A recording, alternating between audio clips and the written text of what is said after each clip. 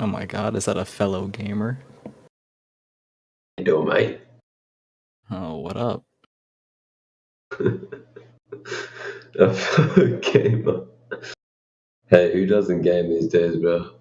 Exactly. We're all gamers. We're gamers, we know that the Earth is flat. Oh yeah. Yeah, perfect. Perfect combination.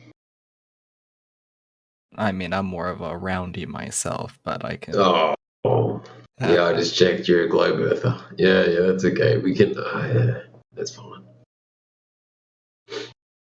We can debate for a second. I can keep my head up straight. I mean, sure, if you want to. I'm just kind of. I'm here for whatever. It's 4 a.m. here. You sound Australian, Shit. am I right? Yeah, Australian. Yeah. Next time you say the word, don't say Australian, say Australian. After the mess. Australian. Australian. Okay, so don't like you want to say like the first like part. You ready? Australian. Australian. Australian. There you go. Australian. There you go, mate. Next Australian you meet, you say that and they'll respect you for it. So. Alright, I'll try to remember that because I talk to some Australian people, so yeah. Yeah, there you go. Yeah, well anyway, I mean I'm just reading the chat right now. They're debating I think gravity is the subject matter, but I think they're talking past each other. Yeah, I have an image. I can't exactly post it, but I'll read it out. Yeah, I'm just looking at the lobby chat.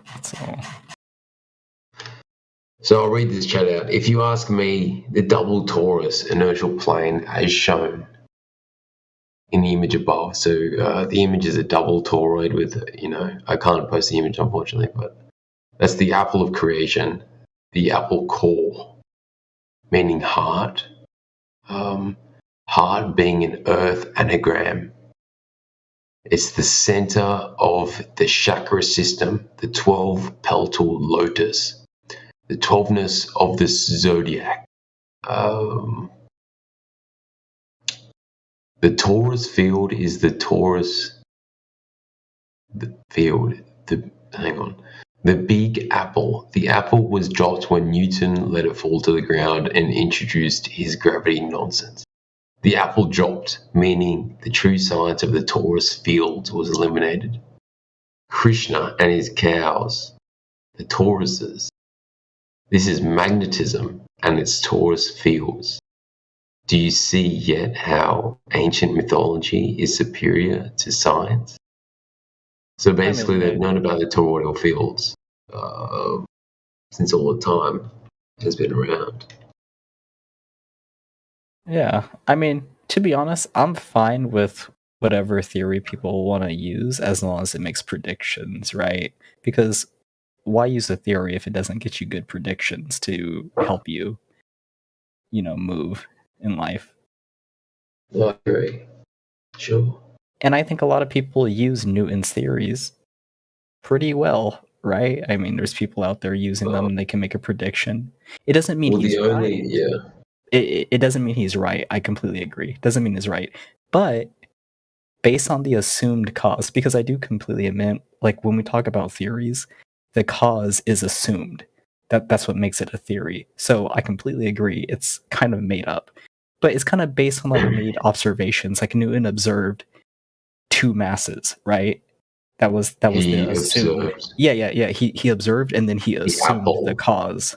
Drop. He observed the apple drop, right? Yeah. And I don't even know, like, is that story true, or is that story kind of like fan fiction? It is a true story. Is that one actually real? It's real. He observed an apple drop and he asked, why did the apple drop, right? Mm-hmm. And as it says here, that eliminated the true science of the torus field. So as soon as he observed that is the the happening of the Matrix right there. He observed this, right? And so the only thing when you ask, how can this thing be applied in applied science? Yeah, sure. What we can apply from gravity is that things fall at a certain speed. I think what's the speed? It's a certain like the meters per 9.8. second. Yeah, that one. So that much is true, right? Yeah, like it accelerates yeah. We can't argue with that. So there is something that is observable. Yeah, like I think globe earthers and flat earthers, and I don't know why we still debate it. I wish we could just agree that there is a 9.8, because I mean we can measure it. This is observable. It's repeatable. Well, there's no debate against it. It's 100%. I mean, but some people debate it. I mean, some people will say, "Oh, well, that 9.8 is just voted on," or "Oh, it's not universal," which are all true, but that doesn't mean it's still not there. Yeah, because they're probably misinterpreting it. They're probably really hardcore Christians or something like that, and well, because I think people confuse little g and big G. These two words keep getting mixed up. Big G is the theory. That's where we get into, mass attracts mass or bending in space-time. Little g is literally just the measurement we get when we let something go. That's it. That's all little g is. So I don't know why some people get so like... Well, there's no question. If you can record it, then it's recorded, right? Like, yeah, we can see this to be true, but that doesn't, doesn't necessarily but doesn't say that the theories... No, yeah, and I completely agree, but that's why it's called a theory. Like, I think, and I'm not saying you're doing it, but some flat earthers I talk to, like, they think that, like, science itself says this theory is true and proven, but science doesn't say that. Science completely acknowledges that even probably within 100 years, we're going to have a new theory that we're going to roll with, but we just use whatever gives us the best predictions. And it seems like a lot of people in the server get angry that Newton's theory, or even like Einstein's theory, gives us good predictions. Like, we can predict where something is going to move in the sky with their equations. It seems like people get upset about that. I don't know why. Like, it works for us. You should be happy, but... Well, it's all the reason they get angry is because it's all up to interpretation, right? Well, I mean, it makes predictions that we can all see and agree. Oh yeah, this worked. No, I agree with that, but there is multiple facets to that interpretation. Oh yeah, like, I'm not saying that the theory is saying that the cause is correct. I mean, again, this is why it's even still called a theory, is because it is assumed that space bends, or however it goes, or that mass attracts mass. I completely agree, but no one in science is saying that mass attracts mass is 100% the cause. I mean, some people will, because a lot of people just don't do their research, but yeah. No one in science makes this claim, but I feel like a lot of people in this server think that they do, and I think it's kind of like attacking a straw man, almost, because no one in science says that. No one does. I never read that anywhere. Besides, I mean, like, some retards that, like, join the server and say, no, this is 100% the cause. Yeah. Well, what do you know about quantum mechanics? I'm big into quantum physics. I know. And when you say mass attracts, exactly. Well, I don't think many people do at all. And that's where I get my proof of the flat Earth. I get it from quantum mechanics. And when you say mass attracts mass, what if, mass didn't have... mass is made out of 99.99% empty space, let's say. Yeah. Right? And this is proven to be true. So it's all a metaphysical game. This is when we look at the Matrix and things like that. So what we can say is that I like to say objective and subjective. I like to define those two terms differently. Right? So the Earth is subjectively flat, correct. To our senses, it's flat, but objectively, it's just not a flat plane, right? I mean, yeah, I mean, it's not like completely flat, as in like no hills or anything. Yeah. I mean, I'm assuming that's what No, you're there's saying, right? hills and things like that, but you know what I mean. Like objectively flat. Clearly, there's nuances and things like this. There's things that globers can call out. You know, and I say to everyone around me that it's a flat Earth, and they go, you know, my father, my brother, things like this. People around me, and they all debate about it. They debate about stupid things, but I understand where they're coming from. I understand it, right? They have these questions that the exoteric understanding of the flat Earth simply cannot answer, right? Because they're not uh, they're not you know, how can I put this? It's I not mean, easy to put into words. yeah. I mean, one thing I I will have to say think about is, I mean, anything involving like the Earth's shape is very like niche topic, and a lot of people just won't know about it just because it's no one really cares. it. Exactly. No one cares. You're right. No one cares. Yeah. No one thinks about it at all. And I think that's fine because most people can get through life just fine without having to deal with the shape of the Earth, right? I mean, to be honest, I would say even in my life, literally the shape of the Earth didn't matter, and it still really doesn't to me. But I only not recently, I joined the server in 2016, so that's when it became kind of relevant to me. But for most people, the shape of the Earth, it just doesn't concern them, just like it didn't It concern doesn't. me. No, it doesn't concern most people. 99.999% of people it doesn't concern. And do you think that's a bad thing or a good thing, or do you think it's neutral? Neither. I'd say it's Okay, so it's just neutral. neutral. In terms of good or bad, it's neutral. Yeah. Um, uh, but because we have different understandings, I can't say one thing or the other, right? I mean, you could say You know, it, and I could probably like understand it, but I probably wouldn't agree. But I could yeah, sure. probably understand it. So what I'll say is it's good for people to understand that it's not a globe, right? Because they're awakening from an illusion that we've all been under a spell of brainwashing, and this can be shown in every way of life. You're looking at science, doctors, way we treat people, how we how we legalize certain compounds, things like this. Just everything revolves. It all comes back to the shape of the earth, and especially the soul itself and reincarnation and things like this. Look, I'll ask you a question. What do you think about the soul? The The soul? eternal life itself. Yeah. Do you think you're just a human body, or do you think, Well, like when I'll ask you a people, question. I'll ask you, yeah. Go on. I was gonna say like my definition of the soul is like, I guess that would just be me, like the person that like I experience currently right now. That's what I would consider the soul, but I wouldn't consider it anything like spiritual. Like I don't believe it's gonna go anywhere. I think once it's lights out, it's quite literally just lights out. Yeah, your body's not going to go anywhere, right? Right, Like your body's not me gonna or go you, anywhere, and your of soul's course not not. gonna go anywhere because your soul's just Well, it's that's what just we like have to question. consciousness is that's what I would call a soul, is our Consciousness, consciousness. correct, correct.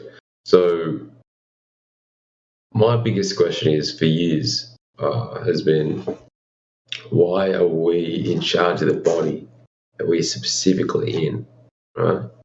Well, some people would Why? debate that, right? Some people believe in a determined what is it called? Free will or determinism. Yeah. Some people believe you don't have a choice, that you're kind of just in it for the ride. Like even though it feels like you're making your decisions, it's just based on previous actions. Um, I so mean, some that's people, true. yeah. I mean, I It's called kind of nature believe and that. nurture. I kind of believe in the not free Nature and will nurture. because yeah.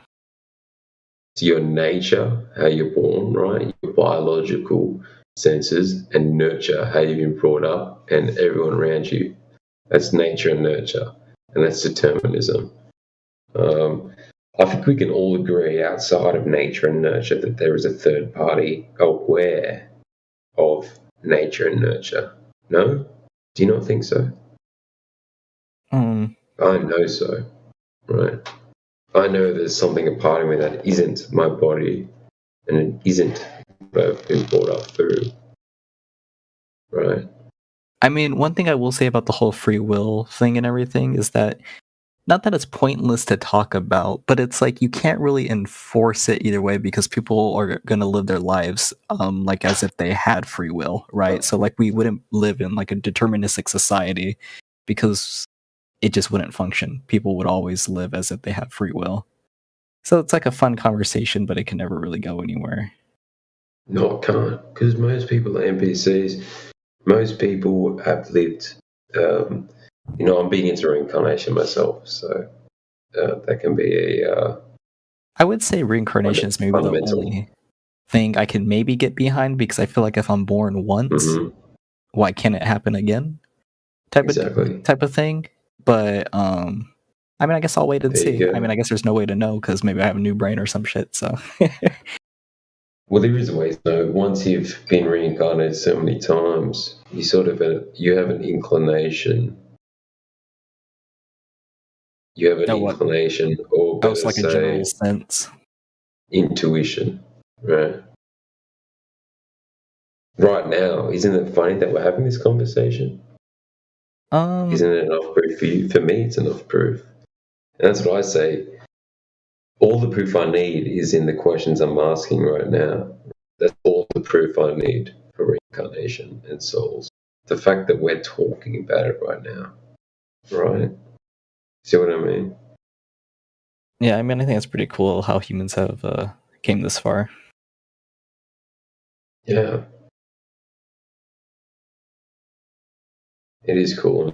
I can't say I have all the answers, but I do know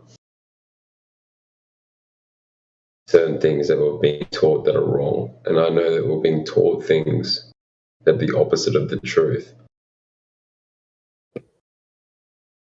Right? You'd agree that we're being lied to.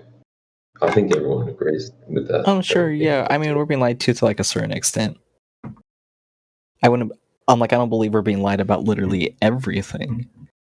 And I don't think you would agree to that either. Like, literally everything? Probably not everything. Well, everything's a broad term, right? Everything means everything.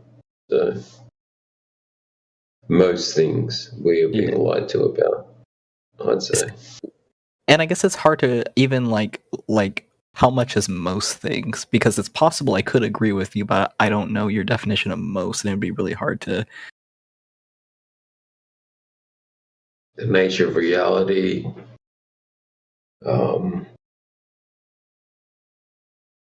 Really, it's like, put it quite frankly, it all comes back to what is legal as a compound in our societies. Alcohol is legal. And alcohol is shit. I hate the taste. I tried every whiskey. I tried every beer. It all tastes like shit to me. I don't know how people drink it. I feel like it's a big conspiracy. No one likes it. You're probably not British. No, I live in California.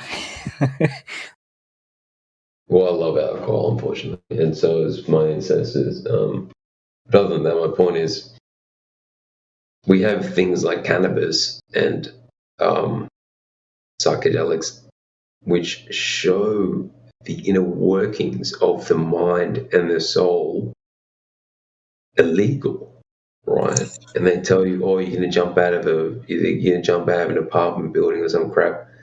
No, that's not real, man. No one's jumping out of a fucking Well, to be balcony. fair, weed is legal in California, so just... Lucky. You are blessed to even have that to be a thing, because cannabis is amazing in terms of consciousness and awakening.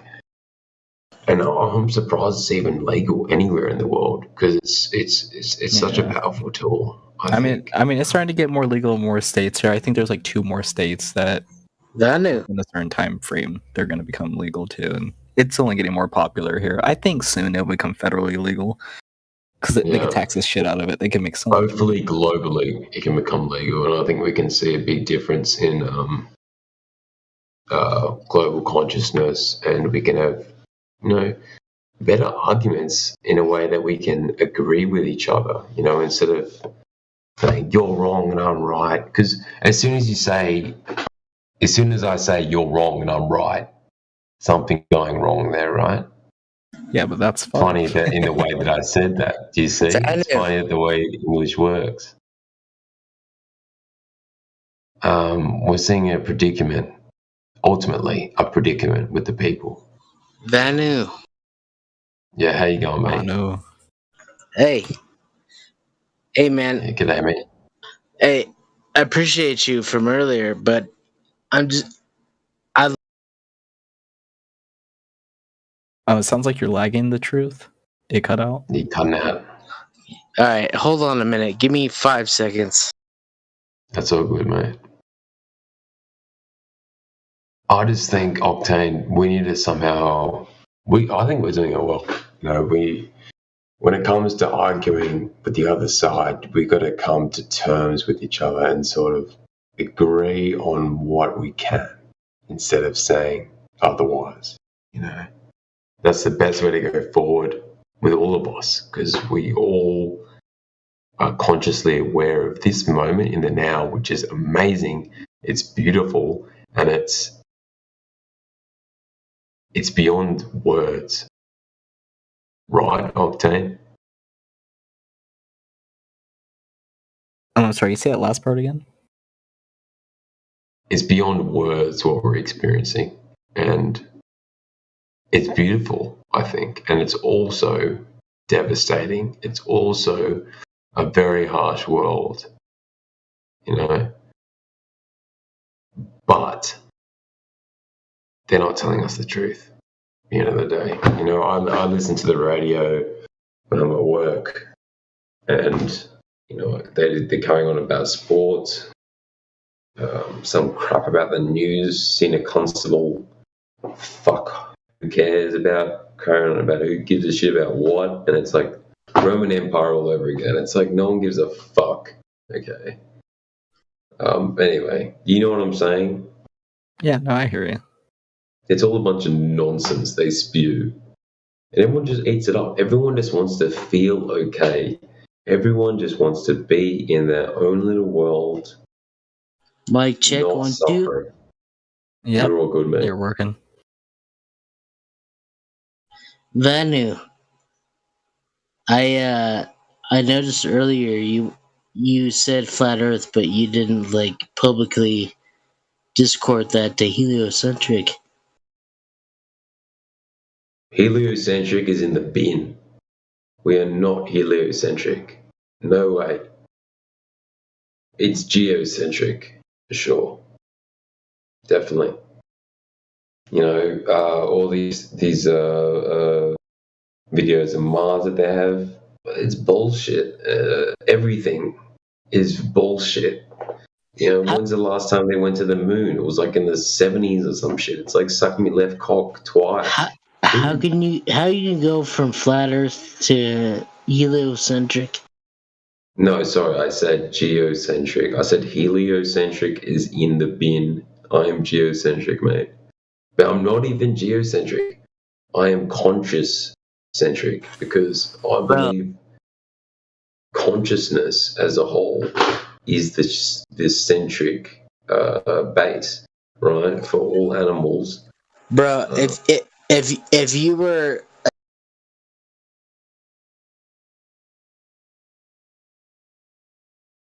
Sorry, mate. I think his mic might be cutting out again. Yeah. Man's on bloody 3G out in the fucking bush right now. This is 4G, bro. Oh, watch out. Yo, let me just present my case here.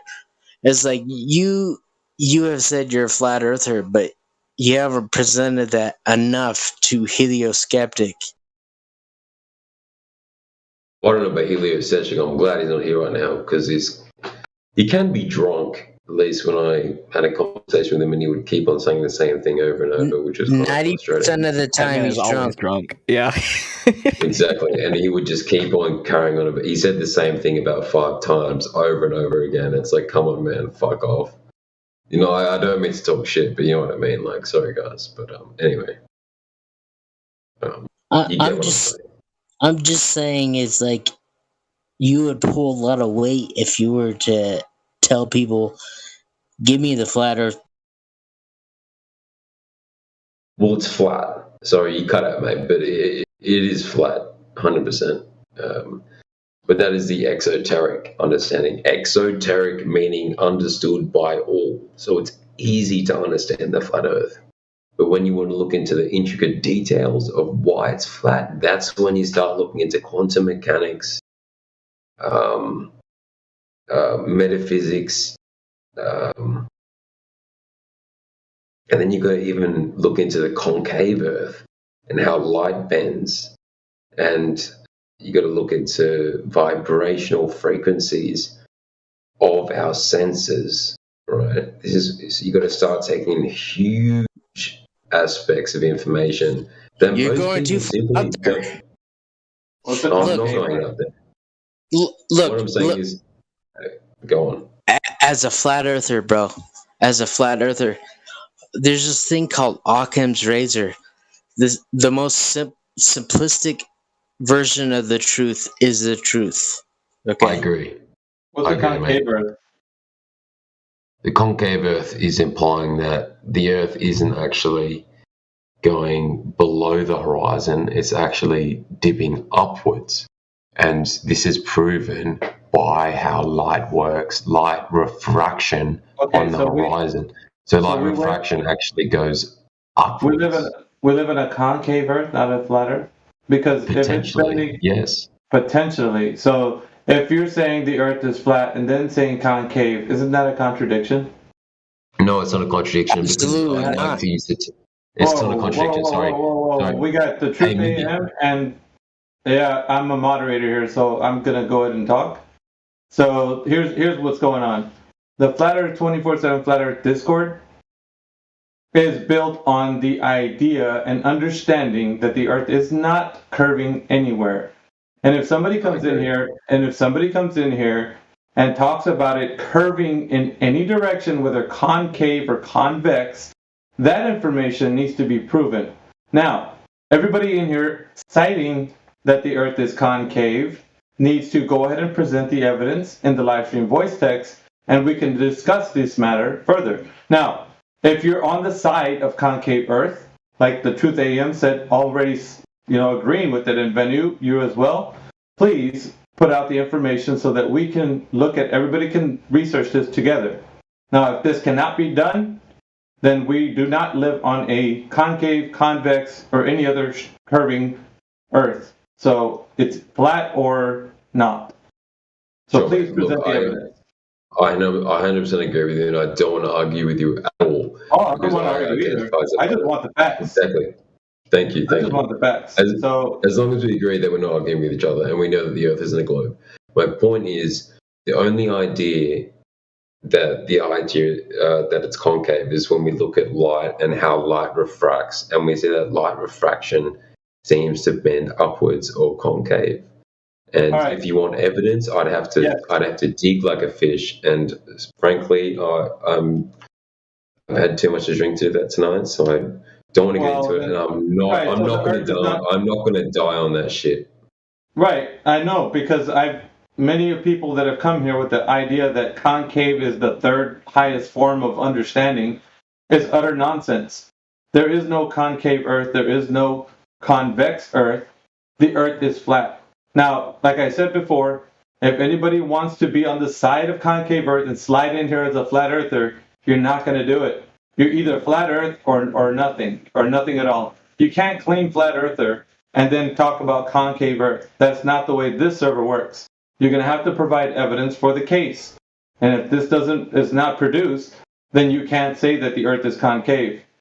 So that's just the point. If you do have the evidence, present it. If not, it's flat. I agree, it's flat, mate. I'm not saying that It is a concave Earth. I'm saying that's how Okay. light works. Well, I I don't like think to you look at how understand how light sensors works. Nobody understands Okay. how light works. Not a single human on Earth understands how light works. We have this idea that we can come to an agreement on certain things, but as far as like it becoming an understandable thing, it's not. No one understands how it works. We have this kind of concepts. We have concepts that we work with. These concepts are agreeable to some extent, but as far as like understanding how light works, no one does. Because there's this whole argument of how either light is a wave or a particle, but the understanding that it is a particle has already been understood in quantum mechanics. Exactly. It's a wave. we can, Exactly. right. So when it comes to this understanding, then people can actually differentiate certain things. Now, that being said, it is not anything other than what we can conceptualize it to be from the standpoint of what we understand it to be. Further than that is like you're going into theoretical understanding, so we can't go there. I am. You're right. You're correct. I am going to theoretical understanding and Right. scientific observation. And the only reason I bring it up is because I like to talk to people like Octane, who are globers. And, mate, I've had experience. The only time that globers listen is when you start to talk about things like this and you start to No, actually that's reference. That's incorrect. man. No. Okay, Yeah, sure, mate. that's incorrect. I'm going to tell you why. sound kind of harsh here, so I'm not going to get into it. Yeah, the reason why I am is because it's always been the truth is cut and dry. It's either you accept it or reject it, and it's I not. do accept There's right, but I'm not talking about you, Van. I'm talking about all the other globers that come in here. We have globalists from everywhere coming in here, touting that they're knowledgeable about the Earth, whatever. But the point that I'm trying to say is it doesn't have a gray area, or we don't have to kind of bend the truth a little bit to kind of bring in the globalists. I don't care. The truth is the truth, whether they accept it or not. The thing that they have is a belief system. Now, they can cling to their beliefs all day long. I don't have to pander to those guys. Now, I'm not talking about Octane Weasel, he's a pretty cool dude. But I'm saying, like, the rest of the people that are very upset about, like, why the Earth is flat, then those guys have a problem with flat Earth. They reject the truth, which is fine. They reject it. But for those guys who want to be clinging to that idea, they can stay believing that it's a globe. I don't have to go over there and say, look, guys, let's try to find a middle ground for the. I don't care. If you don't understand the truth and you reject it, then off you go. You can stay with your globalist mindset because I can't convince you, and I'm not going to. It's not about me trying to convince them. I'm going to present to them this understanding of flat Earth, and they can accept or reject it. At the end of the day, I really don't care if they think the Earth is a globe. It's either they're going to understand that it's flat, or they're going to continue to think it's a globe. But for me, I want them to understand the point that it's not abusing moderation powers the truth I am. It's really stating facts here, and we want to present evidence to people. We're not going to be sitting in here trying to philosophize as to why something is a certain way. You either accept the truth or you reject it. And it's as simple as that. The Earth is not curving anywhere. And I have a lot of people that come in here that I've spoken to over 8 years of conversations. And people come in here with the idea that they're going to philosophize until the cows come home. And this is not what the server's about. You got proof, provide the evidence. If not, please move on. Like, this isn't one place where we're going to spin our wheels and try to pander to people. It's as simple as that. Me. No, it is simple. It's thank you. It's simple for people like me and you that can see the truth for what it is. Realize, correct? But not everyone is like that. 95%, 99% of people don't have real eyes. So you have to somewhat pander with them with the information. Sorry, hang on. Maybe you will. Go ahead, but it's not going to end in us pandering. Go ahead. No, sure. But I will say one thing. For me, I like to convince people all around me, and that's including my family and my co-workers and all my friends, and they simply will not accept the fact that I will say straight up that it's flat, and they just simply cannot answer that. I have to look at these other ways of convincing them, whether it be how light works, things like this, and blah, blah, blah. But it is flat. We know this. Me and you know this. Real eyes know this. But you have to understand. I know you understand. I'm not doubting your position. But most people simply cannot take that for an answer. They can't. And that's what I was talking about. I understand that, Vanu. Thank you. You understand. I let you explain your point because I want everybody to hear what you have to say because it's important. At the same time, I don't have to. You don't have to. You present the truth. This is the simple method of how to do this. Present the truth. If they reject it, then you don't continuously badger them, pander to them, and keep trying to convince them. It's not your job to convince somebody. It's your job to present the truth. That as an advocate, as an ambassador and an advocate for truth, you present it to them. If they disagree, then you say that's fine. You disagree, but the evidence is clearly there. Whether you accept or reject it, it's not up to me. Now it's your deal. I presented it to you. You can accept or reject it. But here's the thing, though. The idea of philosophizing till the cows come home, that's not going to fly under any circumstance. So if you don't if you don't listen to Truth AM, I am a moderator here, and I am a moderator for a reason. I've been doing this for quite some time. And I am very fair with everybody here, but I am not going to coddle anybody to the understanding of flat Earth. That's not what's going to happen here. And if you disagree with what's going on here, there's the door. No, in 24/7 flat Earth, we stand for the truth. And if you're going to come up here and talk about how people moderate here because we've been here doing it for some time, then you don't have to be here. So I'm really not going to take too much more of what you're telling me in that voice chat, in the text chat. It's as simple as what we do here is present truth to everybody, and we want to make sure that everybody understands it. Abuse.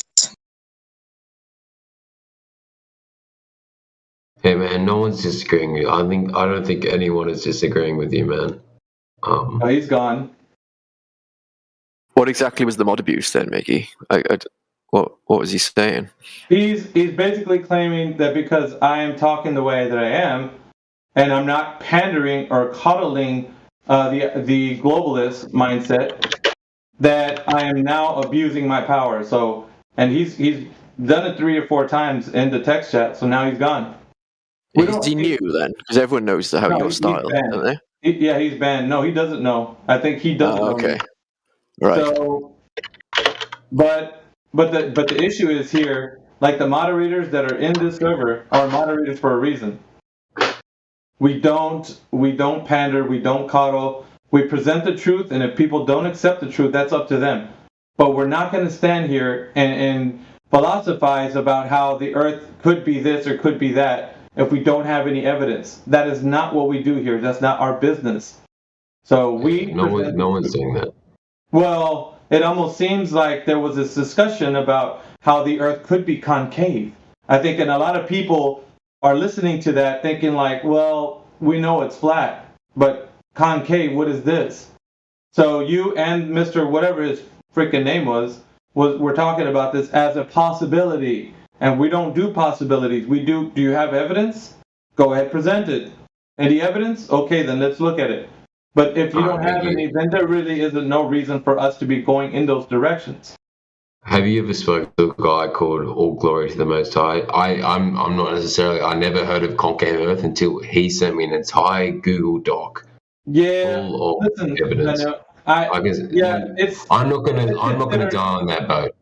No, I know it's considered in most circles as evidence, but for me, evidence is something that can be proven, not just video of something that looks like in the distance, like what do you call it? Water line look like it's above the line that you're standing. That's not me.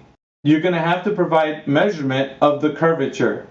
Measurement. You know, when you measure the curvature, you can find if it's curving up at a specific rate. Then you have an argument. Other than that, you just have video or something in the distance looking like something else. You don't have evidence. This is all just. Not really. Well, Can I tell you the evidence?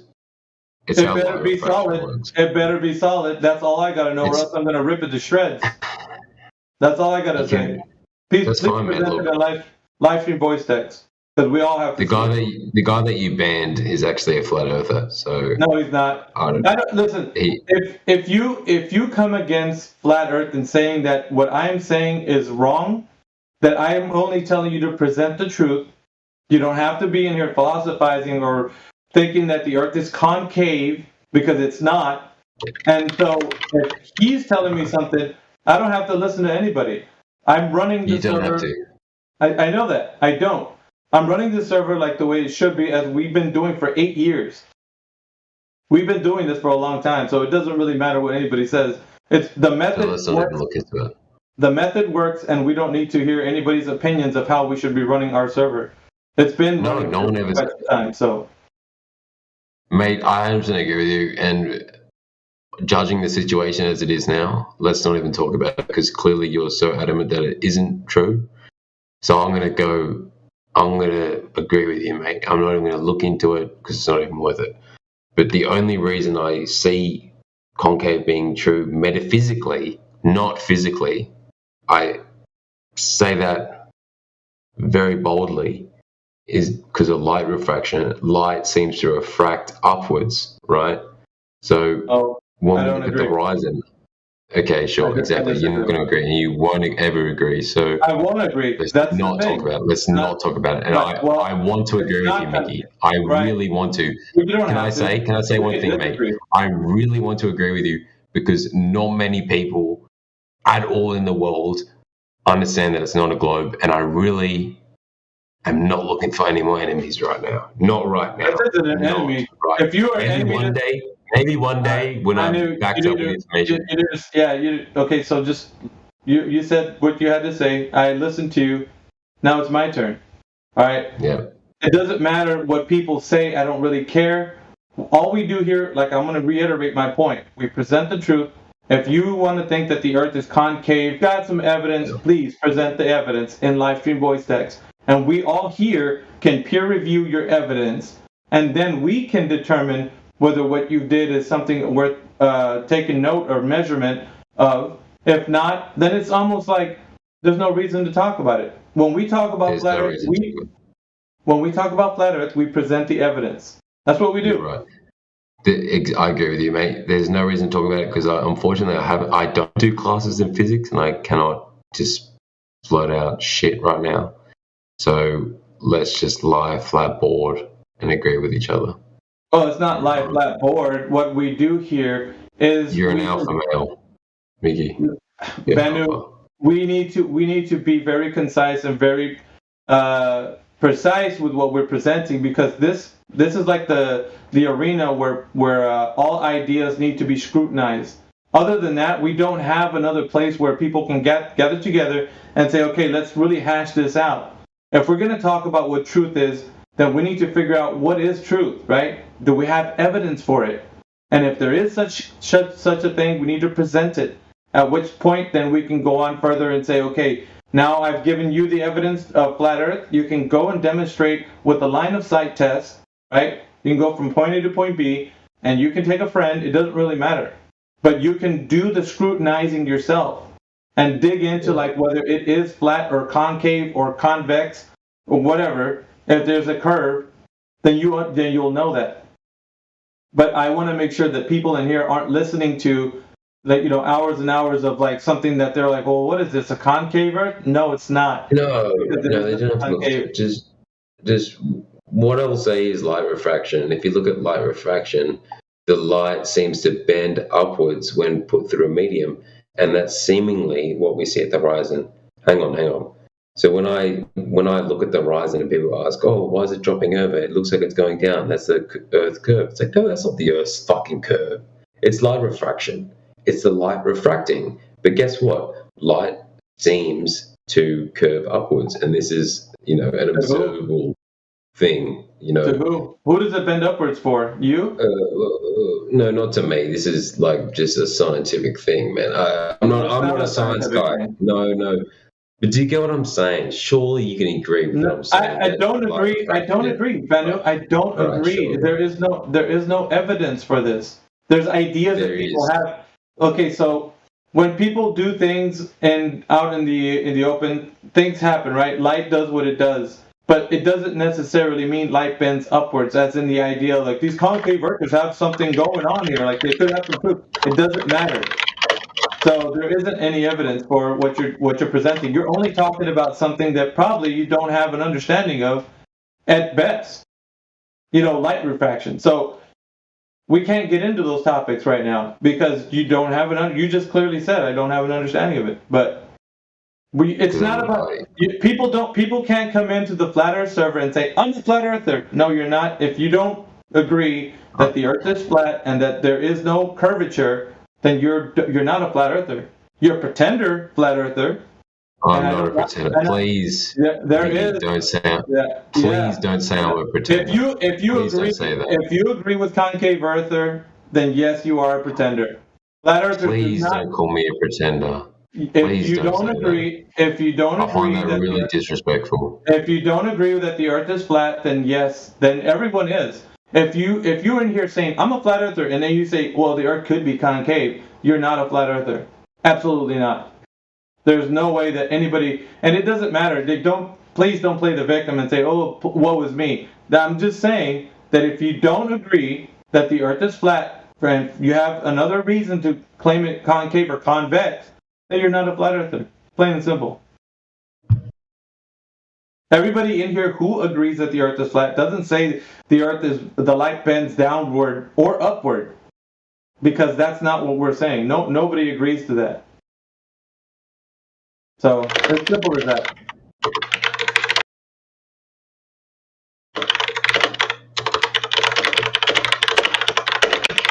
Hey, bro. I really didn't want to argue with you. You don't I have really to. don't want to. Thank you. You don't have to. I'm not going to talk about it anymore, man. You're going to make me cry. That's up to you. You don't have to cry, Vanu. It's not about you crying. Listen, like I said, we present the truth, and that's all we do. Yeah, bro. And so if they disagree with the truth, and I'm not being harsh to you, man. Listen, I'm trying for people to understand. When you come in here, present the truth. If you don't have any evidence, then it's like don't talk about a concave earth or a convex earth. I won't.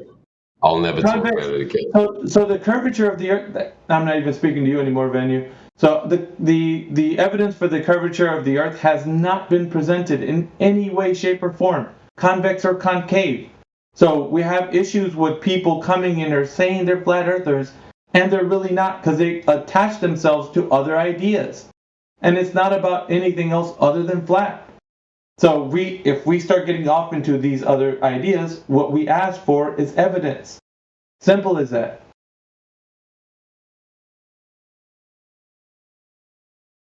Now, Octane Weasel, he's a cool dude. He believes the earth is a globe. That's fine. It's his belief.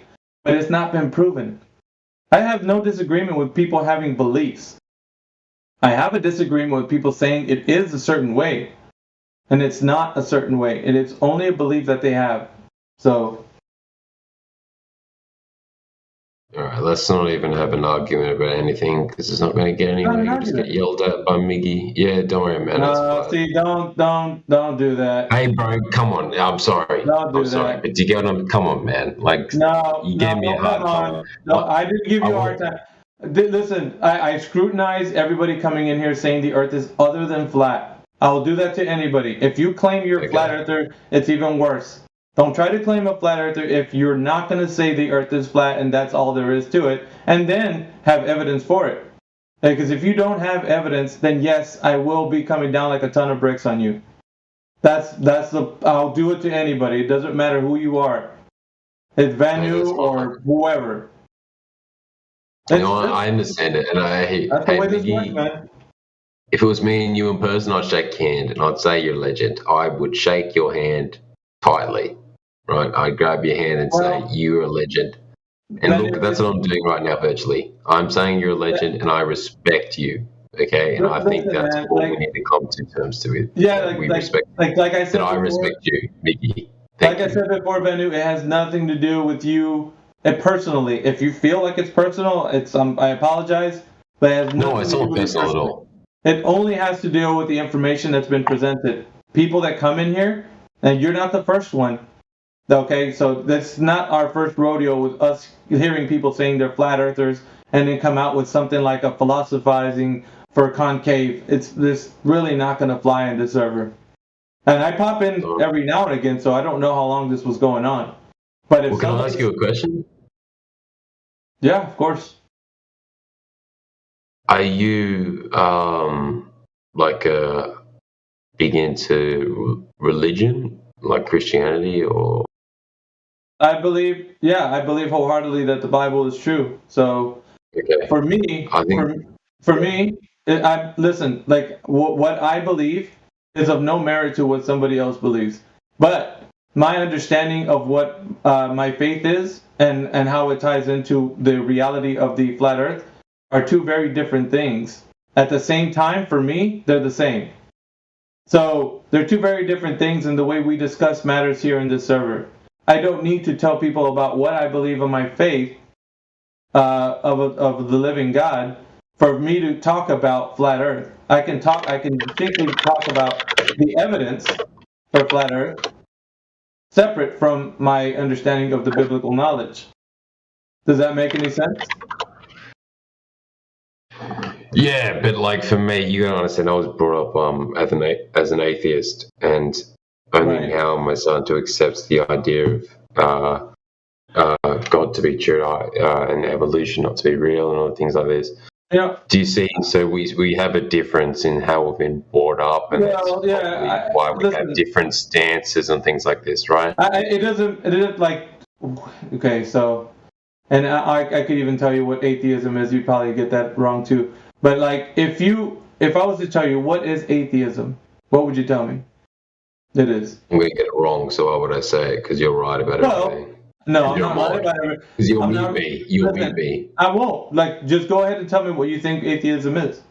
Well, I think atheism is, just Based. hedonism. Huh? I didn't hear Octane Weasel chimed in. Say it again. Octane said base. I think atheism is hedonism. Do you know what hedonism is? What's the definition for hedonism? Hedonism means worship of the body and its senses. Well, that isn't atheism. That is atheism. It's worship of the body. I mean, you're It's worshiping Satanism. something different. Atheism is essentially Satanism. All these new terms and whatnot. Just look up the term. Hedonism isn't a new term. Sure. No, I'm talking about like expert you are. You know what hedonism is. Yeah, but it's not associated with atheism and the idea of what people say. Yes, it is. Oh, bro. All right, tell me your definition. Well, apparently I'm wrong about everything. Well, okay, so I'll put it this way. How was everything made? How was it made? Yeah, how was your understanding that everything from the very beginning was made? What made everything? How can anyone answer that question? Your belief, right? This is what you're believing. No, I never said I was an atheist. I said I was brought up an atheist. Oh. I never said that's what I believe. So you're I never said I was an atheist. No, I'm not at all. But I don't subscribe to exoteric religion. But I am not an atheist. I don't believe in evolution. I don't believe in the globe. Right? I don't know what you believe, to be honest, because you haven't stated what you believe. You're just stating what you don't believe. I don't believe in anything. I know certain things. All right, let's say, I will say I believe reincarnation. And I believe that we are in a reincarnation trap. And we are in a matrix. That's what I believe. Okay? But I know we aren't on a globe. Well, I would consider... And I know that the soul is eternal. Well, I would consider regardless. What you would consider the matrix being, I think it's perception. It's perception of how we view the earth. So, I mean, I'm not just talking about like the physical earth. I mean, like how we view life itself. So, that's what I would say. That's the Matrix. Because if I was to tell you as you were a child growing up, that the Earth is a cube, and I would present models and pictures and whatever that it's a cube, your understanding of your perception of the Earth would be as such. So that has an influence on you, not necessarily dictating what you actually are going to understand as a critical thinking human, but it does give you an indication of a belief system. At any rate, that's something that goes into the realm of differentiating from what we understand to be true in physical known reality to what we understand from our spiritual side, which everybody has a different opinion. Can I ask you a question? Is there a savior? Is Jesus the savior? And should I behold my whole for me, listen, this is how I'm going to present it to you. For me, 100%, and I could tell you the same, but I will never ever use this because like in this live stream, in this conversation, and what we have to stand for here is presenting the truth about the Earth. And when we talk about presenting the truth about our Creator, well, I would say but in the ones who believe, right? Is Yeshua, Jesus is the only way. So, but what you present as your understanding and belief, that's what you believe. But at no time will I be ever pushing that onto you. You know what I'm saying? No, I want you to. I'll do it this way. You. Vanu, I'll do it this way. Listen, I'll do it this way. It goes the way of a presentation, but never in the way of like, okay, so you didn't understand, let me chase you down with all the scriptures. Like I don't have to. The thing that I have to do, that it's put upon me to do, is to present the truth. As an ambassador for truth in any way, shape, or form that I understand truth to be, I need to present it and the factual evidence of it. So whether you agree or disagree, that's not up to me. I'm not there to kind of follow you around with the Bible and show you, hey man, you really don't understand, let me chase you. Listen. He's the king no matter what. It's just like the creator. He's the creator no matter what. If people accept or reject him, that's fine. But you have to live with that. I don't. I know what I understand to be true. So, and I'll present it to you. But that's as far as it'll go. It won't go further than me trying to chase you down. And I went into Flat Earth the same way. If you present the truth to anybody about Flat Earth and they don't get it, it's not your job to chase them down and make them understand. It's not yours. No. We're talking about Flat Earth. No. Is Jesus the Savior? Absolutely, 100%. Should I drop to my knees? And how can I accept Jesus? I can't tell you. All right, but I can't tell you what to do, Vanu. That's not my walk. Right, but my walk with God is not relevant to anybody else's. It's a personal thing. So it's personal to me. Whether you do it or not. It is. No, it's not personal. I want to know Jesus, and I want to know the Lord. And how can I know him? All right. It's very simple, man. Just ask your father. Ask him. Believe my father is an atheist. He is against I'm not talking about your biological father. Okay. Yes. Thank you. Yes. I'm talking about the one who's above. Just ask him, man. He's listening right now. All right. So you don't need the church. You don't need anyone on here. You don't need any other human being but yourself in a room, an empty room. And just ask him, and you will get an answer if you sincerely. Do I have to say it in a certain way? Do I have to? No. Wait. 1 second. Before we continue this discussion, Trinity, can you take Vanu to another room and to discuss this with them? Because it's gonna get clustered with a lot of people. Or Clay, that's up to you guys. Yeah, that's fine. Please take him to another room. No. Listen. There's something that you need to know about this, but it can't be discussed in this room. But it can be discussed in another room. Sure, I'll be going to New Cabinet. Let's not go into another room. I don't want to go into another room. Well, you need to if you want to know what's your question. I'll wait there for a while. If you want to come there, I'll just be there. Thank you, Trinity. Yeah, please join Trinity. There's some people in here that probably could lead you to what you're talking about, but if you want to know more. Which chat do I join? Sorry? To the one talk to him? Trinity's in. All right, wait 1 second. What's it called? Sorry. I'll give you it's Biblical New Covenant. Is that what the name of it? Yeah. It's one of the channels in the Biblical New Covenant. Fuck, there's so many channels. Yeah, I I found. know. Go down. Yeah, he's coming.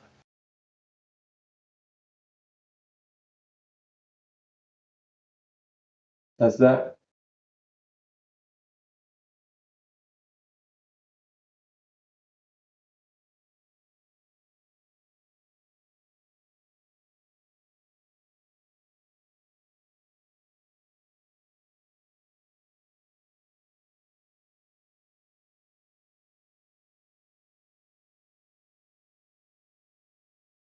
Go ahead, Kevin.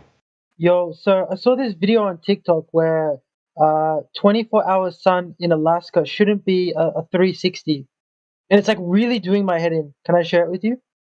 Like when I think about it, I feel like 24-hour they shouldn't the 24-hour sun in Alaska should be it shouldn't do a 360.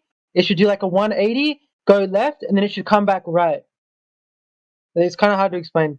Would I be able to stream, or I can send you the video?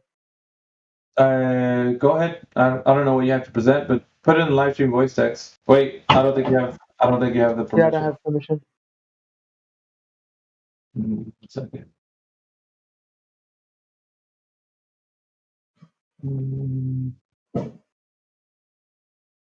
I'll just send it to you via messages. Can you stream it? Wait. I'm looking for. Damn, there's so many roles. 1 second.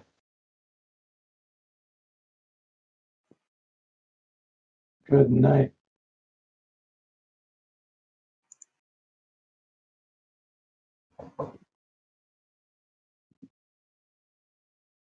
Moon Rocket. 1 second. I'll put it in live stream voice text for you. I couldn't find the VC verified role. What the hell is that at? Peace. Moon Rocket on TikTok. What is this? So you know where Alaska is, right? It's like not on the axis. It's like gets 24-hour sun at a particular time of the year. But if you're standing on Alaska and you're on that side, and the sun is always on one side, there shouldn't be the sun shouldn't be going 360 around you, right? Now, obviously, if you're facing north and the Earth rotates opposite, like you will have to kind of turn your camera around. What I'm kind of thinking is like, should the sun be doing a 360, or should it be doing like a 180 in one direction and then like it goes right? Then shouldn't it just cut left and come back? It should be on one side all the time rather than a full 360. It's hard to explain. I know what you're trying to explain, but what's wrong with what it's doing right now, like in that video? So in that video, the camera has to do a full 360 to follow the sun. Okay. That's in Alaska. But when I think about it in my head, I feel like it should be like going left and then right, left and then right, for like halfway in the sky left, and then it comes right, like it does 180 left, 180 right. It shouldn't do a full 360 around. It's kind of hard to think. You need to kind of model it. Yeah, I know what you mean, but what are you saying is wrong with this? So what I'm saying is, if we can observe if the sun does 360 around Alaska, and that kind of disproves the globe model, because we shouldn't see the sun doing that.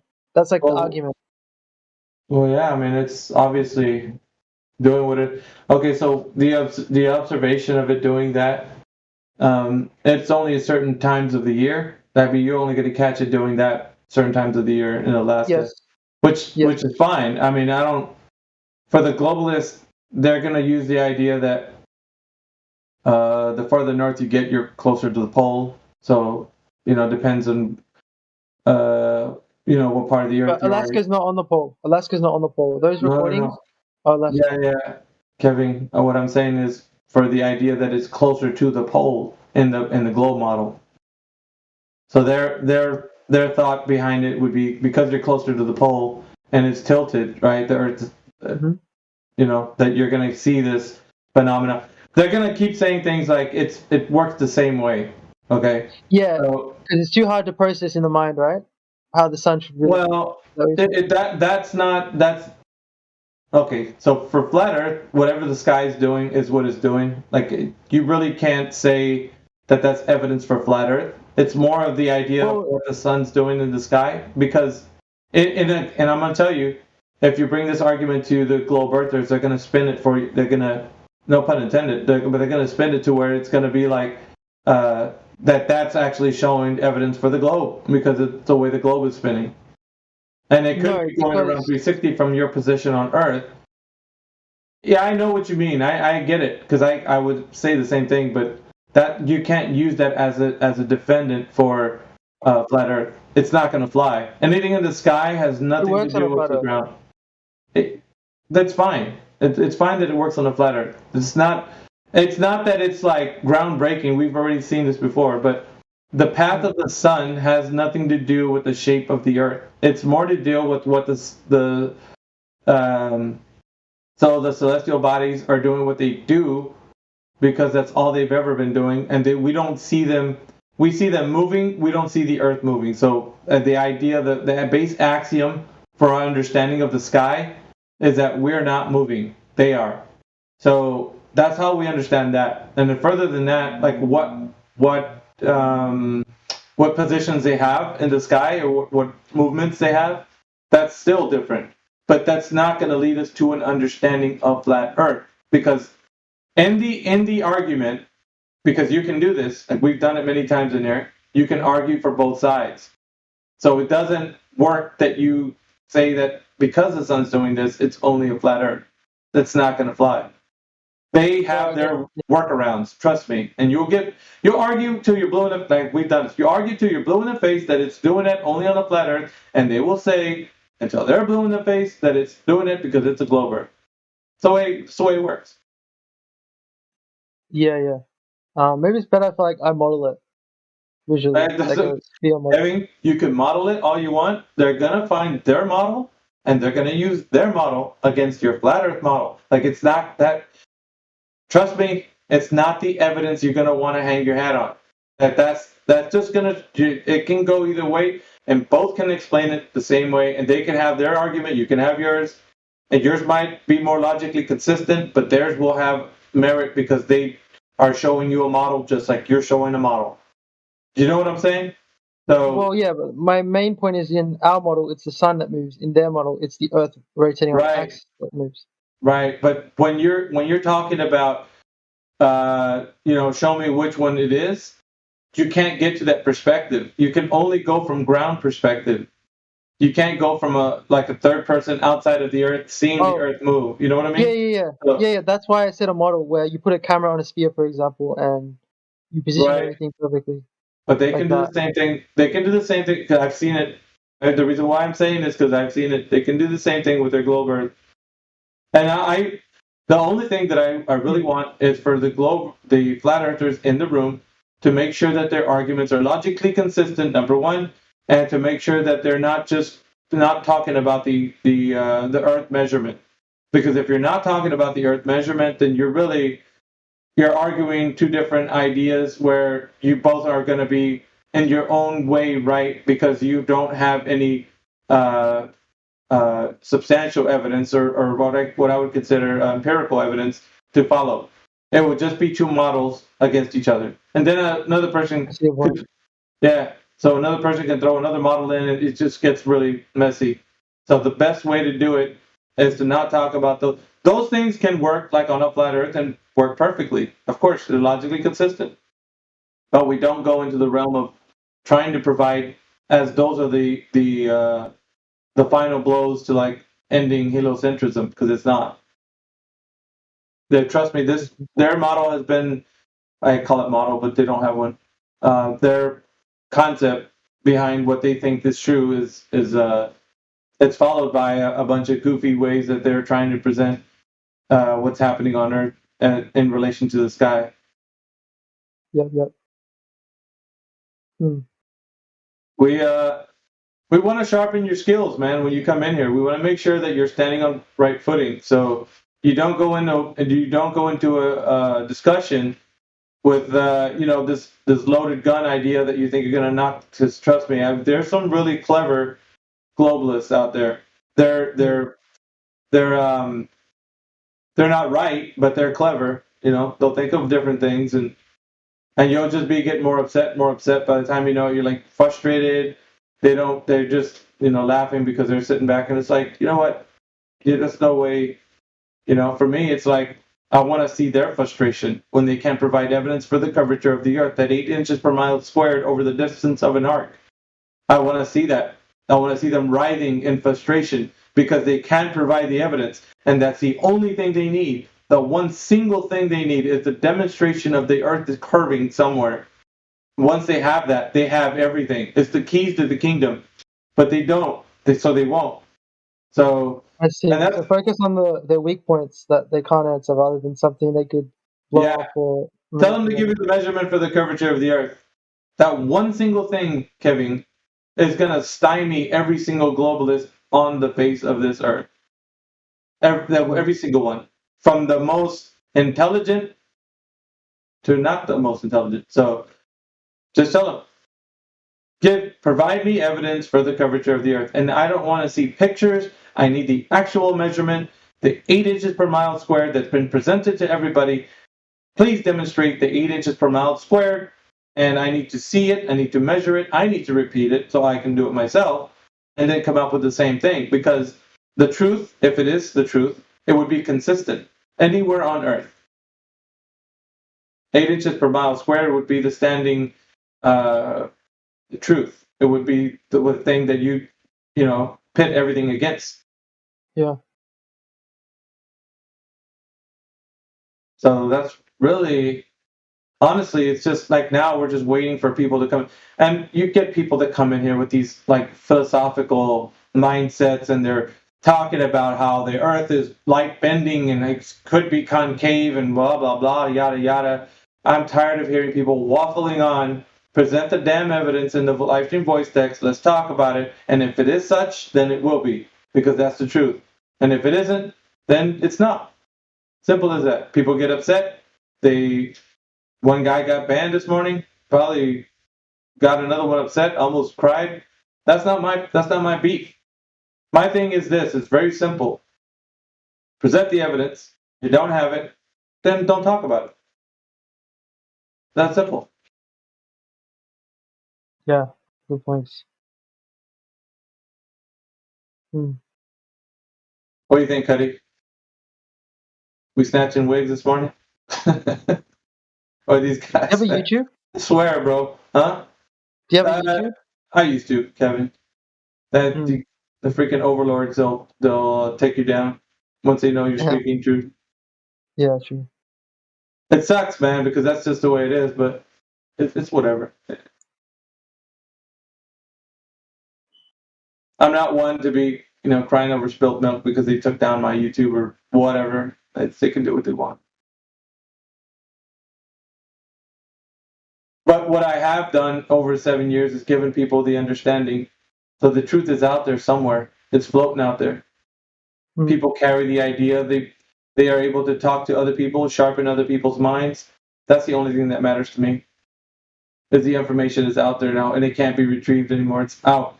It's gone out somewhere. So and do you have an idea of what the true flat Earth model is? Because there's some inconsistencies, like how you can see how the stars in the south rotate on an axis. Apparently, in Australia, the sun rises from the wrong angle on the mainstream flat Earth model. What are your thoughts on those things? No, it rises. It rises from the east, sets in the west, always in every single part of the Earth. So it doesn't matter what part of the Earth you're from. It rises in the east, sets in the west. Now, so I think their argument is like in some southern places, it's like southeast and southwest. Yeah, it doesn't. Is that refraction? No, it's not. So what country do you live in, Kevin? I live in Australia. Okay, so let's see. Right now, when you look at the sun, where is it rising in? Is it rising northeast or southeast? Well, I haven't verified myself, but I think they say Go verify it. southeast. No. Go seriously. Go. All it would take was one morning for you to go outside and go look at it. You can see if it's Yeah. rising and get a compass or something. Your So phone. I think it also depends on the time of the year, right? Because if the sun is No. more north, So here's let me explain something to you. So right now, if you were to take your compass, the one on your phone, that'll work. That'll suffice. Go outside and go point east, and wherever you see the sun rising, it's either going to be so when you're facing east, where you see the sun rising would be northeast or southeast. So, I mean, let's see. I don't know what time it is over there for you guys. Is it late in the evening for you? it's Or like is it already 10 p.m. right now. 10 p.m. All right. Tomorrow morning, Kevin. Go outside with a compass and just point east, and wherever the sun's rising, it's going to be either northeast or southeast, north or south of the eastern line that you're pointing to. At which point, you can come in here and say it's rising northeast or it's rising southeast. But here's the thing. Everywhere on Earth, it's rising northeast right now. Everywhere on Earth, it's rising northeast. And when it moves to the southern, for when it's winter time for the north, it's rising southeast. And that's summer for you when it's rising southeast. Yeah. Right. So it rises for everybody southeast on everywhere on the earth, and it rises for everybody northeast for everybody on earth. It does that for everybody. So I think what they were saying, like in Tasmania, it rises southeast, which is like even lower than Australia. Yeah, but I mean, well, Does that mean the sun goes further? Is it doing that now though? That's what I'm saying. Like what I'm trying to tell you is right now, is it rising either northeast or southeast? And all you got to do is take your compass outside and see where point it east, and if you can see it rising from the north, then you know it's rising northeast. If you see it rising from the southeast, then it's rising from the southeast. But right now, or tomorrow, I should say, when you get up, just go check it out. Because it doesn't matter what people say it's doing. All you can do is verify what it is doing when you point your compass to the east. Then that's verification, right? Then somebody can say it's rising southeast. You're like, no, I just looked at my compass and I'm pointing east and it's rising from the north. So you can actually tell people what it actually is rising in Australia. And now when somebody tells you that it's rising southeast, and tell them, did you check? Like, because you can also check on timeanddate.com where the sun is rising. Yeah, is timeanddate.com trustworthy? Yeah. So have a look at that.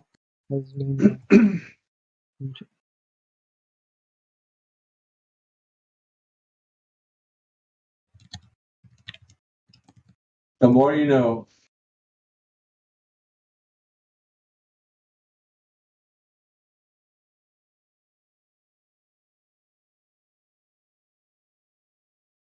And what about the stars rotating on an axis in the south? Have you verified that yourself?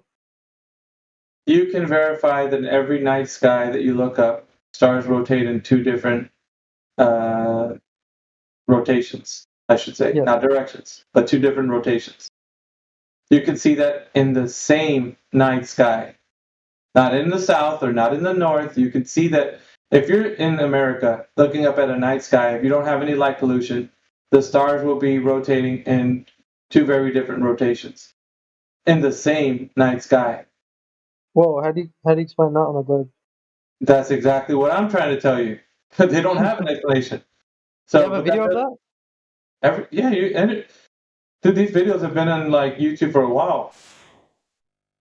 I think I have seen it, but I thought it was like maybe compressed. Like it was like 360 compressed into like a 180. Yeah, you got some compression happening, but obviously there is still the rotational difference, right? Hey guys, how are you? How you doing, Philip? I'm doing fine. I just wanted to ask, like, do you guys, like everyone who's in the VC right now, believe that the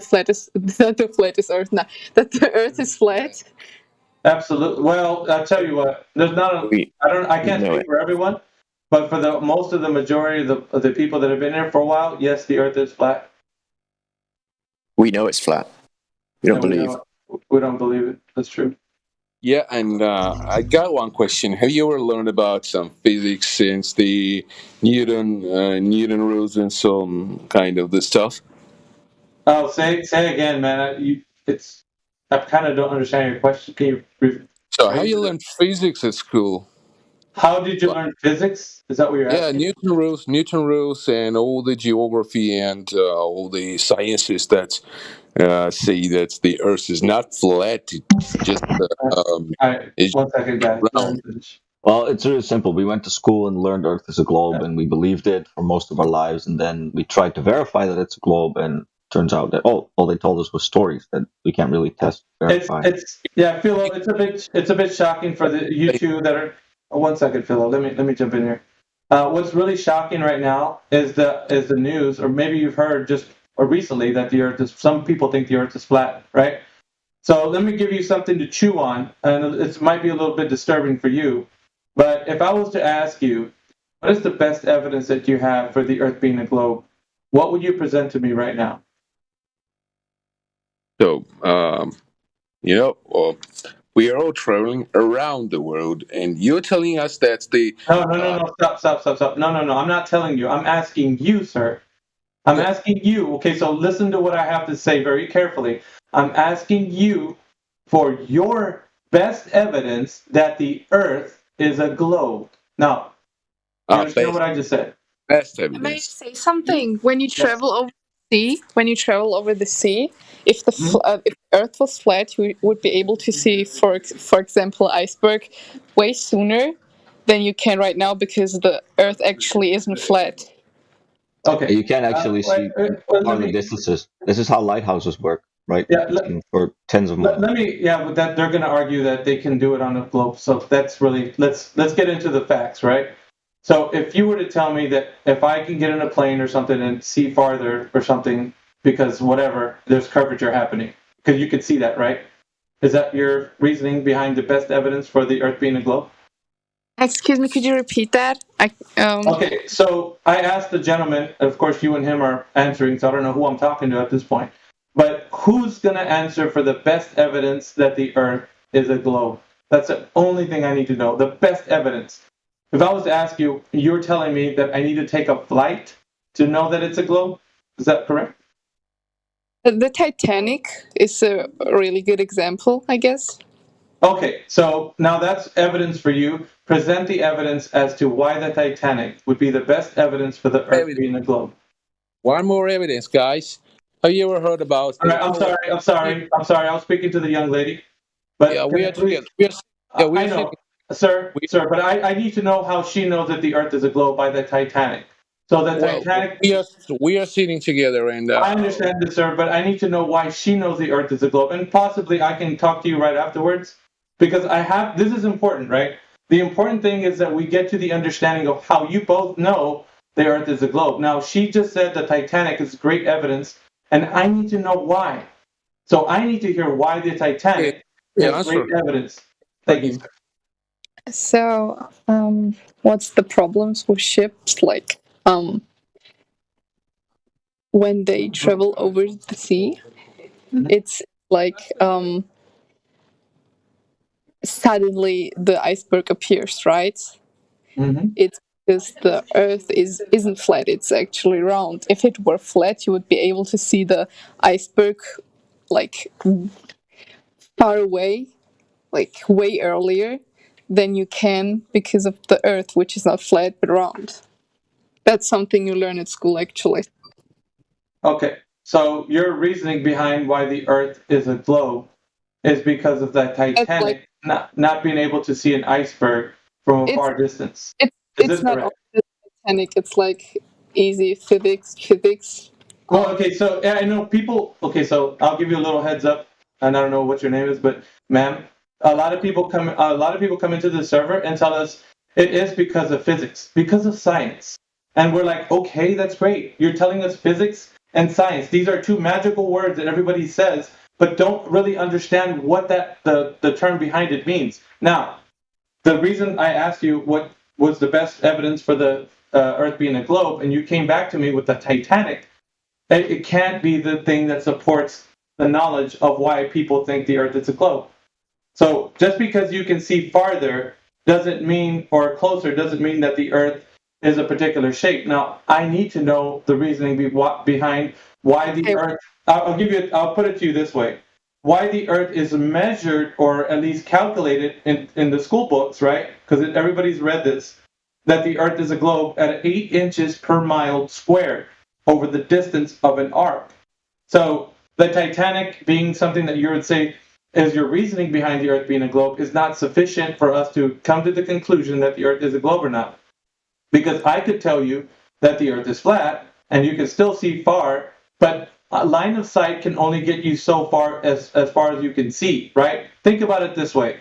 If a car was to drive away from your position, you start to see it getting smaller. Now, the car is not really getting smaller. In your vision, however, it is. Okay? And your vision has a certain level of acuity as far as you can see. Now, that vision can be extended with a high-powered optics, let's say binoculars, a high-powered camera or whatever. But that can only be extended up to a certain distance, and then it falls out of range from the high-powered optics. So us as people can only see certain distances at a certain length. Now that ends at a certain time. So the idea that the iceberg was not being able to be seen probably had nothing to do with what the Earth was either globe or flat. Had more to deal with like how they were navigating in the waters they were, and of course, and or whatever weather environments were there. It could have been foggy. We don't really know the weather conditions at that particular moment. Obviously, there was people saying what it was like. But for us to say that the Earth was flat or a globe, hinging on the Titanic, is not sufficient for us to know the measurement of the curvature of the Earth as to how they derived that measurement. So I'm going to go now switch over to the gentleman because he did want to say something. And please, sir, can you tell us what is your best evidence for the Earth being a globe? Yeah. Hi again. So first of all, I want to tell you an evidence, and I also have a controversial question to you. Okay. Okay, but let's discuss one thing at a time, so that let's not get confused. Okay, so the first thing first. First thing is that have you ever heard about the Apollo 13 operation and the operation on the moon?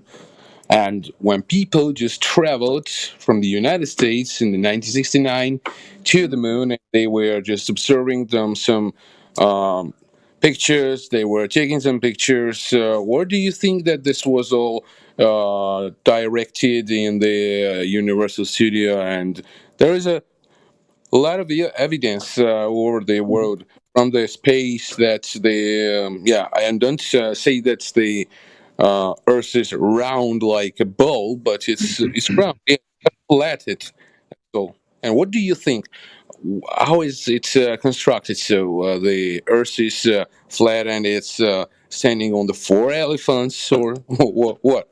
It's funny, but I like the humor you put into flat Earth. It sounds ridiculous. I understand, and I understand why you want to poke fun at it. But realistically, sir, the idea that the people were constructing or not constructing a set to actually recreate the moon landing is of no relevance to the shape of the Earth.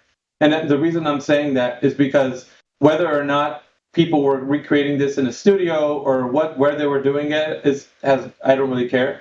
Because if they can provide evidence for the shape of the Earth is the only importance that this server even exists. So the thing that we ask for is the thing that no one can provide. Not a single soul on Earth. We've waited 8 years and we'll still keep waiting. But now, here's the thing to you, right? Because I've already said that the information that you just gave me right now about, moon landings and whatnot are irrelevant to the shape of the Earth. Now, I need you to present to me how we know the Earth was measured or calculated. I'll take either one so we can discuss. Should be you have 8 inches per mile squared over the distance of an arc, according to the globe standard. So that's really all I care about, not how you think flat Earth is sitting on elephants and whatnot. That's funny, but it's not relevant to what we're talking about. Okay. So go ahead. Can I just say something quickly? One second, Kevin. This is important. Now, the Titanic is irrelevant to this. It happened at 11:40 p.m. at night. That's good. That's great, Kevin. Kevin, let me have this conversation, please. All right. So Now we got to get to the evidence. So go ahead, gentlemen, please. So what do you actually want from me to know? I was just saying. I just described it. I just described it right now. What I need is the measurement of how they derive the measurement of the curvature of the Earth. That's what I need. Well, Please. I understand. I think that neither me nor you are the scientists. Yeah. No. This isn't a science question. I'm sorry. This isn't a science. Science is. Do not interrupt me, please. Excuse me. I was listening. No, this isn't a science question, though. You're trying to say it's not a science question. I'm not able to measure anything because how do I do this? I don't know how to measure something. So how did they do it? I'm not asking how you did it. How did they do it? How did they do this? Mm-hmm. Well, the science, man. So that's science, man. So I'm just supposed to believe the Earth is a globe because science, man. Is that true? So now who's sitting on elephants? Sorry? Think about it. What Earth is sitting on elephants now? Because you're making fun of flat Earth. Now think about it like this. You can't provide to me how the Earth is measured to be a globe. So isn't that funny? Fact. It's just a fact. How is it a fact? How is it a fact, sir? I'm asking for the measurement. How is it a fact? Well, just look up in the internet. Just read some books. Believe other people. Just believe what they tell me. Is that what you're asking of me, sir? Is this a faith-based belief? The globe mindset is a faith-based belief. Is that what you're telling me? I just have to look on the internet and believe? Okay, so imagine that I asked you to believe in God. I'm not imagining about believing in God. I want to know if the Earth is flat or not. Just let me say, okay? I was listening to you. This is irrelevant, sir. Talking about religion is what the globe is all about. I don't want to talk about religion. I need a measurement. I'm not going to talk about religion as well, but just imagine to make some parallels. Imagine if I just asked you to believe in God blindly. It won't be relevant. Yeah, and it's okay if you tell me that. Why do I believe in God if I have never seen? Oh my gosh! Why are we talking about this? It's nothing to do with the measurement of the Earth, sir. Interrupt me, please.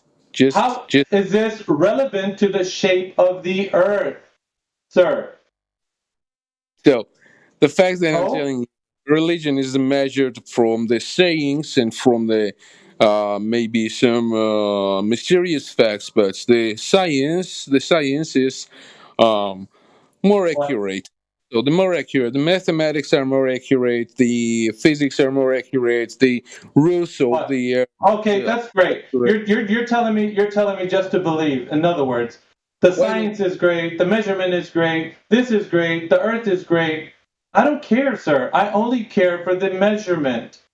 Who has done this? Do you have any evidence for the measurement of this curvature? Because obviously you don't. And you're telling me, well, think about it like bubble gum. Think about it like religion. I don't need to think about it. I need to know, sir. I need to go out into the world and test this information. It needs to be true. Okay. Yes. I'm really sorry for you guys. I know, Philo. I know you are. You are really miserable people, and you are living. Yes. Thank you. Jerks. I know. You are a bunch of. Go ahead. Sorry. I'm sorry, guys. I'm sorry, guys. Sorry. He didn't mean to. Oh, he's fine. No, but what I will say is, though, I want people to realize that there is no answer for this. I don't know if it's Philo that I'm speaking to or the other gentleman. I don't know who this is, but the point of what I'm trying to say is this question has not been answered, and it frustrates people, and they start telling people that they're cussing at them or yelling. But you know why? The reason they get mad is because there isn't an answer, and you find out that their whole life you've been taught a lie. You've been taught this lie, and you've been taught to how to regurgitate, oh, it's science. Oh, it's just math. Oh, it is. It's just because it is. And nobody really tests this knowledge. And it's to everyone's detriment. And I want to wake you up from this slumber that you've been under, this illusion that the Earth is a globe. Because if it was a globe, then there would be so much information to just say, okay, the Earth isn't flat. Here's the measurement right here. It measures a curvature 8 inches per mile squared. Here's how it's done. Good night. Thank you very much. And it's not been done. May I ask something? Please. So, why does it matter? Like, I don't really care, even if I believe in science. It doesn't change like anything in my day-to-day life. I just wake up, I go to work, I do my stuff, and if the Earth is flat or round, it doesn't really affect me, right? I just know that it works. However, well, I would say this. Okay, because of the fact that we've been understanding that the Earth, from a perspective that it's a globe, for such a long time, there's a narrative attached to it, and the narrative is that you live in a globe Earth paradigm, heliocentric mindset. The Earth is in a solar system, let's say, and there's a lot of things attached to the paradigm, as in the Earth's running out of resources. You could pick your poison, right? We're going to get hit by asteroids and die, dinosaurs, whatever. It doesn't really matter. Whatever paradigm is attached to the globe Earth, it's a form of mind control. Okay, this mind control, and I'm going to sound a bit hooey to you at the moment, but it's true. Because if you just believe it to be a globe and there is no evidence for it, then it's really controlling how you think and view the Earth. Because just like the gentleman was saying, it just is because of science, because of math. And I'm like, okay, that's great. Now present the evidence for it. That's all we need. It's just the evidence. And then once we have that, that is objective truth. It stands against all others who would disagree with it, because the truth is the truth, no matter if you believe it to be true or not. You can go, you bunch of phonies. You think the Earth is sitting on elephants and turtles and whatnot. I'm like, no, you're just making fun of something because you can't realize that you've been wrong this whole time. Okay? And we want you to realize that it's not been anything that you've been told, because they've been feeding these lies to you that you can't ever scrutinize, because the mass amount of people around you will tell you the same thing. It's herd mentality. Once you say, wait a minute, how do they know that the Earth is a globe? And if you were to ask that question, you'd get laughed at. People are like, dude, you're so dumb. You don't believe in science, or you don't believe in math. And you're like, dude, I just want to know. Show me. Show it to me. Show me where I can go measure the curvature of the Earth. And then I don't have to believe anymore. I will know that the Earth is a globe. So this is the problem. So my apologies too, because I know that you guys maybe might be the first time you've ever been challenged this way. But the reason why you get really upset and want to come to calling me names is because you can't give me the evidence. And that is the single most important thing for you guys. The takeaway from here is that you need to figure this out. Whether you stay a globe Earth believer the rest of your life is not up to me. I only can present to you the truth. Whether you accept it or reject it, that's entirely up to you guys. Okay. Well, I have to go now. It was nice talking to you, but we are actually at work, so maybe I'll join a little bit later and like. For sure, you're welcome here anytime you want. I hope you guys have a good day. Bye bye. See ya. See ya. It's annoying when people come to debate with an ego. What's that? I said it's annoying when people come to debate with an ego. I know. I have to take them down a few pegs, but it's what I do. That's what I do. So miserable, man. So yeah. See, I wanted to say that it was literally midnight when the Titanic hit the iceberg. I know, Kevin, but here's the issue that they have is not the fact that we can debate the Titanic, because that's what I call a weeds argument. Just listen to the way I was debating them.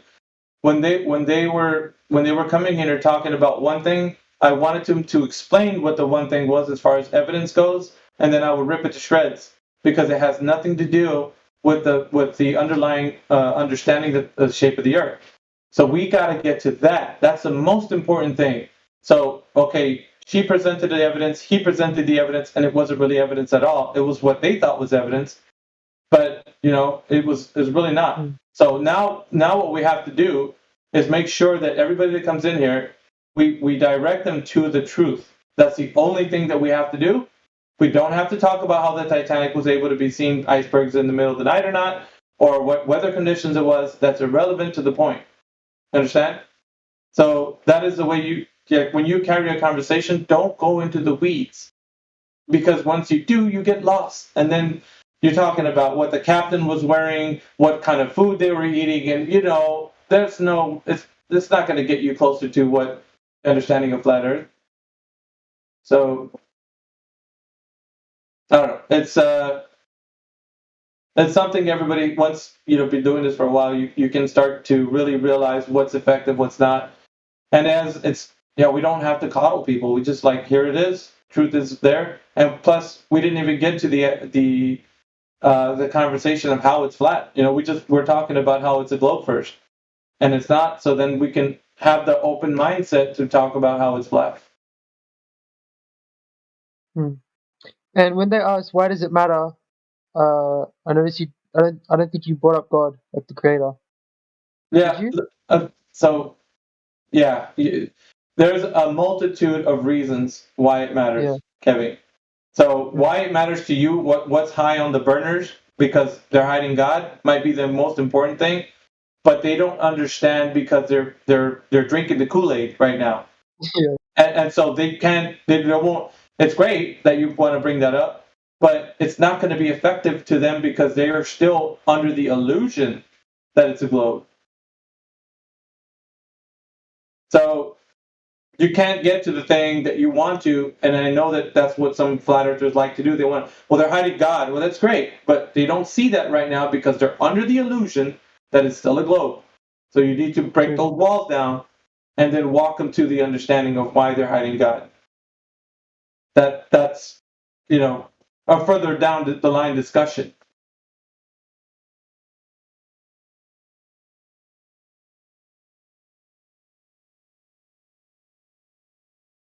Some people think that I'm very harsh. I'm not. I want them to present the evidence. If they don't have that, and I had to bust up whatever philosophizing was happening in here earlier with this idea that the Earth was a concave. Listen, you're not going to sneak into the server thinking that you're flat Earth as a shield. You will get exposed. If you're under the illusion that people are just going to take you at your word, he's a flat earther, leave him alone. No, I don't think so. If you're a flat earther, you'll be scrutinized a bit harsher because you have to be standing up for truth. So don't be sitting under this 24/7 flat earth Discord saying you're a flat earther and then sliding in there with your little concave earth discussions. It's not going to fly. You will be called out and you will be told, present your evidence. Yeah, concave Earth is it's opposite of globe, right? The heavens are in the middle, and it's concave, not convex. Convex is the globe. But the argument is really, it's more of I present the evidence. I'm tired of these guys. We have tons of evidence for the concave Earth. It's such and such, whoever his name is, some cult leader is saying that it's a freaking. He's got all the evidence. I don't care, man. It doesn't measure concave. So I mean, you have to deal with that, right? Yeah. It's not curving.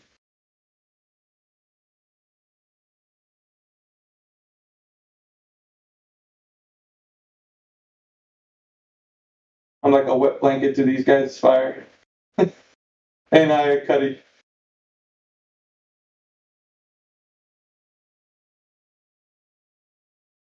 I spoil all the fun. I don't play with my food, bro. I just go right for the meat and potatoes.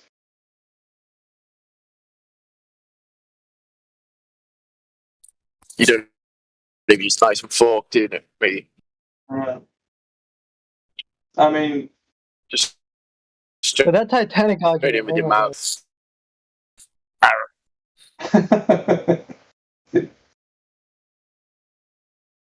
The one guy almost cried this morning. The one guy was upset with me saying I was mod abusing. I was like, bro, we're not gonna. He was white knighting for Vanu. He's saying that, and then he got upset at me. He could scroll up and see what he was saying, but I just banned him. So we're not going to have people that are going to be challenging the mods like as we can't run this server. I don't think so. This isn't a democracy. You want a freaking basket weaving server, go on to another server. This isn't it. The spin stops right here. If you don't have evidence, you don't have an argument. So just sit back, relax. That's all you got to do. Because you let the people that are going to handle the evidence in here, like, yeah. Well, Donato, I don't know. Dr. Patience is not probably the way that some people might describe me. Well, obviously, like with these two that came in here, I really didn't care because it just sounded.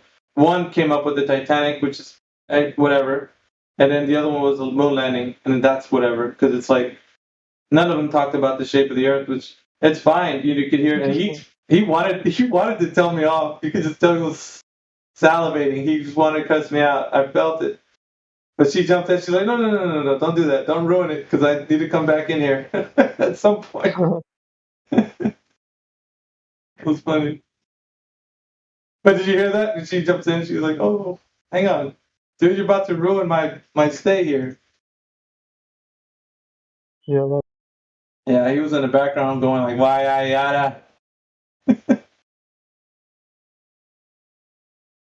Oh, my God. Yeah, you didn't even debate moon landing. Interesting. You just stuck on. Well, no, I know, and you see for people that are kind of seasoned in the discussion, Kevin, it seemed like I think you would have got hung up on the Titanic. Trust me, like that happens all the time. I know you saw the bait and you were gonna go for it, but had I not like overrid you and said don't worry about it, you would have been full on Titanic. Well, let's discuss the Titanic. Let's see what were they doing that night. Like, oh, I don't want to do it because it's a red herring, bro. Like, it's what it is. I know you were DMing me like frantically, but that's cool. Well, the claim was basically that they couldn't see something because of the globe, so it was also kind of a good introduction to the geometry, I guess. Mm-hmm. But yeah. Well, it could have been talked about that at that point, but I had to hear both of their arguments because I didn't hear his and what she was saying the Titanic, and I was just gonna pause at hers and then go to his and then tell them both. Yeah, I think Dr. Patience works. Dr. Patience. No, I don't know, man. Like I said, the guy earlier probably would have disagreed with you. Well, honestly, because they were in here philosophizing about dude, if you hear this, somebody needs to ping a mod. Dude, when somebody starts saying, oh, I'm a flat earther, no, trust me, dude, I'm with you guys. I'm with you. Flat earther. But check it out, man. The earth could be concave. Like, dude, no, you're not a flat earther. You're fake. All right? If you're in here saying you're flat earther and you're talking about concave, bro, no, it's not gonna fly. So that they were doing it for some time when I jumped in there. I was listening to them like, oh, that's weird. They're just in here talking and oh man, it is concave, isn't it? Yeah, yeah, it's a light bending upwards. It's and then the other guy's like, oh man, it's true. It's like, what the hell? And everybody's in here like, these guys talking about. And here comes Miggy, like, ruining the party. I crashed their concave Earth party. They can go have it in another server, man. There's other concave Earth servers, isn't there? They can go take that too.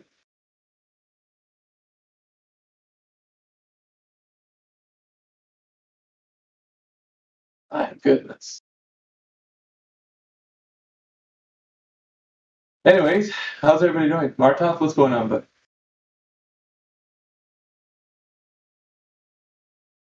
How do I get roles in the Discord?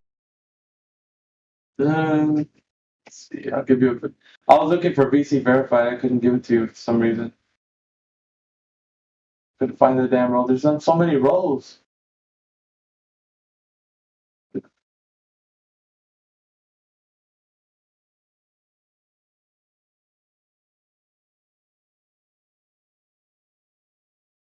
Where I've never seen so many roles. He needs the time he can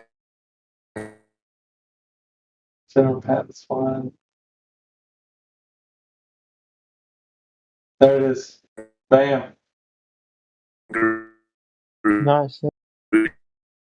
Flatty, you're breaking up, Flatty. Roll. We're losing you, Flatty. If you've come across that one, Mickey. Hey, you probably have to repeat yourself. Say again? Can you hear me now? Yeah, can hear you. Go ahead. I said, if you see the tie me kangaroo down sport roll, I'm sure you'd appreciate that one. Oh, yeah. Tie me kangaroo down. Yeah. That's a great one. Yeah.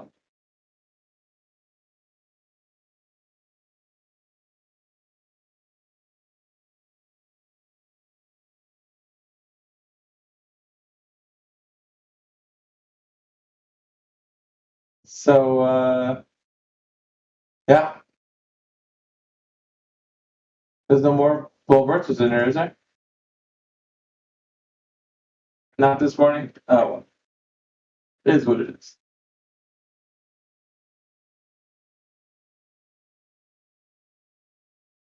Say shout out to everybody in here.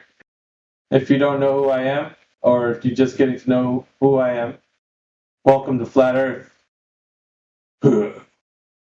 So, if someone says, like a ship going over the horizon is proof of curvature, how do you show that horizon is not curvature? Like, how do you show that? Okay. Rather than If somebody tells you that a ship is going over the curvature of the Earth, so what are the measurements for that? Tell them to present to you the measurements. Well, just take a look. It's there. The boat. You see the boat? It's going over the curve. That's not going to fly. Okay. What's the distance to the boat from the person? And then also, I need to know where that curvature started. What's the distance between the guy seeing it on the shore to where the boat is, and then I need to know why it's been going over the curve for you. At what distance was that going over the curve?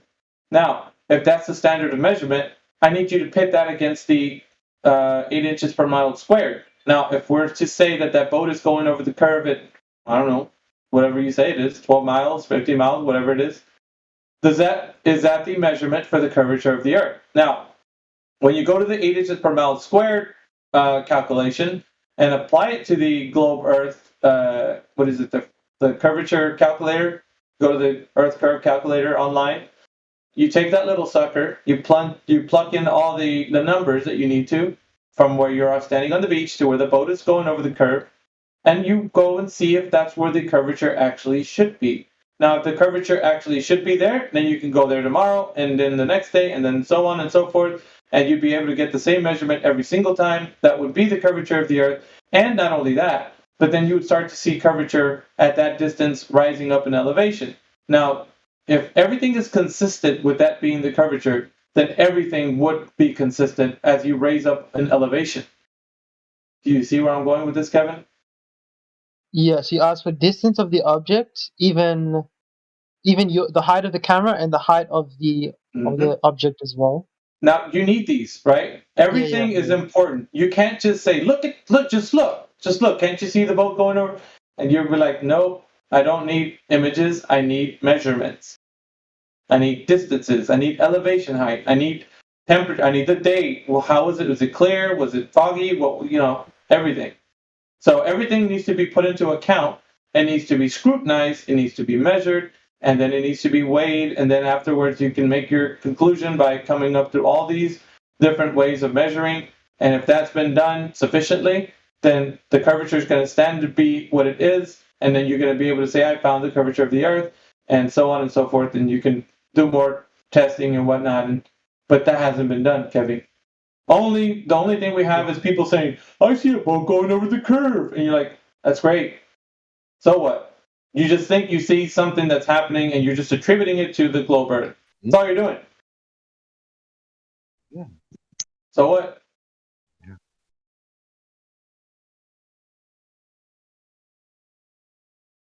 Does that make any sense, Kevin? Yeah. Okay. Exactly. Yeah.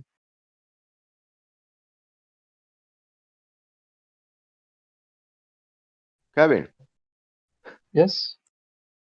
if you are standing on somewhere, I don't know, in let's say in some field, whatever, outside, and if you go away from me, you will disappear because of curvature, or you will disappear because of something else. If you Perspective, go, I think. yeah, because of angular resolution. Yeah. Yeah, that's the point. I did see a video where a guy he shoots a laser really far, and he put in his distance from himself to the person observing the laser, and he got to a distance where like the laser should have been hidden by like 200 feet of curvature. I don't know if you guys have seen that video. I can link it. Cool. The laser test over land, flat land. The laser should be hidden by 200 feet of curvature. Crazy.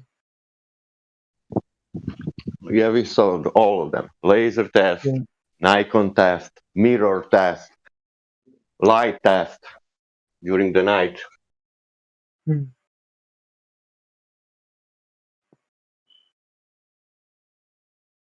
I like how the guy came in here was like talking about flat Earth sitting on elephants and turtles and all that stuff. Yeah. Classic indoctrination. That's funny. You know, it's weird though.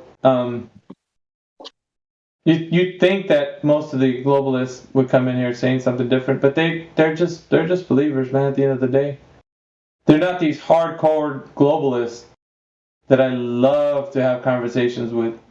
Like these guys are just people who believe. They're not really. They don't know much. They go over the basic points, right? The basic Yeah. stuff. I want to go after the professors, the educators. Those are the ones I want. Have you spoken to Globby McClayface, that guy from TikTok? I spoke to Danny Faulkner. I had a conversation with him in here. Danny was yesterday. Oh, he came in here yesterday? Yeah, he's on and off again. He spoke with Helio. I think they will meet each other somewhere. They have some. That's fine. I got no beef with them, man. It's like the only thing is like I will prove every single one of them wrong every time. Because of book, Miggy. See, he wrote something in the book what is not, and everybody. You could write something in a book, Sasha. How about that? You write your book.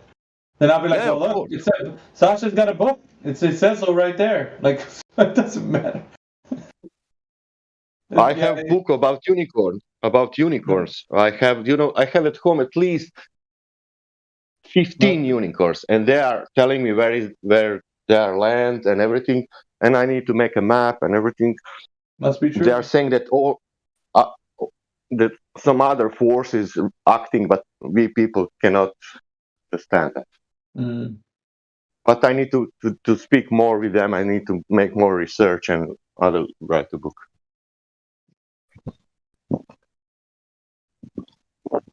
Interesting.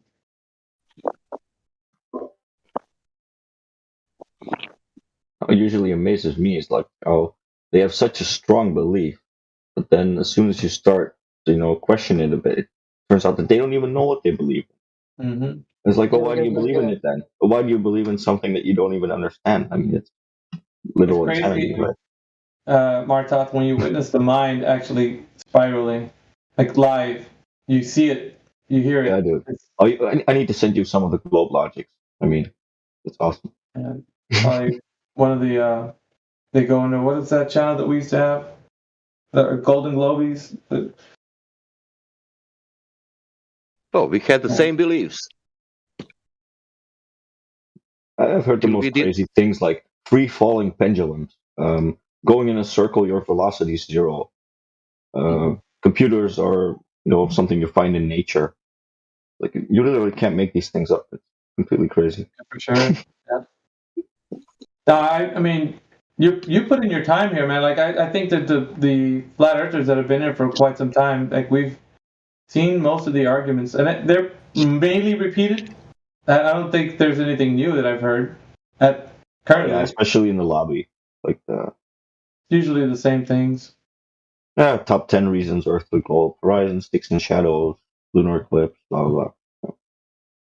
Space pigs. I'm a bit more like what they would consider like the globalists. And some of the I don't know what you want to call them, man. They're flat earthers, but they're like they think we need to pander or we need to coddle in the way that we speak truth. It's like, bro, if you do it that way, you're gonna compromise your integrity easily. You're gonna start saying, well, it could be concave if the light's spinning upwards. And it's like, dude, you don't have to do anything. Just state the truth. They don't like it. There's a door. You know.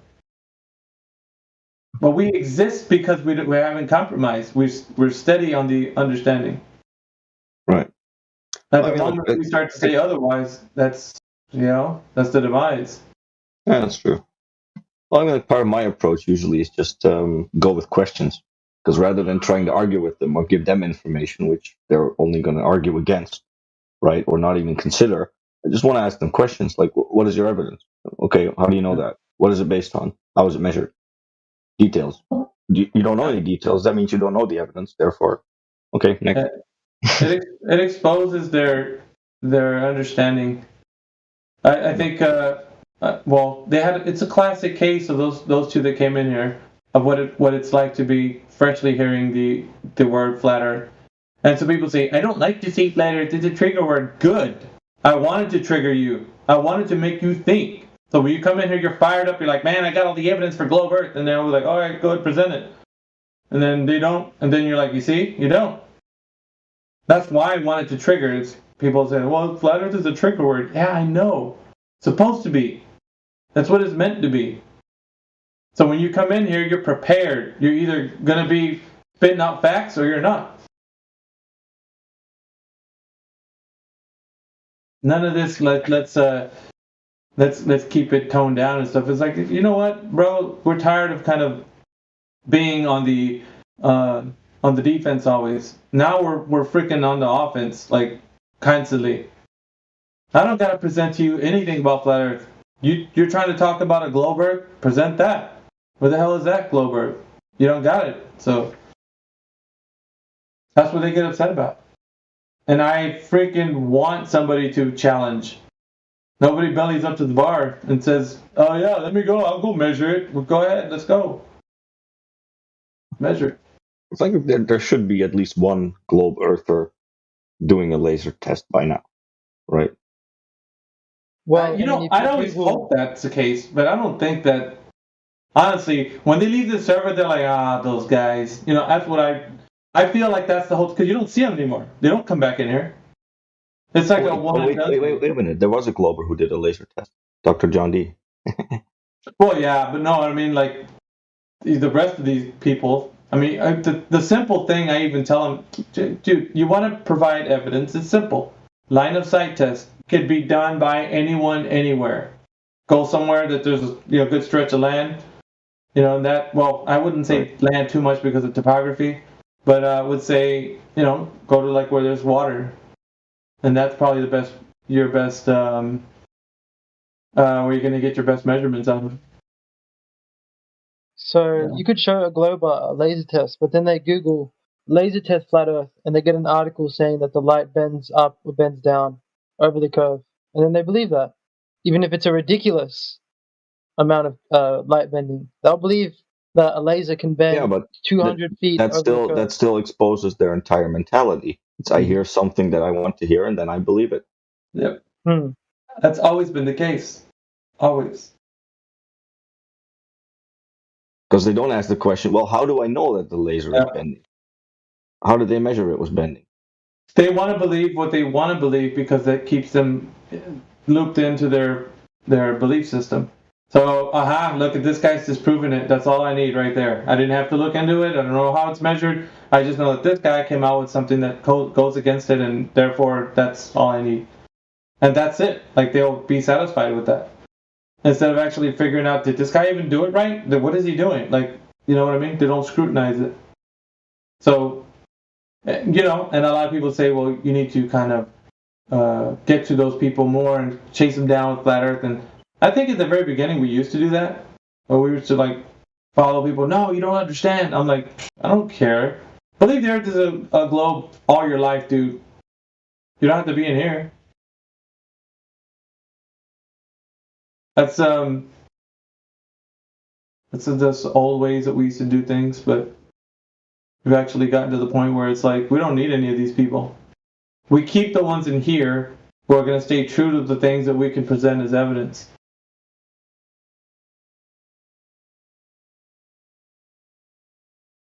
We got Vegemites in here.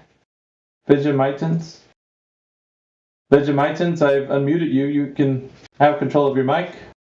You're brand new to the server, or have you heard about Flat Earth and Globe Earth discussion? Vegemitans? Are you there? Hello? I thought it might have been Veggie Mittens for a minute. Veggie Mittens. Are you saying yo wait in the lobby? Oh, Ty, you got control of your mic, man. Go ahead and speak. You could turn your microphone on.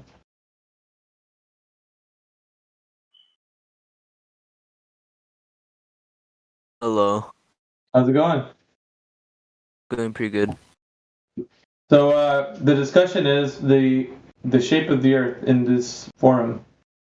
What is your stance on that?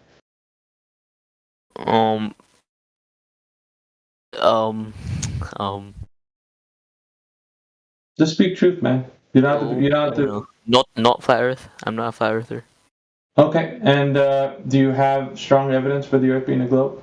And if you do, no, I just wanted to ask questions. I was just interested in the. Yeah, I know that. I understand. Yeah. But for us to get to the point where you're getting the knowledge that we want to tell you, we have to know what you know about the Earth. Simple, right? And by getting there, it's important, right? Why else would we be here discussing what we're talking about if it's not? This isn't a meme or a troll. This is for real. So, yeah. If you really want to have this discussion, then we need to know what you know of the Earth. Simple.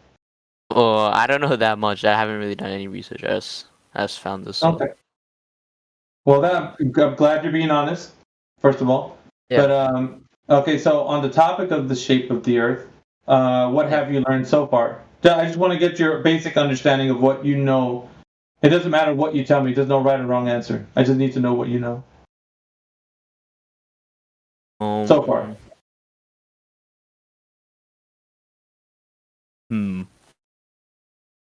Could be anything. I'm not judging you on this. It's just tell me what you know.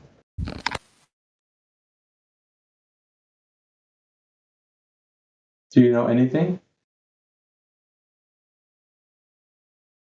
Have you been to school? Yeah. Okay. What have they told you? What have they told you in school, or what are they telling you in school since you're still going? About the shape of the Earth. Oh, it's a sphere. Okay. And what information gives you the understanding that it is from based on what you're being taught? Gravity. I think gravity sculpting things into like objects, like forms close to a sphere once they're large enough. Okay, so a couple of things you're putting together here now: gravity, forming spheres. Anything else? What do we live in a solar system? What are they saying about? Oh yeah, I don't know. Like the Earth revolves around the sun, like the planets revolve around the sun. Okay, that's just might be connected. I don't know. Well, your basic information, but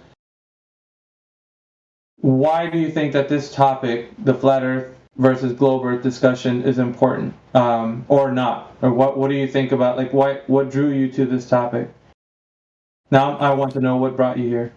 Now that I know, I want to know like why would, for example, like I don't know, NASA fake it or the government fake like what's the point of it, of them faking it? Okay, so you're asking a motive question. Yeah, so more than like the science, more than the science. I just want to know that. Right. So the motive question isn't as important as the evidence question. So I'll tell you I'll give you the reason why. So the motive as to why would they lie? That's a very basic, obvious question that most people from the globalist mindset come in here and tell us. They're like, why would they lie? Just tell me why. I need to know why. But here's the kicker. If you understood the evidence behind the Earth not being a globe, I think that would stand out to you more as an important thing. Like it's like you don't care about the crime, you care about the evidence for it. So you don't care the motive of it, you know? Think about it like that. In a case like where somebody got murdered, you're not going to stand around asking, man, why did this person get murdered? Like, what is the reasoning behind? What are the intentions? You look for the evidence. Was there a murder?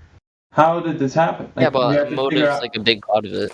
Well, motive's not a big part of it because it doesn't matter the thought of a psychopath. You don't look into the psychology. You look into the evidence. Miggy, that's what's important. Can I really quickly ask you something?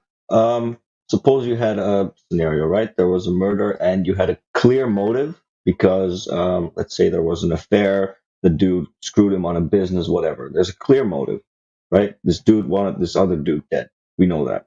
But the problem is we don't have any evidence. We don't have a body. We don't have any security footage, no witnesses, fingerprint, nothing. Is that guy going to go to prison? No. No. So what good is the motive then?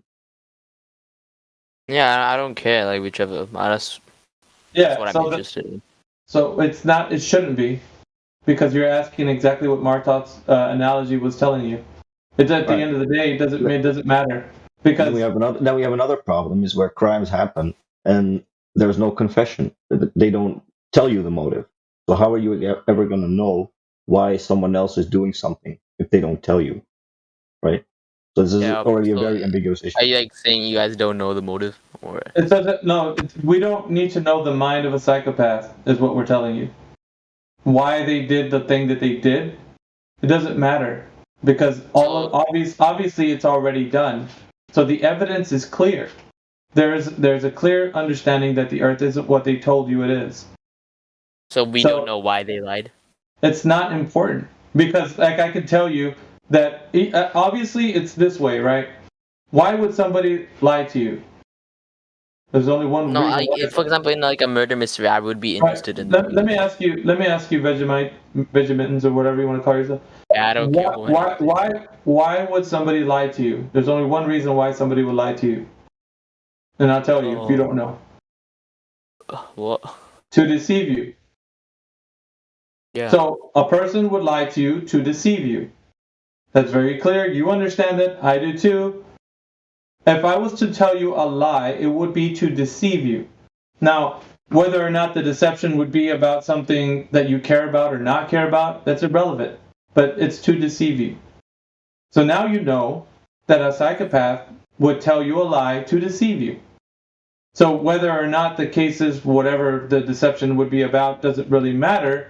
I think what matters should be what is the evidence for the this case. We're talking about the flat of the globe. Okay, so now I heard a little bit about what you told me, and that's something that's really high on your burners is that you need to know why they would lie, and we're telling you I don't need to know. I just asked. Well, I know, but we're telling you the reason why it's not important. But like getting to the really crux of the understanding, right, is that the evidence for the case of the Earth not being a globe is very clear. So you only know That's not very clear. Super basic information right now. Super basic. I mean, obviously, if I was to tell you why is the Earth a globe, you would probably tell me science.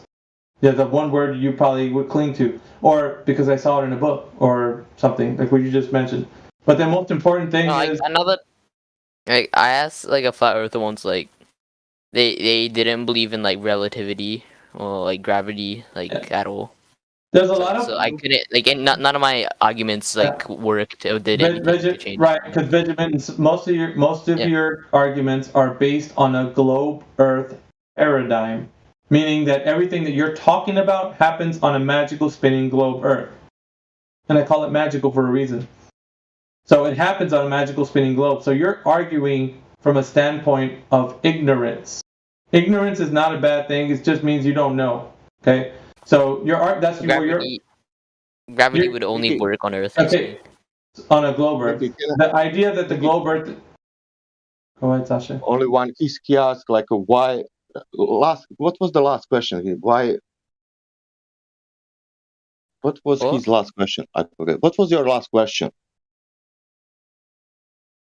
I don't Oh, think he I'll be remembers. I don't think he I remembers lost. that. He doesn't Well, it wasn't remember. really a question. It was like a statement. I just Yeah. Yeah, you said flat earther said they don't believe in relativity. I will relativity or ask you now. gravity or none of those. Okay, now I will ask you like a flat earther. Why should I believe in something what is never ever proven? Yeah. Yeah, that's what we're talking about right now, Session. Yeah, relativity isn't proven. Yeah, we're talking about that right now. So that's the discussion at the moment. The globe Earth paradigm has been giving you ideas, right? That there's gravity, Coriolis, on and on. I mean, you can name up a few more. But now we got to stick to the facts. I mean, the facts are what can be proven demonstrably. We're not going to talk about what is theorized, right? So give me one thing that you can prove to me first, without a shadow of a doubt. That's not a theory. That's an absolute fact. That the globe But like, Earth how exists. was Einstein able to like predict all these things without doing the tests and get them like? All right, so Einstein is like the mind of what he was thinking of and whatnot. We shouldn't be looking into that. We should be looking at the evidence for the case, right? So you're talking about gravity at the moment, right? But once again, I'm going to direct you to that everything has to happen on a globe Earth. Otherwise, the idea that things were forming into a ball doesn't exist.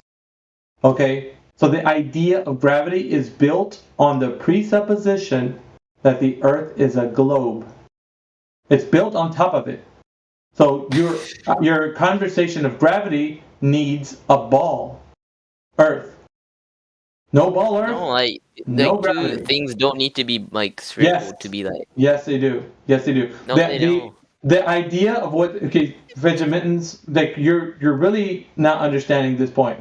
No, like Gravity? asteroids. Not like it's not sphere. Like, No, asteroids and whatever. Like, don't stay on one subject. We're talking about the Earth.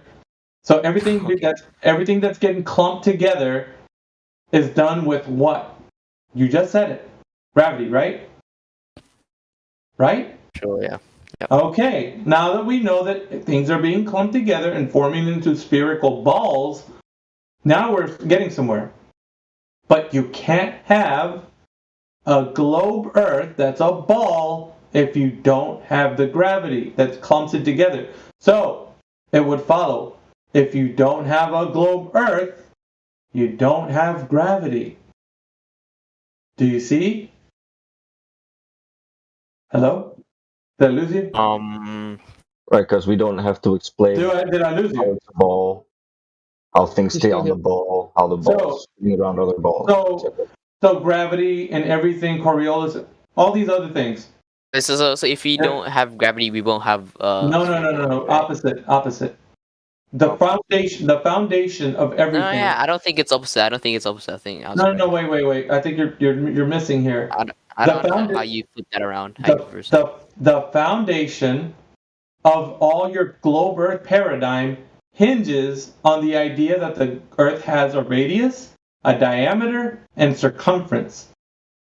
These three things. So the globe Earth paradigm hinges on everything that you're talking about, doesn't matter what it is, gravity and otherwise, hinges on the fact that the Earth is a globe. No globe, no nothing else. I don't care what else you introduce. Doesn't matter. All these other derivative topics do not matter because you don't have a globe Earth. So the first thing you got to look at for is how did they measure the Earth to be a globe? And then if it's not a globe, you don't have diameter, radius, and circumference. Does this make any sense to you? No. Huh? Yeah, it does. Okay. So now moving forward, we can figure out the most important thing, right? What we've been talking about. How did they figure out that the Earth has a radius, a diameter, and circumference? Now, I'll leave it to you because obviously I know this because you told me you don't know. Right? Is that correct? Because you don't know. I don't know what? How they got the radius, the diameter, and the circumference. Yeah, I don't know. Okay.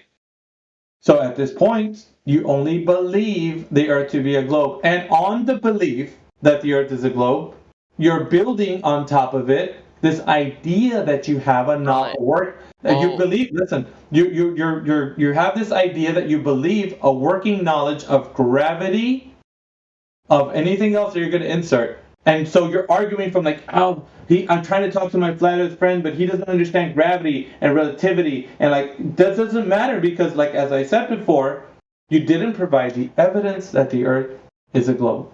So therefore, if you don't have the radius, diameter, or circumference, you don't have what you necessarily need at this point. You need the globe Earth to survive in order for your arguments to stand.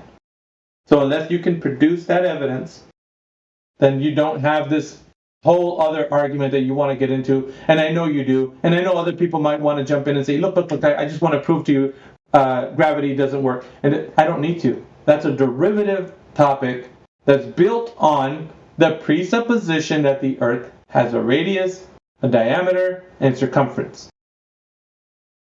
So I need that from you. You got to provide that to me. You got to show me the evidence that the Earth has a radius, diameter, and circumference. No, just like when I look in a telescope, like what do you see? You can see other. Sometimes you can see other planets, right? It won't look. It won't be that clear or anything. It will be very tiny, but you can make it out that it's not like a disc. Well, how do you know what it is? Wait, hang on, Sasha. I know you want to jump in. How do you know what it is, Vegemite?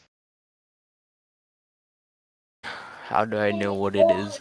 Like, what else would it be? What do you mean? I don't know. You tell me a story, and maybe I can tell you one, and then we'll compare stories and see which one's better. Which story sounds better? I think they're tiny fireflies up in the sky. Now, what do you say? What do you say they are? The planets. Okay, and how are we going to know who's right and who's wrong? I don't know. Look at hundreds of years of other data.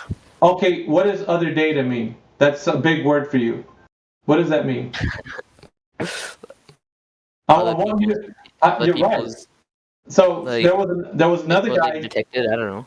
There's another guy just like you, standing outside, looking at the stars, just like you, saying another thing. He said, "Well, by my research of looking at the sky, I say that those are planets." Great, that's wonderful. Hooray for you! Now tell me, how do you know that is what you just said it was? What do you think he's going to tell me? Because how how could Earth be the only planet in that universe? No, that's not the point. Listen, Vegemite. It is. You can't just dismiss things. No, bro, put your thinking cap on for just a moment. And I want you to realize what I'm telling you right now. How is anybody going to tell you what the things in the sky are if they can't verify them? I can't. You can't. The guy who just told you the data points, he can't. So how is anybody going to know what they are? What exactly they are? But I don't know, we're going to go in a rocket and reach. Oh, well, we didn't do that, haven't we? We haven't done that, huh? So if we do, and we find out that, I don't know. Well, that's not the point, because we haven't. That's not the point, Vegemite. We haven't.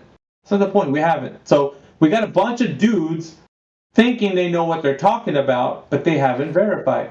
So what kind of issue do we have right now? What do you think the issue is?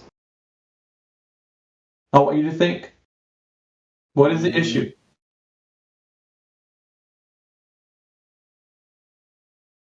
Pretty simple. I'll tell you if you don't know. I'm too dumb because I'm a. No, you're not. You're really not. I think you're not. Don't say I'm that. Too dumb because I believe in flat Earth. No. How about it? You're not dumb because you believe in a flat Earth. I mean, I don't believe in it. Oh, you don't believe in it, but it doesn't matter. Yeah. But like, it doesn't mean that if you do or if you don't. The only thing that matters is evidence. So. Whatever you believe, because your belief is really something that you have at the moment with the globe Earth, but because you believe, right? I'm asking you to use your mind to think. How are people? So what? How do you know what the moon is? The moon like a sphere. How do you know what it is? How do you know it's a sphere? How do I know it's a sphere? It sure does.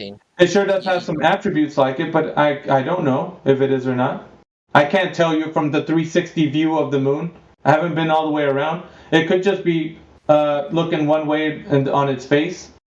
Okay, so I don't know exactly what the we're moon not is. 100% sure that it is a sphere, but we can say with reasonable doubt that it is. Okay, so reasonable doubt is not factual evidence. It's just another way of saying that this guy thought of something fancy, and I believed it. That's what you're telling me. This guy thought of something fancy, So and we're I'm believing what he's 99. saying. Okay, so we're 99% sure that something No, you're not 99% sure. You're not 99% sure. You're not. I am. No, you're not. Okay. Why? You know why? You know why you're saying that you are? Because somebody told you a really nice story, and you want to believe it so badly. So that's your I can 99% literally see the sure. moon every day. What do you mean? So what? What does that mean? I see the moon every day It too. looks spherical. Why would it not be a sphere? I see Because it has to. Hang on, Sasha. Because it has to. It has be. to be because like what God says. You So. verify. No, because you verify, not God says. So use your mind, Vegemites. Because you verify. Because you verify. Don't. I use my mind because I don't believe in flat Earth. I'm too dumb. It's not about believing, sir. It's about providing evidence. How many times we got to go over this? You provide the evidence. That's all you got to do.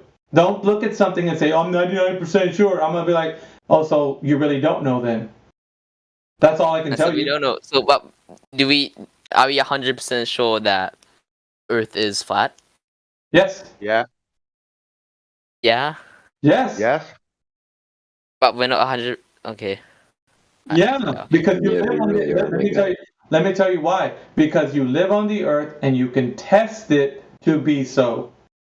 You don't live on the moon, so you can't test that to be whatever you're saying it is. You just believe a fancy story that some dude told you, and you're running with it like, oh, it's so fun. You guys are dumb. And you're the one that sounds like you're ignorant because you don't know. On the other hand, we do know. What happens if you go to the edge of the Earth? Edge of what? What edge of? How do you know there's an edge? That world. How do you know there's an edge? Wait, We're, so what we're not claiming. We're not claiming that there's an edge. How do you know? How do you know there's an edge? How do you know there's an edge? I just heard that it's like a disc. No. How do you know that there's an edge? I need to know because you just claimed an edge. You said, "What happens if you go to the edge?" How do you know that? No, I'm not. We're not claiming. No one is claiming a shape. A shape would mean that you're talking about. It isn't flat. A shape. Are you gonna let me finish, Benjamins, before you enter? A shape is when you can identify something in its complete entirety. We don't know the Earth's complete entirety. We haven't viewed it from a perspective where we can see the entire Earth. No one has. How about no one satellite? has. What about a satellite? Can we see from there? How can we see from somewhere we haven't been? The International Space Station. We've been there. What International Space Station? Who's we? And what how are you far talking away is about? that? Listen, you're talking about. I seriously asked. I'm not. I'm not talking about. I went there yesterday. Yeah, I know, Benjamins. Listen, you just gotta stay on track, dude, because this is a serious conversation. And at the point you stop being serious, then we stop having a conversation. It's that simple. If you want to play around, this isn't the forum for that. This is a forum for people to understand. You guys said truth. like who else would have gone? Like it's not like I could go to. It's an astronaut, obviously. Who else? Right, but then it's not you, so you can't verify that place that they're going to. So it's a story once again that you believe. So I'm telling you to use your mind whenever it comes to these things. People can tell you a story, and if you believe it, then you become a believer in whatever they tell you. And I can just quickly put it in perspective for him. Mm-hmm. There are about 500 people who've claimed to have been in low Earth orbit or beyond. 500 in 60 years, right? But there are tens of thousands of people who claim they were abducted by aliens. So is that more reliable because more people are saying the same thing? Well, no, right? They're both stories that we can test. We haven't observed, so they would just be stories. Yeah, we're in here for serious conversation, but like I said before, Benjamins, if you don't want to have one, we don't have to.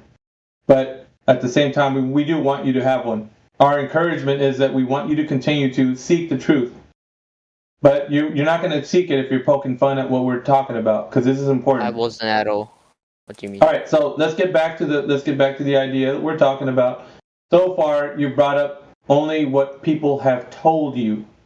I'll take a look at like data from people, what they've seen in the sky, some idea that there's men in flying tin cans floating around the earth. That's another story.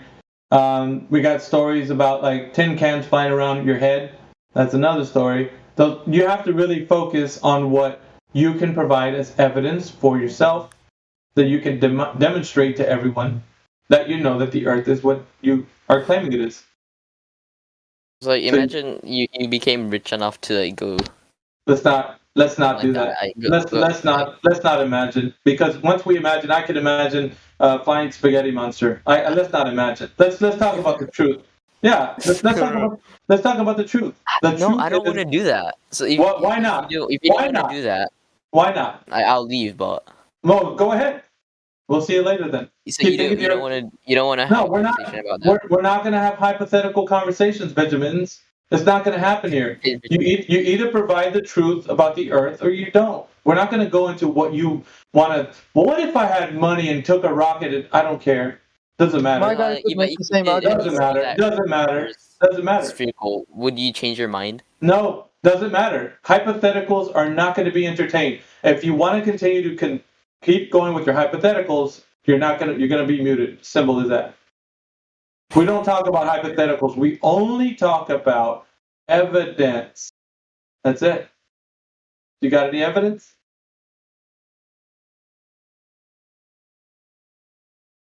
Do you? Yep, I feel gravity. You're reverting, your mind at this point is just reverting back to the thing that you know. That's fine. But I told you, if you don't have curvature, remember, radius, diameter, circumference. If you don't have these in a way to tell me how you got it, then you really don't have a globe Earth, which of course, and you don't have any other derivative topic, such as gravity, Coriolis, anything else that it ties into the globe. You don't have none of it. So, simple as that. You don't have a globe Earth with the radius, diameter, circumference. You don't have any of the stuff you want to talk about. So, I feel gravity. It's not, who cares? You can't provide the evidence that gravity exists on a magical spinning globe Earth. So like what force makes like things drop to the ground? What force makes it? Nobody knows what force it is. All we understand is the effects of whatever's happening. You know that a rock falls through the air when you let it go. A piece of wood falls through the air when you let it go. So like so you don't know what makes that happen? You take that same, you don't either. You take that same piece of wood. No, you don't. I know, Kevin. Oh, you have a belief. I know absolutely everything ever. Yeah, everybody who's going to claim that they know what's causing the things to go down is not going to be. Let me tell you, they're going to be lying to you. So the thing that you can see are the effects of what's happening.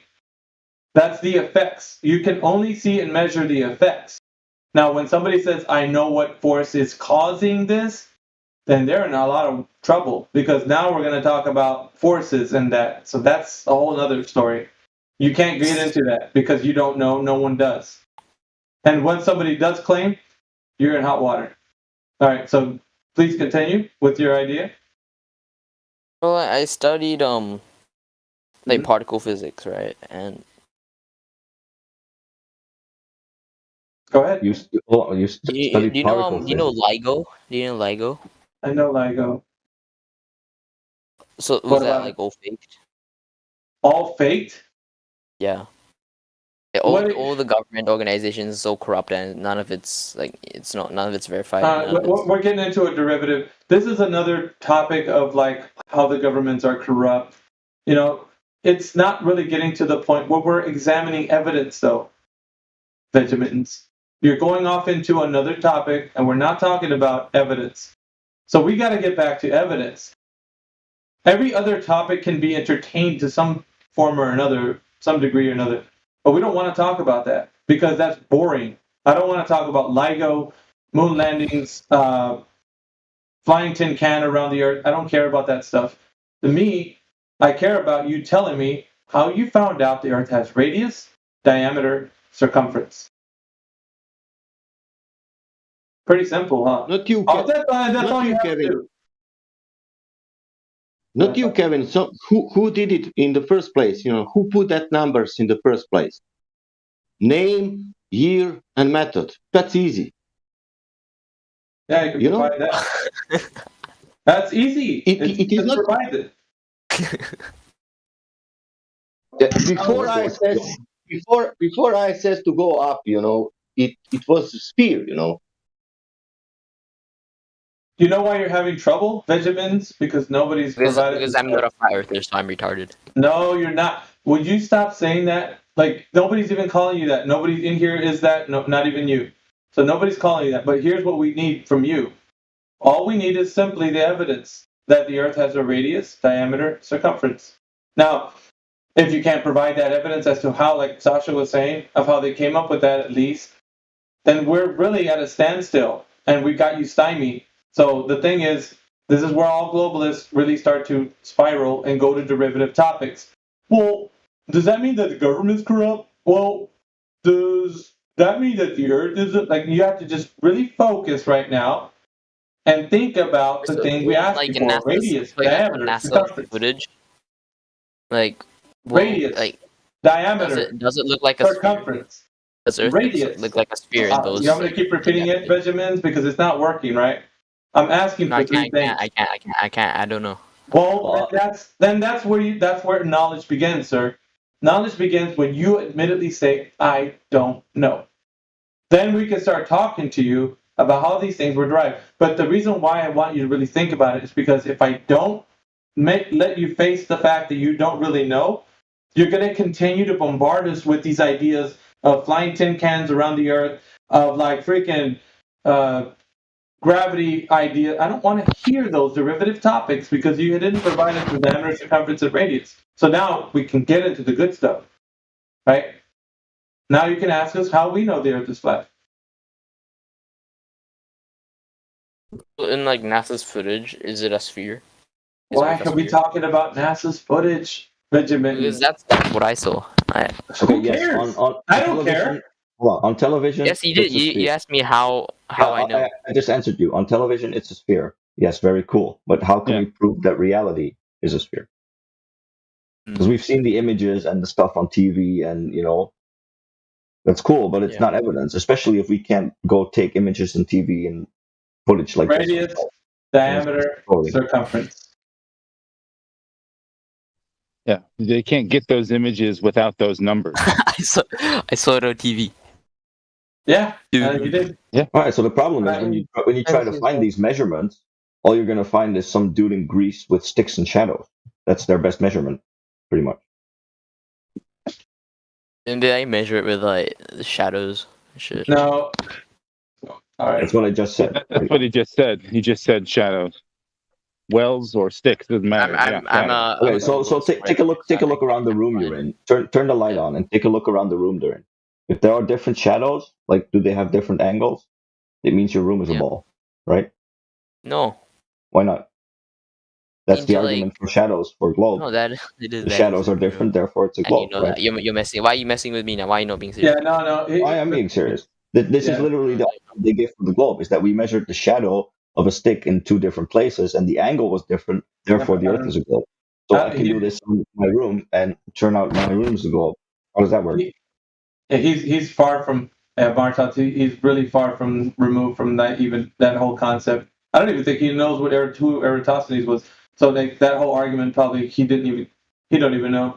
So for him, it's kind of alien. But at the same time, the radius, diameter, circumference when he realized. So say I had two sticks in two different places, and the shadows were at different angles. That doesn't matter. That don't matter.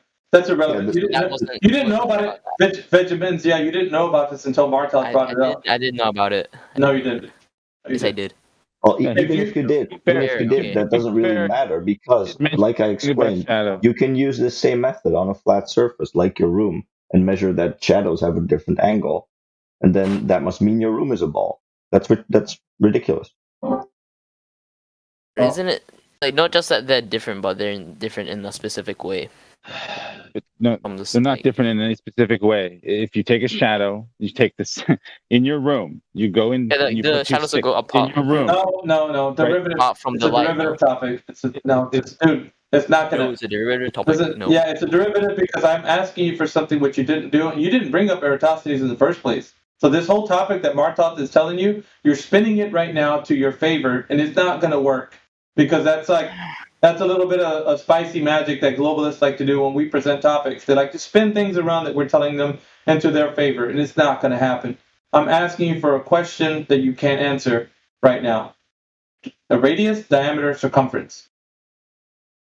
How did they come up with that? Somehow. There you go.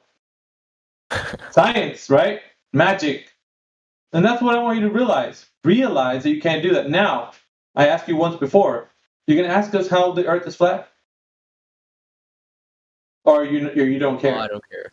I don't care. Okay. Well, off you go then.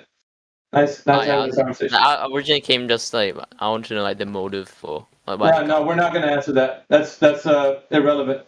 We've already told you it was irrelevant 100 times. We're not going to tell you anymore. So off you go. I mean, they got you here to defend their lies and stories. That's something.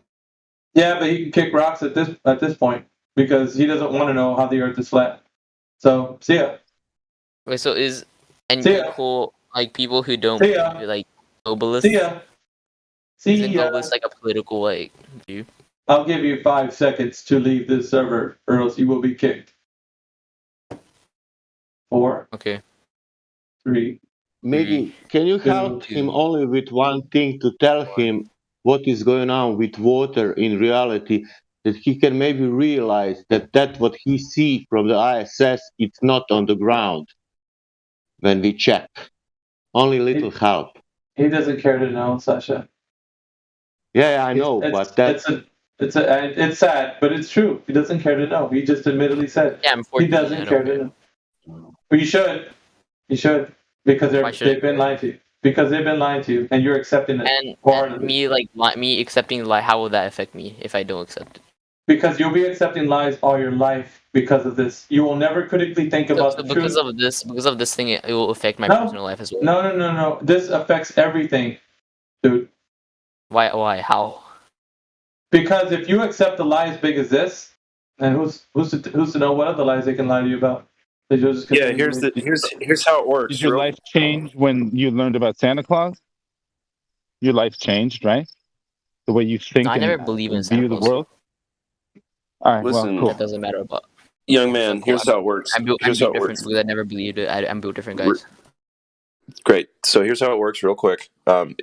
If you will fall for the globe narrative, you will fall for anything. Thanks.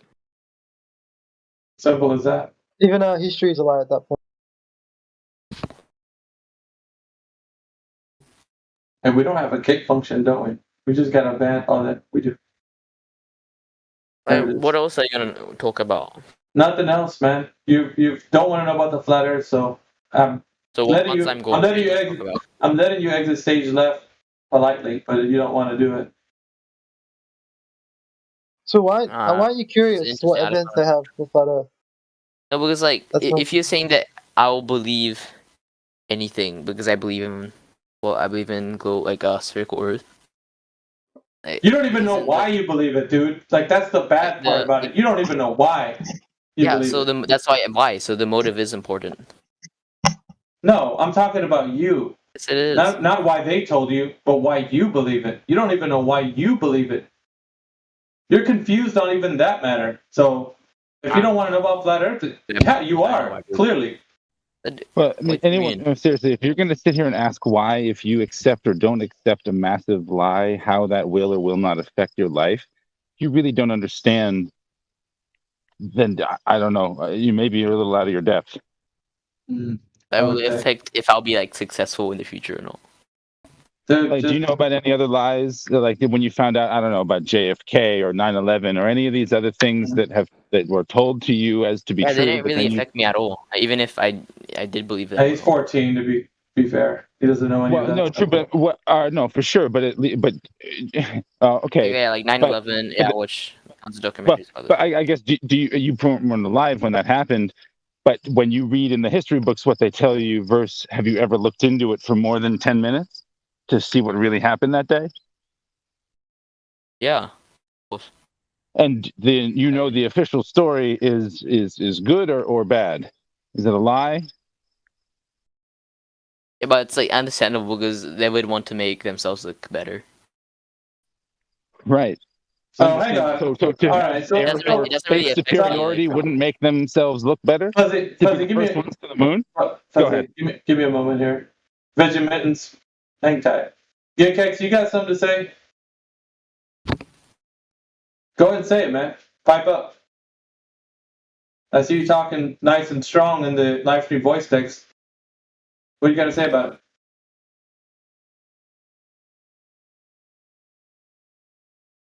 Go ahead. Here's your moment.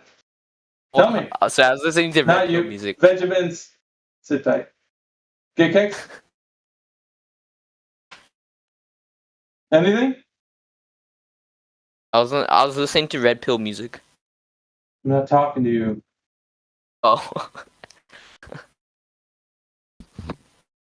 It's alright. If you just want to, maybe just let him sit in here with his mic. Maybe you can. No. No? No. Are you mad? No, I'm not mad. But when people are coming in here white knighting and telling me how this server is going to be run because they want it to be run a certain way, it's not going to happen. He doesn't want to know about Flat Earth. And the whole point of this server existing I is wouldn't for people. know. I'm not talking to you, Vegemins, at the moment. You're talking about. We want people to be coming in here and being inquisitive. Now, if they stop being that and just in here to poke fun, they're not going to be in here doing that. So you can take your little whatever you said there and retract it, or else I can disconnect you from this server.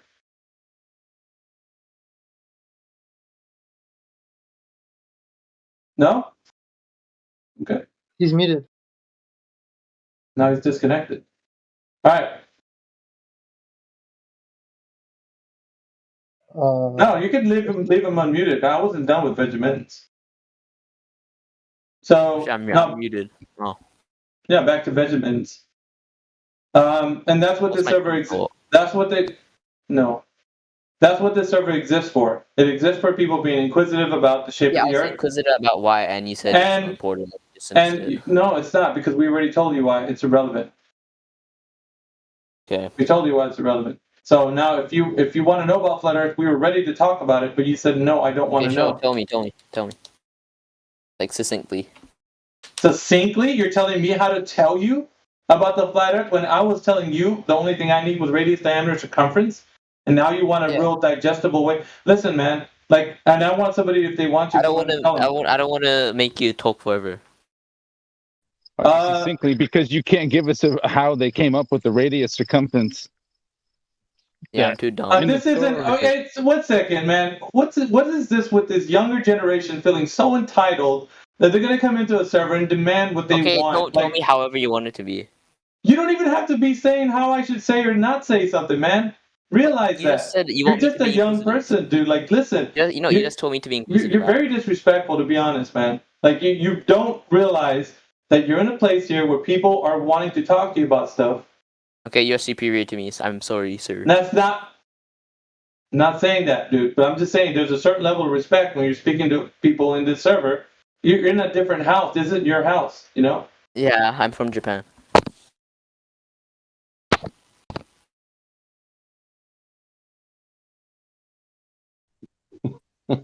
I know for a fact they have more respect. Wow. They absolutely have more respect for people in Japan, bro.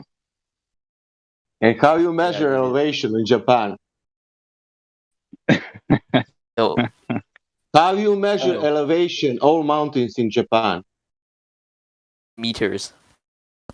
Meters. Good. Now you're trolling. Meters. Meters. What do you mean? How's that trolling? How you measure? Okay, how you know what is the height of the mountain in Japan? Because it's surrounded all around is a sea.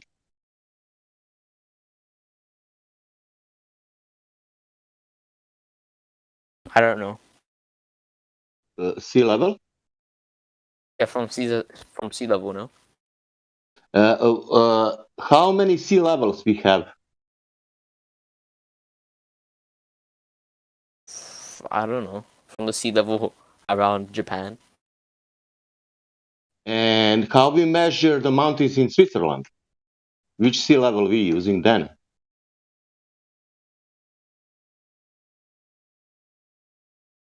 I don't know. You tell me. He doesn't know much about anything. I will I don't answer. know The only one what exists. No, I think like it's different all around the world. No, sea level. But like, Why he asked how many sea levels are there? I don't know. Who would know that? You just said it. You Like, just said it. There's one. You said that there's only one, one, right? The world has one sea level, No. right? No. I said there's many probably. Really? You always Google it. How many sea levels are there? One.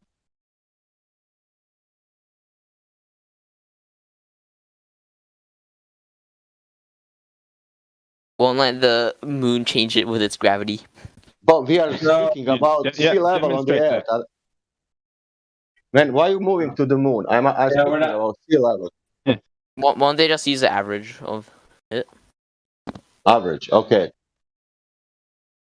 And if I'm on the beach and if I see 10 miles straight, what that mean? That I see 10 miles straight or it's curving? What?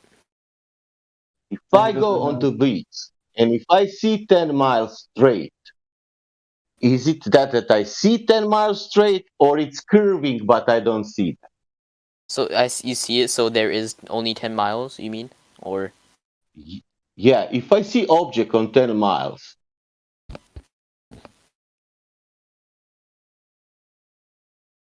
does I see that object? Yeah. Curvy. It's curving. He's still in the mindset. He needs to know how the Earth is not a globe, Sasha. I already knew that, but I just wanted to let you finish. Any other derivative topic is not going to give him the sufficient answer. Yeah, but that's the point. But maybe he wants to know if you go to the beach and measure that number, what they gave to you, that radius and everything, that water should occur immediately after 1.2 miles. And look at the devil. When we check that in reality, that means in reality, you go outside and take whatever you want from goods. You said you have telescope. Point that telescope down, not up, and see how far you can see. On the globe, you cannot see more than 1.2 miles on the 1 foot height. Did you know that? 1 foot from 1 foot. Yeah. With 5 foot, you can see, I don't know, maybe 3 miles, 5 miles. Yeah, isn't like 5 kilometers. Yeah, let's say kilometers. But we see like 16 kilometers. How do you know that? We can present. We can show you that if you want. That's the whole point of all this, is that the numbers that they claim, what Miggy was asking for you, how did they determine the radius value of the Earth in order to put up all these satellites, and how did they know these numbers? Because what we're doing is we're trying to test the numbers that they give us, and we're coming up short or long all the time. The numbers don't match, and that's the point. They should match a lot more than they are. We can't prove the globe to be real based on the numbers that they give us, and that's a huge problem. So like, why can't we see until the edge of like? You can't see. Listen, oh yeah, there is an edge. Yeah, I forgot. Your eye only can see so far. If you see a car driving, if you had like infinitely. Hold on, Benjamites. I'm talking. 1 second. I'm trying to give you the analogy here. So if you're seeing a car drive away from you, you start seeing it get smaller in your vision. Is this correct? Yeah. Okay, so you can't see that car forever, and you already know this just by seeing it drive away from you. What makes you think that you're going to see forever on, like, let's say the beach? You're going to see, like, New York or whatever, or wherever you are. I don't know where you live, but what makes you think you're going to see forever? That's the point that I'm trying to get to you right now. If you can already see a car driving away from you, and when it drives away from you, it gets smaller. Then your eye, it can only resolve an image at a certain distance. You're not going to see it forever. So that's common knowledge. You should already know this. But if you had a telescope, you should be able to see it, right? No. Well, no, why not? The telescope or the binoculars, whatever you're using, only extends your vision to a certain limit, and then that has a limit. Yeah, but you can't see past like that. I don't know, 5 kilometers or so. Kevin, I have a question for you. If you 1 second, Sasha, let me just finish up with him. So as you see it with the binoculars or a high-powered telescope, it only goes to a certain extent, and then that you can stop seeing it from that certain point. So that even has a limit. So you can only see so far. Basically, is the whole understanding, and then you can't see farther. But it's enough to see like Earth's curvature. No. What I'm saying is you can only see so far. So you can't see like what your idea might be in your head that if the Earth was flat, you could see forever. That's not possible because I already told you. If you see a car drive away from you, it starts to get smaller really fast, and that's because you can't see to a certain extent. So that's all I'm telling you at this point. Even with like a telescope or binoculars, you can only see a little bit farther, but that's it. At that point, it has its own resolving power where it can't see beyond. So this is where we're at right now with the idea that people think you can see forever on a flat Earth. It's not possible. Because what you already know, common sense, when something goes away from you, it gets smaller in the distance. That's just obvious. So knowing that, you can't say on a flat Earth you'd see forever. That doesn't follow. Because it never happens that way in reality. So now, let's get back to the point. I'll let Sasha jump in here because he wanted to say something. But understand that, first and foremost, you can't see forever on a flat Earth.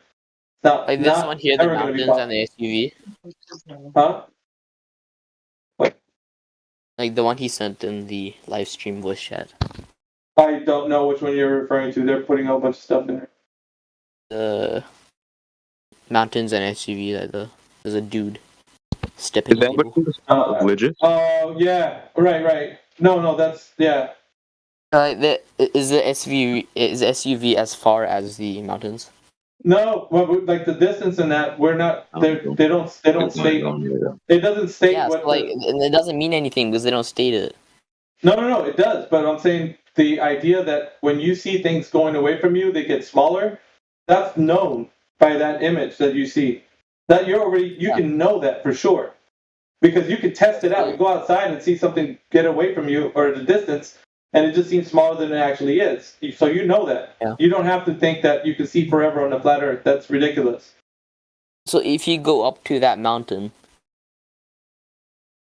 like won't the scale change? So it'll actually be taller. Not just the vision. Yeah, because of the curvature of the Earth, yeah. No. That has nothing to do with the curvature of the Earth. That's something getting bigger because you get close to it. Has nothing. Something getting bigger because you get close to it has nothing to do with the curvature of the Earth. I don't know how you're attributing the curvature. Yeah, I know. So that's different. It's different, but like the actual scale of it will change as well.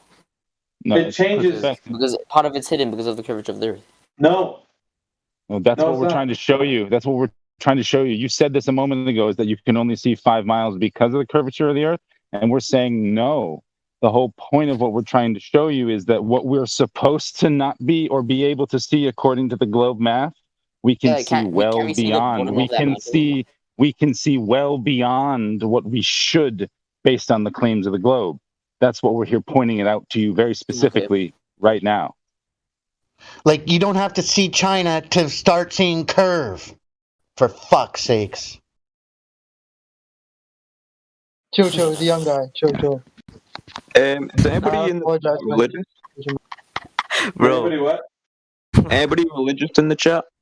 Why? What does that have to do with anything? Just passing question. Well, I mean, I don't think people have to reveal that anyway. So I would say that's that's left up to the person, but it's really irrelevant. It's just non sequitur. We have religious people here. Well, it shows me very non-religious people too. Also non-religious people. There's religious people here. I'm one of them. I don't need to weigh in on this conversation, but there are religious people here. Thanks for asking. In this server, I'm only religious about getting that curvature. You feel me, dog? I feel you, dog. Fuck I'll you. bail you No, out. a lot of I'll people, let dogs you will hurt kill me. you. I'll bail So you back out. to Sponge. Sponge, why was that question even relevant? Can I ask now No my answer. question? I was Sasha, I was just asking Sponge, but she didn't answer me. I want to know why that question was even relevant in this particular server. To me? For the religious question? To see if you have critical thinking. Critical thinking? Are you kidding me? Dude, critical thinking has nothing to I do really with want what to hear somebody this. believes, bro. Oh, no. I really want to hear this. I have to understand why I really you want to hear even think this. you even think critical thinking has something to do with somebody's beliefs. Yeah, let's break Critical it down. thinking is very important. Let's break Do it you know down. how many Bible believers believe the globe? Okay, Yeah, that's he doesn't. fine. What does he that have doesn't- to do with anything? Yeah, listen, like we don't have to go down that road, but I want to know what he thought, why that's important. Like before anybody else chimes in, real quick, before anybody else chimes in, I want to know why Sponge thinks that's important. Go ahead. You got the floor, Sponge. You can tell us why. Because obviously, it's really the measurement by which you decide whether you're going to listen to somebody or not. That's weird. Anyway, Sponge doesn't want to pipe up. He's one of those. So can I answer his ignorant statement, please? And say that we are in a closed. Hold on, Vegemites. I'm answering your questions, buddy. It's okay, man. We're in a closed system. Based on gases alone, you can tell we're in a closed system. What? Yeah, you were probably weren't going to get it. We don't know what he meant. Maybe he meant religious people are like smart or something. Well, we're not going to divine his thoughts, Kevin. He's going to speak up for what he's saying or what he stands for, what he's going to say. Otherwise, we can't divine whatever he's thinking. But if he's not going to pipe up, I can directly answer that no, I went to church maybe twice in my life, never fully read the Bible cover to cover. No. Okay, Not so what did he create on the second day, my friend? If you're so smart about scripture and stuff. Didn't he just say that he isn't? Yeah, are you kidding? Are you asking me? Right, but I'm saying to you, you claim to talk about religious people and they believe in a globe, but do those religious people understand what the Creator created on the second day?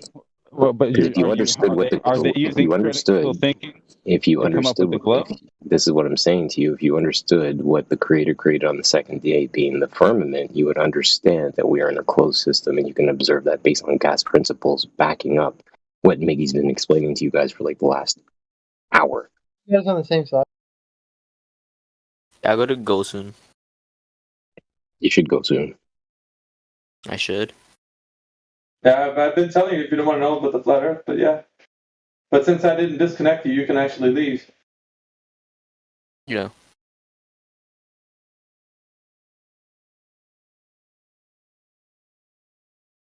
Anyways, back to Sponge. I don't know if critical thinking is going to even be introduced in an argument, but go ahead if you think there's an argument for the globe.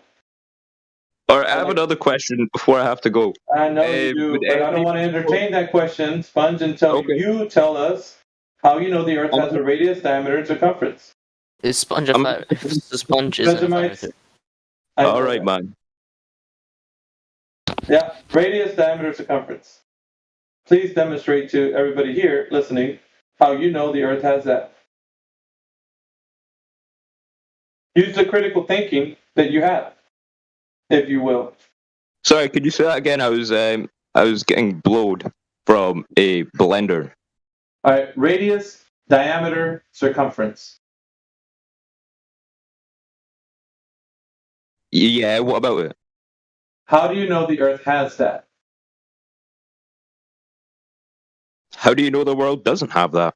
Okay, that's answering the question with a crayon question. munching, Yeah, fucking knuckle just dragging. answer the question, Sponge. Just answer the question. Flat man can a. Vegemins, aren't you supposed to be leaving? Can I ask one more question before I go? No, you can't because you haven't answered mine. Please. Answer mine. Let me ask the question.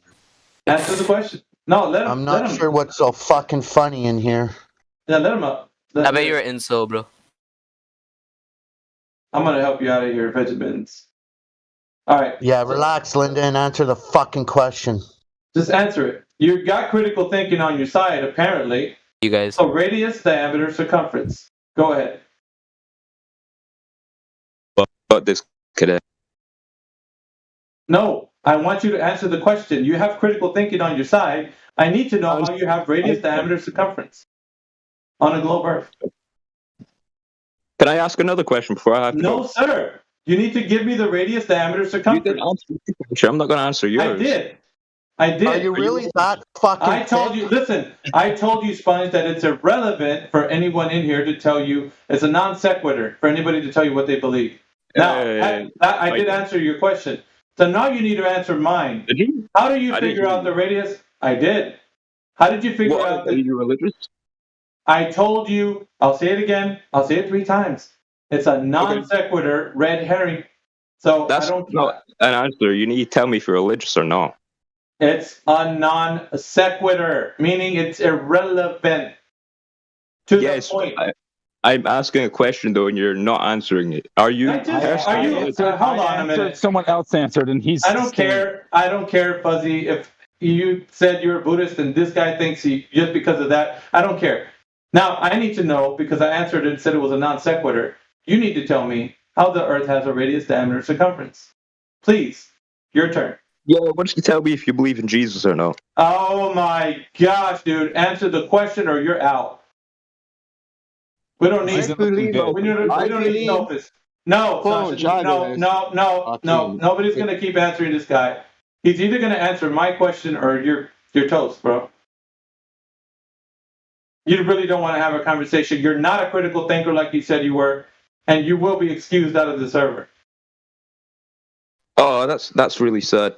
It is sad because you don't answer questions. You just want to come in here and drop a turd like a pigeon and fly away. You're not going to do it. You're going to answer the question or kick rocks. All right. Answer it. Radius, diameter, circumference. How do you know? I'm sorry, you cut out for me. Radius, diameter, circumference. Please answer the question. So who else is voting for Trump? Okay, you're gone. Yeah. What a fucking retard. Does he think that somehow is a good look for the globe side of the argument? You had 1,000 years to prove your points, and that's what you resort to? Yeah, there is no mercy for the people who are globalists that want to spin their wheels in here and ask everybody if who's religious or not. I will disconnect you so fast. Do you believe in Jesus? You have the patience of a saint. Like, who fucking gives a shit, man? Yeah, believe me, these guys are dime a dozen. Well, no, maybe he really was a critical thinker, and he was playing. No. He's not playing. Fuzzy. Yes, Miggy. No. I'm not.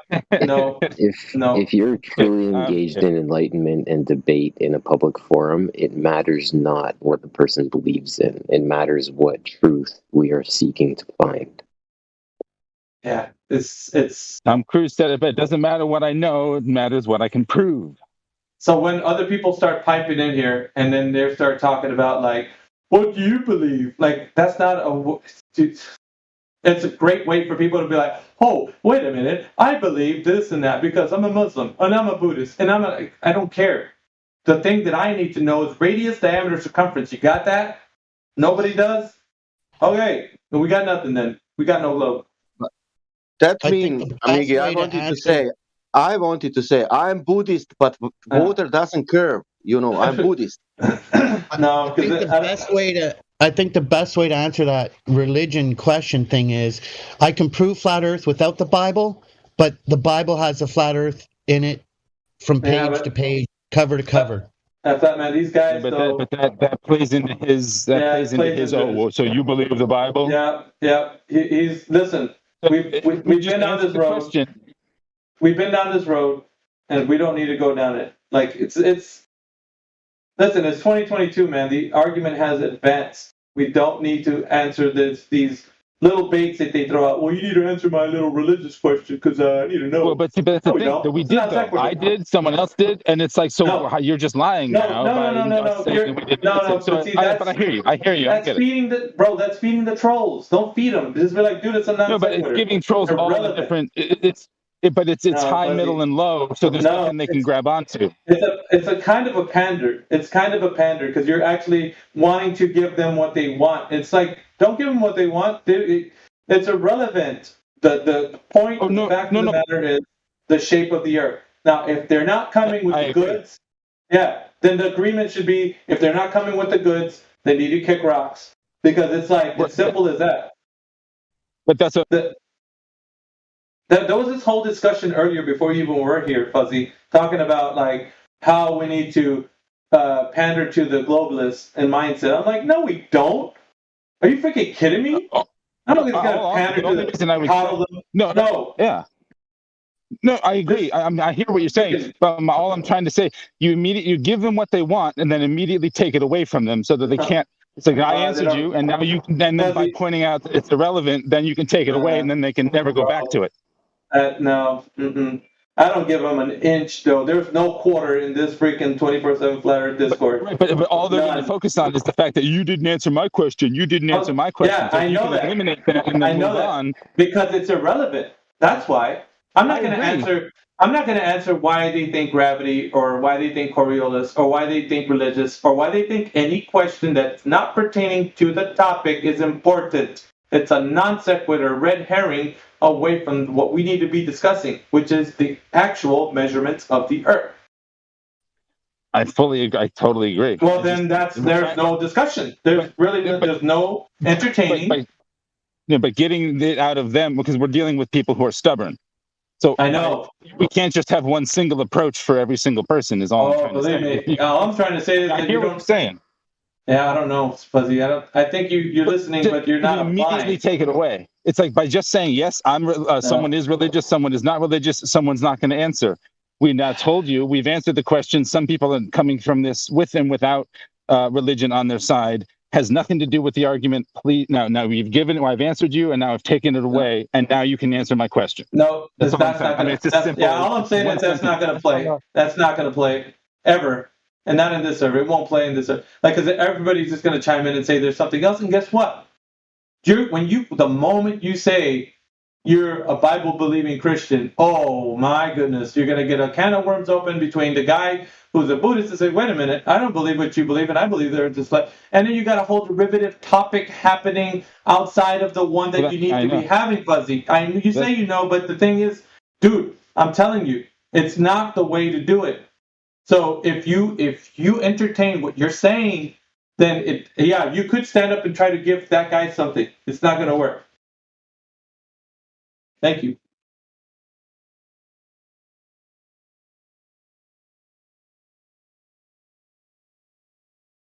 Thank you, Tim. Yeah, there's no quarter, guys. There isn't. We have to look at this as an approach to, dismantle the argument. We don't need to answer non sequiturs that come in here and give us presuppositions as to why we need to think that the Earth is something, or because of our belief system. It's ridiculous. And any other matter that comes into play other than the one that needs to be discussed would be a red herring away from the truth. Yeah, I hear you. And most of the time, just when that guy specifically, he was saying something that we actively did answer, and he was stuck on it. And it's like, that's all. Yeah, that's all. I know. For this specific I moment. know. And it's just like, we already did address it, and he still wants to stay on it. And it's like, bro. Well, then he's not it here. Makes him look bad instantly, I guess. Well, he's not here to learn that. He's not here to learn. No, he's probably listening. Good. I want him and the other globalists to hear what we're saying. Because we're not here to listen to what their measurement of what they think is somebody being able to be qualified to talk to them about critical thinking. You're right. I don't care. They also didn't know and believe everything that they were also taught in the exact same school systems that we all went through. So if the moment you give them an inch, they're taking a mile. And like I said before, that approach is not healthy. So if you think it is, like I said, when nobody's around to check that, you're going to find that when you do say you believe whatever you say you believe, you're going to find opposition from the same people who are supposed to be on the same side of you. And that's not healthy either. So, because everybody in here has different faith backgrounds, and that's not what we're talking about in this room. Well, I was thinking only one person should have been talking to. It's like a freaking globalist whatchamacallit, man. Like they throw a monkey wrench in the thing because they go, how can I get these flat earthers to go against what and just make them go into the tailspin? Well, easily talk about religion because everybody believes differently. So I just insert what you guys believe in. Here comes everybody piping in and saying what they believe in. Next thing you know, we're all off into talking about religion. And we forgot about the globalist in here, who really didn't give us a diameter, radius, and circumference, which is important. That's why. We have to stand our ground, man, when it comes to these, and who cares, man? If we are saying it and he doesn't hear it, then we're not going to budge. Don't budge. Don't move. He's got to stand for what the truth is, and if he doesn't, there's the door.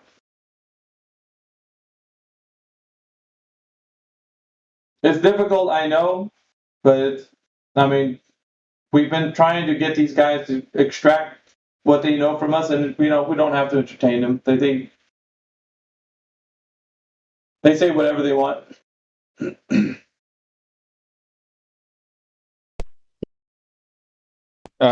Either approach. No, it doesn't. One way you're going to argue with your people in here. The other way you're not. Yeah, it should be the person talking should just be no. Some people are religious, some people are not. Some people won't even say, and so it doesn't matter. So not opposed to everyone arguing, but I get it. Yeah, because the moment you open up and say that what you believe, then your flat earther friend next to you is going to be like, dude, so what? I don't believe what you believe, and that's, you know what I mean? You just open a can of worms because you're trying to satisfy the guy's question. It's a non sequitur. You don't need to answer it. You never know. It could mean he might not ever know that a Buddhist and a Christian and an atheist all believe in the same flat Earth because I know because he doesn't. I don't know. I get it. He doesn't need to know.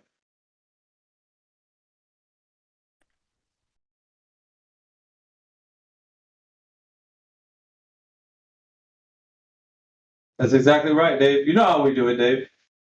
Been a while too. Hey, what's up, Dave? I haven't seen you in a minute. How you doing, sir?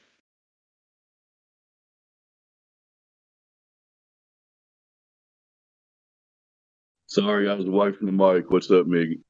Nothing much. I'm just saying what's up, man. I haven't talked to you in a minute. I was just agreeing with you. Staying on point, especially in this room, is critical. And I hear what you're saying. And once you stray off into beliefs, they can take you wherever. So, well, yeah. Even if I was telling Fuzzy because he's really thinking that that's the way to go, and I'm like, bro, if you answer this guy, if you answer the guy, yeah, but if you were to satisfy his question, that he wanted to know what you believe, and you're like, okay, dude, I believe in Christianity, and what? But when you say that out loud and you in a conversation, a room full of people with different beliefs, the other people in the room are gonna disagree with you, and they might even chime in and say, dude, I don't Fuzzy what. And so now you're engaging. Which is why I said, but this is why I said the way you phrase it, you just say, I'm not going to say, but some people are religious, some people are not. Has nothing to do with the topic. No, actually, you don't need to go that far. You just say it's a non sequitur because it's irrelevant to the topic. They don't even know what a non sequitur is. Then you tell them it's irrelevant to the topic. It has to be. I would agree. If they stick on it and say, well, you're not answering my question, I'm saying all it would be is that you give them an inch and take it right back. No. It's all in one sentence. You can't do that, man. Like I already told you, but Fuzzy, they are not. But I get it. I get it. But then you leave them no port because you already answered it. No, but your way is not going to work, bro. Because like I said, you did it already in this room, and everybody started chiming in. Like it's immediately when everybody started saying, "I'm a Buddhist, I'm a Christian, I'm a blah blah blah," blah. And then everybody started getting into something else. Only one person should have said, some people are, some people are not. I know, but everybody wants to feel like they believe in something different, so they're going to tell him. That's why. It opens up the room to, like, disagreeing with each other. It's a tactic, bro. Understand. I 100% agree. That's why I'm saying, and when you, listen, when you dive into the tactic, then you're going to be like, oh, I get it. Now I can tell him it's a non sequitur, it's irrelevant, because if I do get it, then I know that once I say what I believe, it's going to get the room to engage, and then he's kind of like in the background, like, oh, look at all these guys disagreeing. Like, Yeah. It's a tactic, bro.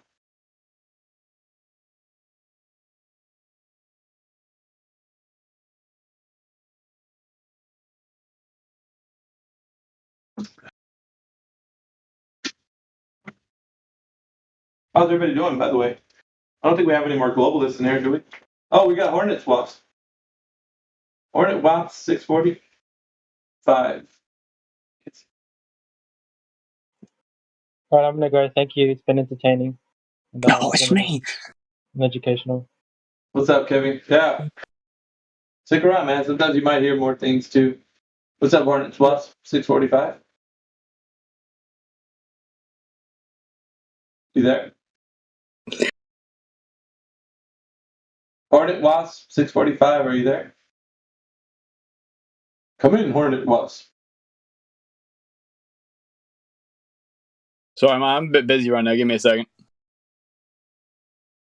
Yeah, no problem, man.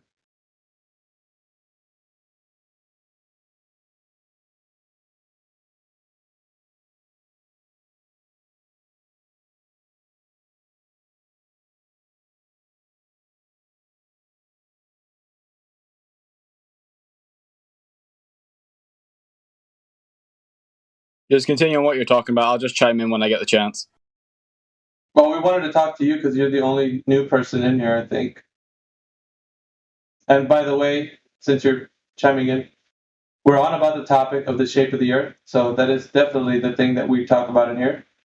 So, yeah, any other topic is probably not going to bode well. But we do welcome you to the server, however. And yeah, I heard what that sponge guy said, but the religious thing, that's just kind of dumb, not gonna lie. That's very irrelevant. Extremely. But I mean, of course, everybody has their own opinions of what they want to talk about when it comes in concerns to the shape of the Earth, and that's fine. But they will get addressed, and you know, you will hear an answer either way. But the answer was it was a non sequitur, irrelevant to the question. I believe rabbits are the only creatures that have more fun than people. You could be right, dude. Citation. Hey, Mickey, one question. They're always multiplying. Sorry, go ahead, Dave. Somebody brings up religion. The only religion that we should be discussing in here is the heliocentrum religion that most people don't know they're in. Well, I mean, it's what we try to get to most times. But a lot of people don't know that they are in a religion until they actually are shown that they are. And then at that point, the mind gets into a state of like, what is that word that I'm looking for? Disbelief. It's more like dissonance. Yeah, that could be the word. So wait a minute. You guys, I mean, we talk about the fact that we don't really talk about religion, but do we tip our hats to the fact that we're in a closed system and the lid to the closed system is the firmament? Yeah, there's a lot of hallmarks of it being what we claim it to be. As far as like what the biblical narrative is saying, it's in line. It's in line with that, but not in the fact of saying that we can state it as in a verifiable, empirical evidence. Because once you get to that, But there has been evidence, Mickey, of stuff being shot at the ceiling and stuff skidding across it. You can't tell me that there is not evidence of that. The composition of what it's made of, kilowatt. Kilowatt, is that your name? Yeah, Kiwi kilowatt, whatever. Let me talk and I'll say this to most flat earthers who don't know who I am, but I've always been one to be a realist and to be somebody about empirical evidence. So, and I do believe, like, not to entertain anybody else's questions about what I believe specifically, but I can tell you that I am a Bible-believing Christian. But at the same time, when I talk about that, it's separate from what I'm saying right now as far as like empirical evidence, because of the fact that I want to show people that outside of their beliefs or whatever background they come from, and I want to show people in the physical earth that we are on that you can demonstrate certain things. That being said, you can't go to a place that hasn't been verified.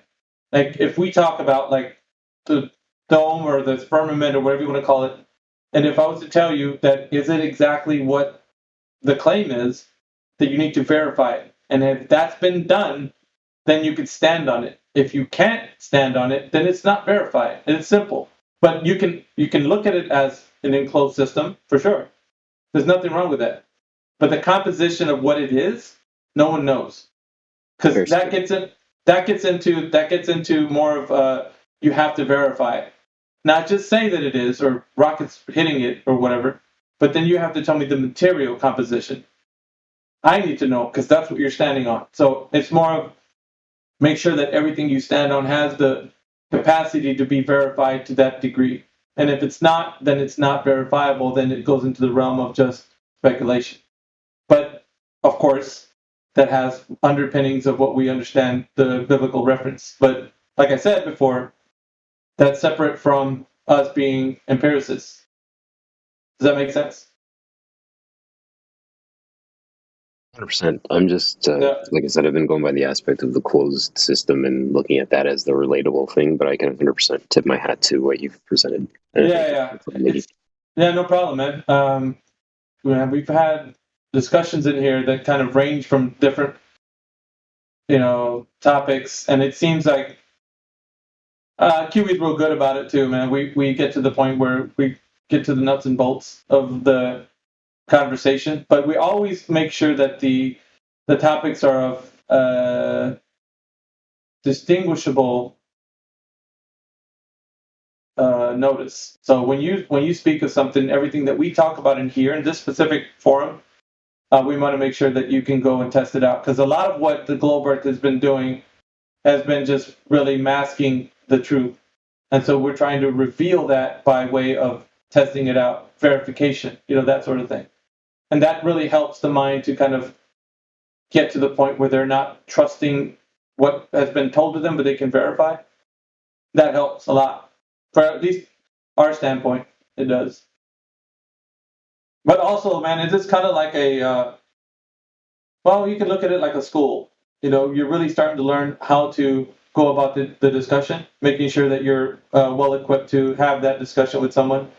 There's an art to the conversation, and it's riddled with like different ideas and ways to actually form the argument, and it's also riddled with like weed questions. I call them they're weeds. You get off into the weeds immediately if you take the bait. And you weren't here, I don't know, Kilowatt, but there was a lady and a guy that came in there earlier, and I asked them for the evidence of the shape of the earth, and they said that the lady came up with the idea that it was from the Titanic. She went straight to the Titanic to see that that's how you can provide evidence that the earth is a globe. And the gentleman said that it was the moon landings. The moon landings was the evidence, or the lack of, how do I know it was a set or whatever. But yeah, those were their evidence. That was the evidence that they brought to the table. So if I was to indulge that conversation on either fronts, I would be entertaining non sequitur red herring. However, I could destroy it on its face by looking at the evidence and that, but there really isn't much to talk about when it concerns to like what they were presenting. So I mean, I could really just bypass it and say like, we really need the radius, diameter, and circumference. Has that been presented? No. Okay, how can we get that? Sort of thing. So, yeah, these little kind of I don't know what you want to call them, little side topics or whatever. Like they just can't go when we talk about truth. We really have to get people to start to think about what the reality in which they live in. So that's it. Just get them to talk about the actual values and how we know the earth to be what it is.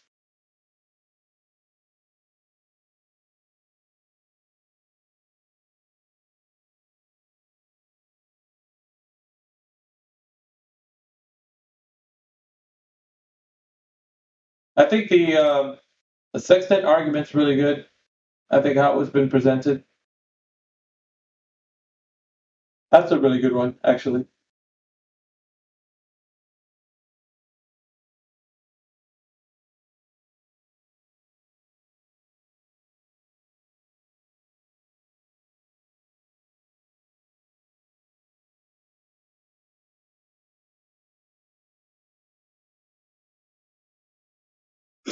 Now, here's the sextant. How you gonna get a curved?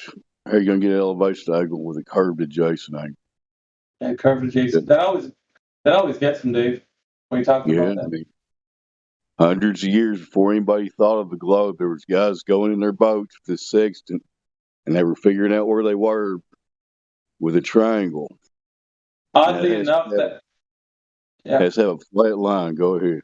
No, oddly enough, that's been the argument for the past couple months. The sextant argument for the globe. This one character that was in here I was listening to, I think I chimed in too. He was trying to say that his topic was about the sextant, but it had nothing to do with the shape of the Earth. And I'm like, that's a bunch of baloney, dude. You're in here because you want the sextant to solidify your globe Earth claims. And so he was trying to say, "Oh, I'm not in here talking about the shape of the Earth. What are you on about?" I'm like, dude, then what are you in here for? This forum exists to talk about the shape of the Earth. Like, you're in here talking about just the sextant, man. Go to a nautical channel somewhere, man, talking about sextants only. We're not interested in that. We're interested in how you think the sextant actually relates to the shape of the Earth. Yeah, but they had to come up with some more impressive mental gymnastics to take the sextant to the middle of their ball and get a straight line from the middle and all this other bullshit. Instead of just you're on a level horizon and you're measuring a level plane. All these arguments, all these arguments are built on the presupposition, that the Earth is a globe. But there isn't not one soul out there that could withstand the question. Radius, diameter, circumference. Present that information in a way that we can verify it. Simple. Easy. This would have been over with, Dave, but I guess not. Well, like we've said many times, we wouldn't exist if that correct answer existed. You know what I mean?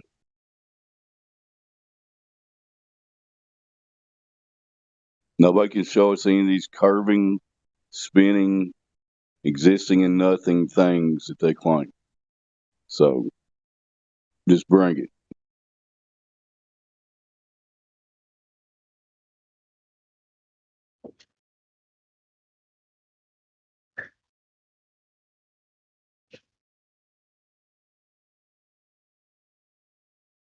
Somebody else keep talking. I go mute. This is Dead Air Dave at 24/7.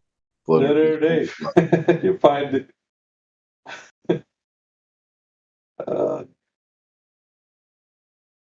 Yeah, I don't think we have any more globalists in here. At least they don't want to come in here when I'm in here. I find it interesting. There's no problem with it being a ball flying through space, potentially getting smacked into by some other big rock and wiped out forever. But the idea of being on a firm, stationary, enclosed, protected place is scary to them. Yeah, I could say the things that they laugh about and at the same time they believe it's the same thing. Like, think about this. They believe there's an edge to the universe, but not an edge to the Earth. They laugh at that. But there's definitely an edge to the universe. It's like, dude, how do you know that? Either one. You don't know. It's amazing.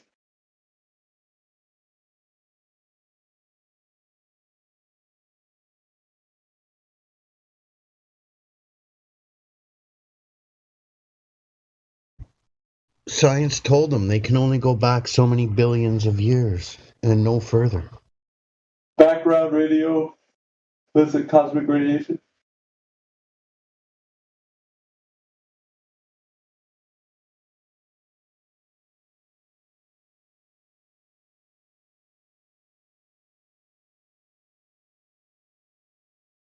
Yes, sir. Yes, sir.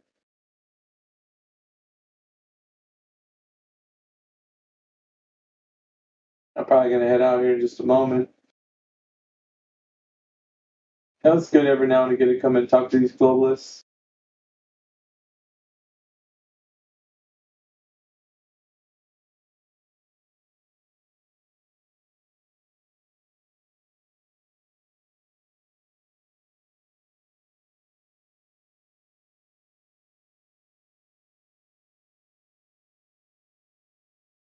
So there's some new people in here though. Tim, I haven't seen you in here, so I've seen you just recently since I've been popping in here.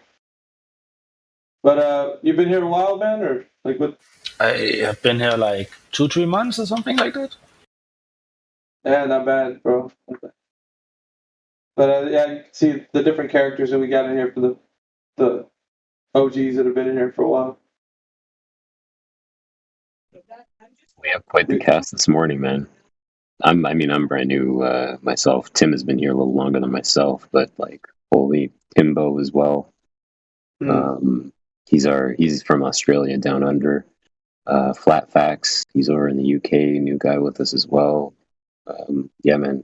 And Miggy, I think I just interacted with you for the first time the other day, and it was an absolute pleasure. So thank you for holding down the fort all this time, man. Yeah, bro, I'm gonna tell you, we suffered, like, there's been like a guy that took over a server one time, and we had to take it back from him.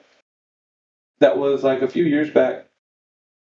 But other than that, we've been at it like hard, intensely, and sometimes it gets ugly in here. Sometimes it feels like we can come at each other, but for the most part, I think we know why we're here, and that's to expose the lie. And we do it because we care about humanity. We want to wake people up to the truth, and we don't stop. Like that's another thing. We are persistent. And we know that the globalist mindset is just it's prevalent, it's out there, and it's continuously like bombarding us with little mind tricks. And I'm one to I cut through the crap cake, dude. I don't, like now that you've heard me, then my style, what I do, I expose it for what it is, and then I just destroy it. I dismantle it. And it's simple because you don't need fluff, you don't need hype, you just tell them, present the evidence, and you tell them what you need because they're like, well, I don't know what you need. What do you want me to present to you? It's simple. Radius, diameter, circumference. I want you to tell me how we got the measurement to the curvature of the Earth, 8 inches per mile square. And then once you do that, give me that information so I can go and test it out because obviously what we have currently is not doing that. So once they do, I highly doubt, there's a very small % chance that they might even attempt to do it, but no globe earther has ever really just said, man, you know what, I went out there, I tested it, it measures to be a globe. None of them. There's not one single person that's ever done it. You got a lot of, a bunch of pretender clowns, like QB would say, that do YouTube channels and like to stand on behind their little computer screens, and say, oh, look at these flat earthers. How can they believe the earth is flat? And they got their following and all that. And I know they do. I don't need to come at any single one of those guys. Let them stew in their own juices. You mean like Professor Dave and his bum buddy, Fight the Flat Earth? Yeah, we've dealt with him, personally. He's actually had interactions with us in the beginning. And we thought it was beneficial to kind of get into it with him. At this current time, I don't care what that bloke does. As far as I know, he can continue to think the earth is whatever he does. And, he actually, what he does with this, forum is he drags other flat earthers into his little lair. And he wants to have them on his platform so he can do what he wants. And it just 24/7 Flat Earth has always been proud to bring people onto this forum because this is the forum where people are given the opportunity, like I did with these people in here, to present their case before the council. I would consider the peers in here to be the council. Now they can present it and have it scrutinized by us, and us be able to say, okay, we've checked it out ourselves too. It works. Or, okay, we checked it out and you're full of crap. None of this is worthy. Knights of the Round Table. That's what it's all about, right? But if we go to their playground, it's like their fun house. We don't have a chance. Yeah, you go to the madhouse, if you go to the crazy house, the crazies are gonna beat you up. Yeah, that's what they want. They want us to go to their playground. It's we don't need to go anywhere. We just need to stay here, keep presenting the truth. Anybody that comes in, and that's it. And for one thing, one thing I dislike most above anything else is when somebody claims to be a flat earther and they start talking about concave Earth or some other derivative thing where it's taken away from what flat Earth is, and I just won't have it. I will call them out. I will expose them in front of. Like, you're not going to be in this server claiming to be a flat earther and then, oh, leave him alone. He's a flat earther. He's like you. No, he's not. And he's going to get exposed because of it. Because you're using this forum to catapult your ideas into it, and it's not going to happen. Everybody in here has been diligent to be like on the flat earth because they know that is the 100% truth of what the earth in which we stand on is. So once we get off of that and go into, it could be concave, then you've done lost. Like, that's all we need. Yeah, I mean, you're pretty much, your goose is cooked. And I'm thinking, if somebody does come up in the future and start to say, I lean more towards concave, well, you better be, coming with some facts, bro. I need to see some evidence. Like, and not just, don't show me no pictures. You know exactly the standard that I need. Because I told you before. Radius, diameter, circumference. Now, if you're saying concave, it's the same way, just only inverted.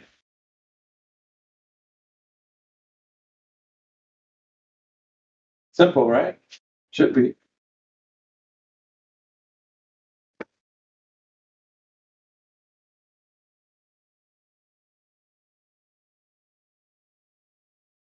Demetrius Jones just left.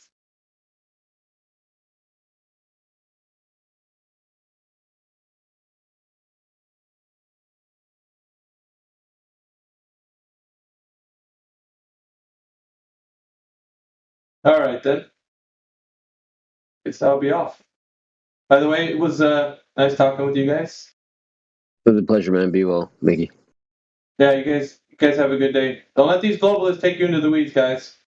Don't do it. Don't do it. See ya. Be well.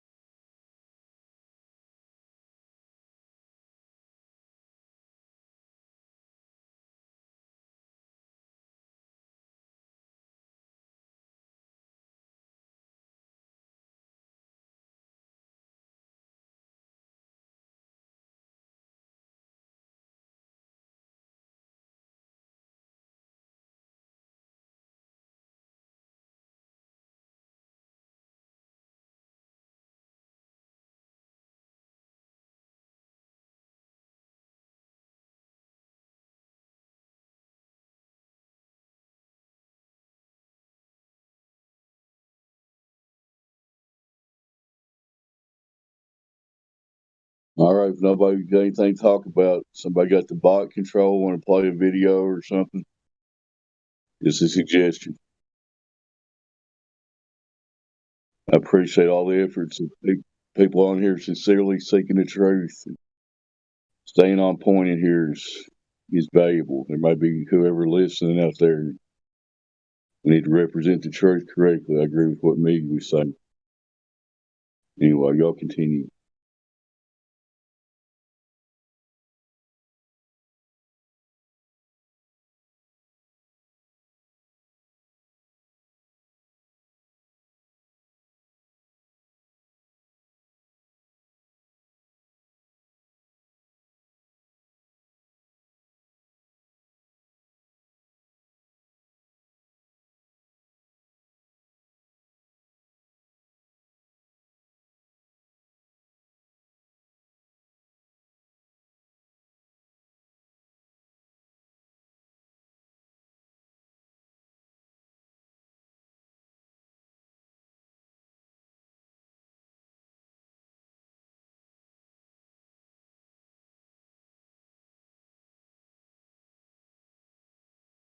Okay. Right. Do you think you're brainwashed? I don't think so. You don't think so? No. Do you think all your thoughts are your own? Yep. Think you've got a grasp on life and you've got the answers? I think so, yeah. You think so? Yeah, yeah. Turn round for me. Right. See this body of water here? Yeah. I'm going to give you 3 options to describe the surface of it for me, right? Okay. I'm going to give you an arc, or a straight line. You pick one of them to describe the surface of that water. Okay, straight line. Straight line? Yeah. Water finds its level? Yeah. Always. Use it in construction. We take it for granted. Yeah. If I extended it to 4 times the size, Yeah. how would you describe it? Be the same. Flat. 10 times the size? Yeah. 20 times the size? Yeah. 100 times the size? Yeah. What shape's the world? Round. How can you have straight lines on a round ball?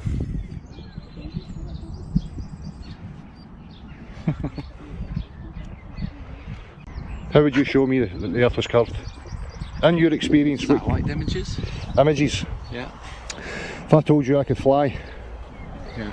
but I can't show you here right now, but when you go home I can show you on YouTube on a video, would you accept I can fly? No. Why would you accept that then? How can you go both ways around the world then? What do you mean? If you keep going, you come back to where you started. So you're the North Pole, right? My compass is pointing towards you. This is just theoretically, I can show you this, right? So as soon as I start moving this way,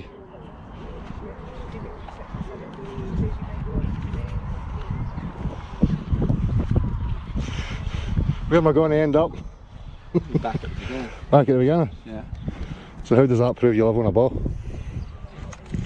If you believe the world's a ball, Yeah. give me the best thing that you can think of to convince me, through your experience, that you can show me as another man and convince me that the earth's a ball. Go for it. Mind what I says at the beginning here, we're trying to highlight brainwashing. And I'll tell you something, right? I go to universities, I go to higher education students, I speak to engineers, I speak to everybody, and see when I ask them these questions, I get the exact same response. Now for me that should show concern, that you're believing something that you don't really comprehend. That's what a cult does to you. So, I'll give you the opportunity, convince me it's a ball. Best thing that you can think of. Best thing I can think of.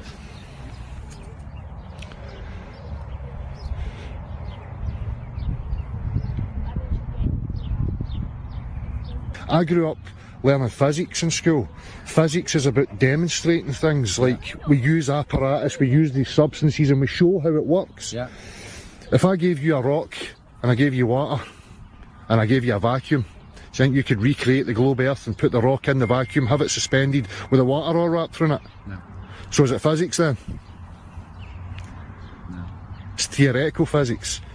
It's language that's been created to explain the image that they've gave us.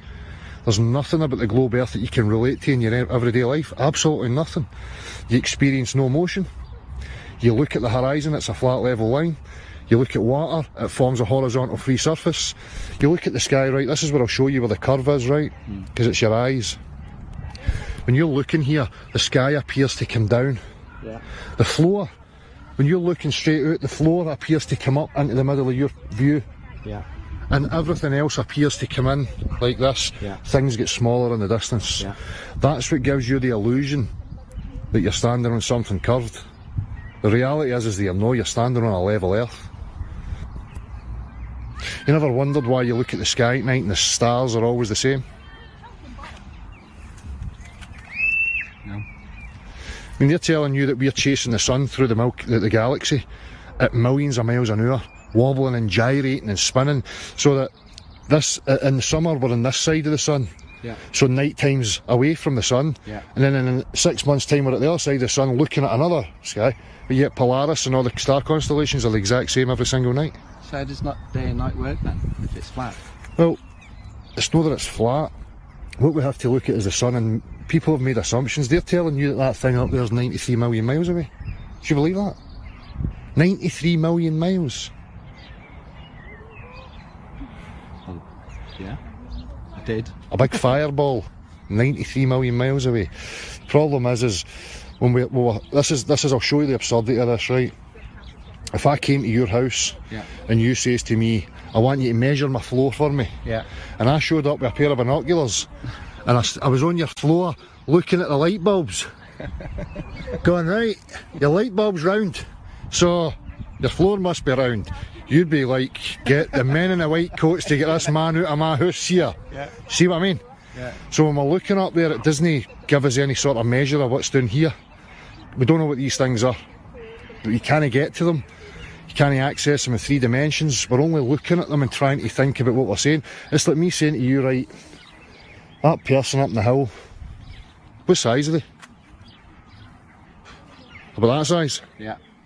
Tiny. Unless you can get to them. Yeah. And access round them to know the full dimensions of them, you're never going to know, are you? No. Yeah. Right, so it's the same with these things. So theoretically, if that's local, closer, you know, just like if I had a torch here and it was dark and I moved it away, then this would become dark now and the light would follow wherever the light goes. See the pond? Yeah. This is just a possibility because I can demonstrate this to you. Yeah. If I put land masses in the pond, we'll say, right, there's Africa, there's Europe, there's South America. Yeah. Then I've just created a scale model reference of the pond that we could possibly be living in. And it's contained by a perimeter of some kind. Could be ice. People theorise that it's an ice continent. Like Antarctica actually encompasses us. It's not like a wee landmass at the bottom of a ball. It actually circles us. People, you know, theorise that beyond our pond, so imagine this is our pond, yeah. And then you had a channel that went somewhere else and there was another pond. There's other ponds round about us, and this is where the whole notion of extraterrestrials comes in. Because an extraterrestrial just means extra land, yeah. Extraterrestrial. Yeah. So there could be people that look like you and I in ponds all round about us and they don't even know we exist, we don't even know they exist. But one thing's for sure is there's no life up the way, because you can't get out and beyond. Or the point I'm trying to show you here is that there's a massive difference between what you believe and what we can, as human beings, can actually demonstrate to each other. Yeah. I go with what we can demonstrate to each other because I know that's real. Yeah. What I'm seeing on the TV and what these people are telling me, if they can't demonstrate it to me, I'm not interested in it. It's a religious nonsense. It's a brainwashing mechanism. And I'll give you a reason for why I think, right, if you tell human beings that there's a fence around them, what do you think human beings are going to act like? What would a human being do? If I put you in a place and there's a fence around you, right, so how do you avoid that? There's no fence. Put you on a ball. Because on a ball, yeah. there's nowhere to go. Yeah. And you'll never think about it. I'll get back to the first question again. Do you think you could be brainwashed?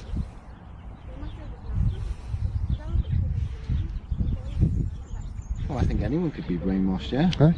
Well, if you tell me you believe something and then I ask you for your reasons and you don't have any, yeah. That's brainwashing. Yeah. Because you believe it, you don't know why.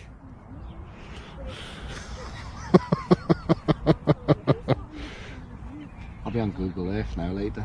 Good. That's what you need to do. That's what you need to do. And beware of propaganda. As soon as you start looking at this stuff, YouTube and Google are going to feed you shit saying flat earth and flat earth ridicule, and it's all nonsense. People like me don't make the claims that they're telling you we make. I'm just a skeptic. I always say to people, I believed I lived on a globe for fucking 30 odd years of my life. Yeah. I'd need... What made you doubt it then? Because I tried to prove it.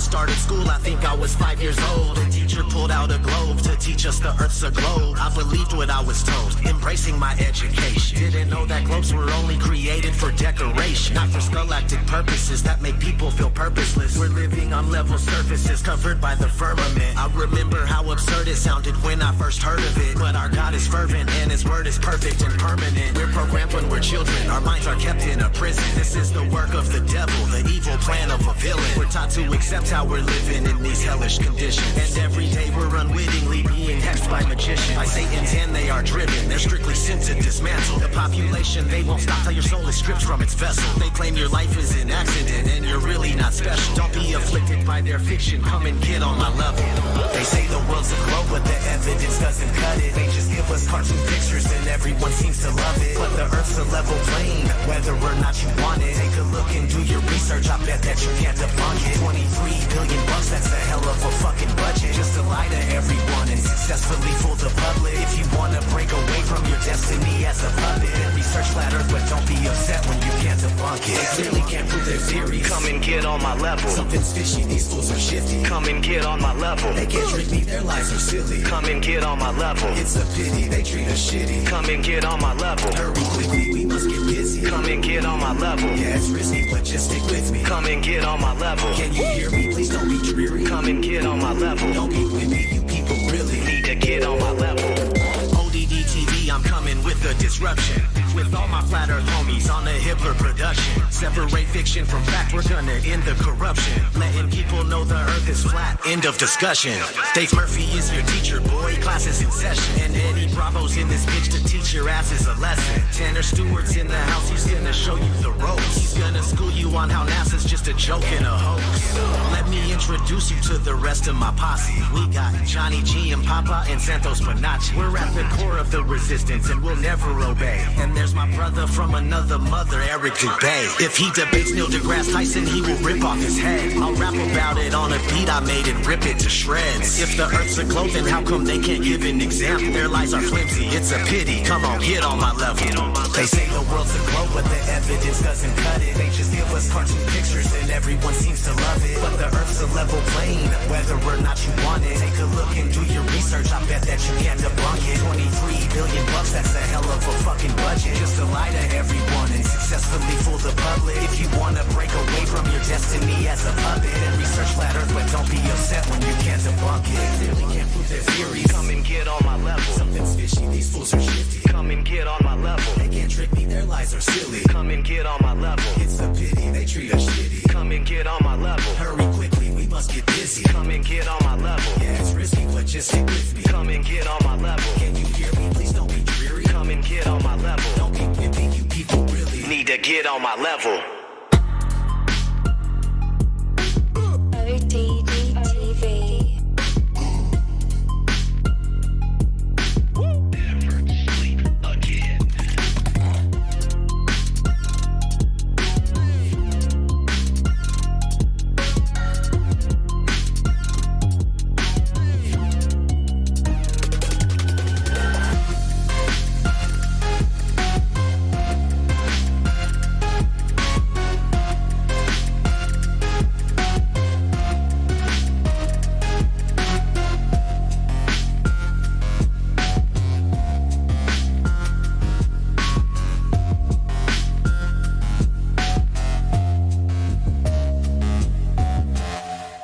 Brutality.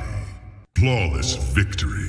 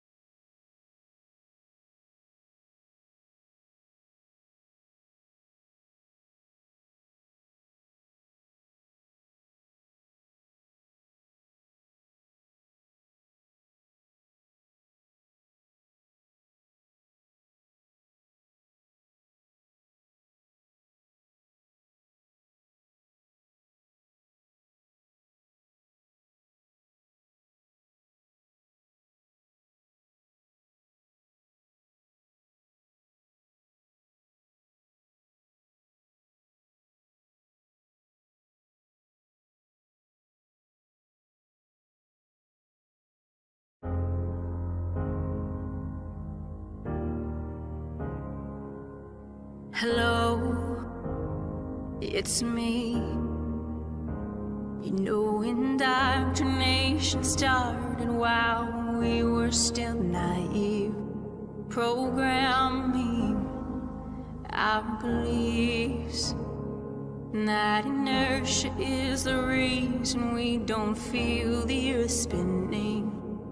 Hello, can you hear me? Did you ever stop to question the confession of gravity as a theory? Funny thing, force alone can be explained with buoyancy and density. The sun is closer than what they've told us, not 90 million miles away. Hello from the inside. I'm here to tell you not to lie. And there never was a space probe, and those planets you've left so wandering stars. Operation Fishbowl. There never was a South Pole. We're surrounded by walls of ice, and we clearly live inside of a glass door.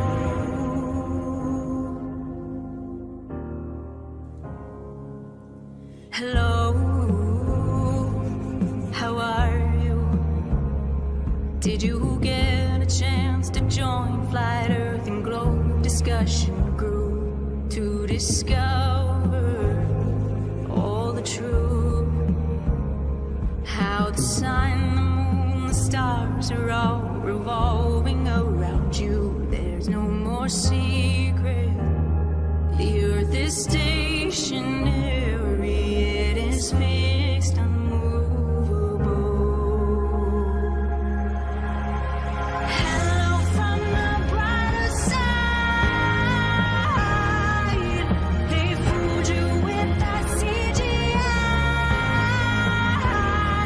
While sending rockets into the sea, and then faking that life ISS feed.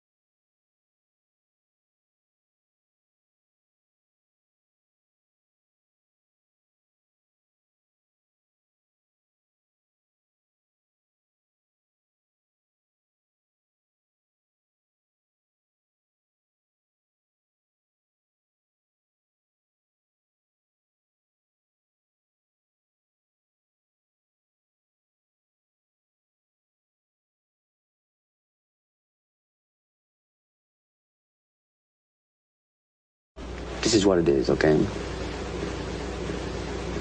I said, empty your mind. Be formless, shapeless, like water.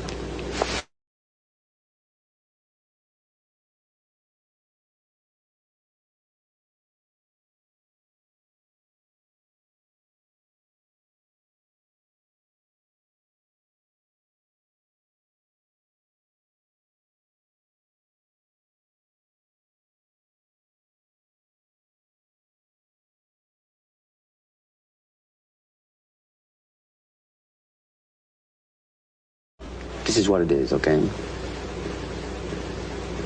I said, empty your mind. Be formless, shapeless, like water. Now you put water into a cup, it becomes the cup. You put water into a bottle, it becomes the bottle. You put it in a teapot, it becomes the teapot. Now water can flow or it can crash. Be water, my friend.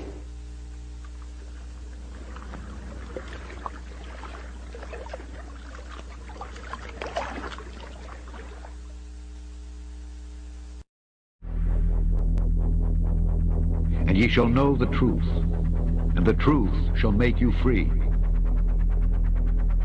You're in a fight with somebody and you hurt them, the objective of the fight is not to back off and let them recoup. The objective is to smash into oblivion. But the law says if you made a mistake, you rescind. Whose law said that? The law of the United States? Yeah. Or who controls the law of the United States? Legislatures. Yeah, legislators that have their whole own agenda.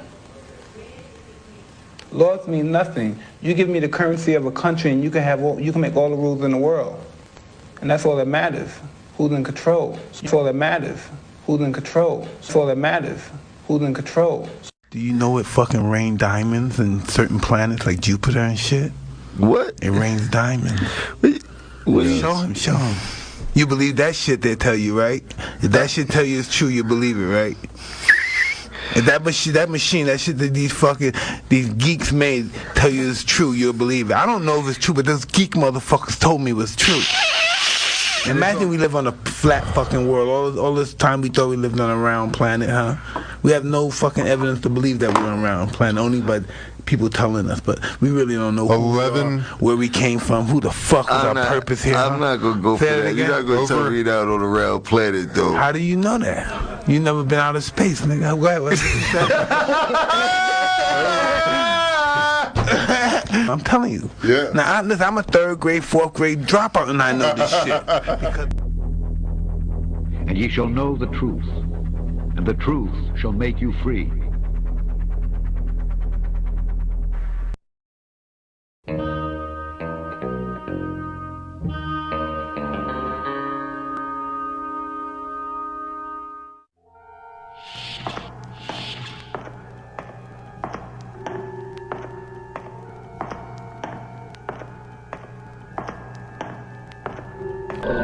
Serving on board a starship sure provides ample opportunity for real space exploration. I'm interested in rogue planets. They're exceedingly rare, especially ones with an atmosphere. It's amazing, isn't it, that we've come across a rogue planet drifting through the sector. Yeah, and did you hear? There are animals living on that rogue planet. Really? I know there's a survey team running scans on the surface, but I hadn't heard that. Well, they detected there's life down there, and some life forms are animals. Huh? I guess that makes sense. I know. Imagine that. Animals on a rogue planet. How amazing. Excuse me, crewman, I couldn't help overhearing. Yes, sir? The argument you are employing, Mr. Walking Bear, is not logical. In fact, It exhibits the formal fallacy of the undistributed middle, a syllogistic fallacy. The argument seems to make sense.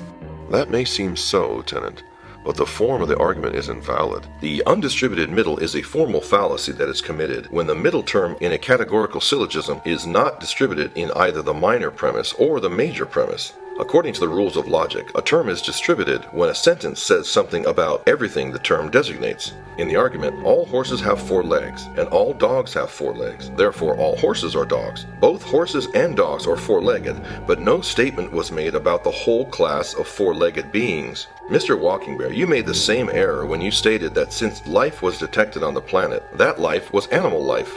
Your argument went thus. There are life forms on the planet. Some life forms are animals. Therefore, the life on the planet is animal life. That is incorrect reasoning.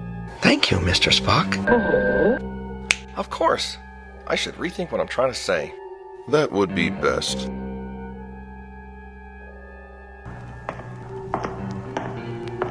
Even if an argument seems to make sense, it cannot be valid unless the form is valid, and that it does not exhibit one of the logical fallacies, such as the formal fallacy of the undistributed middle.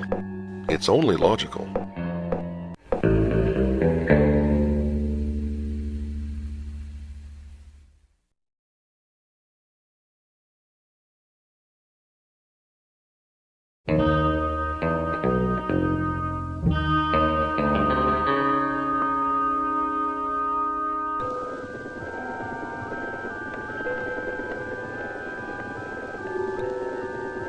I hear you're doing the geology surveys of the planet's surfaces differently, Hans.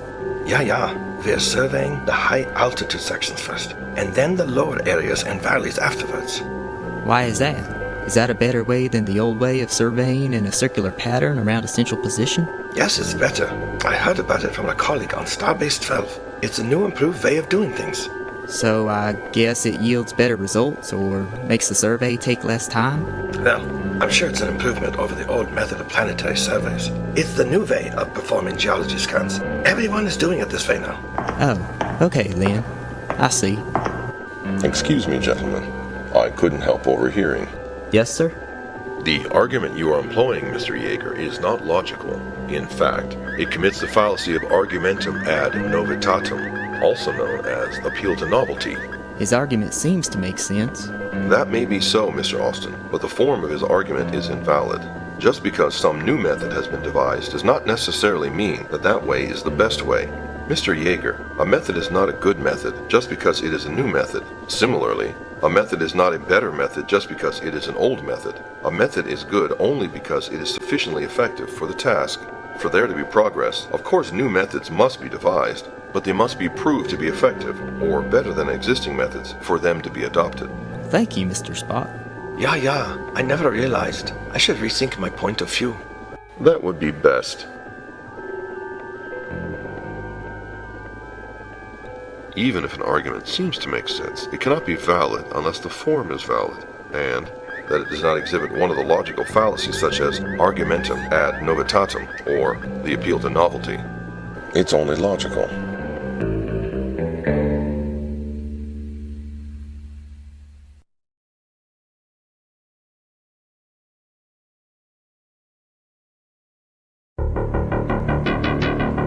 And ye shall know the truth, and the truth shall make you free. Do you believe the Earth is a sphere? The answers you get might surprise you. The curving horizon, the sloping sea level, the spin of the Earth. Unless you can see these phenomena with your own eyes, they may not be true. Unlike what we've been told in school, the Earth looks like a snow globe, round but not sphere. The North Pole is at the center of most flat Earth maps, with the ice of Antarctica holding everything in. The round or spherical Earth theory is propagated by some conspiracy. And the number of people who think so is growing. Millions of people still believe the world is flat. And it's the subject of tonight's special report. WCIA3's Aaron Eads is here with us now. And Aaron, as far as conspiracy theories go, flat Earth theory is actually getting pretty popular. Yeah, believe it or not, the number of people who believe the Earth is flat is actually growing. Scientists might have an idea of why that is, and it's worth talking about. And what better place to do so than one of the flattest places in the country, right here in central Illinois. It doesn't get much flatter than this. Geological survey data shows Douglas County is the flattest county in Illinois, which is the second flattest state in the whole country. On a clear day, it seems like you can see forever, but you can't. Through the eyes of a person of an average height, the horizon is about 3 miles away. But that's it. You can go up higher to see a greater distance, but you'll never be able to see the whole world no matter how high you get. But there are ideas that this is a sham. NASA, a fraudulent organization bent on siphoning your tax dollars. The moon landing didn't happen. Those iconic blue marble images seen from space, fakes. You start seeing words like composite or animation or something that tells you this is not an actual photograph of the Earth. The biggest concern with the flat Earth movement is how fast it's gaining steam. All right, fascinating stuff. All right, Aaron, thank you. Very interesting. Well, new this morning, all our lives we've been taught that there's little doubt that the Earth is round, of course. We've seen the images from space, but not everyone's really convinced. There's a whole group of people who are not convinced. Denver 7's Nicole Brady joins us live this morning. And Nicole, a conference dedicated to people who think the Earth is flat kicks off today. There are some variations in what flat earthers believe, but some common themes are the Earth is not a sphere, as you said. It's not moving. We are not spinning on an axis or revolving around anything. And they don't really believe in space. Some flat earthers are biblical literalists, believing the Earth and everything we see when we look up in the sky exists in sort of a dome. That's the belief of organizer Robbie Davidson. He does not believe that there is a vast government conspiracy to hide the truth from us, but he does believe that mainstream science deliberately hides a creator or God. And he says it's become taboo to question science. They become authority figures that are so high you can't even question them. And I think it's dangerous for anybody to be at a point where they can't be questioned or critiqued or looked into. The billboard for the convention just went up along E470. People can go there, be uninhibited about their beliefs, what they think. They can discuss it openly and freely. As a pilot and engineer, Bob used to think it was crazy.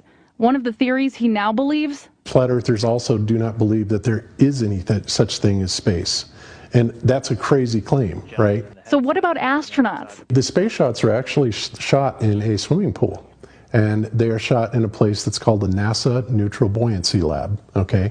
And in this Neutral Buoyancy Lab, they have a full-size mock-up of the ISS.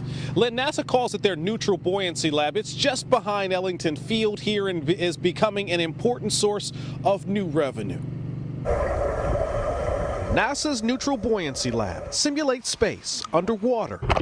In a pool 4 stories deep and so wide, we saw astronauts floating on one full-size International Space Station replica. Bob knows this is controversial. He welcomes debates and says, investigate it yourself, do your own research. That's what matters. If you are curious about the international conference, make sure to visit us online. We have more information there at cbsdenver.com. Live in Denver, Jamie Leary covering Colorado First. But I would say that people should have a better understanding of why it is they believe what they believe. The answer really is because all the smart people say so. And that should never be your baseline of why you think something is or is not true.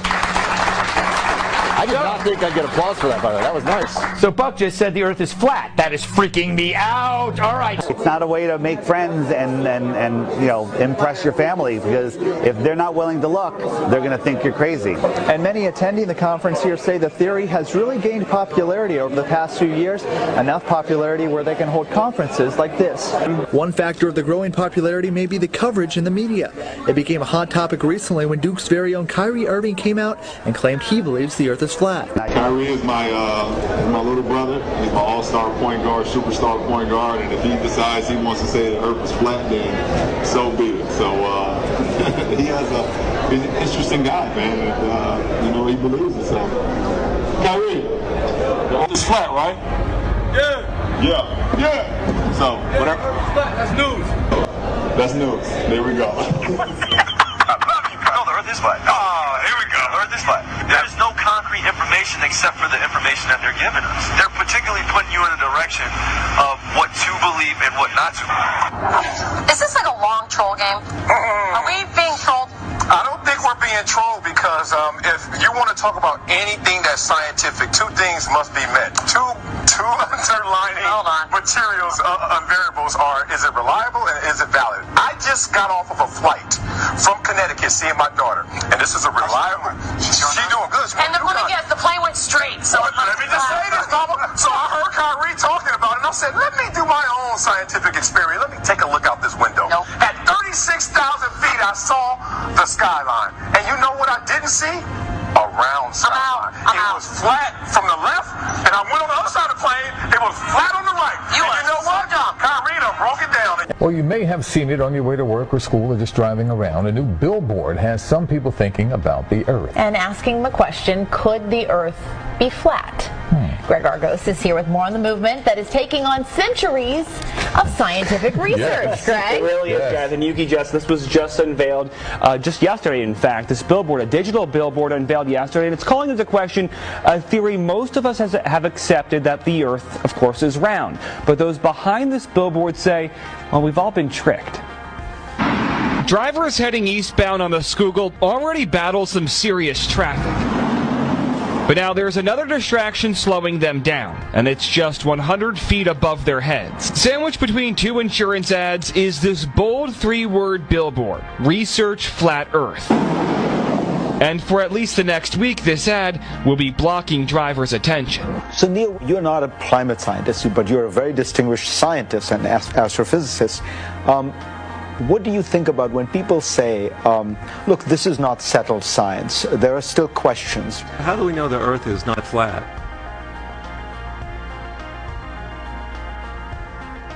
We don't. It's flat. And flat earthers admit while many will say their beliefs are ridiculous, they believe the theories and conferences like this will continue to grow. Probably most people who hear about it will laugh at it, think we're idiots. We're not idiots. We're intelligent people from all walks of life and all ages. In Cary, David Hirsch, CBS. And ye shall know the truth, and the truth shall make you free.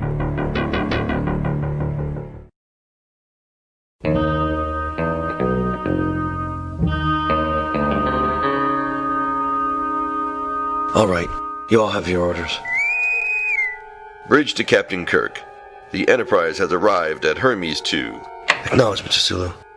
Assume standard orbit. I'm on my way. Let's go, Scotty. Aye.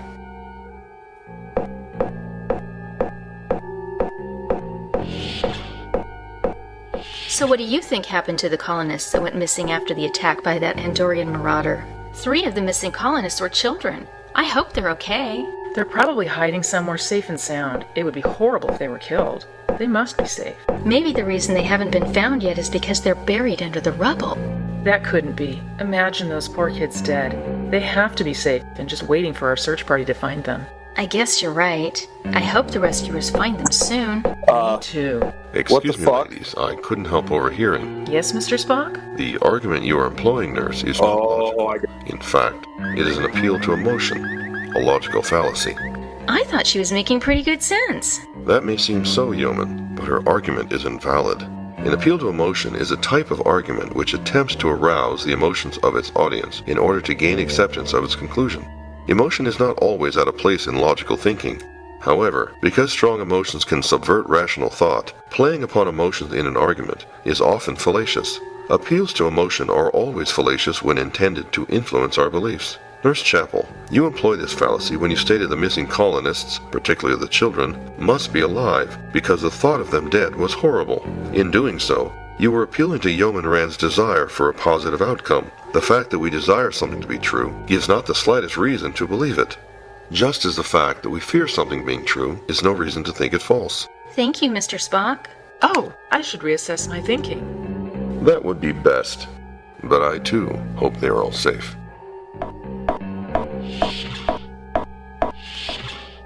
Even if an argument seems to make sense, it cannot be valid unless the form is valid and that it does not exhibit one of the logical fallacies such as an appeal to emotion. It's only logical.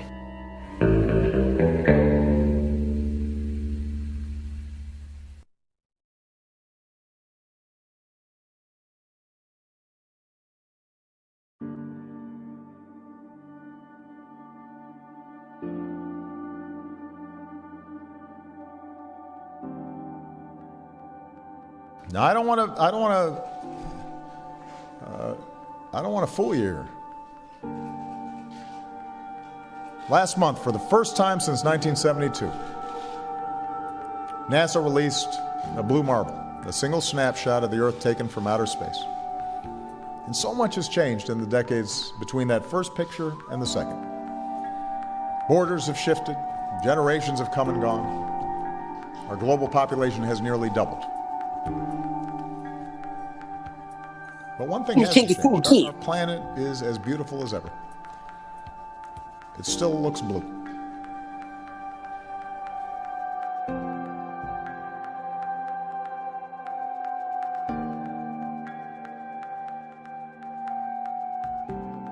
In 2002, Blue Marble 2.0, NASA's Rob Simon made this. And it had wide appeal too. For example, it ended up as the default background on the iPhone. I didn't even know until I bought an iPhone and turned it on and kind of did a little happy dance. Simon's job is... It's primarily taking data and making pictures out of it. That's what this is, a composite of data sets from several different instruments translated into a picture.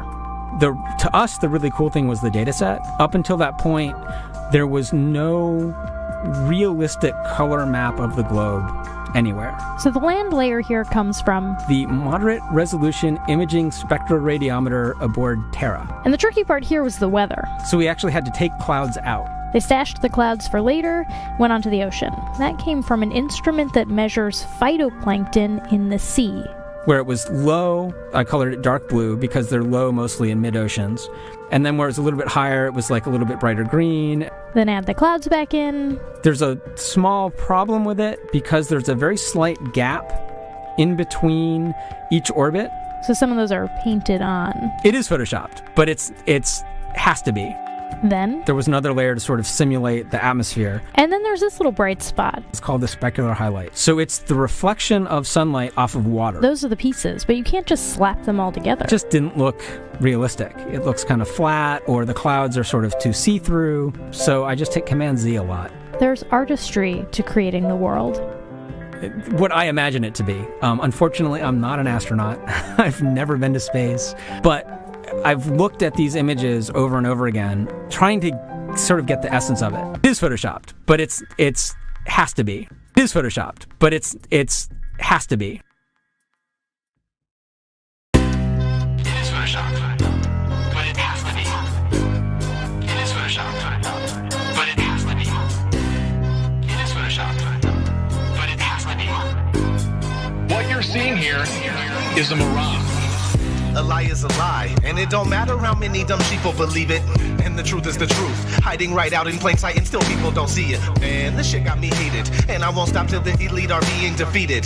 They keep us deceived about everything that we think, and they keep it a secret. What we're taught is not conducive with reality. Big bang, evolution, and there's gravity. I tell the truth, and then these motherfuckers laugh at me, telling me the earth is photoshopped because it has to be. Most people accept the deception happily, but what they're doing to us all is a tragedy. God created the heavens and the earth in a verse, but we're living in a Freemasonic galaxy.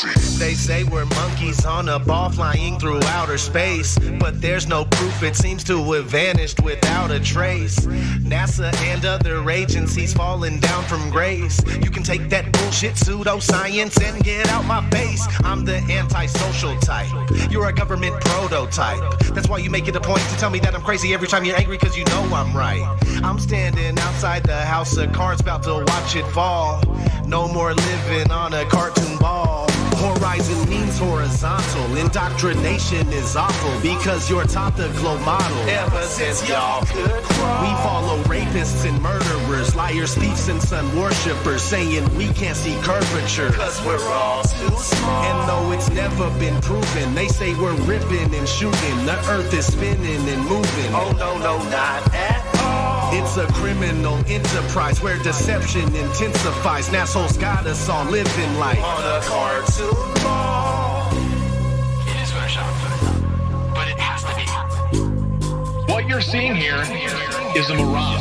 They say that we went to the moon 6 times, but pure BS is the way that smelled. Now they're telling us that we can't even leave the planet because of the Van Allen radiation belt. Yeah, okay, sure. NASA, what you lying for? You lying now? You lied before. I can't take this anymore. The only thing they took to space was your imagination. Fake aliens are coming, now they have you waiting. We need to do something about it, no procrastination. Trying to cause the masses to awaken, that's the path I've taken. But you can see if you check all the percentages. So many people having cognitive dissonance. But that's what happens at the loss of your innocence. Then you get involved with all of this wickedness. They try to do all the humans this way. So are they just idiots? Who is to say? Conditioned by the television, it makes your decisions, opinions, and you just obey. Stuck in the material domain of Satan, where everything in each and every day is pagan. Mandela effect, cause the game is changing. People waking up and now the cage is shaking. The earth is flat, and that is a universal fact. If it isn't that, then tell me where the fuck the curve is at. They tell us that we can't see it because we're all too small. And now we're spinning on a cartoon ball. Horizon means horizontal. Indoctrination is awful because you're taught the globe model. Ever since y'all could crawl, we follow rapists and murderers, liars, thieves, and sun worshippers, saying we can't see curvature cause we're all too small. And though it's never been proven, they say we're ripping and shooting. The earth is spinning and moving. Oh no, no, not at all. It's a criminal enterprise where deception intensifies. Assholes got us all living like on a cartoon wall. It is the world that has been pulled over your eyes to blind you from the truth. Like everyone else, you were born into bondage, born into a prison for your mind.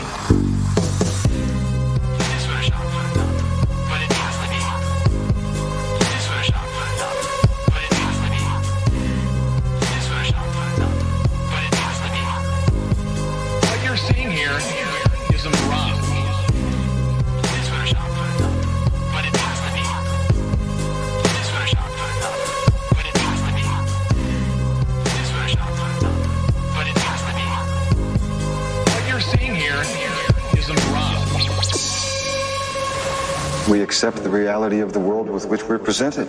It's as simple as that.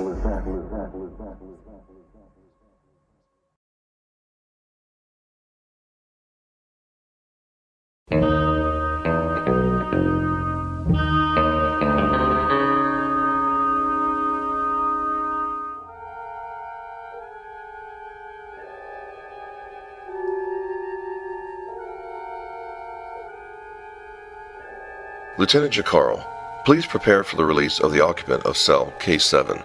Yes, sir. I will take care of that right away. Harry, I find that small, valuable items such as spick and flame gems or flasks of Antarian glow water are excellent items to sell. Ah, Cyrano, why do you say that? Well, because everyone thinks that they are. Ask any person and he'll agree that small, valuable items are excellent items to sell. You are wrong there, Cyrano. You are using the ad populum fallacy by saying everyone knows that small items are excellent trade goods. That's a logical fallacy, so you are wrong, sir. So, small, valuable items aren't excellent trade goods? No, they cannot be good products to trade in, my good man. Your argument was invalid. Thus, your conclusion can't be true. Simple logic, sir. Oh, all right then. I guess so. Mr. Mudd, Mr. Jones, I happened to overhear your remarks. Yes, Mr. Spock.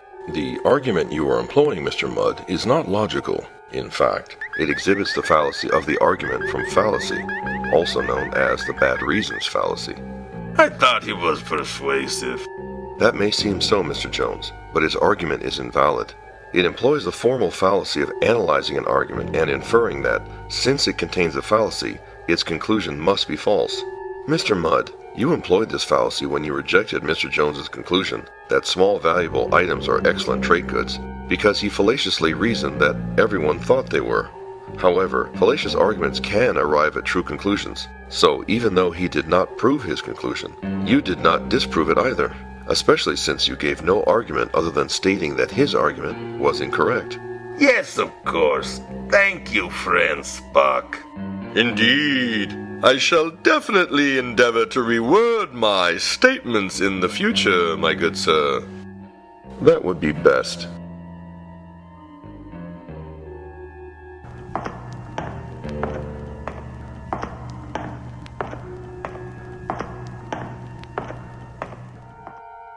Even if an argument seems to make sense, it cannot be valid unless the form is valid, and that it does not exhibit one of the logical fallacies, such as the argument from fallacy or the bad reasons fallacy. It's only logical.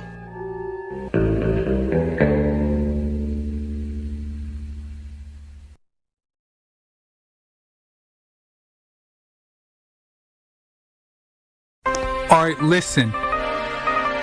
If I was to tell you 3 simple questions, would you be able to answer them about the globe? Do you think? Potentially, yeah. Okay, 3 simple questions. How have they measured the curvature of the Earth from ancient times up until today?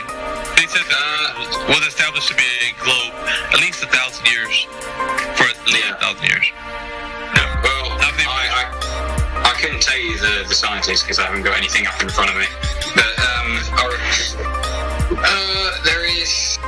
there's some scientists who used a mountain and also a lighthouse. It was somewhere in Egypt or something. And he basically went up. He knew the distance between these 2 points, went through them to sort of figure out the distance between the top points, the bottom points, and then sort of work out the curvature of the Earth.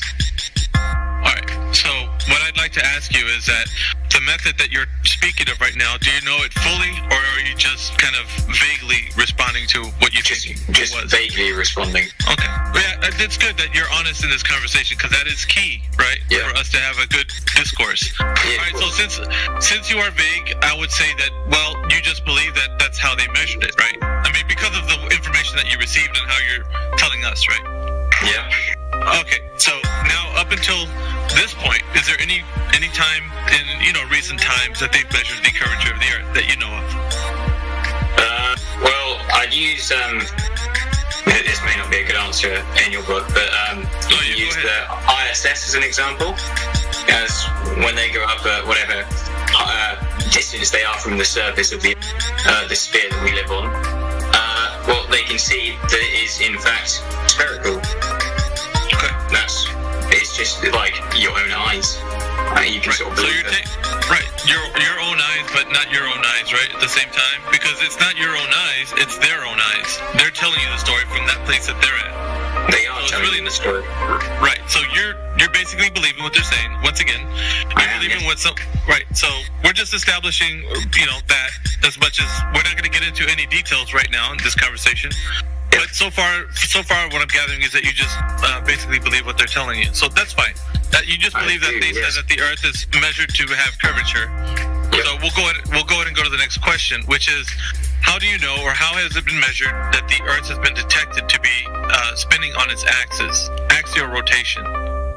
So what method do you know of that we can actually do, or has been done, that detects axial rotation?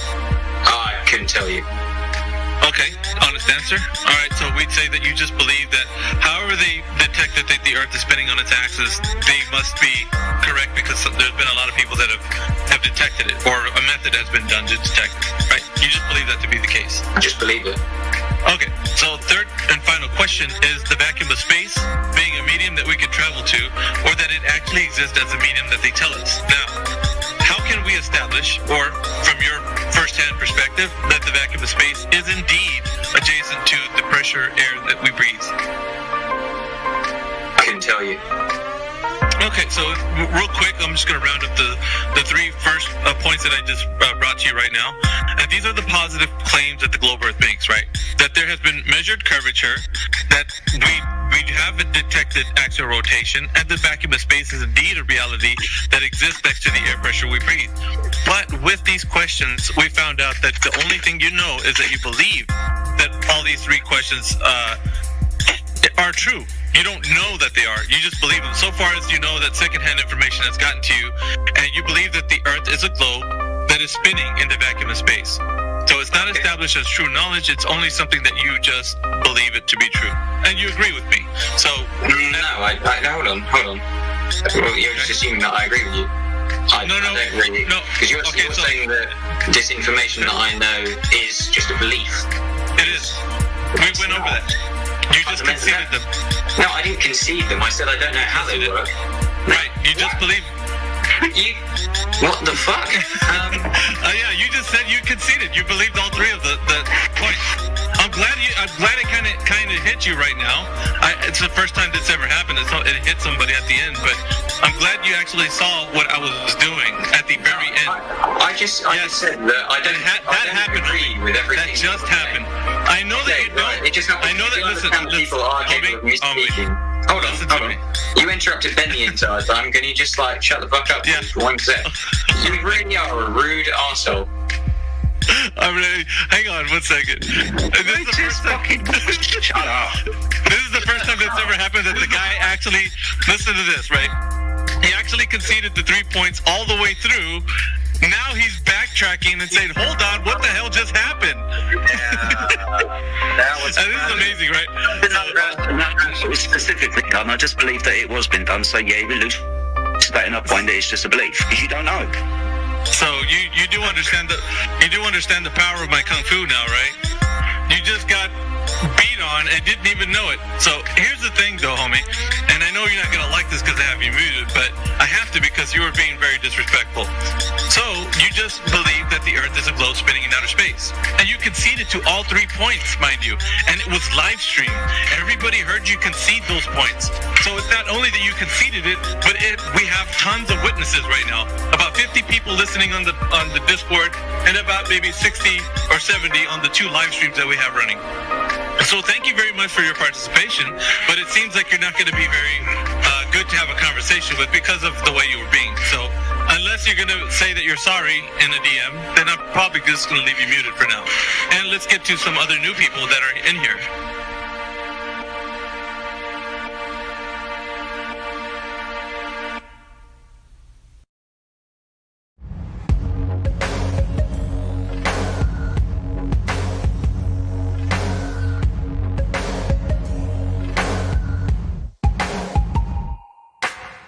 Massive shout out to Quantum Eraser YouTube channel and Quantum Eraser himself for this concise explanation of the Black Swan argument. I'll put a link to the Quantum Eraser YouTube channel down below. Subscribe today.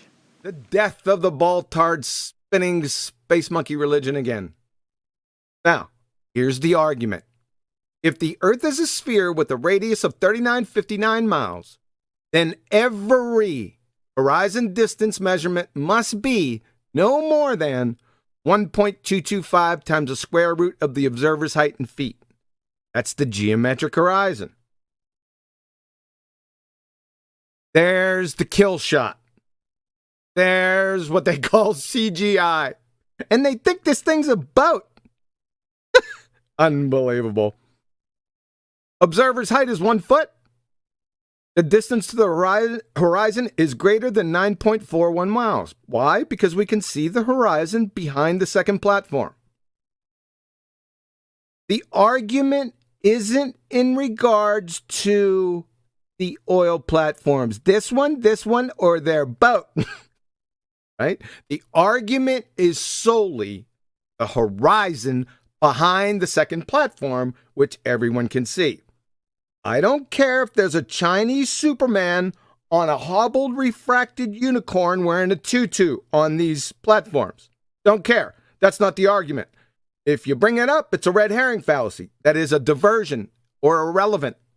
My argument is purely on the horizon, behind the second platform. I hope that's clear to everyone. In about 9 months, it should be. They should be able to restate the actual argument. Like I said, the observer's height's 1 foot. I gave him 5 feet, and I'm going to show you that here in a minute. Distance to the horizon is greater than 9.41 miles. Like I said, it's behind the second platform. The distance to the horizon maximum for a sphere with a radius of 3959 miles is 1.22 miles. Based on geometry, that's it. It's hardcore. That's it. Even if he was at 5 feet observation height, which he's clearly not, but I gave it to him, the maximum distance to the geometric horizon is 2.73 miles. So way up in here. Even if he was at 35 feet observation height with his camera next to the water, the maximum distance to the geometric horizon would be 7.24 miles. That is, it should be between the first and second platforms. So they have no argument here. None. Here is the actual argument. Otis Tollins. Holy shnikes, this is going to leave a mark. If P, then Q, not Q, therefore not P. Listen closely to the argument, Globies. If the Earth is a sphere with a radius of 3959 miles, P, then every horizon distance measurement must be no more than 1.225 times the square root of the observer's height in feet. That's Q. That's the geometric horizon.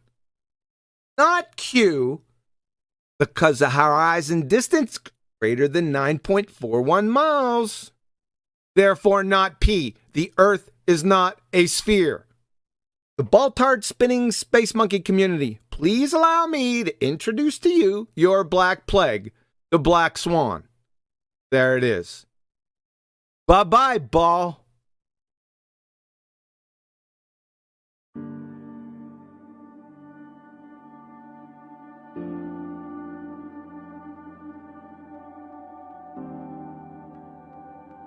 Now, I don't want to fool you here. Last month, for the first time since 1972, NASA released a blue marble, a single snapshot of the Earth taken from outer space. And so much has changed in the decades between that first picture and the second. Borders have shifted, generations have come and gone. Our global population has nearly doubled. But one thing hasn't changed. Our planet is as beautiful as ever. It still looks blue.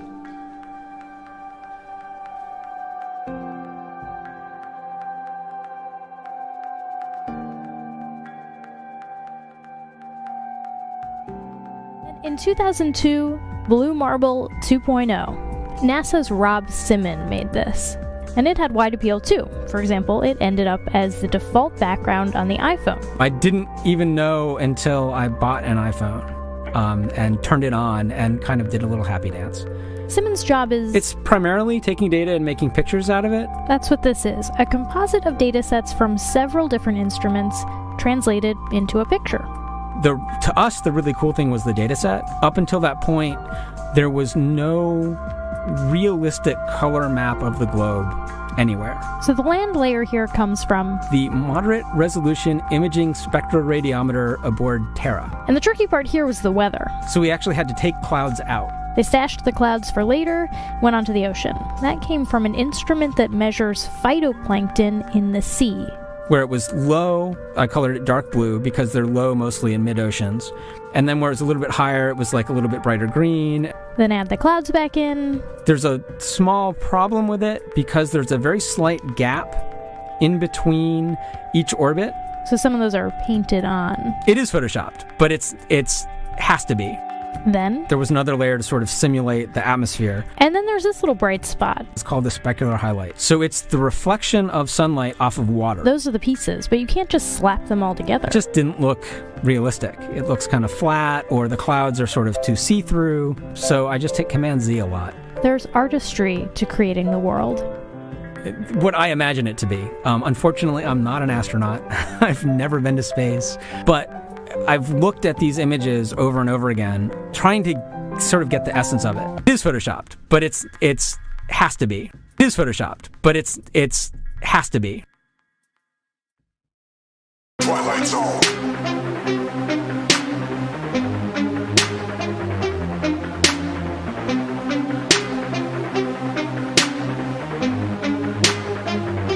We're living in the Twilight Zone.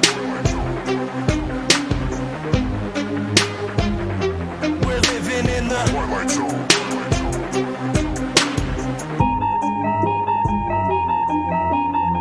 These crazy days that we live in just cause me aches and pains. Lately my life is like a season of Stranger Things. This place is flooded with demons and they invade your brains. This is an artificial hell and they create the flames. Day to day I just try to stay strong and make it through. Wake people up from their slumber, that's what I came to do. Please don't believe what you see on TV and think it's true. It's all just targeted programming and it's aimed at you. It's everywhere, you're getting lied to and yet you barely care.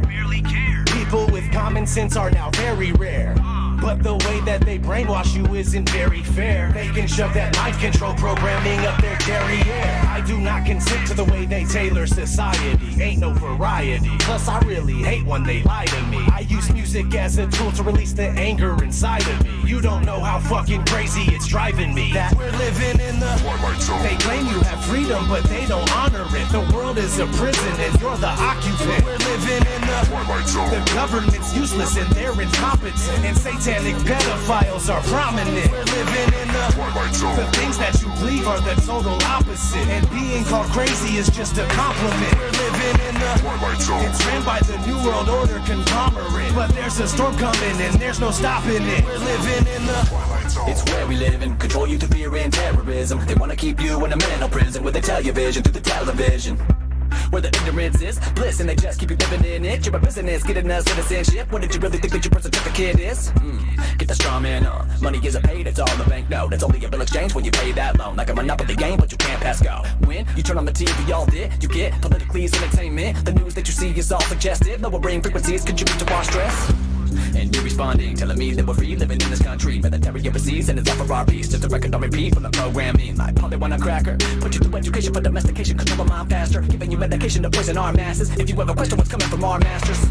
And you're rocking the boat, or you're ever having any thoughts of your own. You better hope you never caught walking alone. To be locked up a road off by the echo. Got your life looking like a sci-fi show. Brain scrambling when the Wi-Fi's on. Airplane mode when I buy my phone. If your eyes wide closed. We're living in the Twilight Zone. They claim you have freedom, but they don't honor it. The world is a prison and you're the occupant. We're living in the Twilight Zone. The government's useless and they're incompetent. And satanic pedophiles are prominent. We're living in the Twilight Zone. The things that you believe are the total opposite. And being called crazy is just a compliment. We're living in the Twilight Zone. It's ran by the New World Order conglomerate. But there's a storm coming and there's no stopping it. We're living in the Twilight Zone. I ask myself, why do I even bother? Cause people are just like sheep that are lining up for the slaughter. If they're killing rats with fluoride, then why is it in the water? They're using the news to fool us, divide us so they can conquer. The longer you stay asleep, then the longer I'm gonna scream at you. I can't believe you let them deceive you, it's inconceivable. I won't stop until you wake up and do what you need to do. This world is overran with an evil that is unspeakable. Most people don't know, so they just vote and pay taxes. The devil's hiding in the shadows and controlling their actions. And they think that the earth is a spinning globe on its axis. But I don't have any time to devote to this madness. I have nobody to relate to, so I ride alone. Just me and all these wild thoughts that are inside my dome. I feel like I don't belong here and I can't find my home. I'm tripping and I'm wishing it was different, but we're living in the Twilight Zone. They claim you have freedom, but they don't honor it. The world is a prison and you're the occupant. We're living in the Twilight Zone. The government's useless and they're incompetent. And satanic pedophiles are prominent. We're living in the Twilight Zone. The things that you believe are the total opposite. And being called crazy is just a compliment. We're living in the Twilight Zone. It's ran by the New World Order conglomerate. But there's a storm coming and there's no stopping it. We're living in the Twilight Zone. And there's nowhere that we can go. Awake and now I'm feeling all alone. We're living in the Twilight Zone. And the rest that remain asleep, sedated and still thinking that we're free. We're living in the Twilight Zone. And there's nowhere that we can go. Awake and now I'm feeling all alone. We're living in the Twilight Zone. And the rest that remain asleep, sedated and still thinking that we're free. We're living in the Twilight Zone.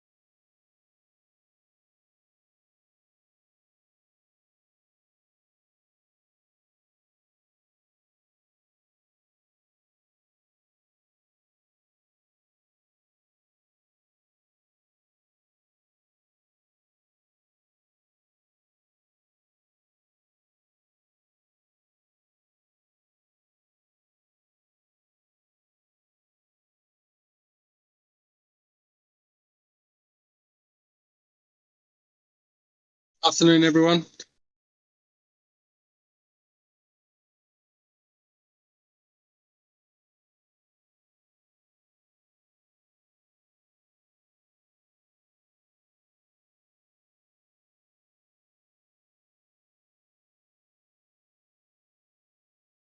Huh.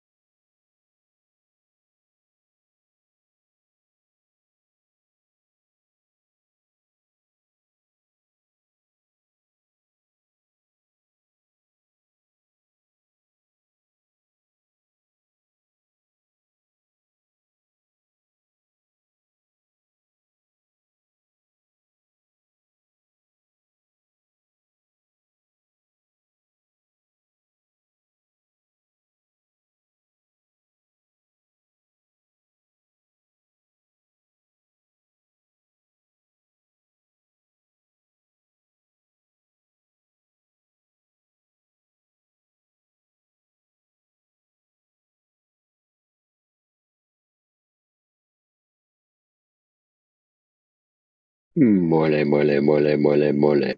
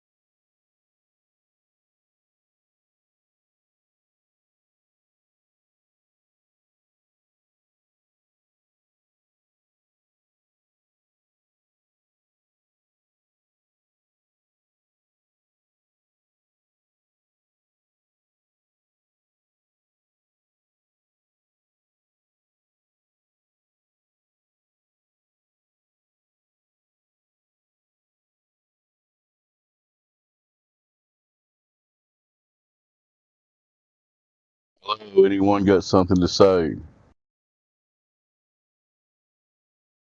Any new people here?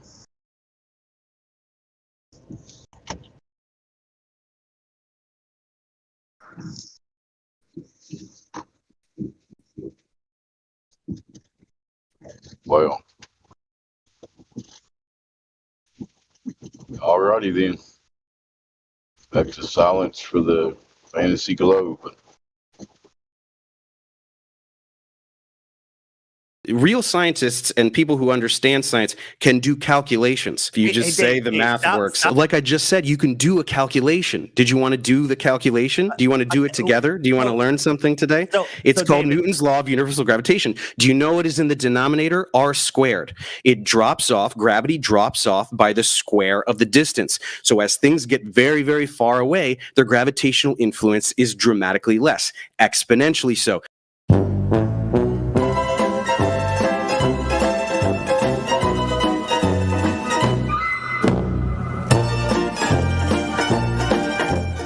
So you've never done any math in your entire life.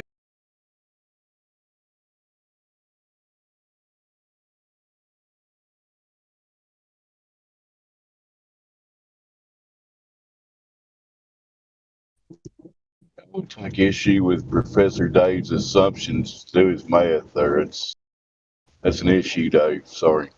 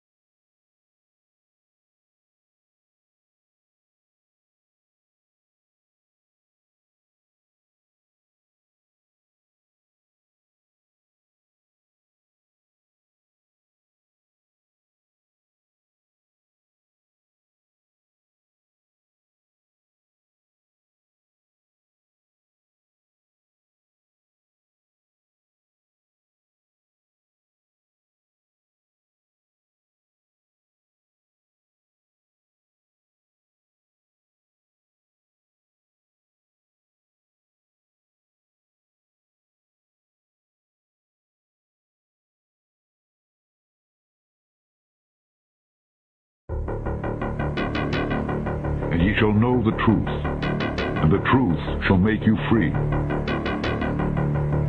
Social criminals, these people in the space program, nassholes I call them. I have a very low tolerance level for stupid bull.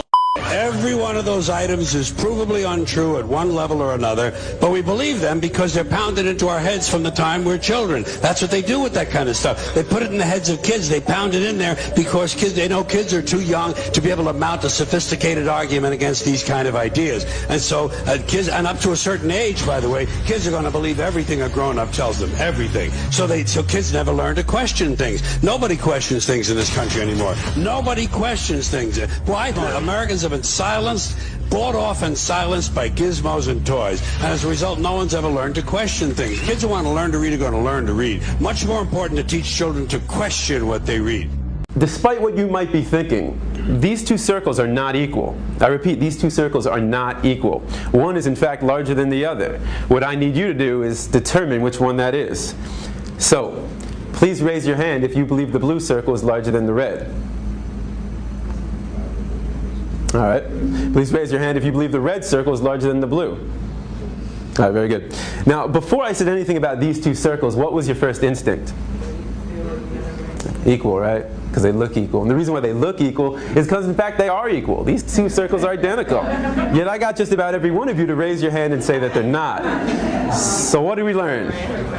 That you can be manipulated like that to believe in something that goes against your natural instincts. Just imagine as a child you're taught that the blue circle is larger than the red. If you say it enough times, you convince yourself that's the truth. If you're told the lie enough times, it becomes part of your reality.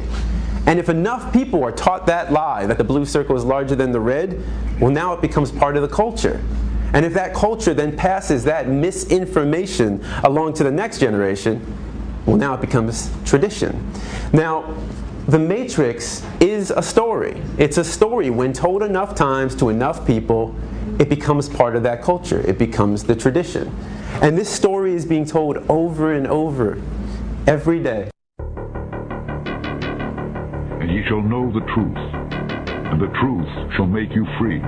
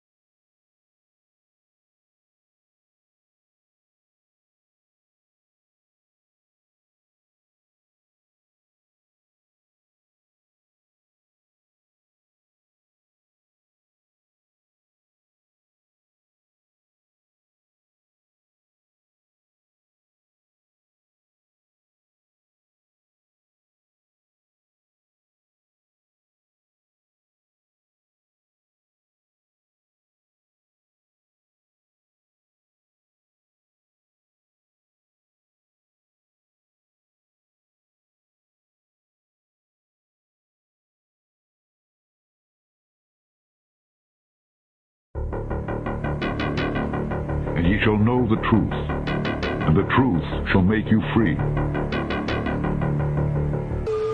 Okay, you guys remember how I showed you the maps that were here on Earth before 1958, before the governments took them out? Now I'm going to show you the Encyclopedia Britannicas in the public libraries before 1958. Here's Volume 2. Now this is actually the Encyclopedia America, but the Encyclopedia Britannica is the same thing as Encyclopedia America. It's just the Britain version. So I call it the Britannica. Anyways, this is Volume 2 out of the alphabet A. We're going to flip to the Antarctica, and this is from 1958, as you can see. Now, we're going to flip to the Antarctica and see what the Encyclopedia Britannica from 1958, before the Antarctic Treaty, says is there. Now, you won't find this in the new encyclopedias because the government's discontinued them. But what I want you to notice right here is, notice how it says, the flights proved inland areas to be featureless in character, with a dome 13,000 feet high at about latitude 80 degrees south, longitude 90 degrees east. Take a really, really close look at that. Now I'm going to zoom it in for you. When they returned to New Zealand, these flights proved the inland areas to be featureless in character, with a dome 13,000 feet high at about latitude 80 degrees south, longitude 90 degrees east.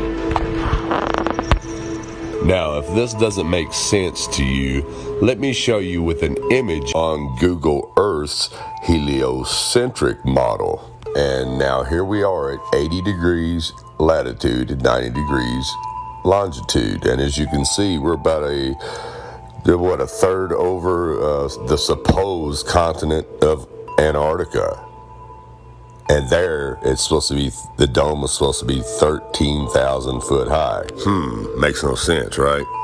Okay, now on this geocentric model, all of us truthers, flat earthers, know that the supposed Antarctica is nothing more than the ice wall. So if we go out here about a third over the ice wall, just like you've seen on the heliocentric image, about a third over Antarctica, then this is where the dome comes down to meet the ice, somewhere hundreds of miles off through the ice desert there, but somewhere right in here around 80 degrees latitude and 90 degrees longitude, this dome was about 13,000 foot above this ice wall.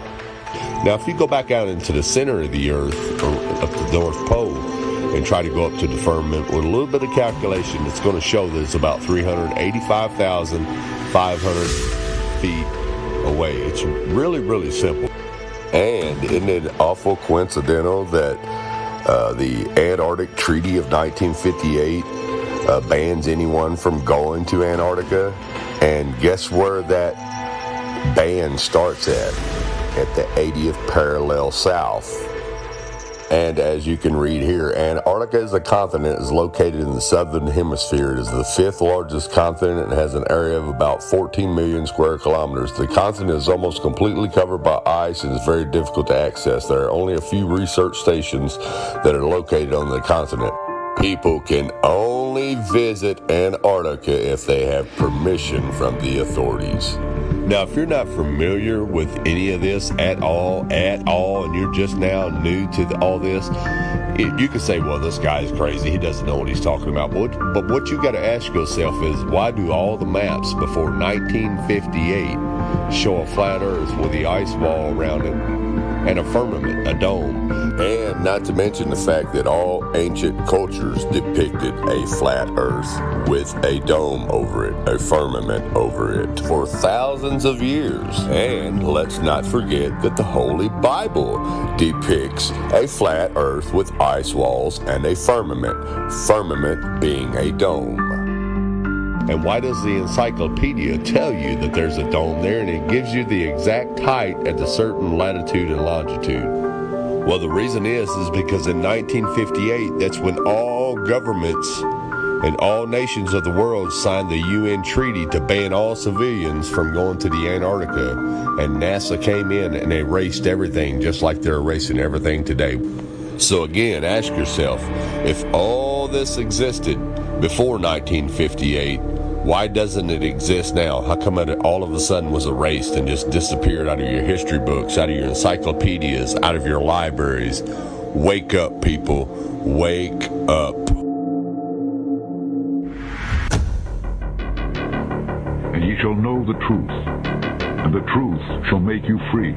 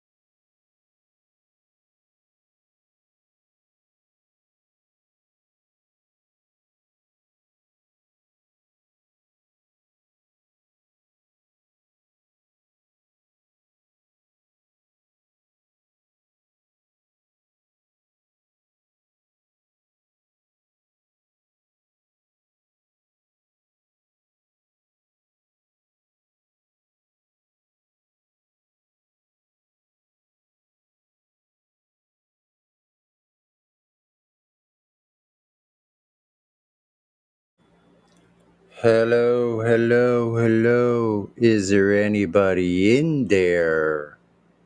Just not if you can hear me. Is there anyone at home?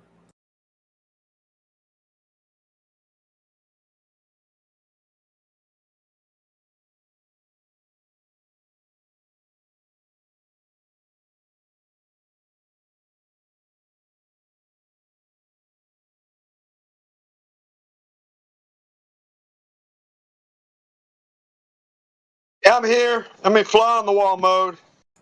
Fly on the wall mode. Check.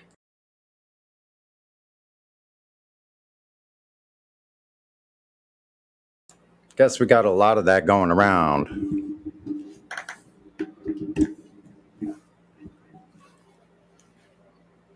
We got more flies on the wall than we got wall space. Funny, Sonny.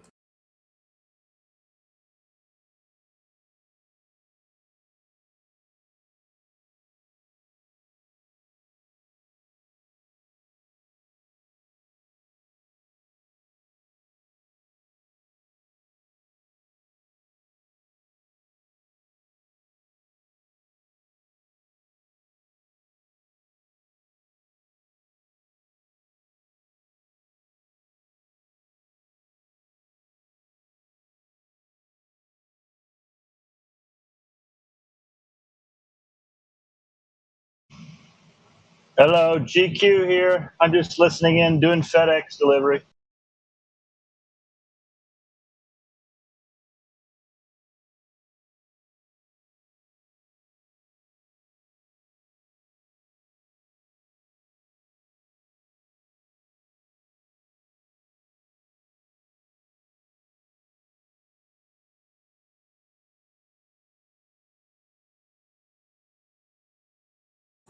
Just had my breakfast of 3 egg yolks and about to cook up the whites and eat that too.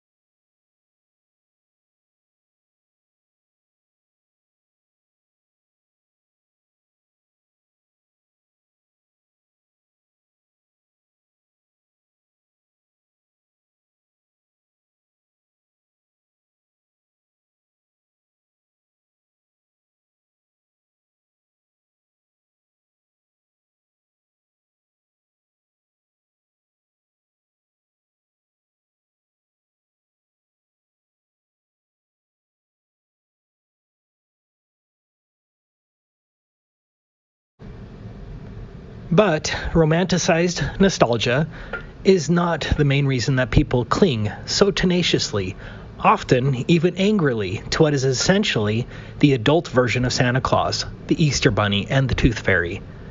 What primarily motivates them is fear, but it is not the lie itself that scares people. It is what the lie says about the world around us and how it really functions. For if NASA was able to pull off such an outrageous hoax before the entire world and then keep that lie in place for 4 decades, what does that say about the control of the information we receive? What does that say about the media and the scientific community and the educational community and all the other institutions we depend on to tell us the truth? What does that say about the very nature of the world we live in? This is what scares the hell out of people and prevents them from even considering the possibility that they could have been so thoroughly duped. It's not being lied to about the moon landings that people have a problem with. It is the realization that comes with that revelation. If they could lie about that, they could lie about anything. Dave McGowan, wagging the moon doggy. Thank you, everyone, for allowing me to speak today on the phony moon landings and space fakery. Now, I've put out quite a few videos on the moon landings hoax and space fakery, presenting a myriad of proofs, evincing that we've been lied to about pretty much everything related to space. If you are on the fence, I hope that I may present enough evidence here today that you'll go out and conduct your own investigation. At the very least, I can maybe point you in the right direction. I find it interesting how our affinity with space has become so strong that I would dare say that people love space, and that love is so blinding that they will deliberately not face the obvious adultery taking place behind their backs. I don't understand the willfully blind person. Hey man, I have pictures proving that she's lying and cheating on you. I don't want to see that. Get away from me. She'd never do that. Our love is too strong.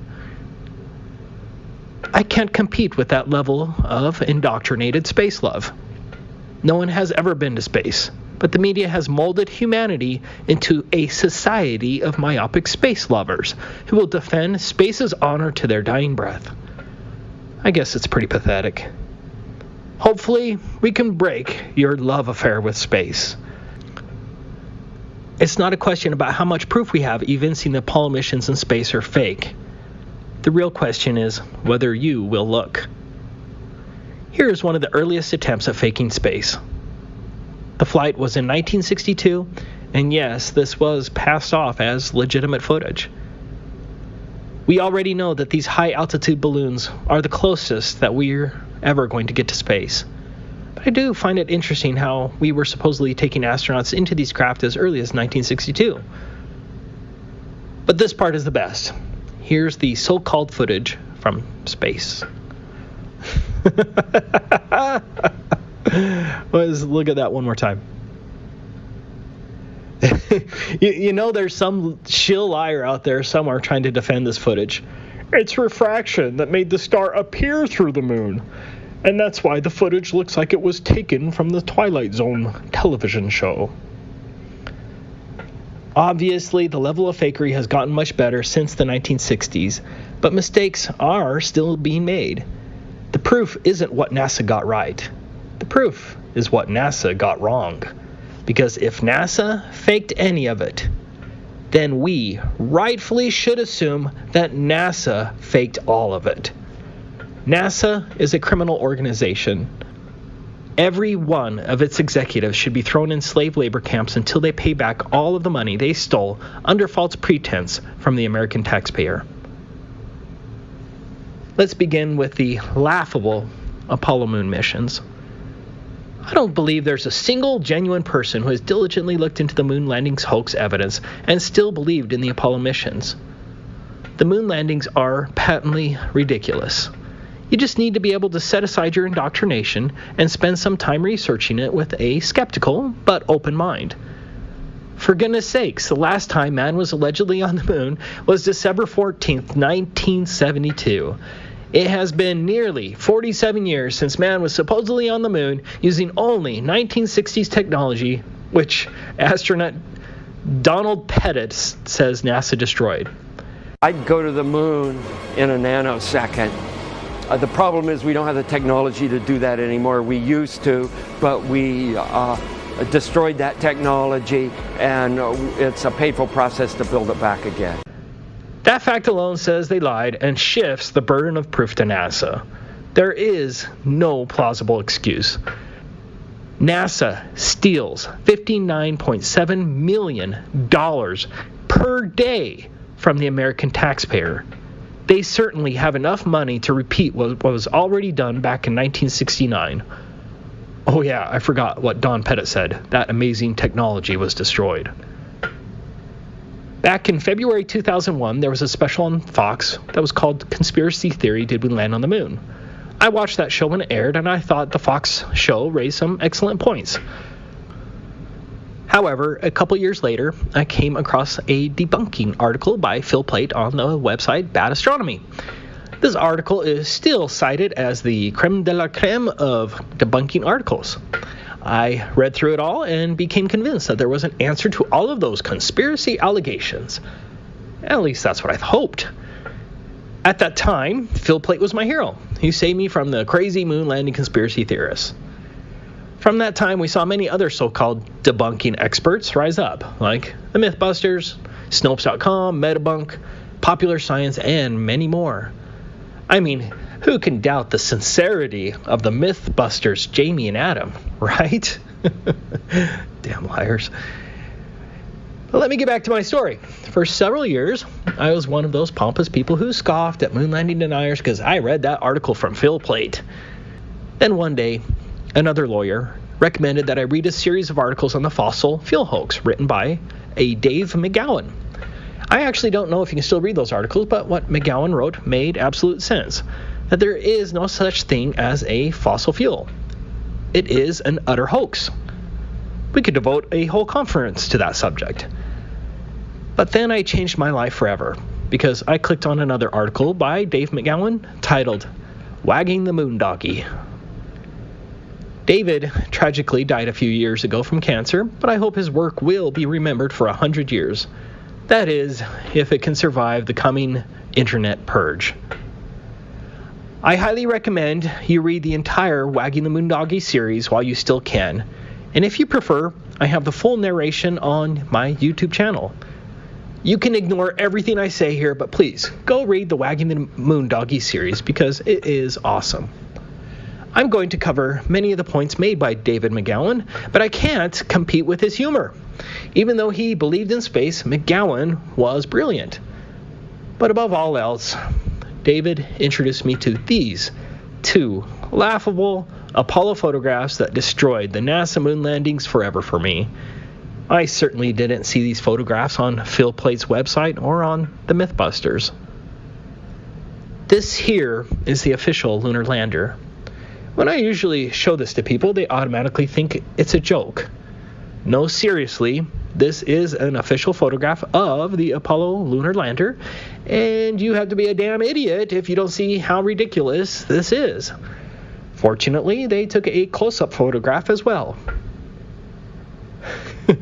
Curtain rods, aluminum foil, tar paper, scotch tape, some useless abstract art sculptures that do nothing but look spacey, and some very poor construction.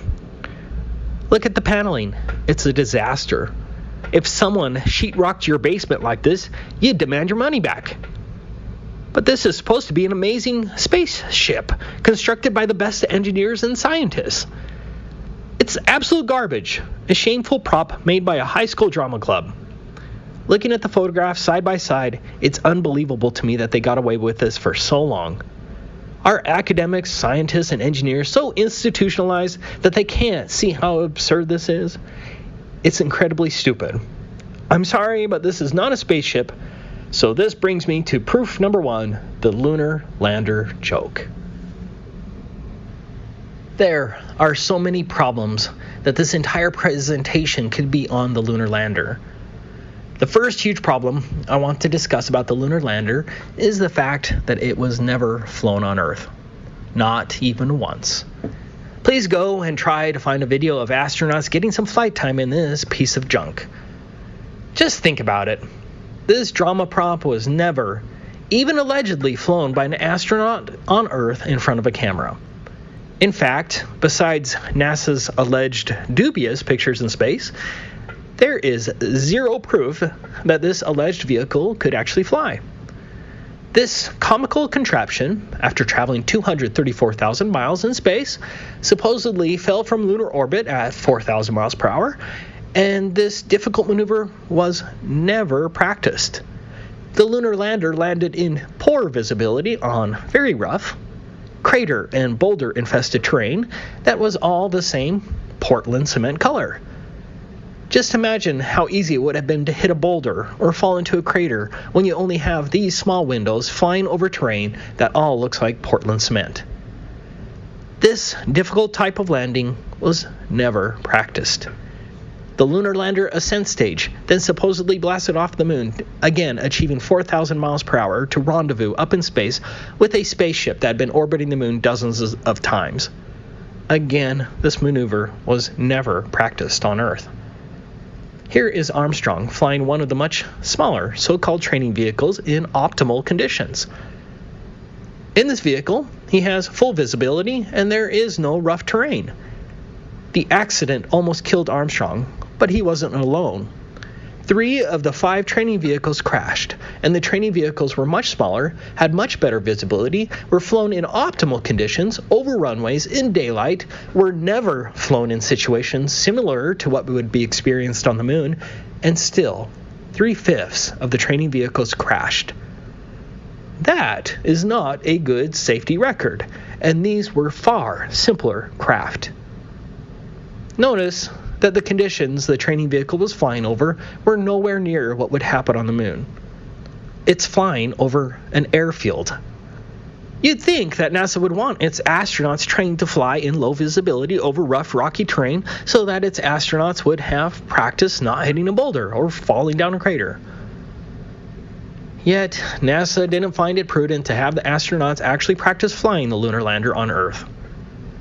No reasonable, prudent person would consider this a safe way of landing on the moon.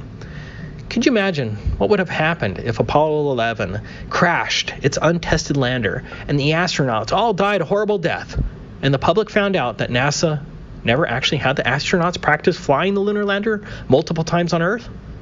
NASA would have been defunded forever, and its managers would have probably gone to prison. There's simply no way that NASA would have taken such a risk, and there was only one way NASA was guaranteed 100% success, and that is by faking it. Next, they want you to believe that this piece of junk could support life up to 3 days on the moon. What kind of life support would be necessary? What kind of air conditioning would be necessary in the harshest environment imaginable? The temperature on the moon allegedly varies from negative 387 Fahrenheit at night to 253 Fahrenheit during the day. The Apollo 17 astronauts supposedly re-entered the lunar lander on 3 occasions after even driving around in a dune buggy. What kind of dust-absorbing system did it have? Where were the batteries to give it power for 3 days? How much oxygen did it have to repressurize on each occasion and last for 3 days? How was there so much room in the lunar lander that NASA was able to attach a dune buggy on later missions? Did NASA have the foresight to leave a large trunk for a fold-up dune buggy with tires and large 1970 batteries? What about all of the bulky experiments? Where did they fit? The lunacy of the lunar lander should be enough to convince any thinking person that the moon landings were fake. But we can't stop now. Exhibit 2. Kubrick's Apollo 11 lunar docking footage. So, after the astronauts were able to play around on the moon up to 3 days, the astronauts had to hop back into the ascent stage of the lunar lander and blast off the moon and catch up with the command module that had been orbiting at 4,000 miles per hour up to 3 days. Fortunately, the NASA astronauts knew exactly where the command module was after it had supposedly traveled 768,000 miles. It's also important to note that not one person on Earth was able to film this command module orbiting the moon with a telescope. You can supposedly see dark craters on the moon that are only 1 kilometer in diameter, but you can't see a large chrome spacecraft that would be reflecting sunlight like a mirror orbiting the moon dozens of times. There should be dozens of amateur astronomy videos showing the command module orbiting the moon, but they don't exist. But I especially love this Apollo 11 redocking footage. This is absolutely ridiculous. These are 1960s special effects and are obviously fake to even a child. Look at the jerky motions. Look at the total lack of thrusters being used. I've had many people ask me if this is genuine NASA footage, and yes, it is. I actually feel pretty bad for you if you believe that's a spaceship that just blasted off from the moon traveling at 4,000 miles per hour. Maybe you noticed that the video footage of the docking lunar lander appears eerily similar and as fake as Kubrick's 2001 A Space Odyssey. Exhibit 3. The preposterous Apollo ascent stage. The last video was shockingly ridiculous. Again, it's unbelievable that anyone with a brain, let alone a degree, believes that was a real spaceship traveling at 4,000 miles per hour docking in lunar orbit. Institutionalized conformity is amazingly powerful, as even individuals with a PhD won't allow themselves to question their institutions. But this gets even better. This is official NASA footage of the Apollo 15 and 17 ascent stages. Remember, the engine was never even allegedly turned on beforehand. In addition to the preposterous and obviously fake footage, NASA claims that it used a remote control to operate the camera on the moon buggy left behind, and then beamed that video footage back to Earth 234,000 miles away. We didn't even have decent television remote controls in 1972, but NASA could not only operate the camera from 234,000 miles, NASA could also pan up and follow the lunar ascent stage and zoom out all in real time without delay. Look again. The camera zooms out and pans up in real time, and this remote control was supposedly 234,000 miles away. That, ladies and gentlemen, is impossible. Does anyone here actually think this looks real? One other thing. Notice that there is no thrust from the nozzle. Yes, there should have been a huge flame and obvious light source from the nozzle. Exhibit 4. No blast crater and no scorching. This is a 7,500-pound thruster. Look at its power. Look at its heat. Look at the light it creates. Look at the dust it kicks up. And yes, the Apollo astronauts claim that its lunar lander also kicked up dust, and the phony footage shows the same. The Apollo lunar lander had a bigger thruster at 10,000 pounds. Obviously, the 10,000-pound thruster failed to displace or scorch any of the lunar soil. In one case, you can see the nozzle is actually bent as it collapsed on the surface. The nozzle is literally buried in the ground, and still it did not affect the lunar soil. It's very clear a crane sat this lunar lander down on the soil. There was no rocket. Exhibit 5. The marionette astronauts. I already touched on this in my last video, but the evidence is compelling. The astronauts were dangling from wires, and you can see it multiple times. This video proves that the astronauts did dangle by wires. There really isn't much more to say then. How in the world do you believe in this nonsense? Exhibit 6. The unmistakable Apollo movie backdrop. You can clearly see the use of 1960s movie artificial backdrops here. It's obvious.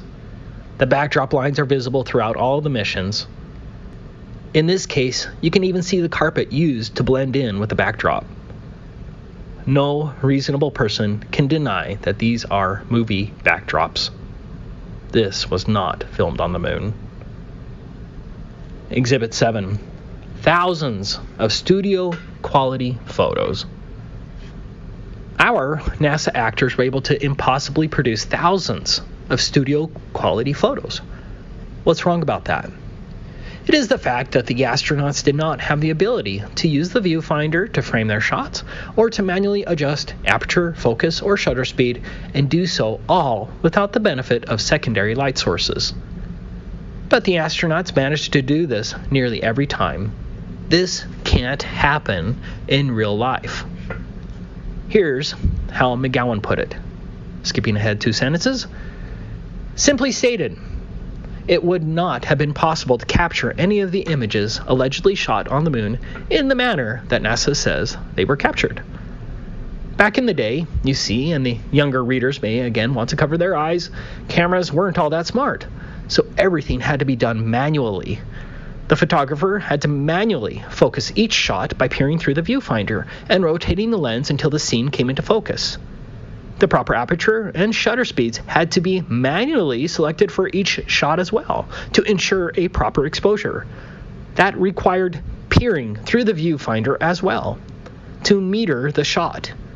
Finally, each shot had to be properly composed and framed, which obviously also required looking through the viewfinder. The problem for the astronauts is that the cameras were mounted to their chests, which made it impossible to see through the viewfinder to meter, frame, and focus the shots. Everything, therefore, was pretty much of a guess. Focusing would have been entirely guesswork, as would the framing of each shot.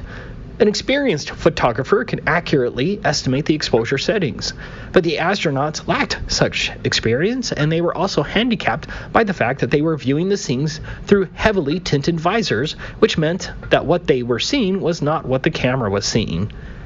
To add to their troubles, they were wearing space helmets that seriously restricted their field of vision, along with the enormously bulky pressurized gloves that severely limited their manual dexterity.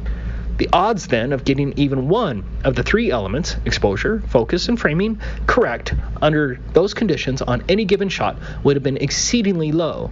And yet, amazingly enough, on the overwhelming majority of the photos, they got all three right. The fact that NASA astronauts took 5,771 photos is another major issue as well. Here's how one commenter put it. NASA wants the world to believe that 5,771 photographs were taken in the combined time of 4,834 minutes over an alleged 6 missions. This equates to Apollo 11, 1 photo every 15 seconds, Apollo 12, 1 photo every 27 seconds, Apollo 14, 1 photo every 62 seconds, Apollo 15, 1 photo every 44 seconds, Apollo 16, 1 photo every 29 seconds, Apollo 17, 1 photo every 26 seconds. Given all the facts, was it possible for two men to take that many photos in so short a time? Any professional photographer will tell you it cannot be done. Virtually every photo was a different scene or in a different place, requiring travel. As much as 30 miles travel was required to reach some of the photo sites. Extra care had to be taken shooting some stereo pairs and panoramas. Each perfectly exposed and perfectly framed picture was taken on a chest-mounted camera without a viewfinder, using manual camera settings with no automatic metering, while wearing a bulky spacesuit and stiff, clumsy gloves. The agency wants the world to believe that 5,771 perfectly exposed and perfectly framed photographs were taken in 4,834 minutes. If nothing but photography had been done, such a feat is clearly impossible, made even more so by all the documented activities of the astronauts. Imagine 1.19 photos every minute that men were on the moon. That's one picture every 50 seconds.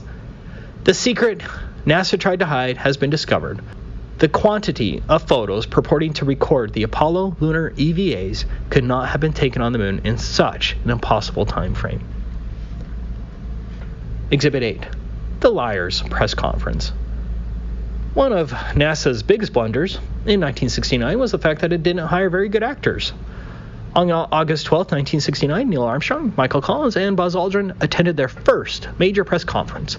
This is the first big conference of the Apollo 11 astronauts, and it was only 2 days after the astronauts were released from quarantine. Their faces tell it all. They are not happy with what they are doing. They look like they were being forced to tell a lie, and they showed no excitement that would accompany 3 men who walked on the moon.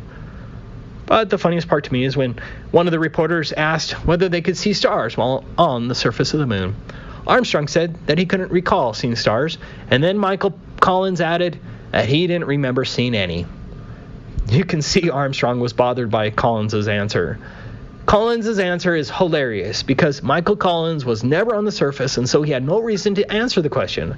In addition, Michael Collins was the pilot of the command module, and he would have allegedly seen the most amazing show of stars on the dark side of the moon, better than any person that had lived up till that time.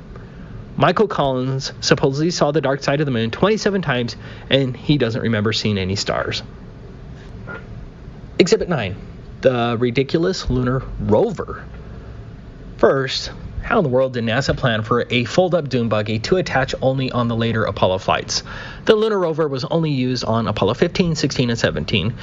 Are we to believe that NASA left a big trunk for a fold-up dune buggy in the designs of the lunar lander? It had wheels, it had batteries, it had seats, a satellite dish, and other components in addition to the frame. That's not something that you fit in your luggage. Next, the fold-up dune buggy was on one side of the craft. Was it not a concern for NASA to test fly the lunar lander with extra weight on one side of the craft? Of course, NASA never thought it necessary to perform even one test flight. Next, there was no scientific purpose of the lunar rover other than it looked neat for the movie cameras. This is another instance where you need to apply some common sense. By introducing a moon buggy, which had no scientific purpose, NASA was taking the unreasonable and reckless risk that one of its astronauts would get injured, jostled, cause a malfunction in one of the packs, or break down. How easy would it have been for an astronaut to hit a rock and cause a part of his suit to malfunction, or for the astronaut to get thrown from the vehicle? What if the vehicle broke down after hitting a rock covered in dust? This wasn't a minor risk, as is clearly seen in the photographs. The astronauts had poor visibility and were cruising around in conditions like these, where even the smallest problem could kill the astronaut. There's simply no way that the reckless lunar rover would have happened. What's even more funny about the lunar rover is the fact that it really looks like it was just a remote-controlled car with an action figure. The astronaut never moves from his uncomfortable position. But even more damning is the fact that many times the rover didn't produce tracks, or produced tracks in strange ways. Here is a sampling of photographs of the strange and missing rover tracks.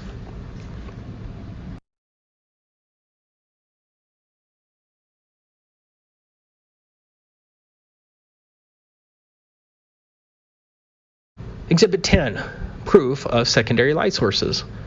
Of course, NASA could have easily filmed the Apollo movies with just one light source, but NASA needed those thousands of studio quality photos, and so NASA did use other light sources.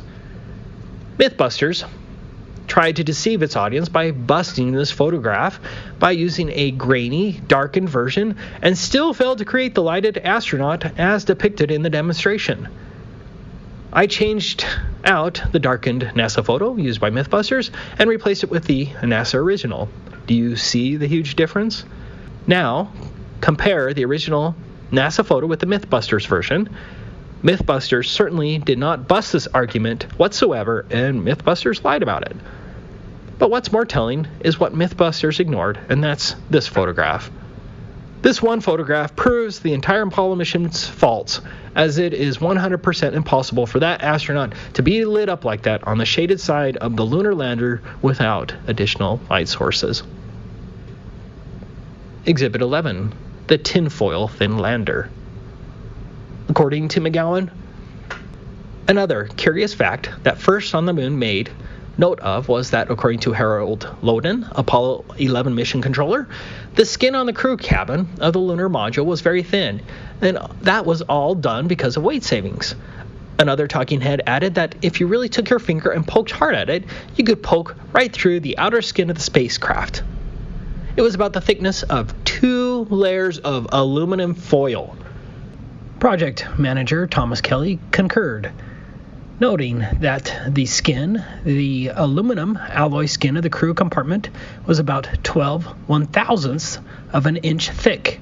That's equivalent to about 3 layers of Reynolds wrap that you would use in your kitchen. Astronaut Lavelle stated, "Whenever I saw a model of the lunar module, it had these rigid sides, and it really looked strong. Turns out that external portions of the lunar module are made up of mylar and cellophane, and it's put together with scotch tape and staples. we'd had to have pads on the floor, because if you dropped a screwdriver, it would go right through the floor. And astronauts lived in this for days with multiple repressurizations, and merely dropping a screwdriver would kill them. As pointed out by David McGowan, the lunar lander actually failed the Grumman pressure test, which blew out a window, and no one seemed to care, as no design changes were ever made. Come on. Exhibit 12, the inverse square law of light. I think it was maybe Jeranism or Globebusters or both who first mentioned this, but this is a terrific proof of the fake moon landings, and it deals with how much illumination there would have been on the lunar surface according to the heliocentric model. The inverse square law describes the intensity of light at different distances from a light source. Every light source is different, but the intensity changes in the same way, meaning this is a law for all light sources. The intensity of light is inversely proportional to the square of the distance. This means that as the distance from a light source increases, the intensity of light is equal to a value multiplied by 1 divided by d squared. Here are the simple equations. As an example, if you place a 100 lumen bulb in a floodlight that shines on only 1 square meter of surface, that surface will be lit at 100 lux. However, if you back the floodlight away to shine on 4 square meters, the surface is now lit with 25 lux. The full moon, which is supposed to be reflecting sunlight, has an illuminance up to 1 lux on the Earth's surface. That's not substantial, but a full moon has enough illuminance to read from it here on Earth. It is allegedly 376,285 kilometers to the moon, from Earth's surface to moon surface. Let's assume our Apollo astronaut is 0.01 kilometers, or 1 meter, above the surface of the moon. We now plug the numbers into our inverse square law equation to find the intensity of the moonlight at the surface, solving for intensity at distance 2. I have the numbers on the printout, but you can see for yourself the problem. Sunlight has an illuminance up to 128,000 lux on Earth. That's pretty bright. That's as bright as it gets. Assuming my math and figures are right, applying the inverse square law, the Apollo astronauts would have experienced 1,106,175,009,570 times more illuminance on the moon's surface than direct sunlight on Earth. Essentially, based on the inverse square law, at the moon's surface, the light would have been the most blinding light imaginable, and there should have been no photographs possible on the lunar surface. This proves, based on physical laws, without a doubt, that there were no Apollo moon landings. One of the most common objections to the fake moon landings argument is that NASA has hundreds of supposed moon rocks.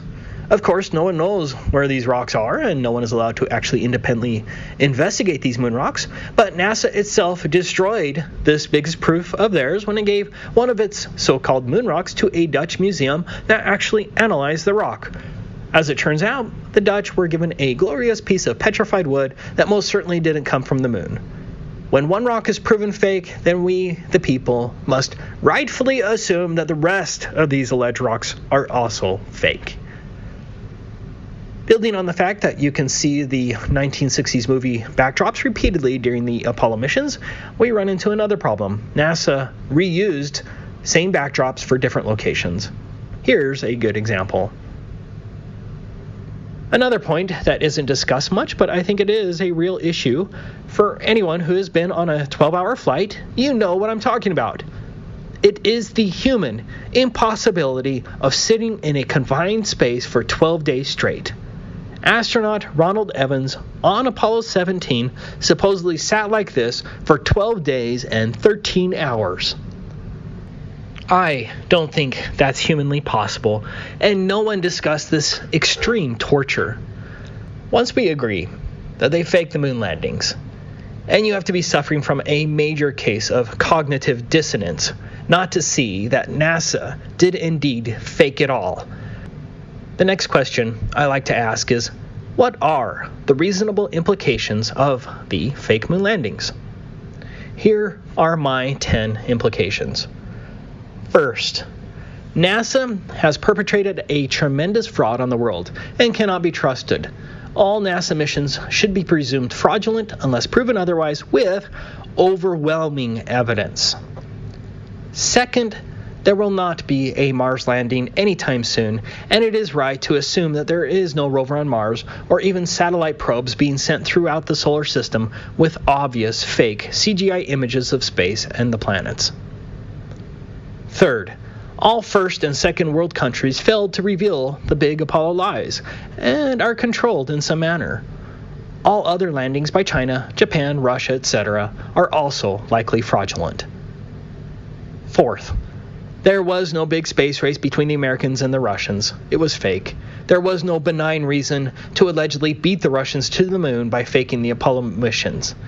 The Russians were in on the deception, as evidenced by Luna 16. And if you don't know what Luna 16 was, here it is.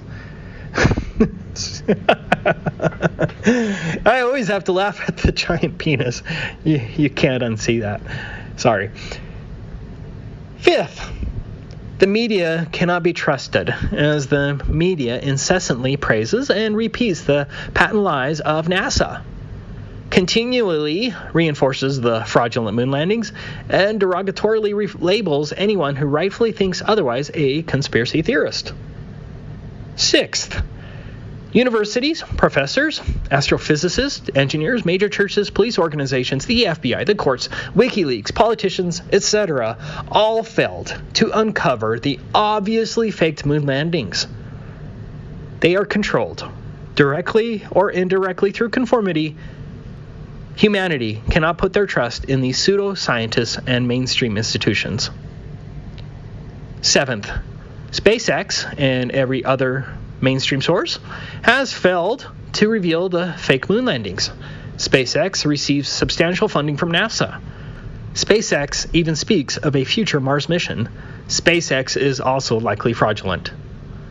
Eighth, there were no pictures of the Earth taken from space during the Apollo missions, including the famous 1972 Apollo, the Blue Marble photograph. Ninth, governments and their lying lackeys and shills can get away with big effing lies. Finally, every thinking independent person should now question all government and academic claims of space, the nature of the universe, the solar system, satellites, the Hubble telescope, the space shuttle, the ISS, and even the fundamental shape of the Earth. Skepticism is the only reasonable position, not conformity. Yes, the space fakery has continued since the Apollo missions. There are so many examples of space fakery now that it is hard to choose which ones to share. I think my favorite one is this augmented reality fail, as the ISS astronaut on the left grabs nothing from the other astronaut and sets nothing down. I love the guy in the background that is zooming around here on a harness back and forth. This wasn't a good day for NASA. And I think I just caught a new mistake. Maybe someone else has already pointed it out. But do you remember this disappearing astronaut? It's a continual shot. And so the naysayers can't claim that it's just splicing two clips together. But here's a similar one, just not as obvious. Do you see how his foot becomes see-through? Anyways, I could go on for days on all the space fakery from all the different nations. Unmistakable, permed hair that flows nothing like it should in a zero-G environment. Bubbles in space, repeated CGI mistakes.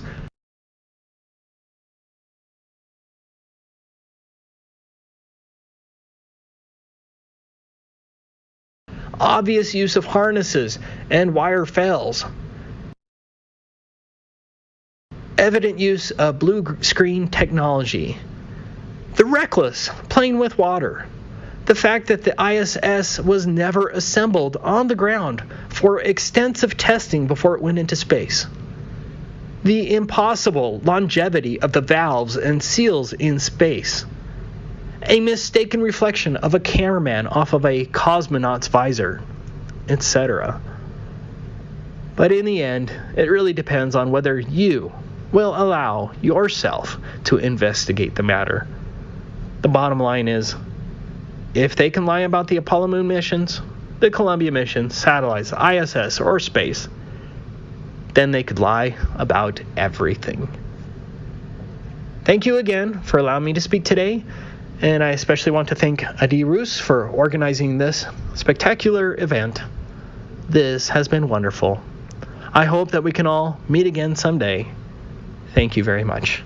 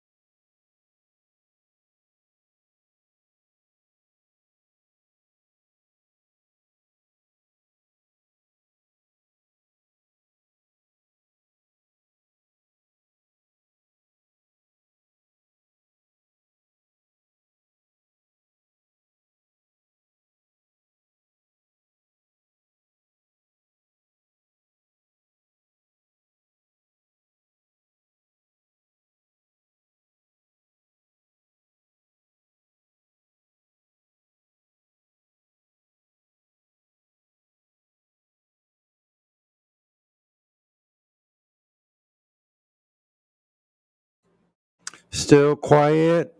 Still looking for Earth curvature. Direct measurement of Earth curvature. Detection of axial rotation of Earth. Any method of when motion of Earth was ever detected by any means from any source? That'd be great. Also, bring us a practical demonstration that we could all do, demonstrating gas pressure without a container. I'm sure the Nobel people would like to talk with you.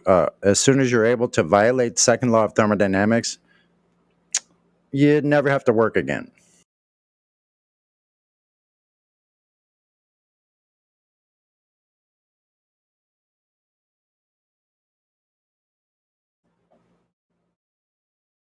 I was going to play kind of a long video. I think it's a Mark Sargent, Under the Dome. I haven't heard it in a long time. I think it's very interesting to go back and listen to some of these. So if you guys get bored, just say something, and we can always pause or stop it.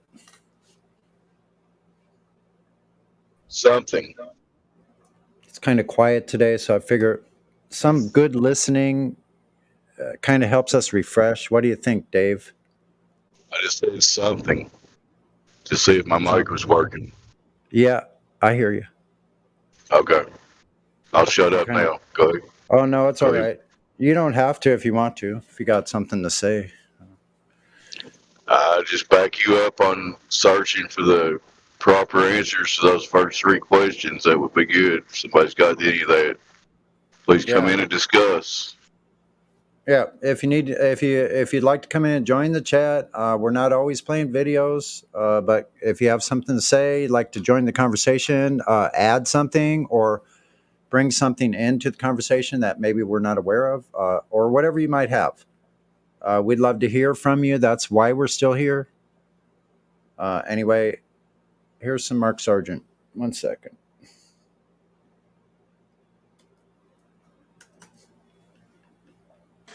Astronauts to the moon. This is a Reader's Digest version containing many of the interesting parts of the Flat Earth theory. For those who have already started seeing things with new eyes, it will be mostly a recap, but there could be a few new angles you haven't looked at. For the rest of you who are new to this, the first question is invariably, is this a joke? Because it's a joke, right? And that's where we start, because it's one of our two basic childhood facts. 1 + 1 = 2, and the Earth is a globe. We're taught this before almost everything else, and that right there should give you a clue on how serious this secret is. But for those who have forgotten their history, here's the modified Men in Black version. For the first 4,000 years of our civilization, we believed that the Earth was a flattish disk, surrounded by a solid dome barrier called the firmament.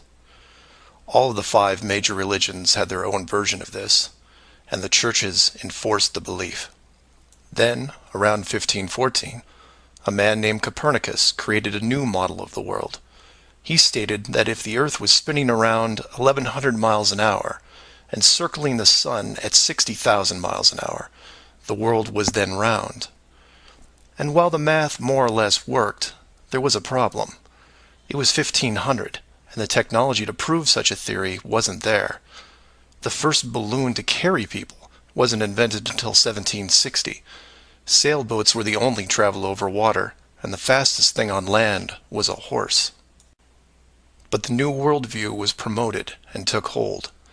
The religions adapted to handle the new reality, and life moved on. More importantly, the globe model was quickly introduced into the education systems. Over the next 500 years, the challenges to this model faded, to the point where the globe was accepted as universally as physical laws such as gravity. Read that again if you didn't absorb it. For 20 generations, people believed that the Earth was round because there was a globe in every classroom they sat in. There was no proof. Hundreds of years went by, and still civilization had no way of proving the theory. Planes were invented around 1900, but until 1957, nothing could go high enough to give a true perspective of where we lived.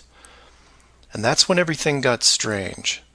The United States and Russia both sent up rockets high enough to take decent pictures, and what they saw scared them a great deal.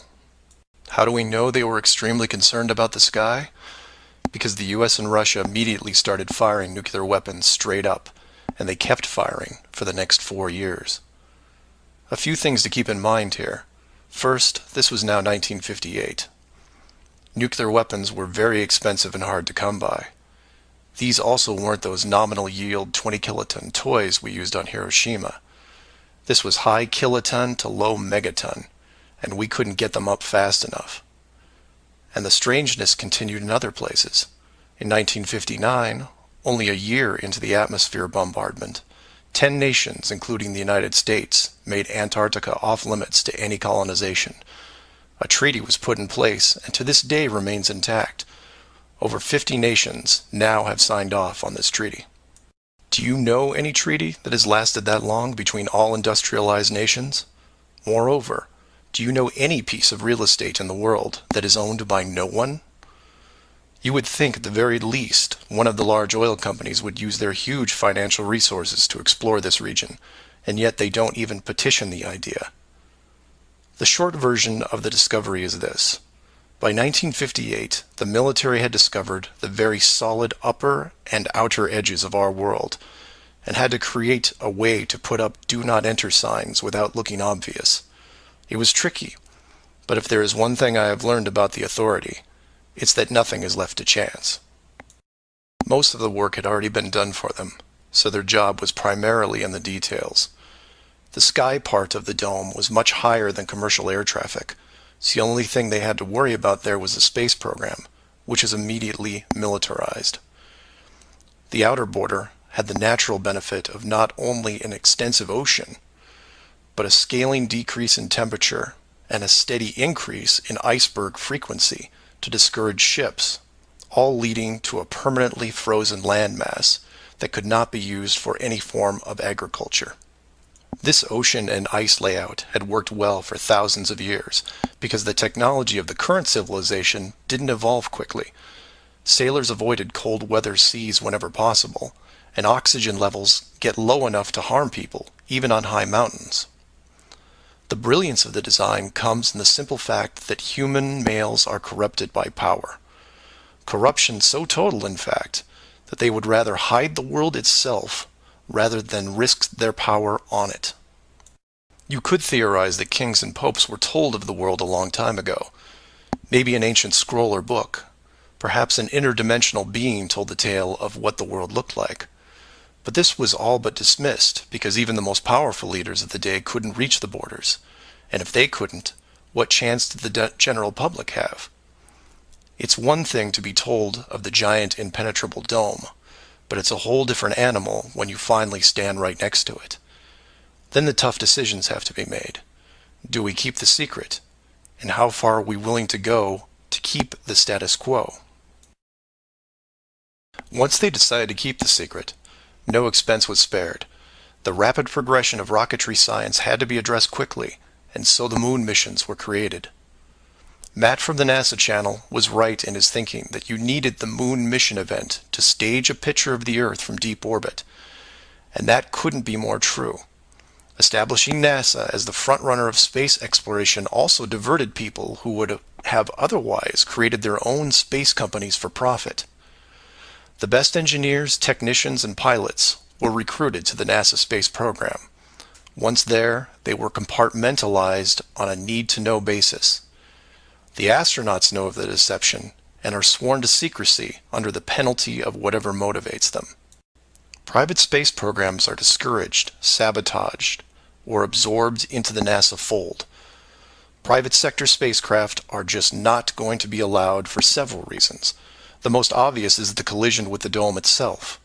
The telemetry data from such a mission would show an impact failure at a certain altitude, and if repeated, would raise questions NASA just isn't prepared to answer.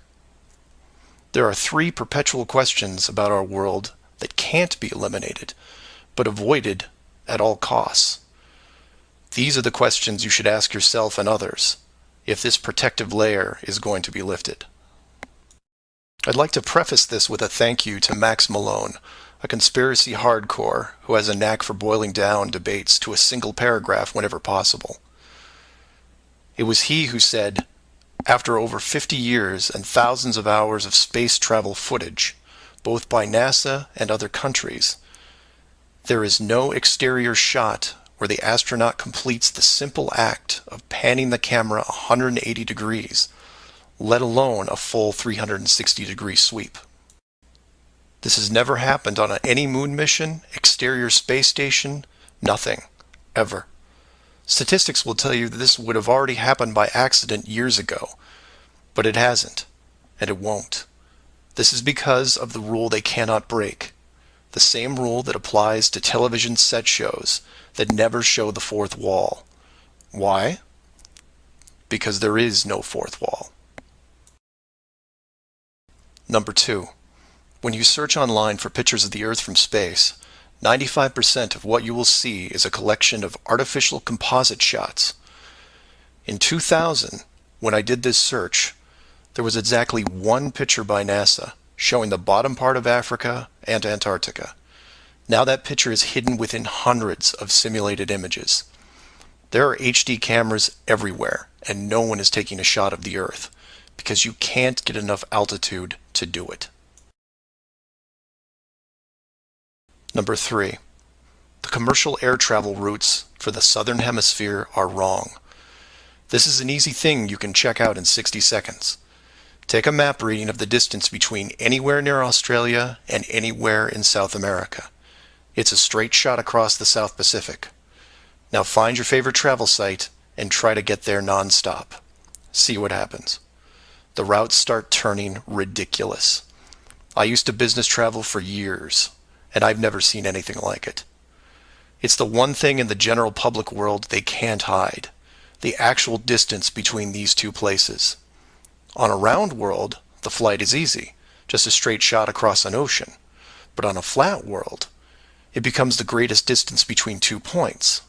There are no shortcuts, so they distract you with multiple connections and layovers. It's only blind luck that the United States was in the northern hemisphere. Otherwise, the increased traffic would have raised eyebrows by now. I know. It's madness. It's lunacy. There are people who will tell you straight to your face that all the leaders of the world are lizards, and yet these people laugh out loud when you say the words flat earth. I was, and still am, a huge conspiracy guy. I literally ran out of new tin hat topics to research, and I still wouldn't look at this one without embarrassment. But every time I glanced at it, there was something unresolved. And once I saw the near perfection of the whole plan, I was hooked. Do your own homework. Ask the questions. Get past the possibility and see if you can move into an even bigger picture, like who built the dome and why. That's where it starts to get really interesting, and things start opening up. I know I said years ago that the greater good was something that should be preserved, that JFK, Pearl Harbor, and 9/11 were inevitable. I still believe it, and I understand the decisions. The globe illusion, however, has run its course over the last 500 years. It's time to start again. If that means we end up getting the attention of who or what created this place and force the reset of the world, is that such a bad thing? Astronauts to the moon. Flat Earth Clues Part 1, The Empty Theater.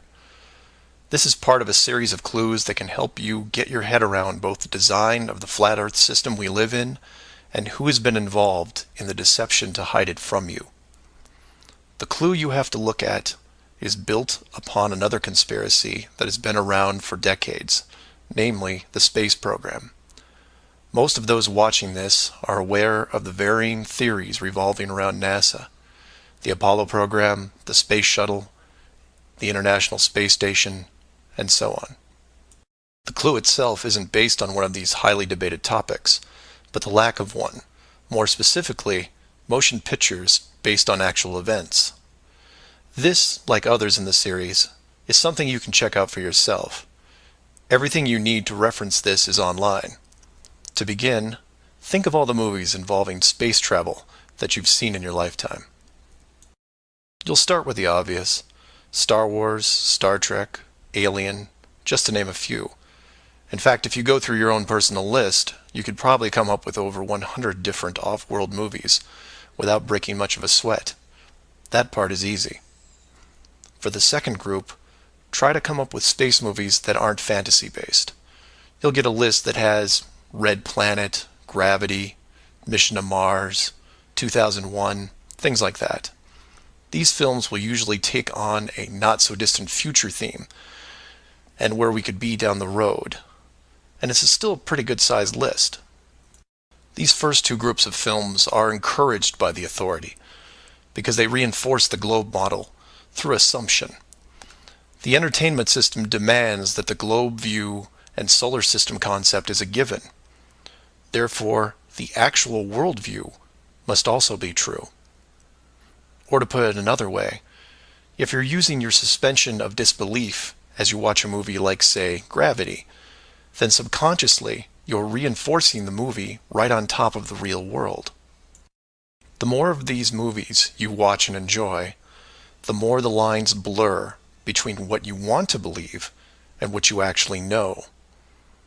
Watch enough movies about Mars, and you will be less astonished when NASA announces an actual mission to Mars.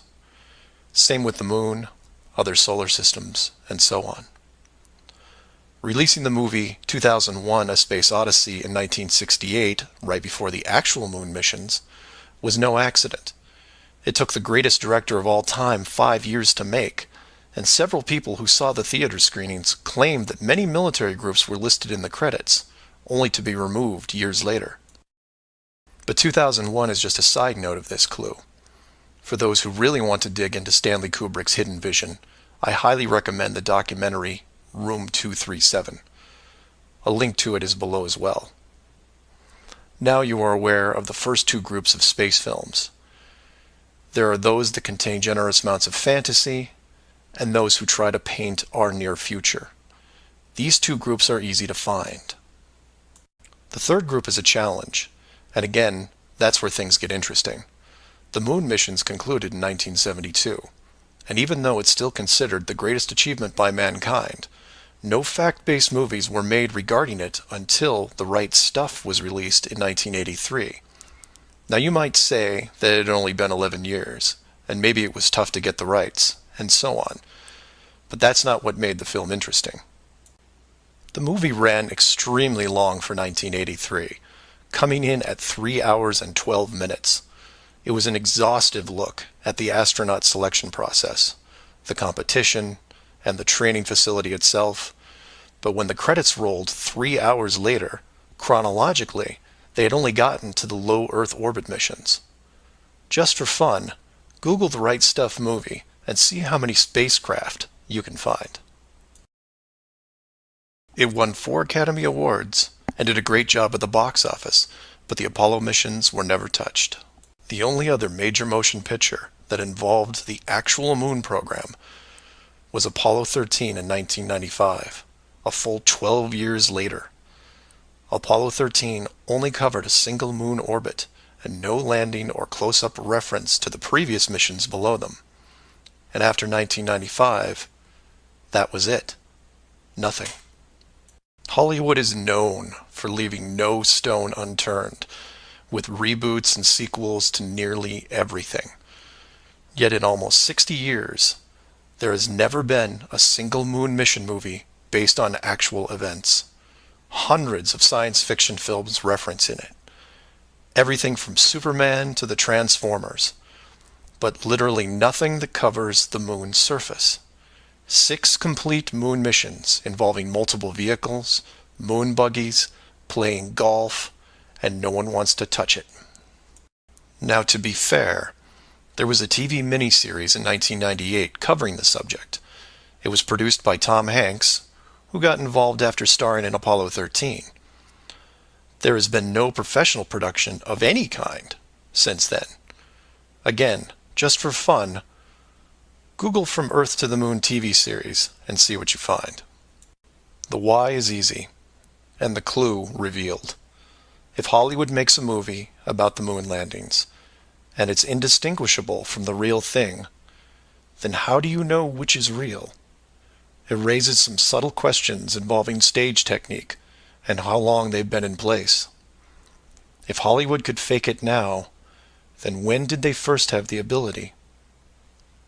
There is one other movie which stands out, and I mention it because I can't believe it ever got made, is Capricorn 1. The film's plot involved the faking of a Mars mission and how it could be accomplished. In short, it's part of the Conspiracy World Bible. I highly recommend it, and the link is below. To summarize, all space movies are encouraged by the authority, except for the ones that are based on actual accounts.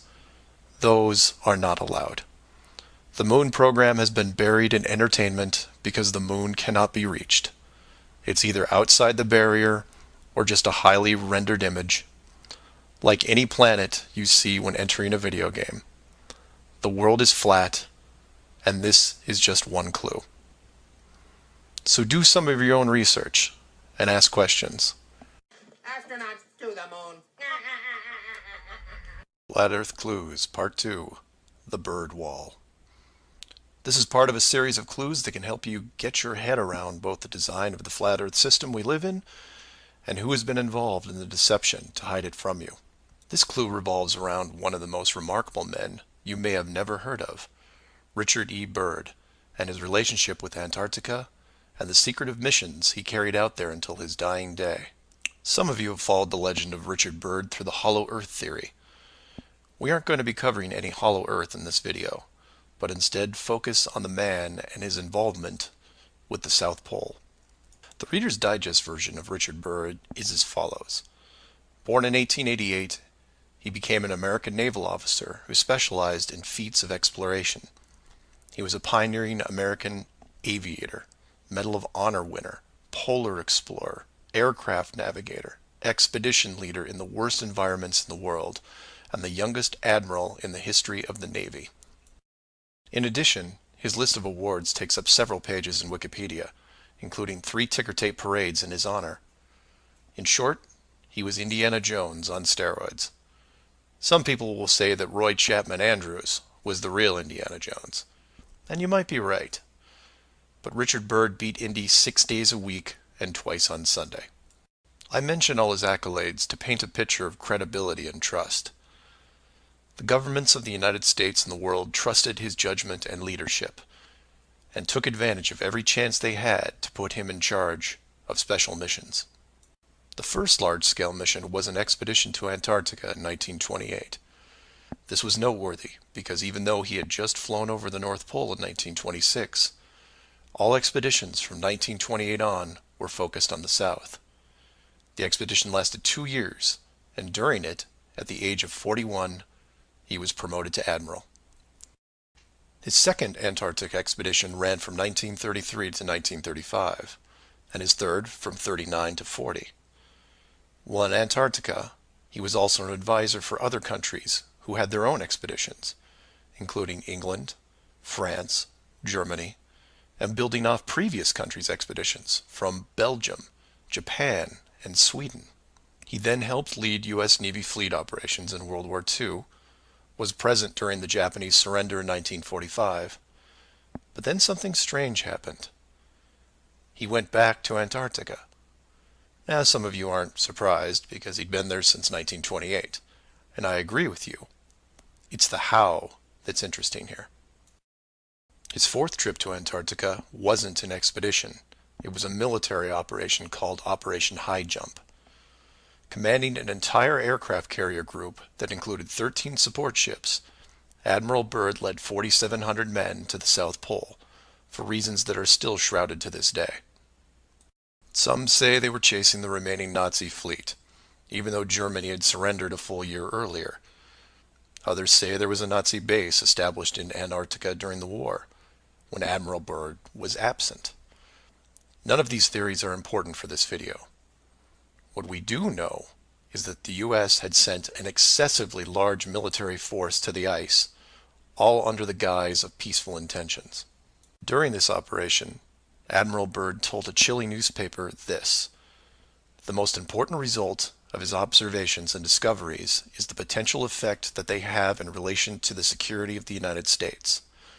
The fantastic speed in which the world is shrinking," recalled the Admiral, "is one of the most important lessons learned during his recent Antarctic exploration. I have to warn my compatriots that the time has ended when we were able to take refuge in our own isolation and rely on the certainty that the distances, the oceans, and the poles were a guarantee of safety." After the operation, Admiral Byrd toured the States and gave interviews, the most interesting of which is a national television show in 1954 called The Longines Chronoscope. A horrible name, but a decent show. I've added a segment of it at the end of this video and linked it in the description. During this television interview, he first spoke of an area beyond the South Pole as large as the United States, which no one had set foot on yet. He then went on to say that there would probably be expeditions year after year because the US government had really become interested. The interviewers then probed as to why the interest in the South, when any perceived military threat from Russia, keep in mind this was 1954, would be from the North. He went on to say that it was the most valuable and important place in the world for science. It involved the future of the nation, an untouched reservoir of untapped resources, including coal, oil, minerals, and uranium. He added that at the time of the interview, there were 7 nations currently engaged in Antarctica, including Russia, Australia, Argentina, Chile, and New Zealand. During the interview, the Admiral talked about planning the next military mission to Antarctica. It was called Operation Deep Freeze and ran from 1955 to 1956. The mission was completed, and he supposedly returned home. Now this is where you come in and say, so what?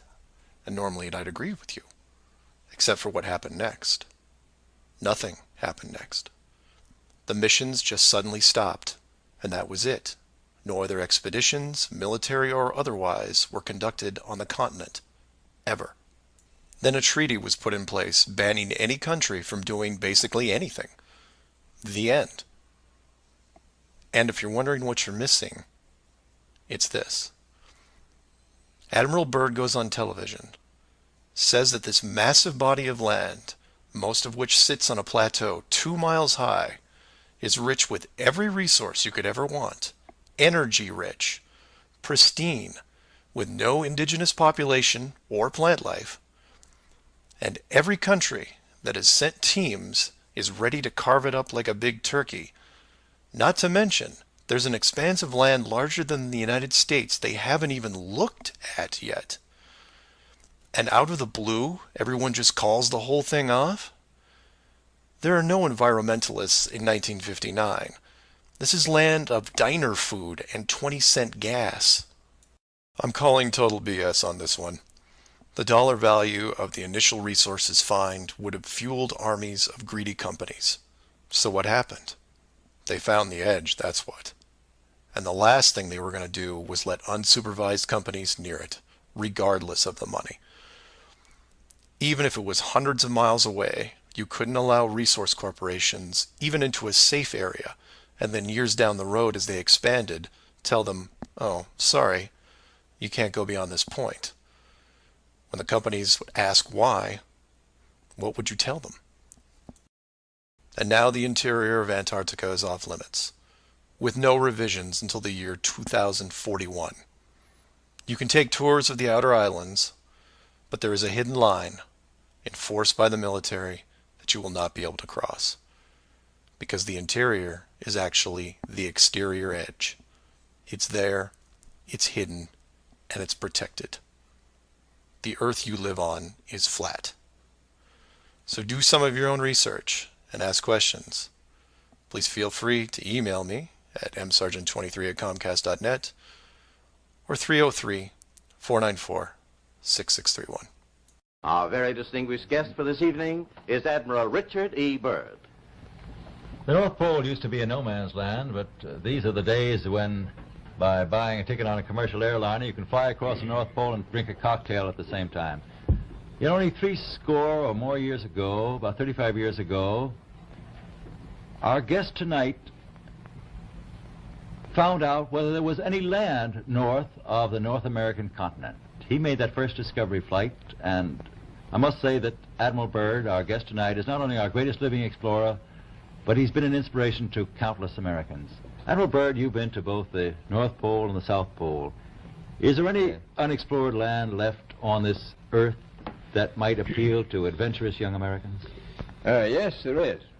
And not up around the North Pole, because it's getting crowded up there now, because they find out it's really usable, not only to live in, but militarily.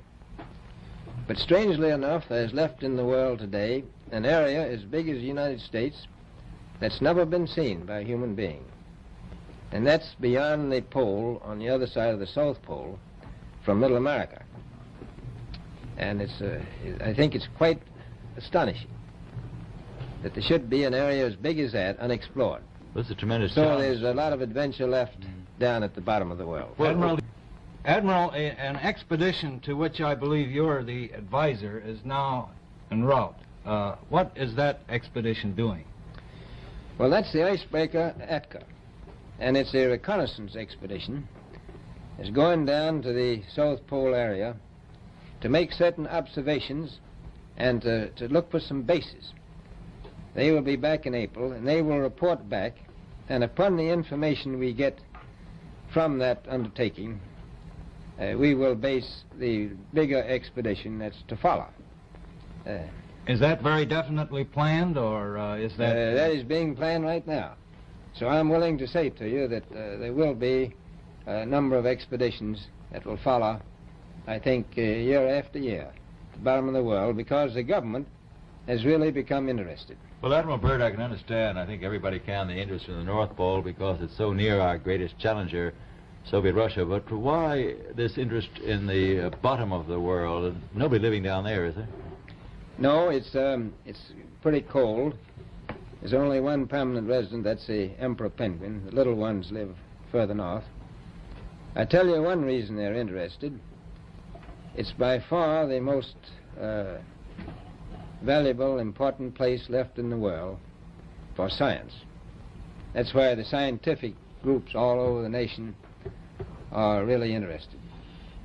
But more important than that, it has to do with the future of the nation, those to come after us, or even during your lifetime. Because it happens to be an untouched reservoir of natural resources. And you know, as the world shrinks with an ever-increasing acceleration, far-flung places, once useless, like we thought the North Pole was, and no man's land, become very useful.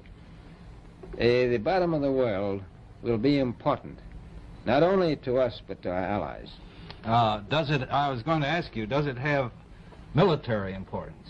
It has some, and as the world shrinks, it will continue to shrink with an ever-increasing acceleration, thus bringing these places closer.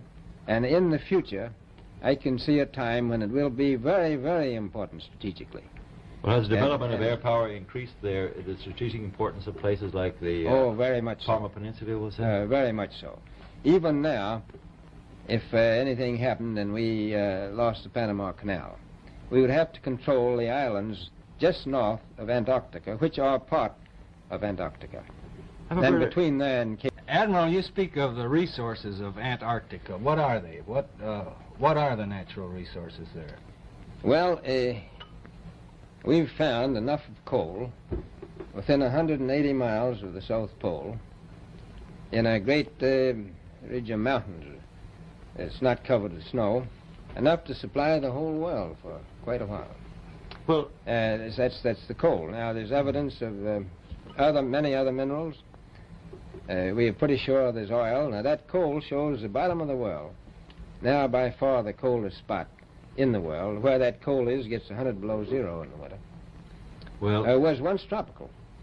So we think there's oil there, and there's evidence, probably uranium there.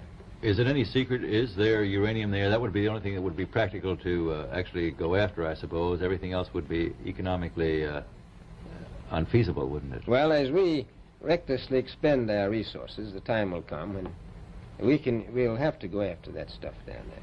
Well, you know, I avoided what you said about uranium. I'm not sure about that. I don't want to have the world fighting over the Antarctic. And Robert, is there a competition among other nations to try to get information about Antarctica and possibly to secure some of these resources?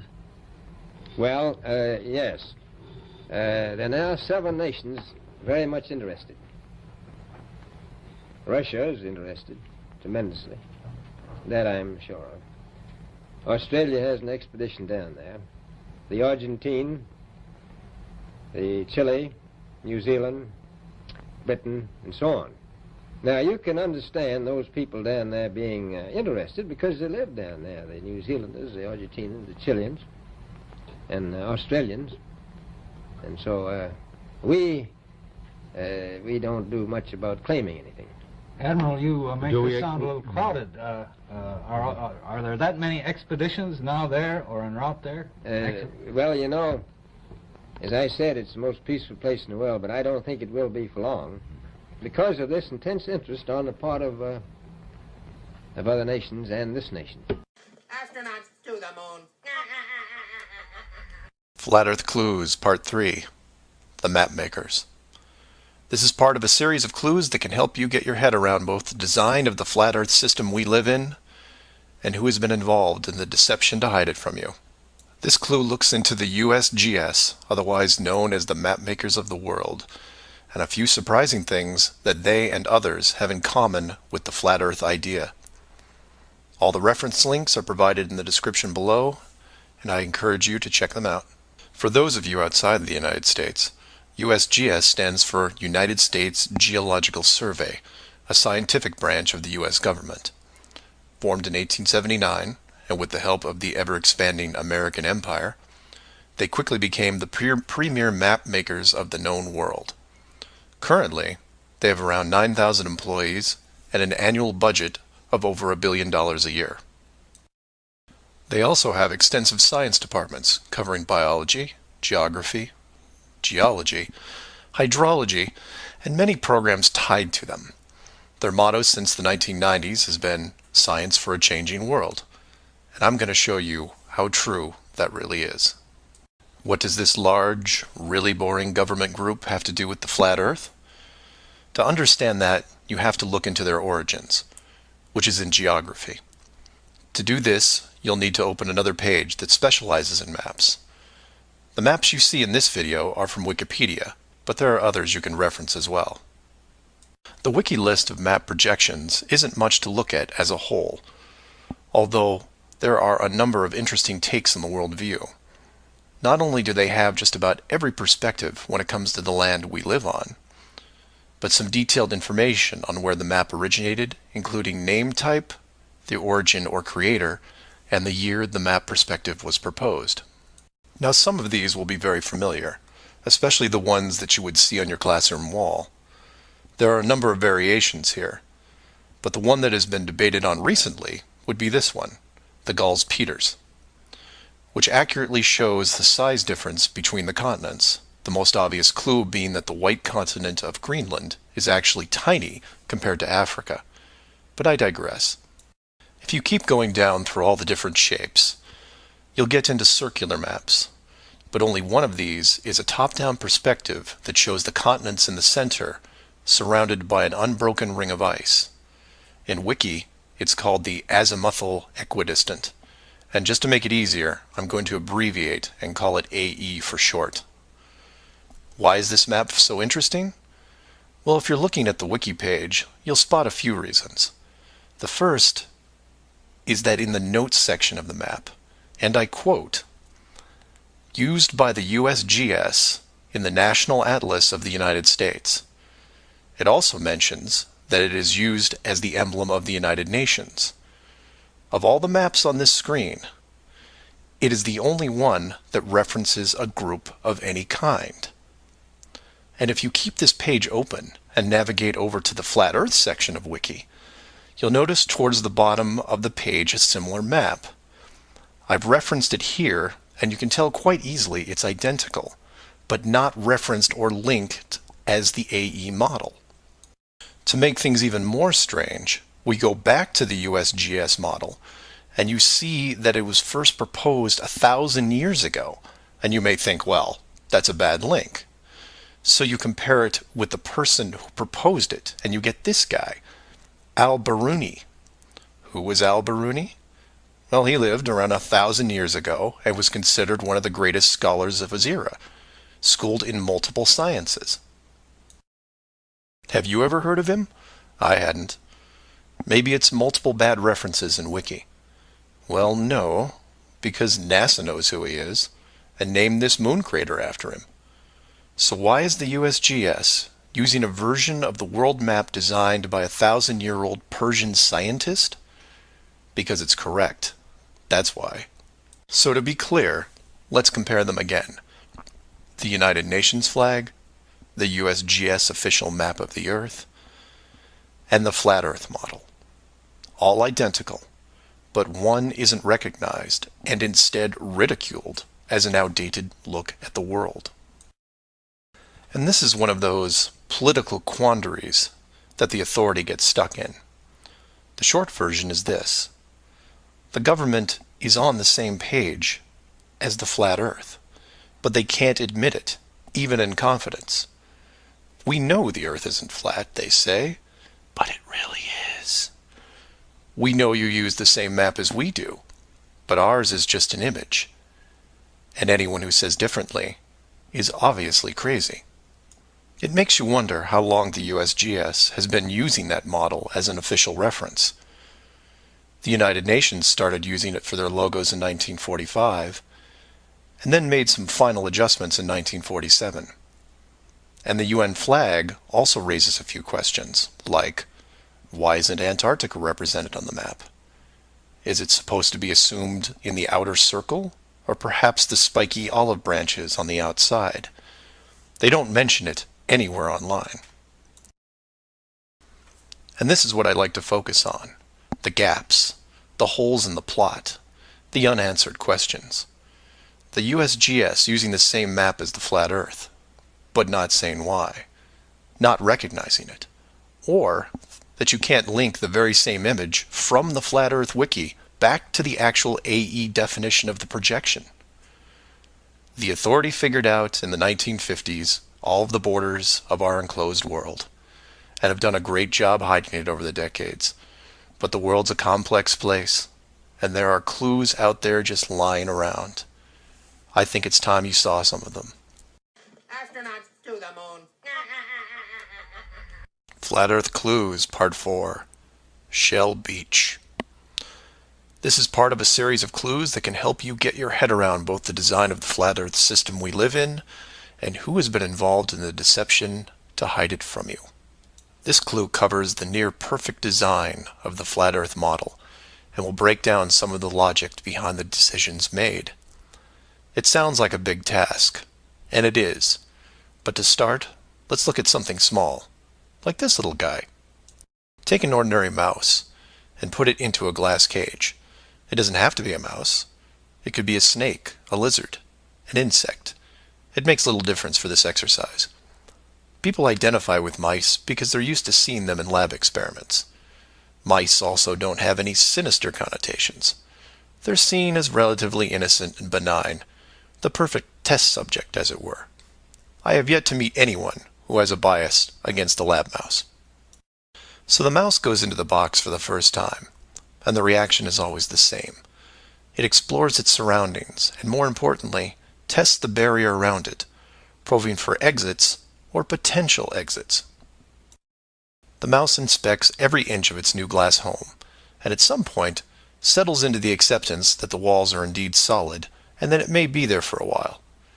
Every so often, it will repeat the process, again checking the boundaries of the cage, just in case something has changed. What it doesn't do is act like it would in the wild, because it realizes that it's in a form of captivity. The glass box doesn't even remotely resemble its natural environment.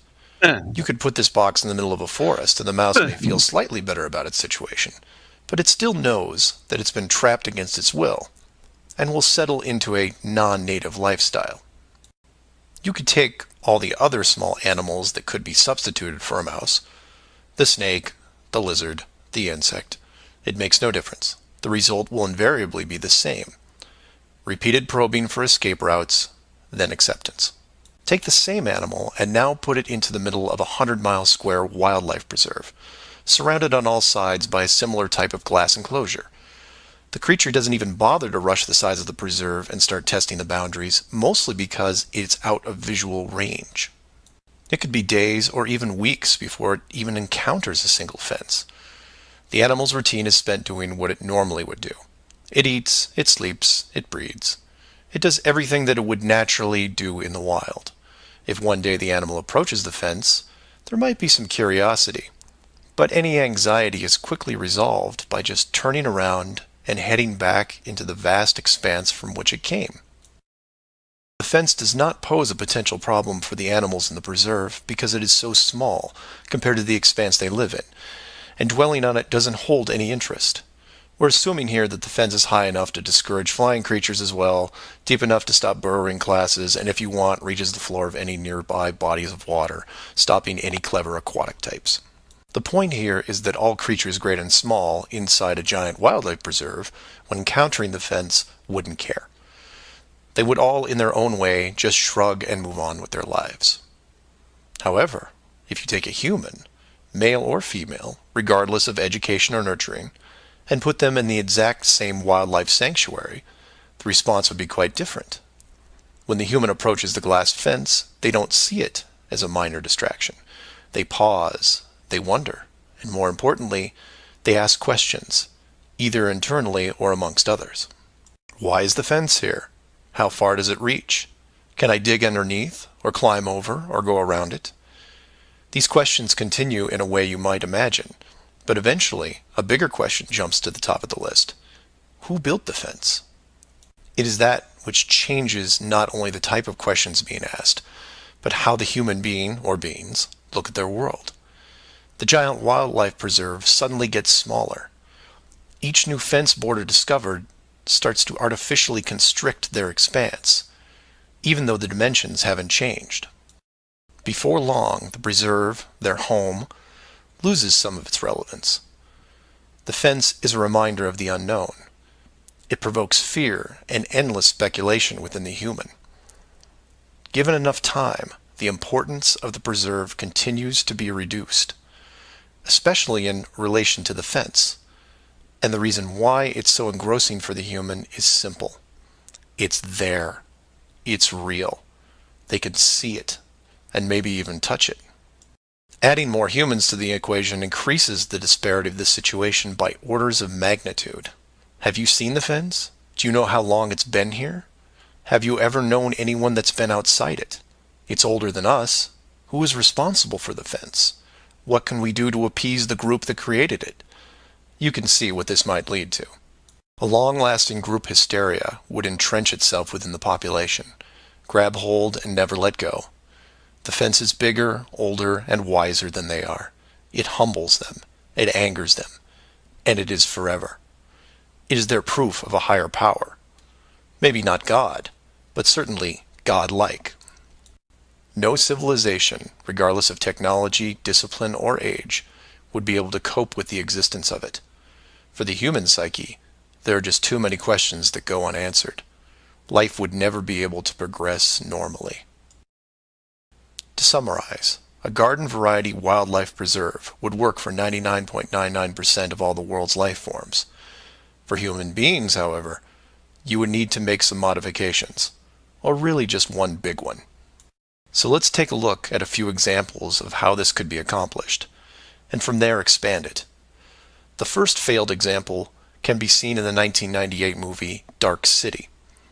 This is a good starting point to get you in the right mindset.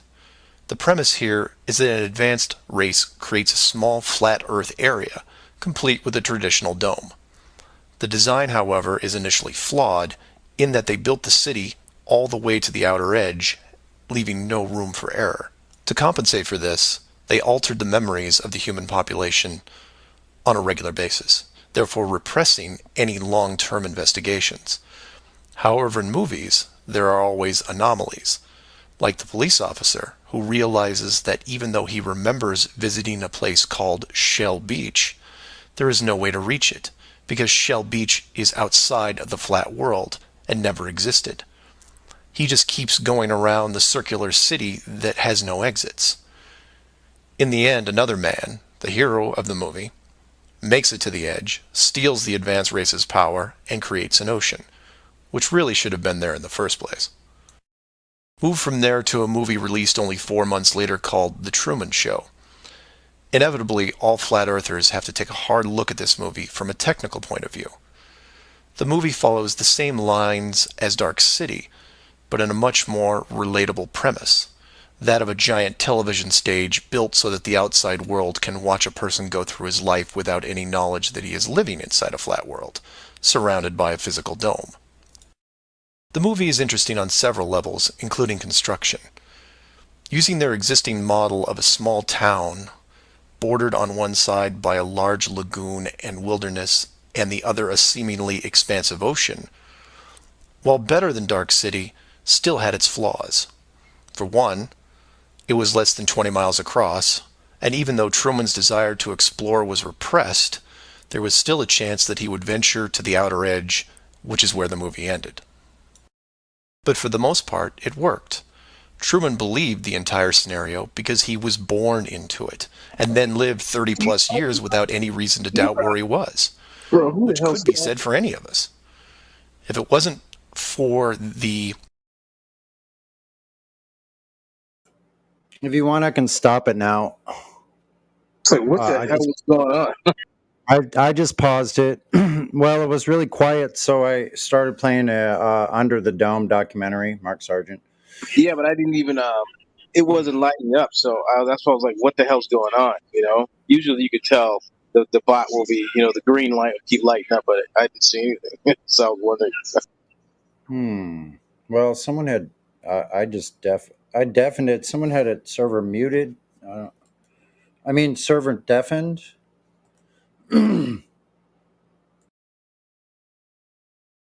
I'll go ahead and stop the bot. I was hearing it, so it must be something on your end, Frog. Yeah, I was hearing it. I heard it, but I'm just saying, I just didn't see, it wasn't lighting up, bro. So I can either pause it or stop it. You want me to pause it? I don't really care. I just couldn't figure out who the hell was saying. I'll just stop it because I'll be leaving for a while. So you guys got it. I think you should stop it because Fraud's getting ready to present measurements of Earth, I think. Right, Fraud? Yeah, I stopped it so the playing field is clear for Fraud to bring his evidence of the globe Earth. What are you talking about, dude? Oh, my bad. I must have been confused with random globalists that think they have curve. Whatever. Y'all go ahead.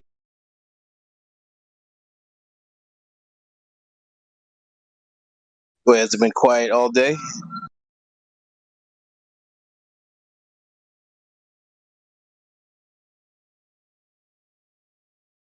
I wouldn't say all day. This morning, Miggy was here stirring things up and keeping people on point. It's pretty cool. There was a guy in here trying to talk about concave or something. Mickey's like, give me some measurements for concave. I'm just paraphrasing, but you know how Miggy is.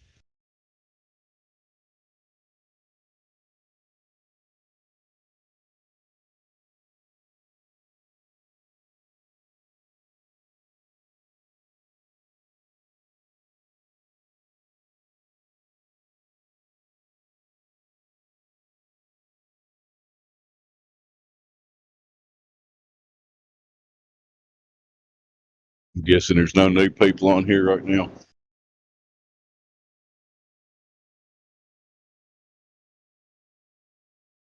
What's going on in here?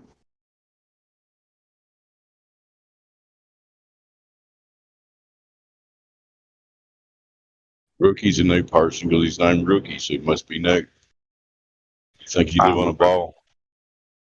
No, I live on a flat surface. Why? What's up? You're boring, dude. Oh, golly.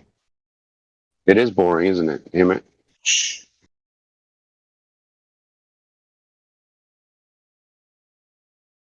It's okay. I'm here now. It's the rookie show. Go. Welcome to the rookie show, whatever that means.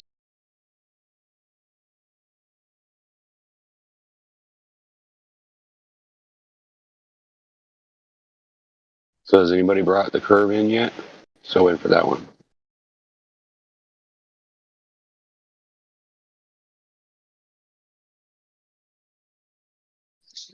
Yeah, we all know that's not going to happen. The bodies of water just don't do that.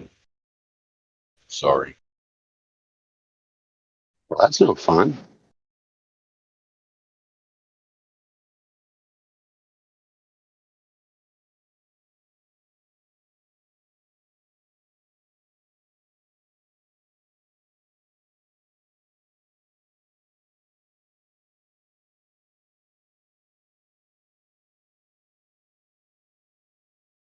Yeah, it is a little bit odd that there's so many people in here but nobody talking. But I don't know. Maybe it's a thing.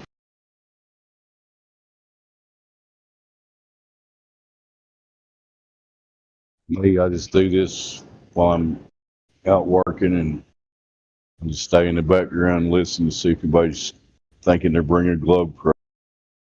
It's happening fewer and far between these days, seems like. Yes, sir. You're right, Dave. I just keep I hope we consistently get curious people with open minds that'll actually absorb information and think for themselves. Who was talking? Go ahead. I'm on the forklift right now. How are you guys doing? I'm good. How are you?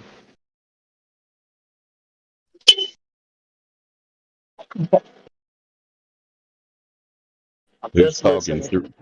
3D, do you think you live on a ball? No. Why not? Sorry, no globies.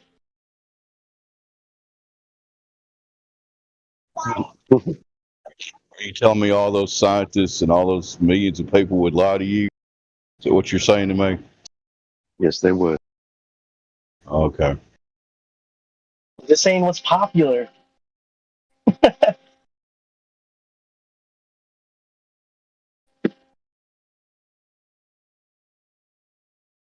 Like, totally.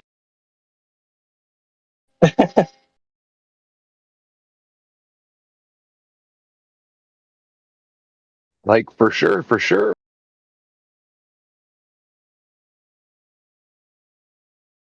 I think one time they said in media Justin Bieber's like the best singer in the world. Does that mean he is? Is that true? Because it's popular? Is there such thing as the best?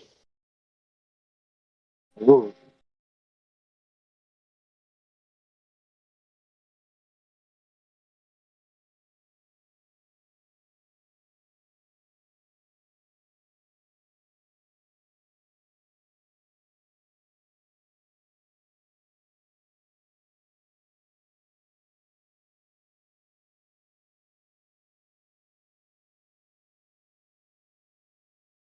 Sonny, did you get a new guitar? Where's he gone? Sonny?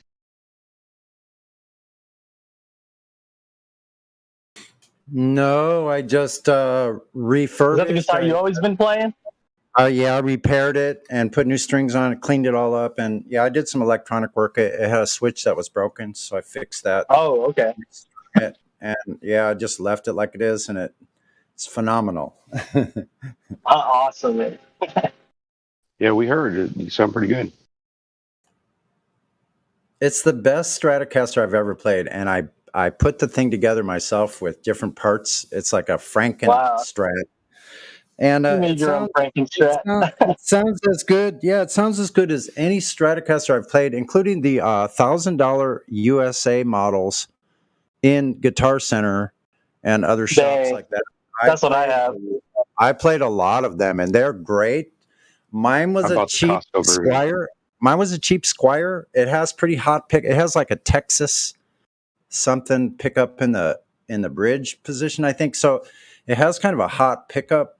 For some reason, that was a 50-year. It was a 50-year Squire Stratocaster 50-year anniversary. So 1996, and I just replaced the neck with something better and new machine heads. And Oh, that's great, man. Sweet. yeah, the guitar's been through a couple different reiterations. I actually destroyed it and had to rebuild the cavity, rebuild it piece by piece. Yeah,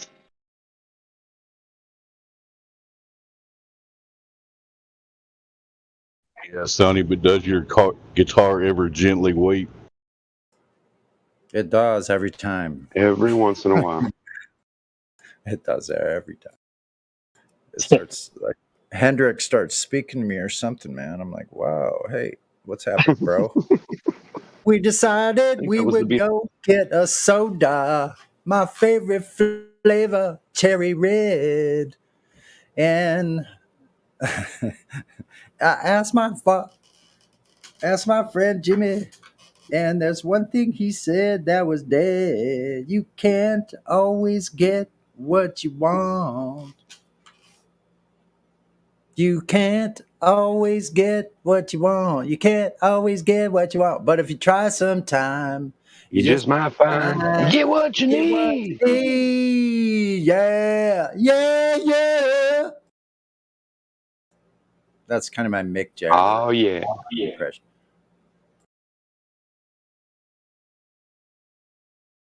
Mick Jagger impression. Oh, yeah. That was pretty decent, I guess. Mick Jagger's an interesting dude. He's still alive. And he's got those big ass lips. How is him or Keith Richards still?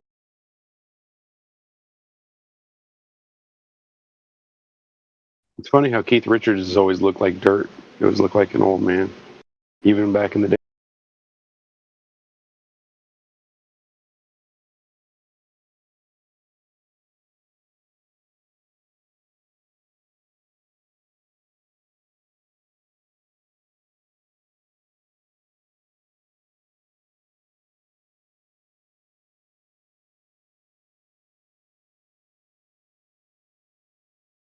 Wouldn't it be cool to go back in time and see Woodstock?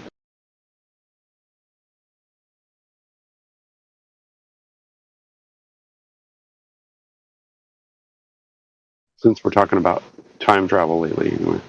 I don't know where this came from.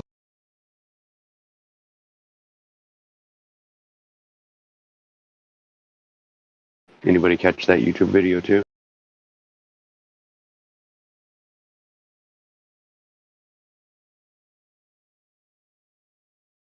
I missed it. Please enlighten us. Oh, well, I don't know. I only caught a piece of it, but there's a video that somebody put out. I don't remember who, but it's talking about that they found plans to a time travel device and all this other crap, and I don't know. It's kind of ridiculous.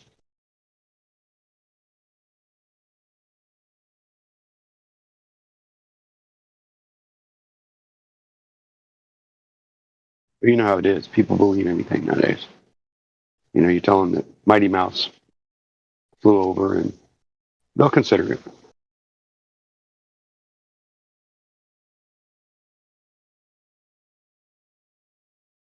If you don't know who Mighty Mouse is, there's something wrong.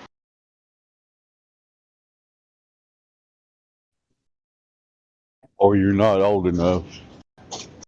There's two different.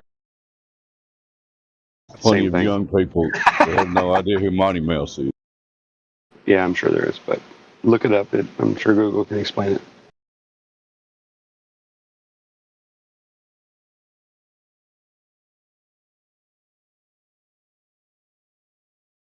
Or even Woody Woodpecker.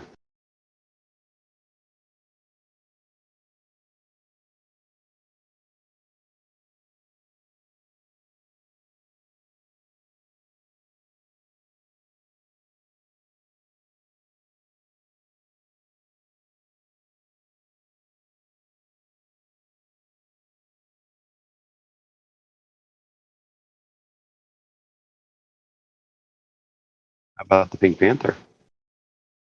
And I'm not talking about the movie with Steve Martin. Da-da, da-da, da-da, da-da, da-da, da-da, da-da.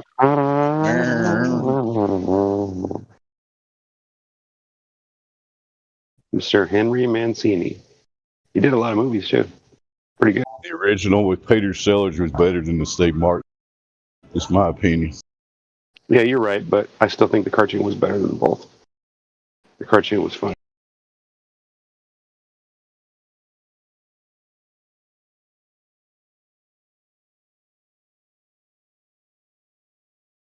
Pink Panther is very clever. Check it out. Check it out on YouTube.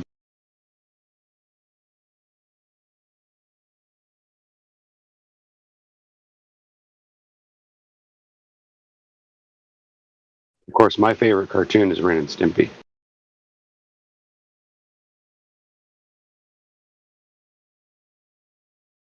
One of the most controversial cartoons in the world.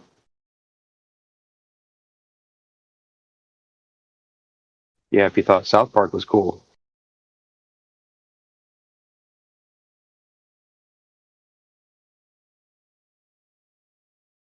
Like I'm missing something now. I've never watched any episodes of Ren and Stimpy. I'm gonna have to go home check it out, and Dave. You'll get it. You'll love it. It's really good. It's really goofy and silly, but it's really funny. I'll put that on the binge watch list for later. Yeah, check it out though. Seriously, it's pretty funny. I mean, it's crude and rude and all that, but I'm sure you're used to that by now.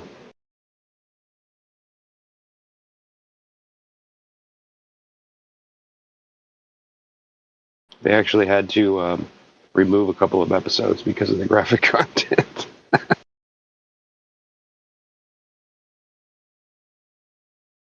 They ever give any hints about flat Earth or globe or anything?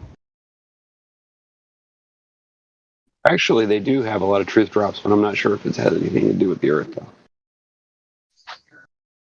What's an example of their truth drop? Oh, making comments about government and, just slights, things like, or just like in the storyline, they'll be talking about something in particular and they'll hint to, FBI or whatever, that kind of stuff. Nothing like major.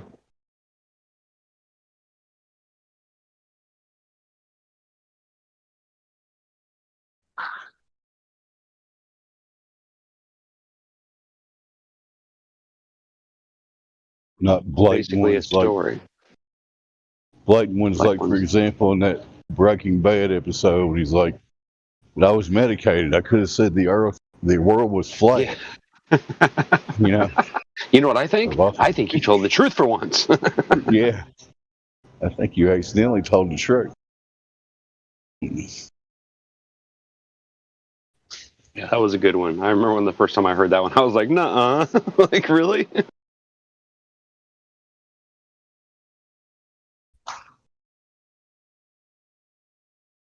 The one that freaks me out, even though I kind of know what he was talking about, is that I think it was on CBS, like interview show, and the doctor was talking about the Zika virus. He kept saying because the world is flat, blah blah blah virus, because the world is flat. He said it like 4 or 5 times. It's just weird. Well, I mean, even the Masons are telling about it. Openly. Talking about, and they're buying it, Yeah. What a fish story. And they're buying it. And they're buying it. Yep, they're buying it. Television does its job, doesn't it? I like watching Jay Leno in that clip. He's not sure how to react to what he's saying. He just kind of laughs along. Yeah, I love the nervous giggle and then the nervous guffaw at the end. He's like, ah! It's pretty good. He got the joke finally.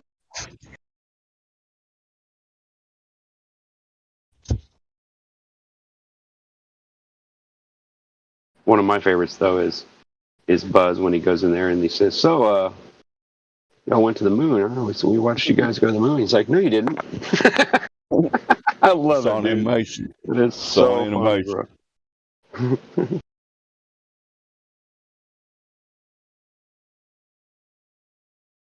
Of course, Conan O'Brien came with the quick, decisive follow-up questions off. Never mind, no, he didn't. You know, like, why are you telling me now that it wasn't live when y'all didn't say that back? Come on, man. You don't want to say that. You might embarrass the guy. Of course, he don't really need any help with that, does he?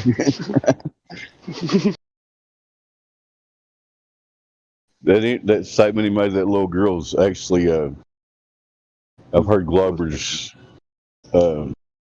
excuse that one because they claim that he's talking about why we haven't been back since then. He's saying because we didn't go there. Because we didn't go there. And that's the way it happened. So he's just saying we haven't been back. And they're just trying to twist that. But he said what he said. Come on. Of course they are. He couldn't lie to a little 8-year-old girl. I mean, somebody identified something that made you look bad. You'd want to defend it too, wouldn't you? But he couldn't straight up lie to a little girl. He said what he said. Take it. We all know he didn't go to the moon, so whatever. Yeah, and the fact that he's drunk all the time kind of tells you. Yeah. I mean, you think you would think he would have a nice life, right? You know, he's got money. You know, he's invested his money and stuff into things, so it's not like he's broke. But yet he's still on this kick where he's just, you know what I mean? It says a lot. I don't know. Maybe I'm wrong. Can't get inside the man's head, but let's just say he's probably battling various demons, put it that way. I'm just guessing. Yeah, at the least, I'm sure. So I kind of feel sorry for those guys. Man. They could have been compromised into some situation that I ain't going to say I would understand why they did it, but you know, you never know. It makes me wonder. It makes me kind of wonder is after the first time we supposedly went, did they just fake it with every other astronaut in some kind of a room where they thought they were really on the spaceship? Or do they all know about it? That's my question. Because I noticed that there's some astronauts like from different countries that say different stuff that kind of don't match up with it. You know what I mean? So it tends to make me think that maybe there's, you know, a monopoly on it. Yeah. This is all speculation, folks. We're not speaking any facts. Yeah, of course. We do have some facts that we would like someone to come in here and share. Richard directly. The motion detected of the Earth, scientifically repeatable, and we need to see gas pressure without a containment. Come in and talk to Rookie about any of those three. I'll be glad to discuss. Said throw the PSA out there.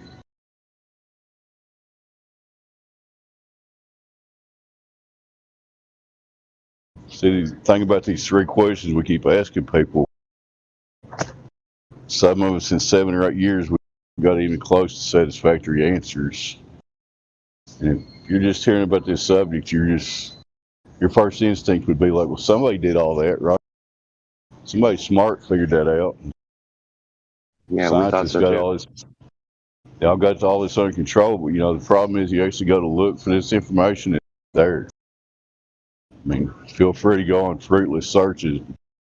You're not going to find it. I'm just telling you. Back to you, Rookie. Yeah, I went and looked for it. I couldn't find it. I just think it's funny that there's so little evidence for something that we all swear it must be true. It's really sad when you think about it.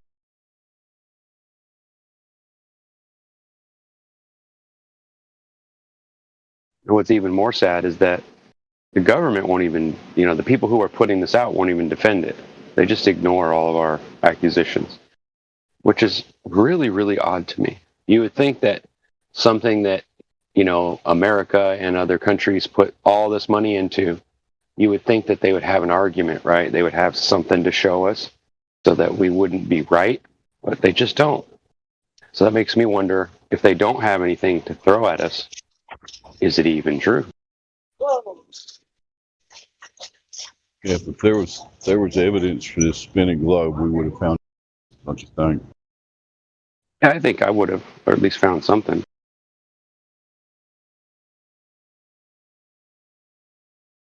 But of course, if you don't go and test this stuff, you'll never know. You'll never understand.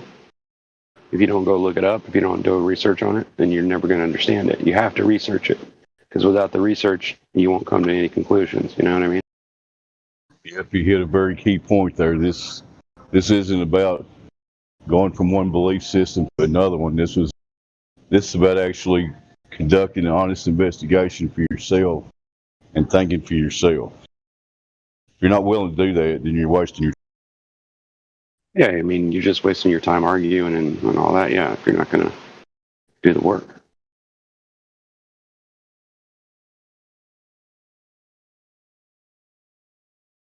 You know, maybe that's what scares most people away. I mean, maybe it's because of all the work involved and the dependence on yourself. You know, a lot of people are having trouble with that, you know. that factors into a lot of people. They're like, I don't even have time in my life to, you know, I got Netflix and blah, blah, blah and everything. Yeah, yeah, they got a job and all that, but they only work 8 hours and 16 hours a day. They got plenty of time. Just saying. Comes down to a matter of prioritizing what you put your attention to. Well, yeah, I mean, if you're gonna go onto a website or onto a server and heckle people that claim to believe or to know something, at least do your homework and know what they're talking about and know why they believe what they believe. It's not like we haven't put it out there, you know. Kind of irritates me when they come in and they go, "Oh, you believe the Earth is a flat disk floating in space?" I'm like, who said that?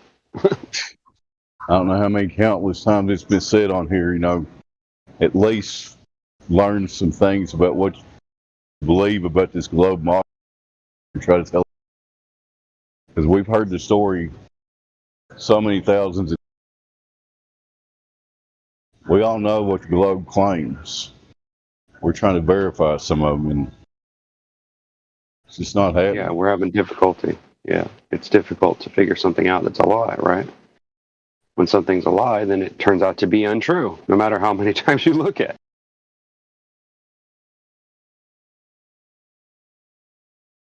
But I get it. It sounds crazy, so it must be crazy, right? Well, if you're going to say that, at least do the homework. You know, like, show us how it's crazy. Show us why you think we're crazy. Because I honestly don't think anybody on here is crazy. We might be misled on a few things, but I don't think anybody's crazy.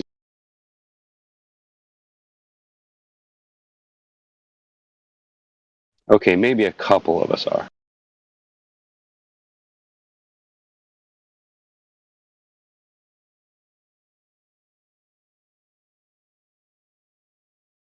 That's a subjective definition of crazy. I mean, there's many ways I'm probably crazy in, but one thing I know for sure, massive ocean in outer space, that's not happening. Somebody prove me wrong.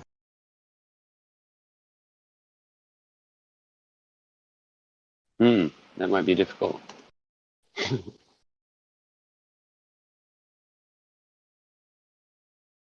This might be a little difficult.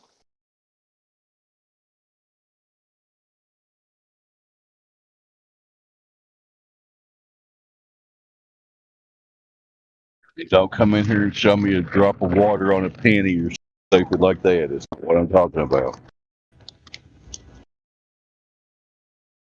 I'm at a body of water that instead of seeking level like all bodies do, it stays there in a curve. You need to see that, please. Thank you.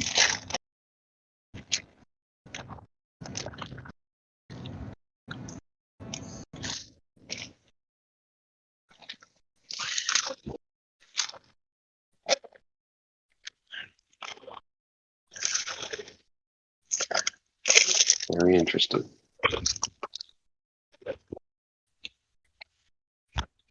Very, very interesting. What's the difference between a broccoli cut and a broccoli floret? One flowers and one doesn't. Those are frozen, so if you ordered broccoli florets, would you be okay if I brought broccoli cuts? Sure, why not? Arctic cuts are usually the stem, aren't they? They kind of the look the stemmy same. parts. No, they do Yeah. kind of look the same. But I'm sure there is a difference somehow. Yeah, they'll be all right. They sit on their couch and order these groceries. I'm the one shopping for them and delivering to them, so they should appreciate Oh, me, I right? see. I gotcha.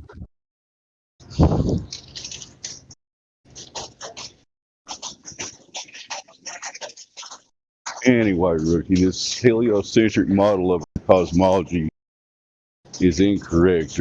This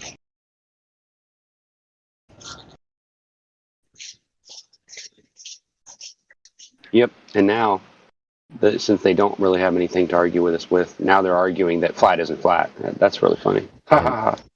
you can't prove anything. We're a simulation of simulated simulations.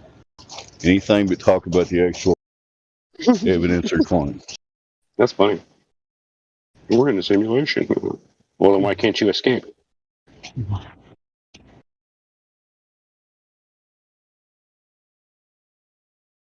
Seriously, if you were in a simulation, you would be able to escape, right? You'd be able to leave without dying. And I don't know. It depends on how the programmer simulated it. I don't know. Yeah, but a simulation states that it's not real, right? That it's all created by digital or whatever, right? So if that was the case, then what you said doesn't necessarily fit. There'd have to be a real world to create the simulation in the beginning. Is that what you're saying? True, Well, maybe. True. But what if everything is simulation? Then what? That's a rabbit hole. That's fruitless to go down. It's a rabbit hole. You can't figure out anything in that for rabbit holes, so why go down it? Yeah, if you can't test it, then don't bother with it. That's the way I look at it. I mean, otherwise it's just a theory, right? It's just somebody's idea, some philosophy.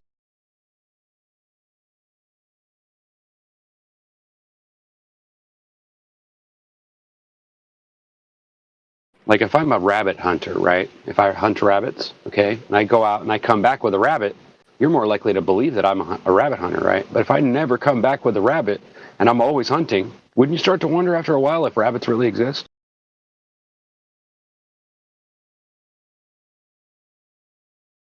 Oh, what? Pay attention. Keep talking, Flatty, or somebody else. I'm in the background noise area. Oh, I think I heard Kiwi or somebody. That might have been me. Sorry. How dare you? What do you think about all this?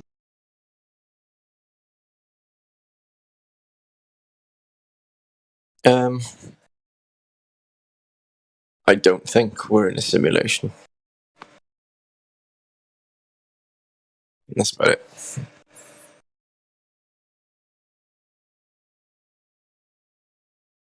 I don't believe it's a simulation either. I believe that we've been put into a situation where we're being tested and proven, but I don't believe it's a simulation. I believe it's real.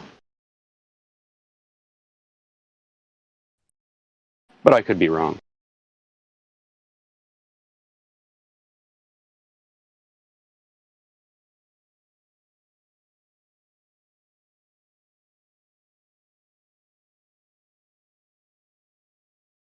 So let's say there is a right answer to this question, right? Let's say there is actually a shape of the Earth. How would we find that out? How would we, beyond against all the odds that we've got against us, how would we do such a thing? Anybody ever think about that?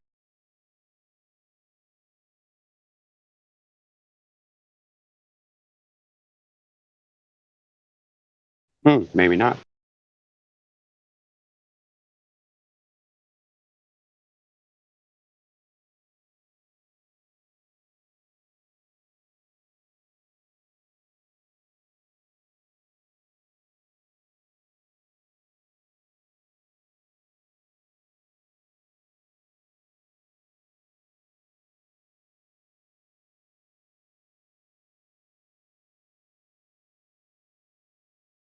Wow, tough question, I guess, huh?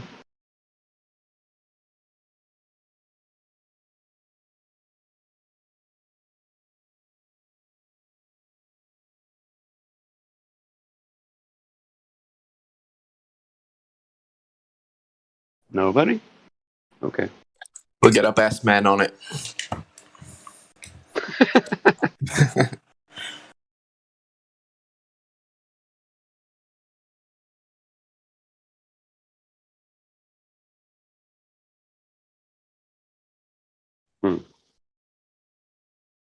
Okay.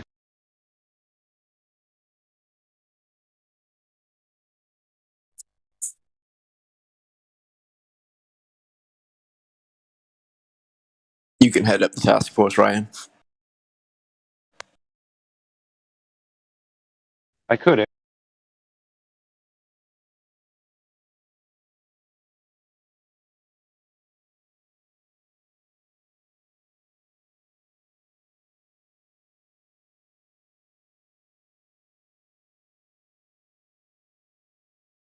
Where'd Sonny go?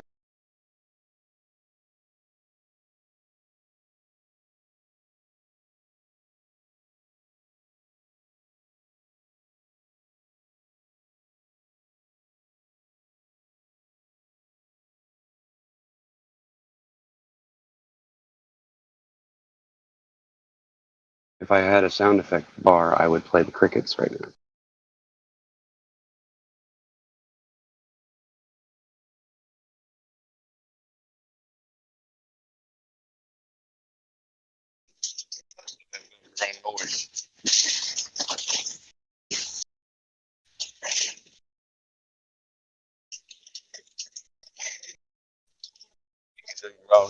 Cricket imitation, if you want, Rick.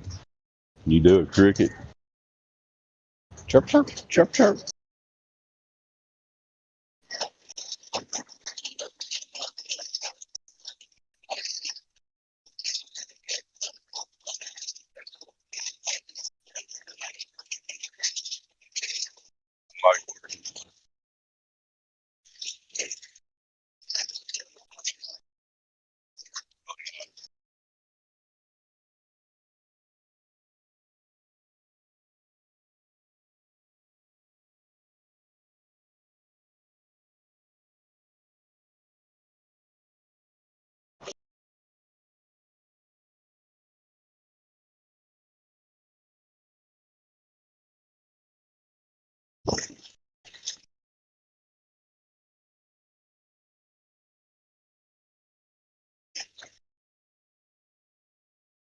Dave, you're out, Mike.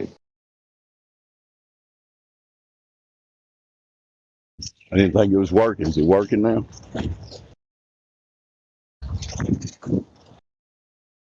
I can hear you.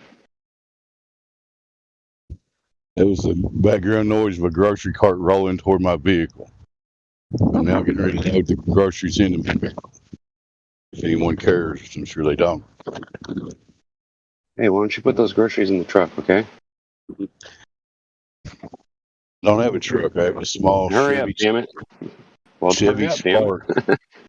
Spark. 2020 Chevy Spark. You ever seen one of those? I think I have, yeah. The You little, like little 40 on the highway. electric one. No, it's not electric, but it's pretty good gas Hybrid or mileage. something. Not a Oh, hybrid. okay. Just, Oh, it's like a just 3. gas. Just gas, gas, gas. That's all I use, man. It's like jumping jack flash. It's a gas, gas, gas.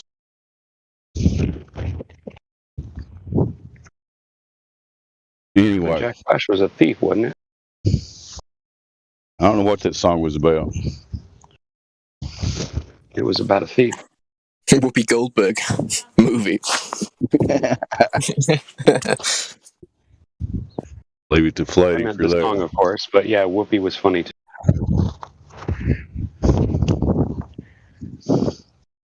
I know in that song American Pie, he said Jack Flash sat on a candlestick because fire's the devil's only friend.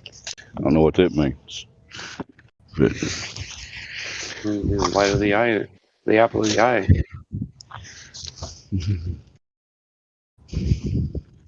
You know, it never occurred to me that as above, so below meant so much. You know that? Like I've heard it a million times. I never really thought about like the reality of it.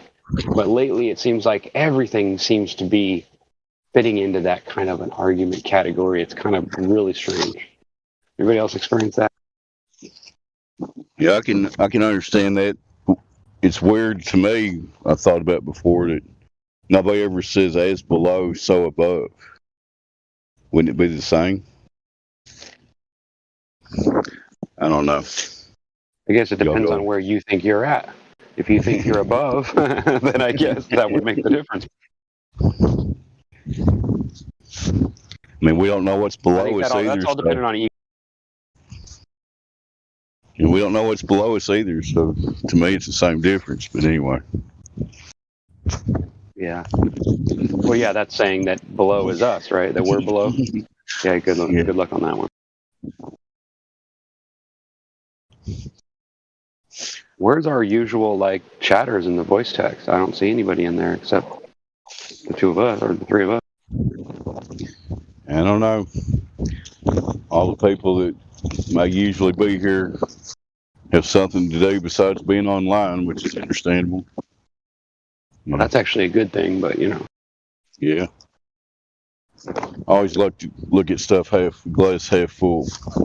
Less people that are participating here that are spending less time online, which is a good thing. Yeah, and it's fun to give them at least something to listen to besides just dead air. Yeah. We can only play so many videos. I mean, those are good, but there's so many of those that are rampant with speculation. It's hard to check anything they're saying, but I'm not pointing out anything specifically, but you know what I mean. Well, we could, but yeah, we won't do that. And there's nothing wrong with speculation as long as you highlight that you are speculating and you don't have anything to back up what you're saying. That a lot of times people don't actually do that. They just blurt out what they're saying. You know?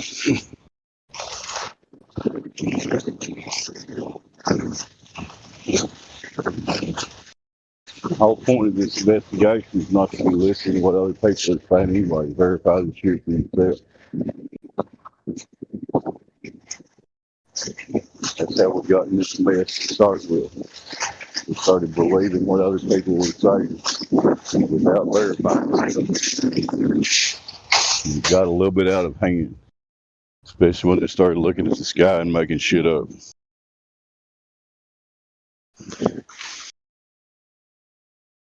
Yeah, there seems to be a lot of that making shit up thing lately.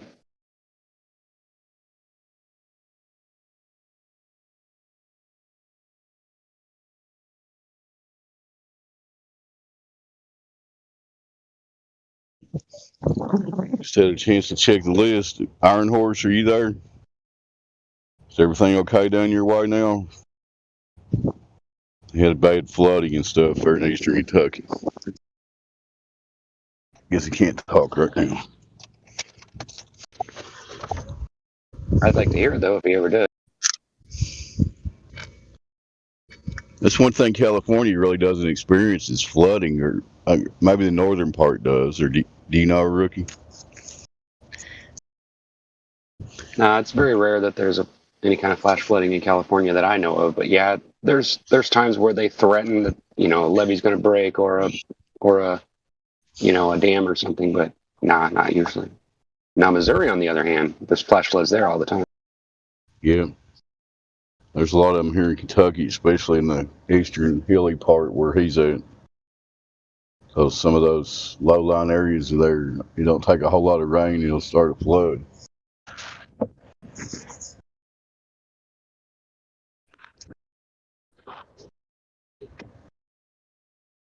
He unmuted. You there, Iron Horse?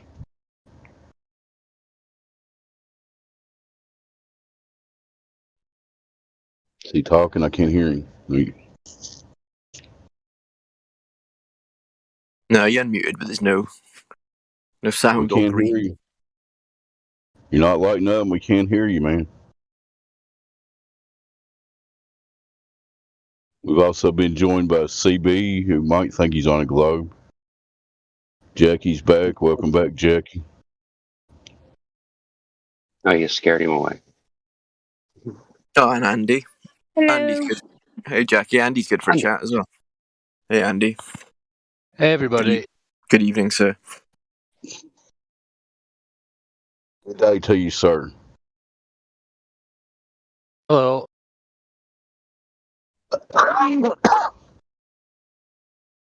What you got to bring to the table? Any direct measurements of Earth curvature?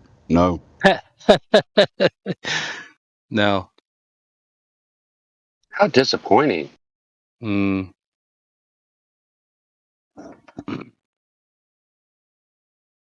I was just watching QE's channel with the old, what was it? Conversation. Angular momentum thing. I don't know. Pretty good. I'm not really interested in it, to be honest. But yeah, it's a good presentation, I suppose. It gets lost on me a little bit, I'm afraid. Gets lost on you?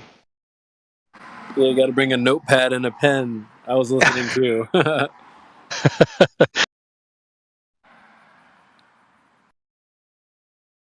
Yeah, I don't know why, but I just don't watch shows like that. I don't know why. I used to. I love the live element. I love that they're live and there's some familiar faces in there, Flatzoid and yeah, familiar gang. So just just gotta tune in, check in, bring next time maybe bring a notepad and a pen, take some notes, and we all kind of grow together, right, fellas?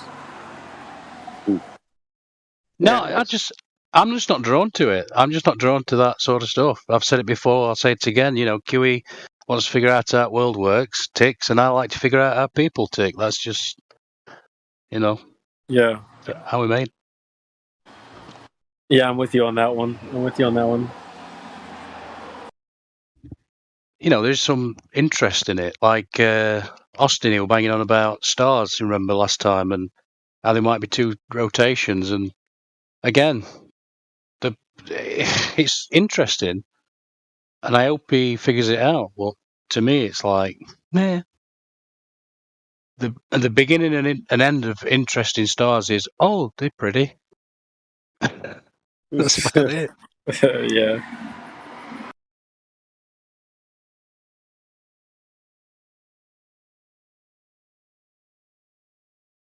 My only issue with all the shows is that they're shows. You know what I mean? That's what it is. It's a show. It's not. I don't know. I just look at it differently, I guess. All the bashing and all the bullying and all the, that kind of stuff is just what I'm not into.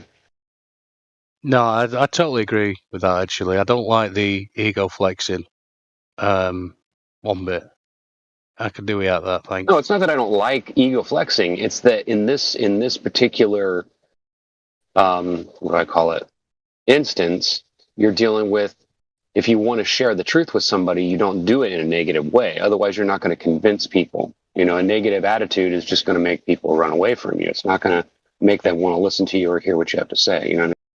Yeah, don't get on your soapbox. Yeah, I tend to do that when I've had a drink, so it's not fun to be around, I guess. Yeah, I mean, well, having a buzz is different, but I don't know. If I was going to make a show, it wouldn't be like that. I just wouldn't. I mean, there's an occasion where you're going to have to be, right? Where you're going to have an unruly, participant, and you're going to have to be stern with them. But to just run somebody down or attack them on a personal level, I just don't agree with that. I don't think it's necessary. But Well, like I said, that's just my opinion. I was going to say that's Glober's instinct. That's what they do, isn't it? They can't attack the argument, so they attack the person. But that's right. That's and so right. whenever we do that, it just makes us look bad, I think. Absolutely. Strikes for different fights, mate. It's all it is. Both hands on the wheel, Glat. It's all it is. That's why I posted that. Yeah, my robot. I can't think of his name now. Mark Sargent. I posted that Mark Sargent on whatever it's called. Good Morning Television, whatever. Yeah, for that. Thanks, Sean. Yeah, he was really good. He wasn't, disrespectful. He was very calm and collected, and I liked it. I liked it a lot. I've never really seen his stuff, you see. Sean just did a literal Well, I drive-by. used to watch drive-by. Drive-by. Yeah, he did a drive-by shooting while he was driving. With a BB gun. At least you've got a car, Sean. All right. You don't have a car. Yeah, he's currently carless. I got two. You want one? Yes, please. Come pick it up. What's the gas mileage like? Well, it's a V6, but it's better than a V. No, then. No, not £2 a litre.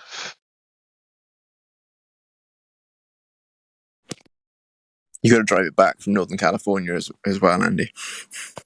I was going to say, I don't know what the difference in a pound and a dollar is, but we're paying $6-7 a gallon for gas, and it was $2-something a gallon just a few months ago. So just a little bit extreme. Yeah. Pounds is like $1,000.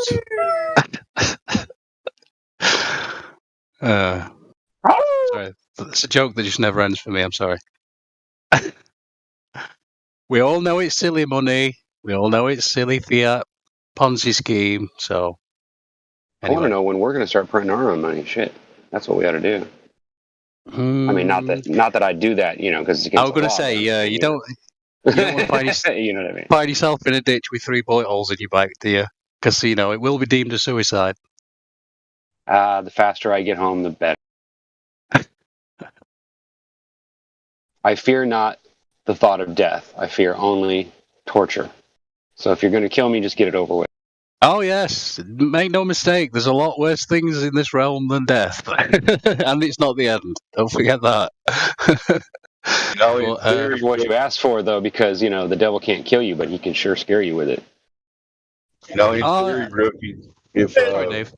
You said you could print your own money, theoretically, if you know how to program, you make up your own crypto, you're printing your own money there.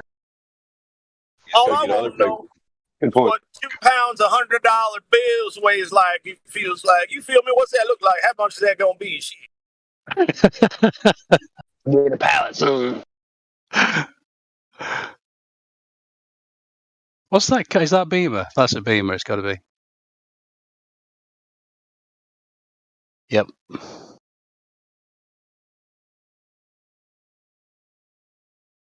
Looks like an M5, but I could be wrong. M3. Oh, my bad. Keep an eye out for seeing the people on here. Make sure you say hi to them. I'm driving. I had one. That's the only reason why I say that.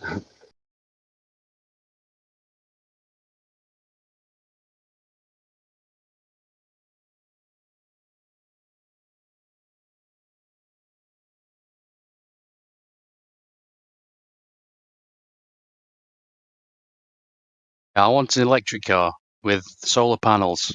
Never going to happen. It's never going to happen. No. There's not enough surface area. There's lots of problems. God, well, if you make your car the shape of a giant, street sign or a billboard, then you probably get away with that. But that's so funny because I was just thinking a big giant van, or as you guys call them, Winnebagos. I want one of them. A big giant Winnebago electric. A Winnebago to me is an RV.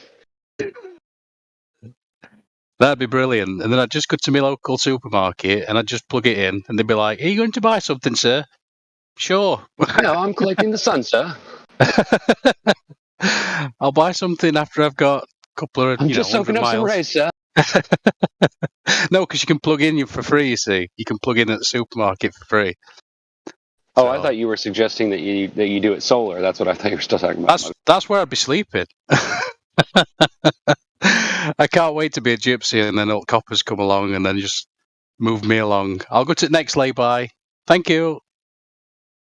What it'd be like to have no fixed abode. I don't know. Okay, hold on. Okay, so to me, a gypsy is an actual group of type of people, right? They're like nationality type, and they travel I don't know. That's the way I look at it. That's just my American retardedness. Well, no. to you, a gypsy is just like a homeless person. Is that what you're saying? Like, I didn't know that. Maybe that's. You're spot on. You're spot on. I was just tapping into my childhood because I was kind of scared of them. They'd come to town with a fair, and I'd be like, "Oh, they're so dirty and strange." And I realised later what really scared me about them is they had no fixed abode. They could murder you and just leave, and nobody'd see you or them ever again. Well, I mean, just because you don't have a home doesn't necessarily mean you can get away with murder. But yeah, I hear where you're coming from. Yeah, there's like, I got you. But wouldn't that stem from maybe your parents telling you that? Yeah, but I think that stems from mostly from your mom and your parents telling you these things are true. This is true. That's true. Stay away from that person, this person. And they always give you this ridiculous reason why. And so, you carry those around with you. And as you grow up, you start to believe that there's some reality in those things. Because, they're kind of true in a way. But, it's just your parents trying to look out for you. No, I'm just being silly. I like being silly. It's fun. Me too. And my dad did take me to this fair when I was about 4 or something, and went on this ride, and I cried my eyes out the entire time. I think that stayed with me as well. Not comfortable. I can't remember what it was called. It was one where they just spin round. You sit in these things and they just spin round. And waltzers, were they? The Scrambler? They're called waltzers. Scrambler, you mean? Yeah, waltzers, you're right, Andy. They spin as the thing's spinning. Yeah, and I just cried my eyes out the entire time, and my dad just laughed at me, basically. You're talking about the teacups at Disneyland? It was bigger than the teacups. This was an adult ride. The Orbiter. You're talking about the Orbiter. This was an Does adult it lift ride. up off the ground and go sideways too, as well as spin? Oh, no. Oh. It's like a small. You get separate things. Like, I don't know. I can't describe it. Yeah, it's just if there's just 3 or 4 little booths in each section, and there's 4 arms, and they all spin around, but they don't raise off the ground. That's called the Scrambler, where I come from, anyway. Right. And then the one that lifts up off the ground and turns sideways, they call that the Orbiter. But like I said, that's just the American name. Right. Interesting. I've got pictures somewhere, but I'd have to go pull them out of my book.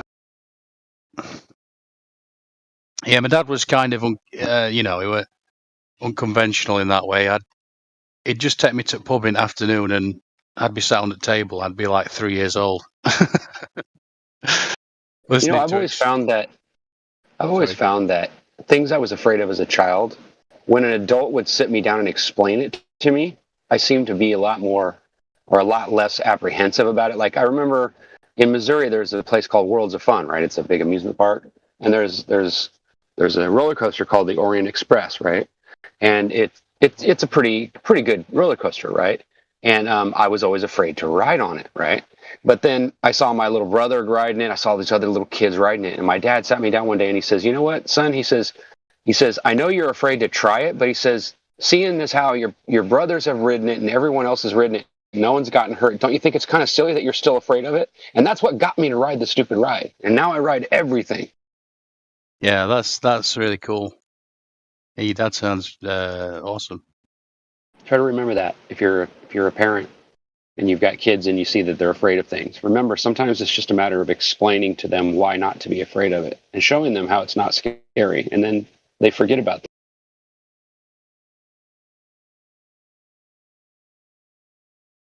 Yeah, my childhood was a bit more chaotic than that. There was a lot of alcohol involved, and yeah, just the fact that your dad had to do that for you, that's like amazing thing to me, anyway.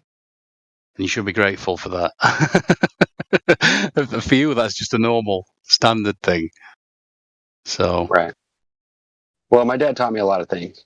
He taught me to test things. He got that from the Bible, obviously, but it to me, that's probably been the most helpful advice. Besides, don't do too much of any one thing. Those are probably the 2 biggest ones. When I think back of all the things that an adult or a grown man has said to me, like wise type of information, I think those are the 2 most important ones. Yeah, definitely. Don't do too much of any one thing. That was very, very important. And then always test everything. Yeah, the middle way. I like that. Yeah, the latter one that I said, they don't do too much of one thing. I asked this old guy, he was like, I don't know, 90 something at the time. I think I was like 16 or 17. I said, what do you think the secret of a long life is? I mean, seeing as how you've lived this long. He says, don't do too much of any one thing, son. That was all he said. And I thought about that, and I've been thinking about that ever since he said it. It hasn't left my mind. That's pretty good. Is he still alive? No, seeing as how I'm 49 years old almost, and yeah, no, I don't think so. You don't sound 49 at all. I realize that.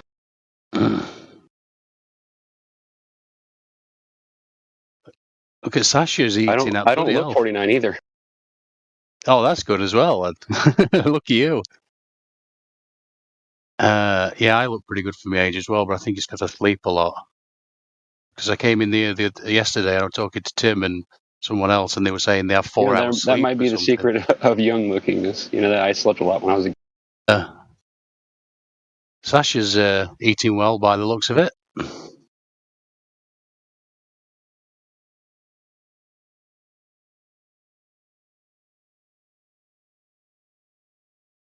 Well, if not, there's something wrong, right? Wrong with what? Sorry, I was thinking about food. No, I mean, like, if he was cooking all that food but he wasn't eating it, there'd be a problem, right? Oh, right. Yeah, is that Croatia? It looks stunning.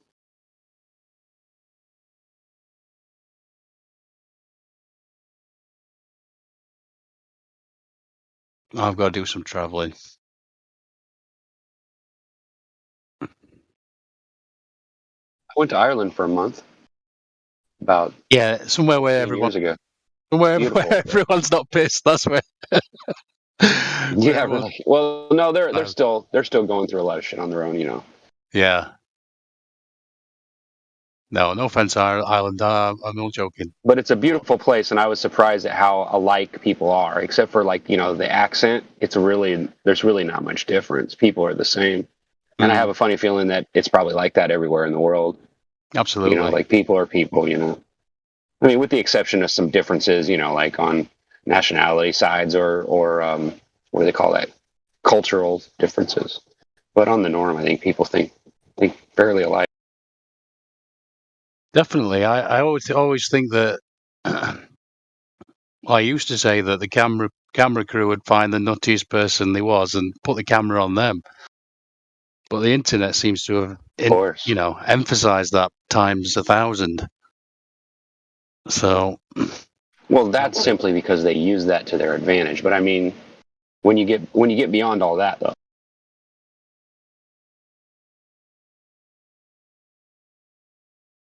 when you turn off all that programming, you know what I'm saying? Then you just think for yourself, like, what do you come up with? You don't come up with the same stuff, do you? Absolutely. Who is Geekwix or Geekwo or however you say that? Is he there?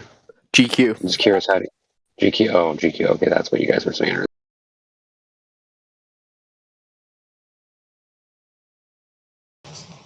Can you hear me?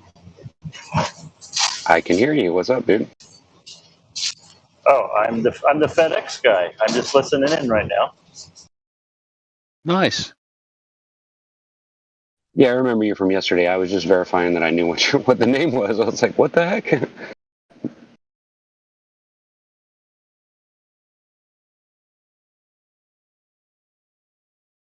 Is your favorite movie Castaway?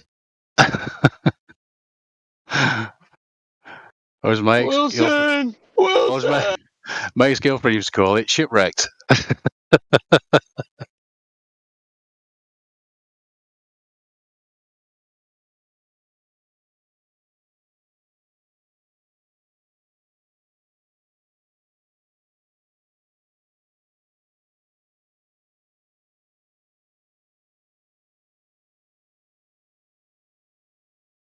Did I scare everyone away?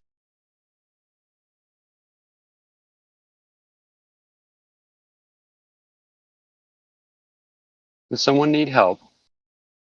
I've just got pizza on my mind now, so I'm just thinking about Domino's. How dare you? How dare you say that word? How dare you? Listen, they make a beautiful Italian style pizza, and I like Mod Pizza. Have you ever heard of that? There's a place no. in the United States called Mod Pizza. It's like this. They make these small pizzas with really thin crust, but you can put as much stuff on them as you want. It's like insane. That sounds good. It's like, yeah, but it's like $13 for a pizza, but you can basically pile on as much stuff as you want. yeah. I will say this. I don't know. You can overegg the pudding, can't you? You know. Like if you watch these Italians, you could overdo it. Yeah, you could overdo it, but you know what I mean. You watch these Italians make pizza, and I mean real pizza, and they can claim that as well. By the way, they put literally nothing on it. I can hand toss a pizza. Yeah, they just put cheese and sauce on it, basically. Yeah, and maybe a leaf. Well, it's kind of like Mexican food. Like when you come to America, you see all this exotic Mexican food that doesn't exist in Mexico, right? Like tacos with lettuce and crunchy taco shells and all this. It doesn't exist in Mexico. Oh. It's the Americanized version. I hear California is Mexico now anyway. No offense taken. Remember the Alamo?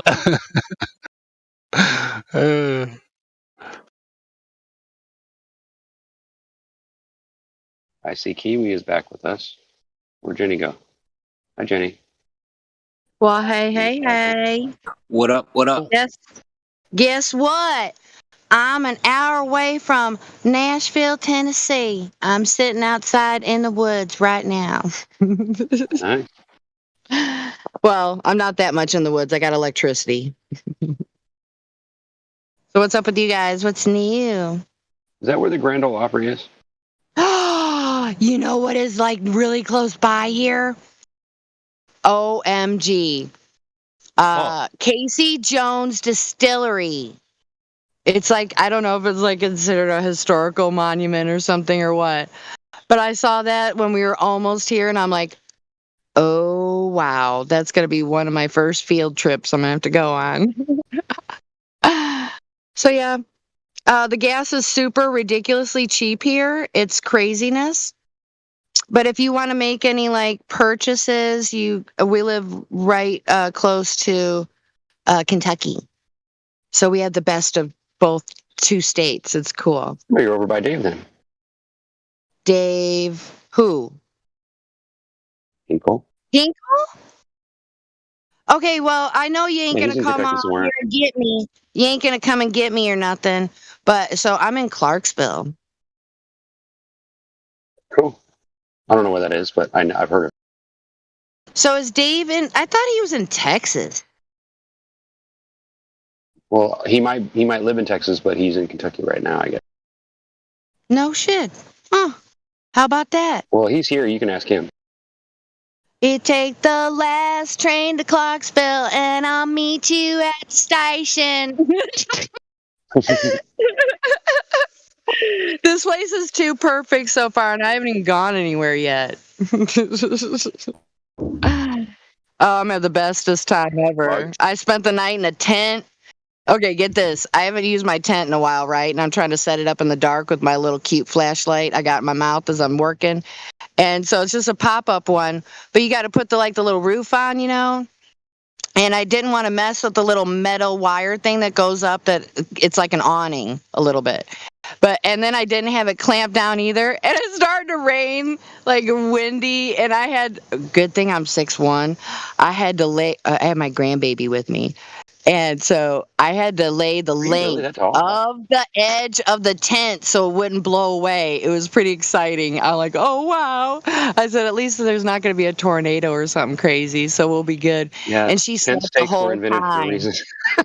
Yeah, they were invented for a reason, but it was practically the middle of the night when we got here. So, oh, wow. I figured, we'll be okay. Yeah, we still ended up being okay. So quite the adventures here in Tennessee. I'm so psyched. I had to do a family emergency move to Illinois, and then we came here. So it's been crazy. But yeah, it's supposed to be like Sounds like 90, you're but getting in the through it, shade, though. it's beautiful. What? Sounds like you have a good attitude about it, though, even though things have been tough, right?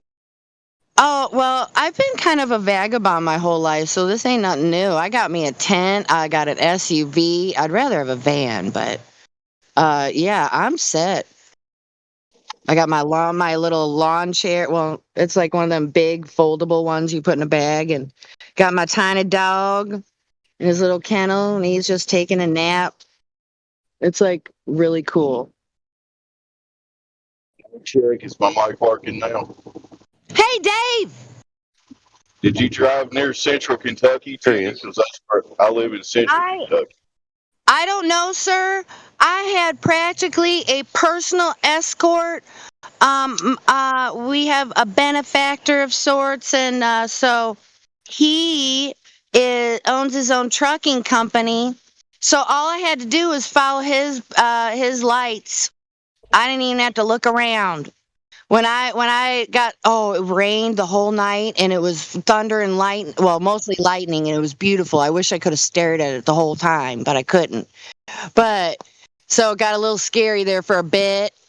But yeah, if I lagged back, he was watching me the whole time. It was awesome. It was like a personal escort through 2 states.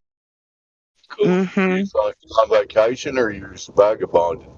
No. I mean, I have been a vagabond, but no, we're living here, so we're good. But I've been homeless before, and it ain't no thing to me. I got my tent. I got my car. It'll be real easy for me to get a job. I could probably go out there right now in 20 minutes and come back and have a job. I know exactly where Clarksville, Tennessee is. I've been there before. I love it. We're kind of out of town a little bit in a little patch of woods. It's awesome. You're about maybe like 300 miles from me right now, straight south. Like I would have to go straight south to get to you right now. 300 miles. You're in Texas, right? Nah, I'm in Kentucky. Kentucky? 300 Yes. miles? I'm on the edge of Kentucky, right? Well, I'm like, maybe it's more like 150 miles from the border where I'm at. I'm dead in the middle of Kentucky, Central Kentucky. Okay. Okay. But yeah, I'm loving it. Illinois is horrible. Horrendous. I know Illinois is bad.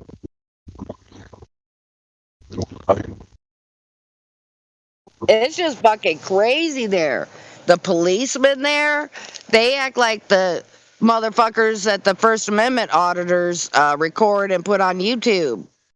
It's like, oh yeah, there was a family, I'm telling you guys, this was a family emergency, and I had an interaction with an officer at my daughter's home. Motherfucker put his foot on the threshold. It's like, do you mind, sir? I didn't say this, but in my head, it's like, do you mind, sir? Really don't think your foot is supposed to fucking be there? Oh yeah, it was Jerry Springer show kind of shit. Yeah, listen, Jenny, tell him to honor his oath. Honor your oath. I know, right? Love that. Dude, it got really scary for a moment. I thought I was going to jail. He tried to say, you need to step outside. I'm going to arrest you for obstruction. I said, for what? Crime. That's what he said. And he said obstruction. I said, for what crime? Not following a lawful order. I said, what lawful order would that be, sir? I wanted to tell him, look, fucker, you're not dealing with some ignorant order following stupid ass. Oh yeah, it got good, you guys. I wish you guys could have been there with me, and I could have had to, just been live with you guys and had you guys listen. But when you get into a situation like that, I don't know. I wish I could be better at saying, hey, I need to record. If I would have had to stay there, I would have gotten a body cam and a dash cam for my vehicle. It was that bad. Hi. What's up? Earth Flat. Earth Flat. Don't make this weird. Yes. Yeah, that's right. Don't make it weird. So yeah, It's been an exciting couple weeks. But, yeah. Sitting here putting my feet up. Nice. Where you going to settle then eventually? But if the Earth is What? flat, why is the moon a circle? Ah. The moon? What does that got to do with anything? Please say what it has to do with the Earth being flat. I mean, I can think He's messing around, Jenny. He's messing around with I know, me too. But for anybody listening, that ain't no joke. Right? I love your accent. I could listen to you all night. It's great. Oh, well, I'm going to probably have to acclimate and sound like I'm from Tennessee. Oh, that's even better. I might have it good. Do I sound like I'm from Tennessee? That sounds good to me. That sounds very good.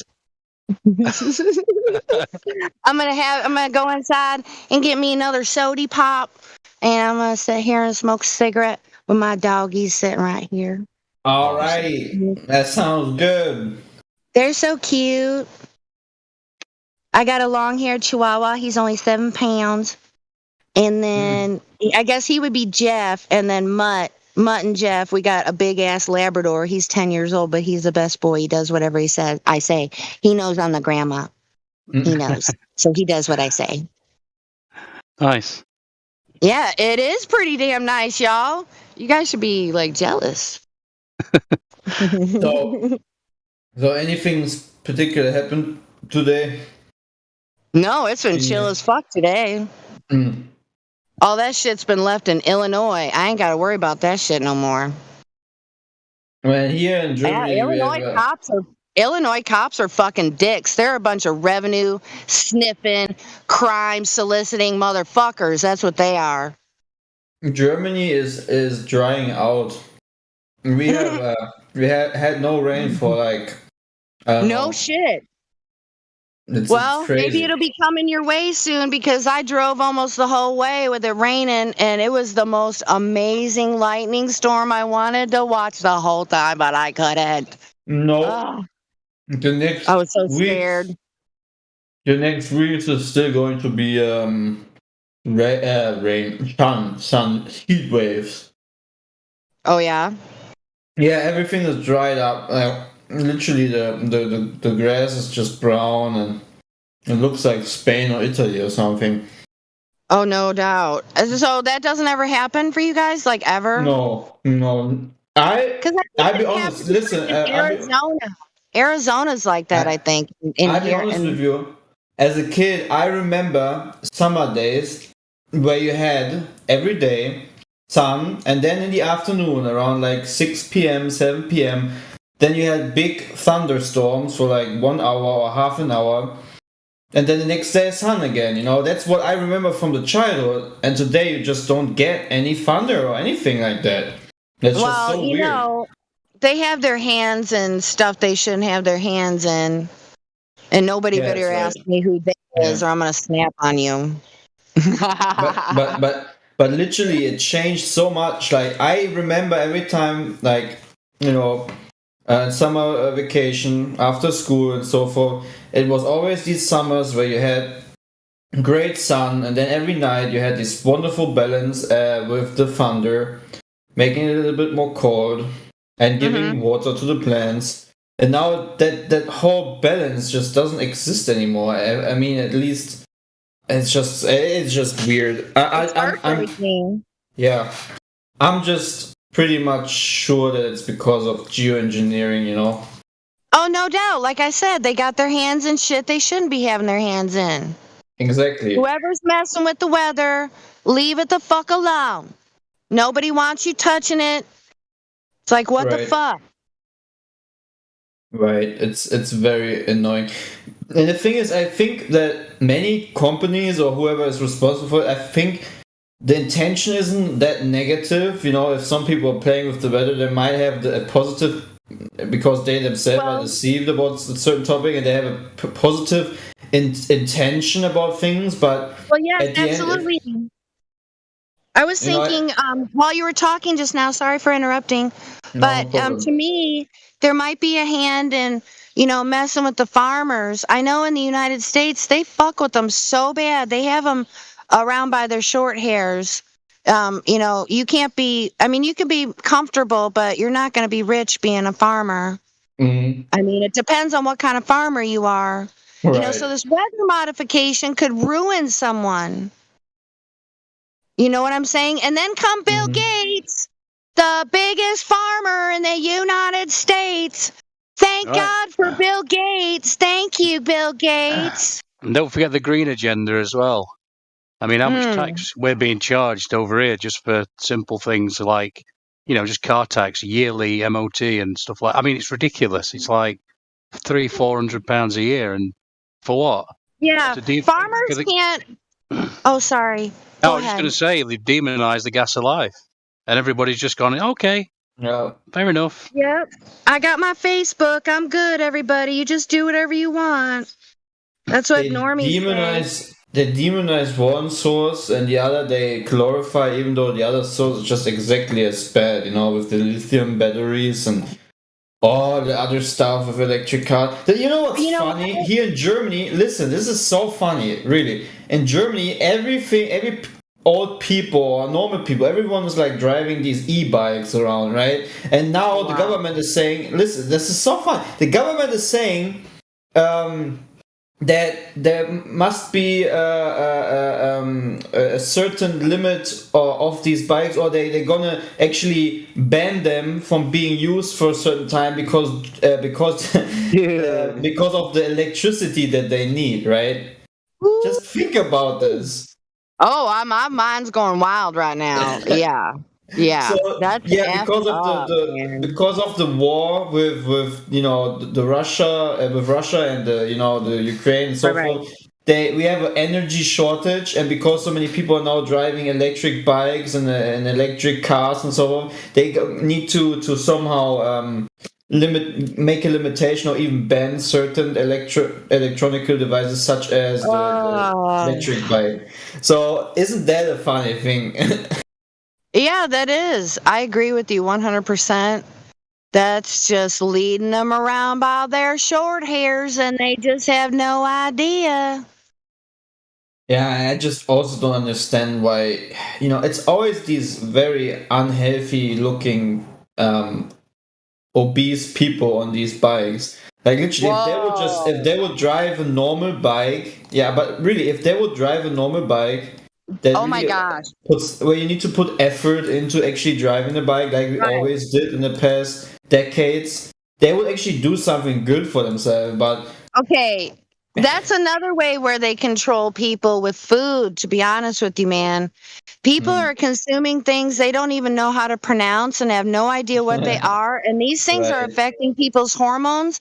I was a grocery store cashier for 2 years, and looking at the state of health of the most people that came through there, most can't even walk up straight. They got to lean over the cart. Yeah. Exactly. You know how many young people I see that have that walk as if like that one foot is like not straight at all, and they walk like old people almost. I see so many young people. So many young people not even able to walk normally anymore, even though they look healthy, but they already walk like old men. Really weird, like the foot in a weird position and so forth. And it's all, I think it's just all this the same way as the weather is being modified and all these other little things where man has modified stuff, the same way as the body of man has been modified so heavily that it's just not growing things and making things look natural anymore, you know what I mean?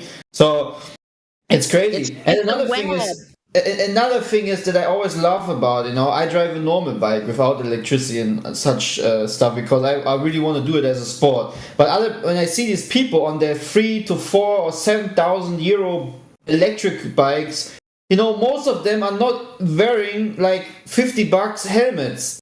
Like they drive these 3,000, 6,000 euro bikes, but they're not able to get themselves a helmet.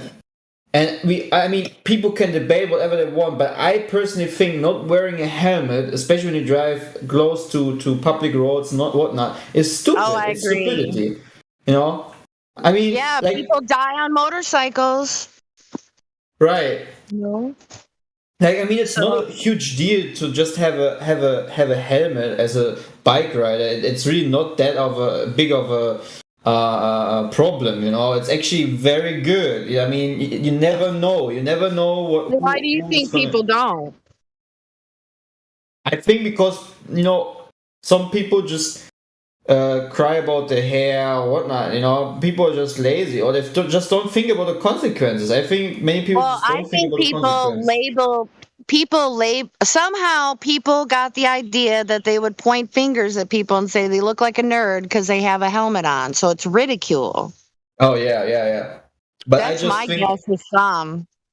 I just think when I wear my helmet, when I drive my bike, I just think I'm smart, you know, because it's smart. I mean, I personally, my age, I could probably, when I fall, I can still really make myself fall in a way that I can protect my head. But imagine someone on a $3,000 electrical bike with like 70 or 60 years old. These people they're not able to you know, protect themselves in a certain way because they're not fast enough in their age. I know. And being so stupid and not wearing a cheap helmet, you know, that can really, I mean, trust me, the head is Your something like, skull could crack open like an egg.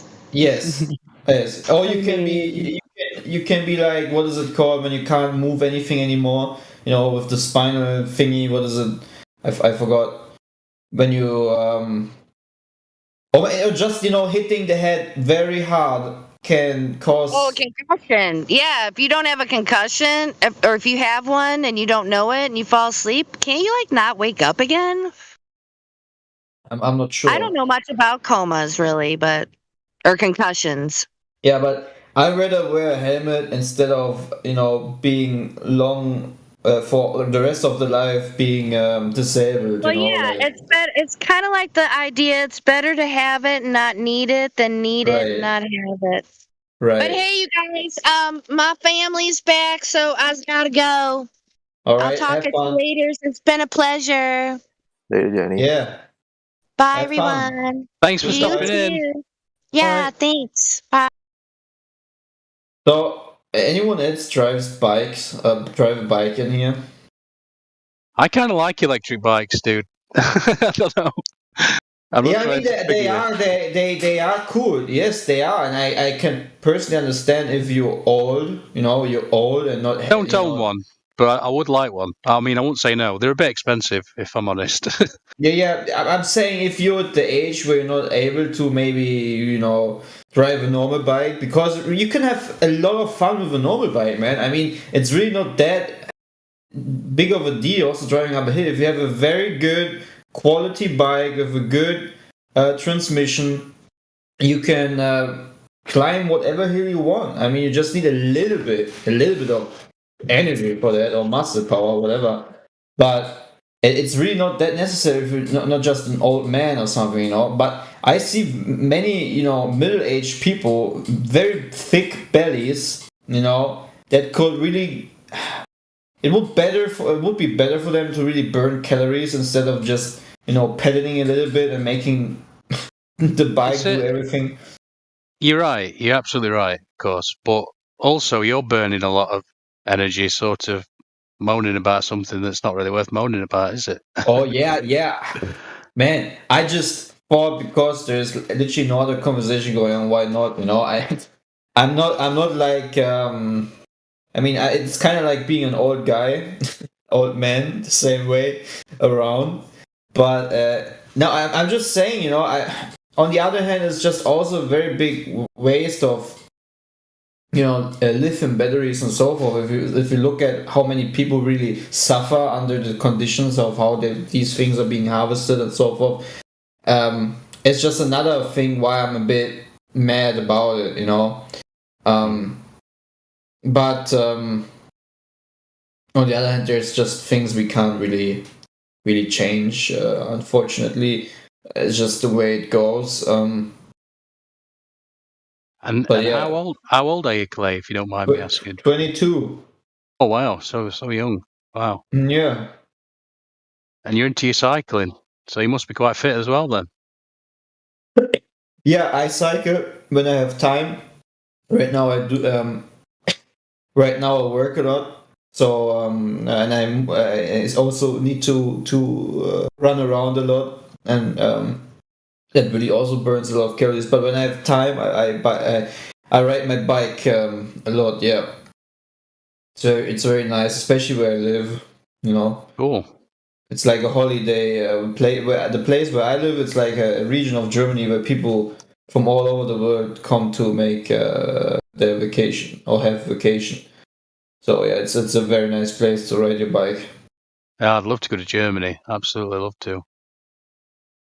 Yeah, that's beautiful. Yeah, like Yeah. for a bike driver, definitely. Yeah. But if you really want to have an e-bike, or you want to have you can do it modular, right? You can. There's like a cheap way of modifying your own bike, making it electrical bike. If like, especially if you want to swap it, right? So you can like say, okay, today I don't need that extra support. I just swap to my normal tire. There's like a kit you can buy for every normal bike. I mean, if you really wanna have the experience of an e-bike, I think you can even modify them to be faster than normal e-bikes. You know, at least that's what a friend of mine told me. Yeah, he like bought a kit to make it the way it is. Yeah, I mean, I would have an electric car. It's just not realistic. They're far too expensive, and they don't really go that far. The ones that I could manage to buy anyway, they've only got like a 50-mile range. So yeah, but also new cars are so plasticky, so they feel so like a smartphone that you're gonna change in like the next few years. You know what I mean? Like I was thinking like a Nissan Leaf or something like that. I quite like it look of. Yeah, like my boss. Okay, that's another funny thing. My boss bought a new Porsche Cayenne or whatnot. I don't know, whatever. Like a 2021 or 2022 model. So, but the thing is, if I compare this with my Golf 4, like a 2000, like 20-year-old Golf that I had, because I'm young and so forth. But if I compare the plastic and the parts and how they're assembled with this Porsche, his door, opening his door feels cheap, and also the leather and all that. It just, I personally would never, for the money that you need to pay for these cars, I would never buy such a thing. I would always go for an old timer, for a car that has like a soul and it's assembled very like. Maybe I don't know if you get what I'm trying to say. But I know what you mean.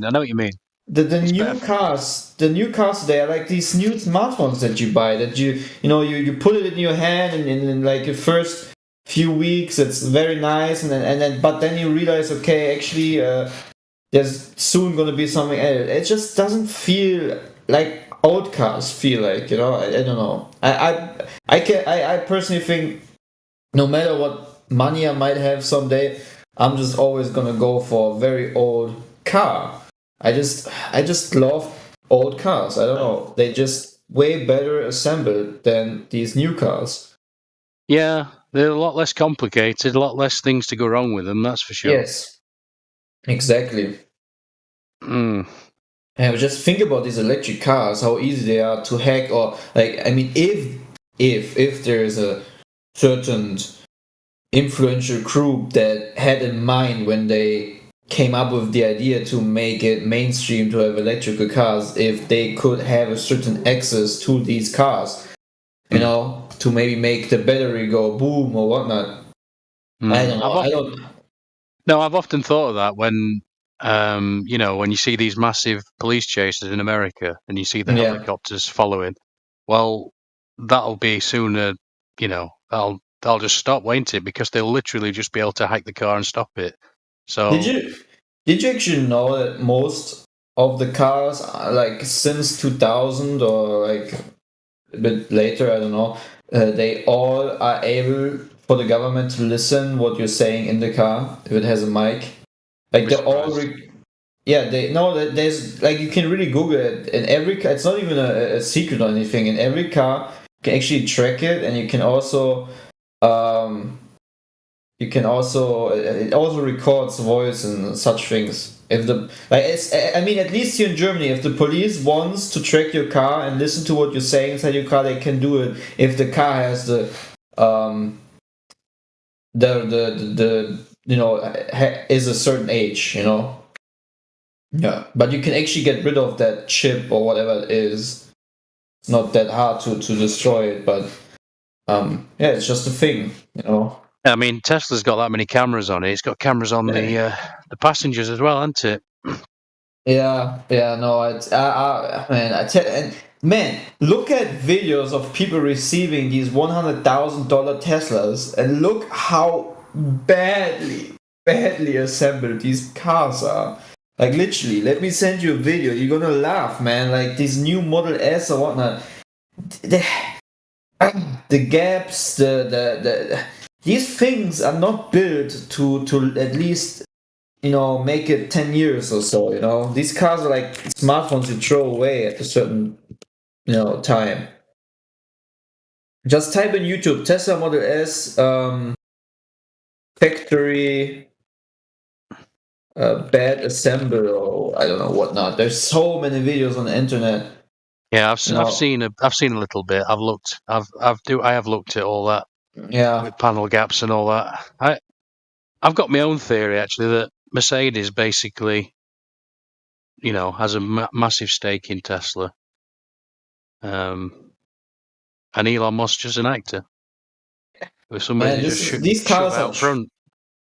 For the money they cost, these cars are trash. Basically, how they build together. For what they cost, it's trash. I would always go for something else. Yeah, well, we know. I was just thinking about VW Group because they own so many companies now. Just think how many cars that you see driving. You think, well, that's tied to VW Group. So, I don't. These people that think that somebody could just come along and then corner the electric car market, they're not really thinking at all, because that's just not how this realm works. There's a small group of shareholders that own literally everything, and you can like tie it back to them always. Right. Companies, BlackRock, State Street, and they own these companies and they literally own everything. So Vanguard. Vanguard. You don't corner the electric car market. That's not a thing you could do at all. Right. Do you think Tesla have lost the grip on it now, though? With like Audi have got like 10 electric cars. I'm saying the same people own them. They just push these people out front. Oh yeah, I agree with that. Actor and I always thought it before. I saw I saw a little thumbnail, and it said Elon. No, what did he say now? It were like they were trying to compare him to Tony Stark, the real life Tony Stark or something. I didn't watch the video, but I just saw the thumbnail and I thought. And then I just out of curiosity, I thought I'll have a look at him on Joe Rogan's podcast. And as soon as I started watching that, I thought, he's this big CEO. He's smoking weed. He's drinking whiskey. I'm thinking, I don't know. Well, yeah, he's definitely an actor. Like if you look at the listen, Clay. The thing is, I could be wrong. All right, I just say these things, and I'm not identified with them in any way. So, but I'm open to the fact that I could be wrong. Yeah, have you ever seen the video by oh man, I forgot. I think from Alex Jones or something that was banned on YouTube. It's a video where they expose how everything he actually accomplished is just big fraud. Like he's actually just an actor, at the end of the day. Absolutely. Yeah, my brother really were into Alex Jones back in the day, and I was like, yeah, I'm not too sure about that guy. I saw him like doing his fake crying, and I was just like, I just can't, and I'm sure Levelist will tell you he's a Zionist as well, I bet. So Oh, you mean Alex Jones? Oh yes. Oh yeah, I think Alex Jones was actually replaced. If you look at the real, don't start with replace shit. Oh, okay. Yeah, I don't know, Don't man. do that. I just Don't go weird. down that road. Yeah, no, it's okay. I'm just saying, it's just weird how his face changed and so forth at a certain point. I thought you were going to do the Bill Hicks thing. No. Well, I'm just saying, either way, it doesn't matter really. Not that important at all. Well, it does because people put out these narratives and they just. That's something. Something. Yeah, that's something. I'll be honest, I don't know. I mean, there are many things I can only assume. It's just the thing it is. And I'll be honest, I'm not gonna say for a fact that I know that he was replaced or anything or whatnot. I'm just saying it's a cool. There are just things sometimes out there that are just a cool little thing to look at, but you don't need to, because of a lack of real complete evidence. You don't need to let's say, "Oh, I know now." You know what I mean? Listen, I agree with George Carlin. It's a big club, and you ain't in it. That's the reality. Elon's probably very low on this in this club. I mean, he's high status to us, of course, but he's very low status to these other people. So yeah, I just wonder sometimes if these people actually, like if there's anything that you need to be desiring about these people. I think I would want not to ever change my life with any of these people. Yeah, I don't know. There's nothing I would be ever jealous about, no matter how much these people have. Yeah, I always used to call them the hyper-materialists. I really don't like it when people call them elites. It kind of bothers me, that does. But yeah, they're not really elites, right? They're just what we make them to be. It's the same with money, right? Money is just the thing that we believe it to be, right? So yeah, it's the same with these people. That's why I personally don't give credit to them anymore, right? Like, I mean, their game didn't work with me. That's all I need to know, right? So that's why I'm also gonna spread everything that I exposed about their little game. But for me, it's enough value to know that their game, their deception has not worked within my life, which means that they're powerless.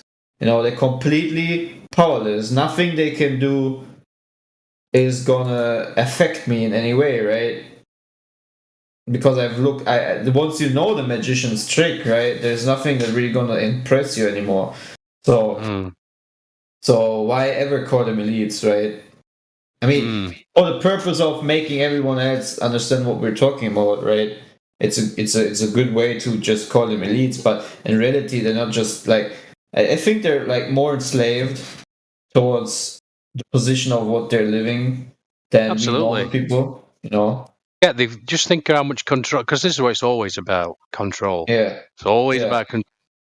And so they've got to keep watching the videos. They've got to keep, the camera monitors. They've got to keep watching them constantly because they can't not watch them for 2 seconds. Must and be if awful. you look at the censoring, right? If you look at the censoring, the things that they're afraid of, you can clearly see their weakness, right? You can see what these people are afraid of in terms of us, right? They're just afraid of people understanding the magician's trick, right? And that just shows you that they're actually just weak. The only thing that they have is like a mask, and once you just can look behind the mask, right? Or just make their mask powerless. They just like little crybabies. That's why they need to censor so much. That's why they need to attack so many things so desperately, right? I mean, just look how desperately they have attacked in the past certain topics, especially this topic, right? Flat Earth. It just shows how desperately they are, So that's the new. Is that the new Plaid then? The new Tesla? No, S. Is that the new one then? The really fast one? I think that's the very new one, yeah. Oh, right. It looks like the old ones. Looks exactly the same. Like I said, it's like with these smartphones, you know.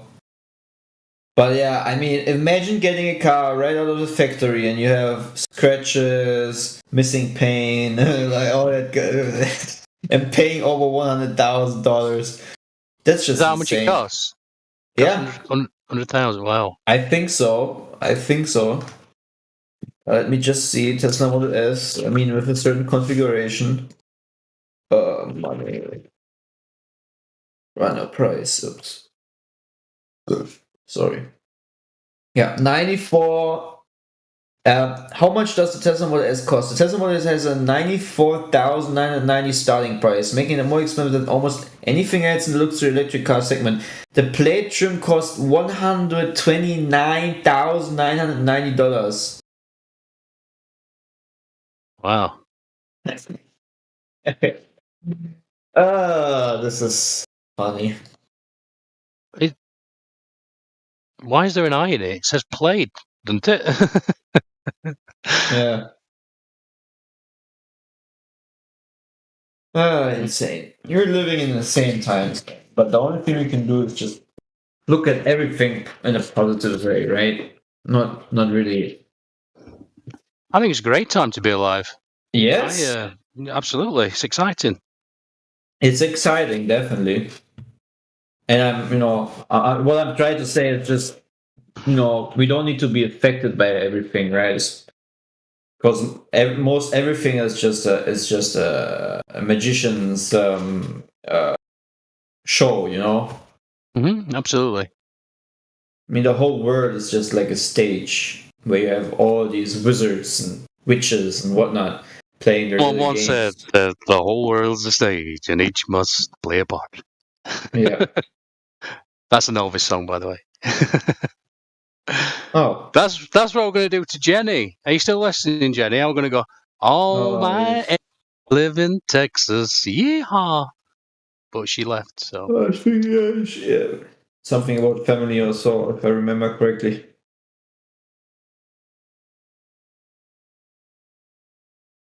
I just ordered a pizza. Oh, just wanted to say, man, that's funny. I just wanted to say the best thing actually is having great conversations, food, and relaxing. Just relaxing, you know. Really enjoying the thing that the Most High gave to us, right? To enjoy it. Absolutely. Why is it not showing up in my emails? That's weird. Shit. That's why I like. And I haven't ordered a pizza. Shit. Excuse me. You haven't ordered.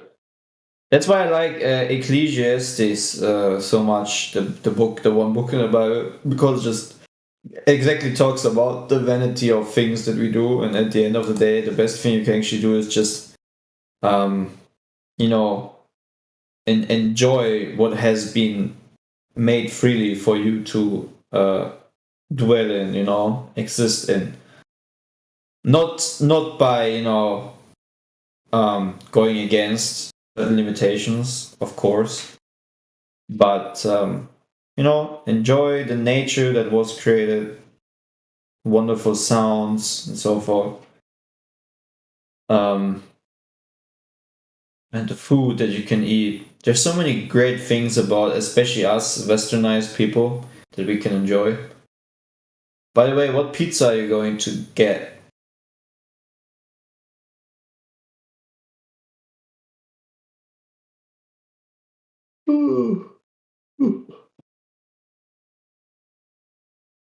Freddy. What's up, dude? What's up? You're never talking much, actually. I just came out my mind.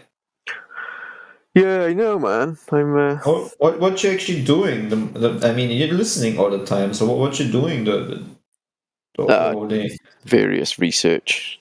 It's a bit of work, bit of research. Listen, Clay, I said the exact same thing to him. I'm like, he hardly talk. I said to him this morning via text, you hardly talking. What's going on? And then yesterday, I think he said a couple of things. I was like, bro, There he is. But he's doing some big things, man. Yeah, he's a deep thinker. I am. I've actually found Earth curvature. I just didn't want to tell you. Oh, all right.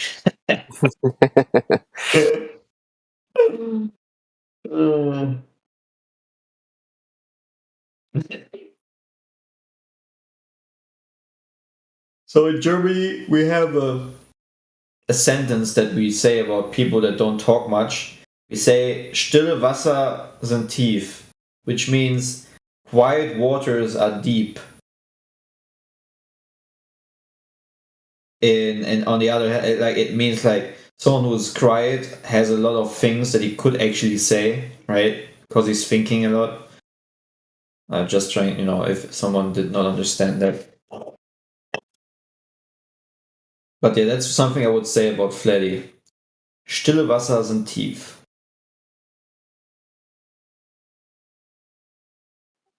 Yeah, what he said. Yeah, still waters are deep. Deep and flat. Yes. Exactly.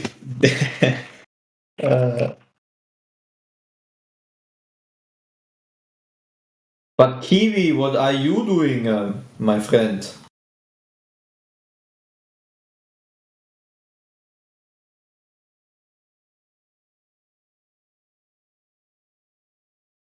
Oh, I think I'm just bored Just right getting now. food.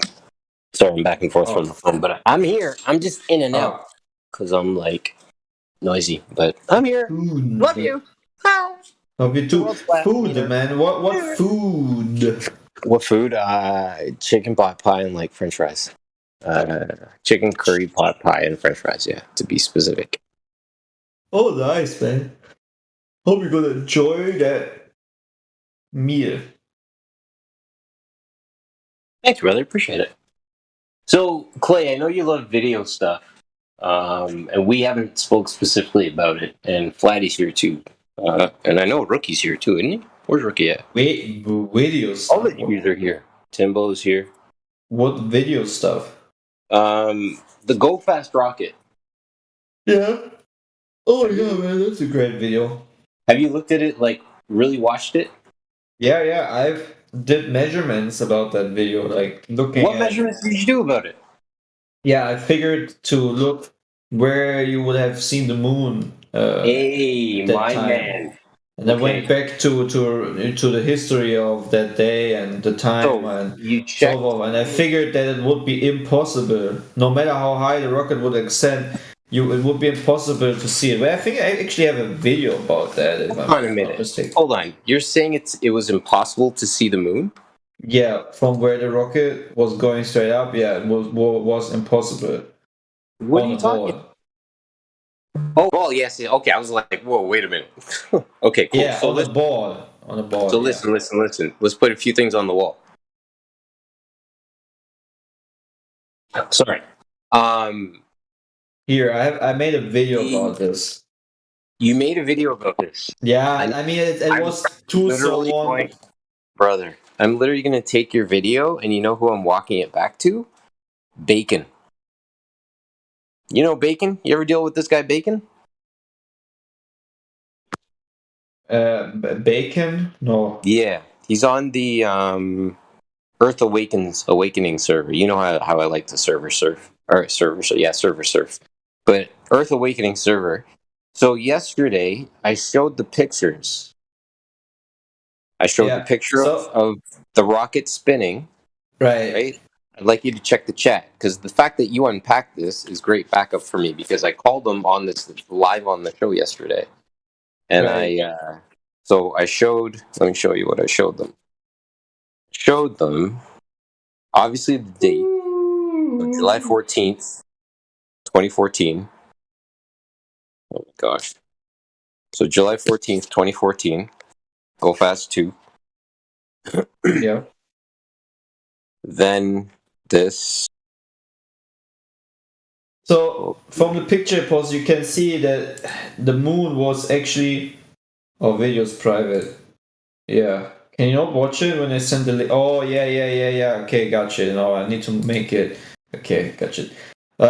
So the moon was actually above Australia at night, or like early in the morning or whatnot. I don't know anymore.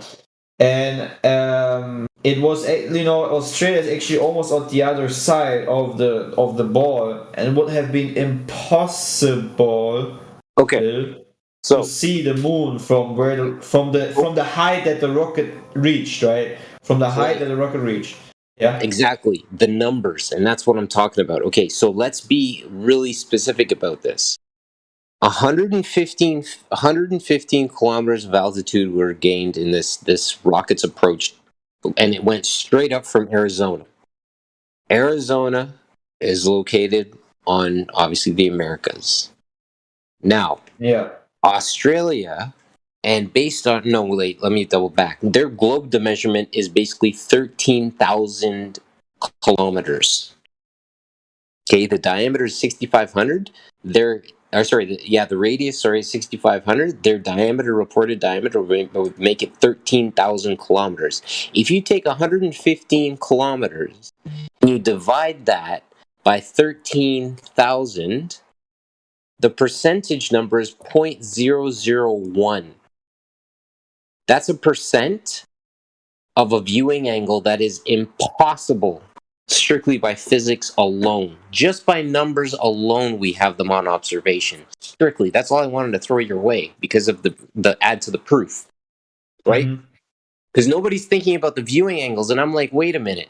115 kilometers of viewing altitude were gained on an object that is apparently 13,000 kilometers in diameter? And I'm like, do you realize the probability of being able to see an object, even part of it, of that magnitude and size, is impossible? That is the definition of an ant crawling on a globe, my friend. Or ant crawling on orange, if you try to pass that. There's no way that rocket could have gained the perspective it did at 115 kilometers of altitude. This is my point. Seeing an object the way that it did, that is apparently 13,000 kilometers in diameter. That's bogus. That's my point with the whole thing. And if you look at my video, you will see why it's unbelievable, ridiculous to think that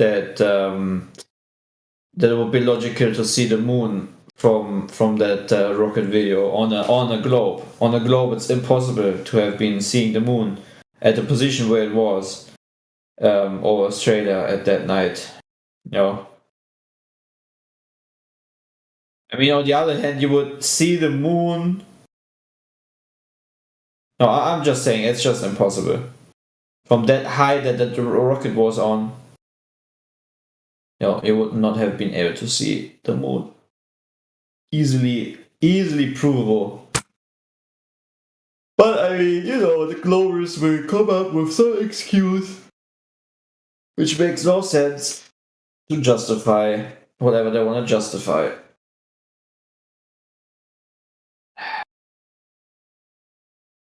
I mean, at this point, the globe is just a joke, really. I mean, it's just a joke.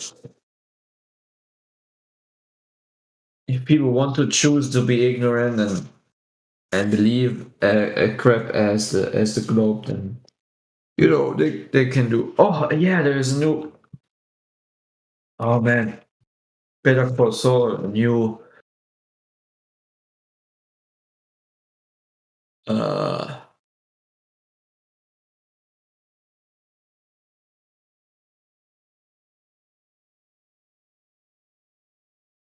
Wait, what? Well, let me say yet again, I can't believe that I walked into that server yesterday with those 3 pictures. And I'm like, I got you Globers dead to rights with these 3 pictures alone. And then I showed my base map model, and I was like, dig this. And I'm like, 3 pictures, and I walked on them, right? And then I came back here, and I'm like, yo, Clay, XYZ on the rocket. And he's like, yo, I got that video unpack. Here you go. Bro, I can't. This is wicked. The fact that I can take this and stick it in Bacon's face, bro, thank you so much for this. I appreciate it. No problem, man. Oh, you have watched the video already?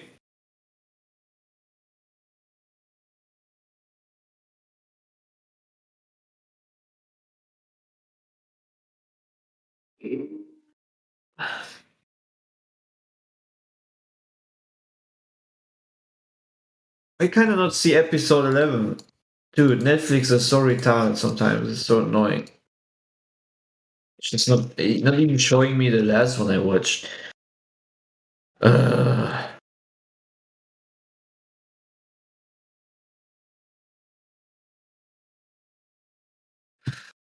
man.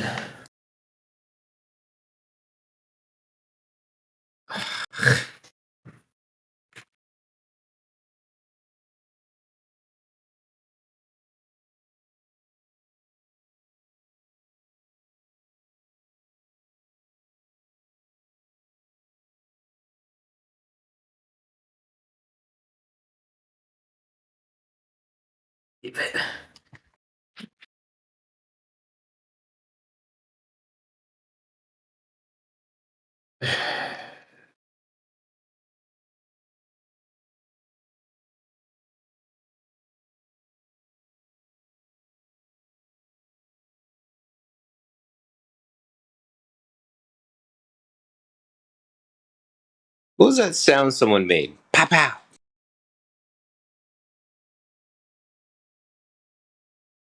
You ever hear that?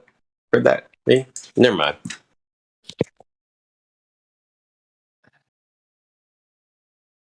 You know, my Netflix, the so retarded. My Netflix desktop app is not giving me 2 last episodes I should be actually to be able to watch, but on my browser I can watch these 2 episodes. It makes no sense. Oh. Hey, Jen, I see you. Think you'd be all quiet and coy in the corner. No one's going to see you. I see you. Yeah, just plotting up and just listening at the moment. Yeah. Just How you doing, Mr. Jin.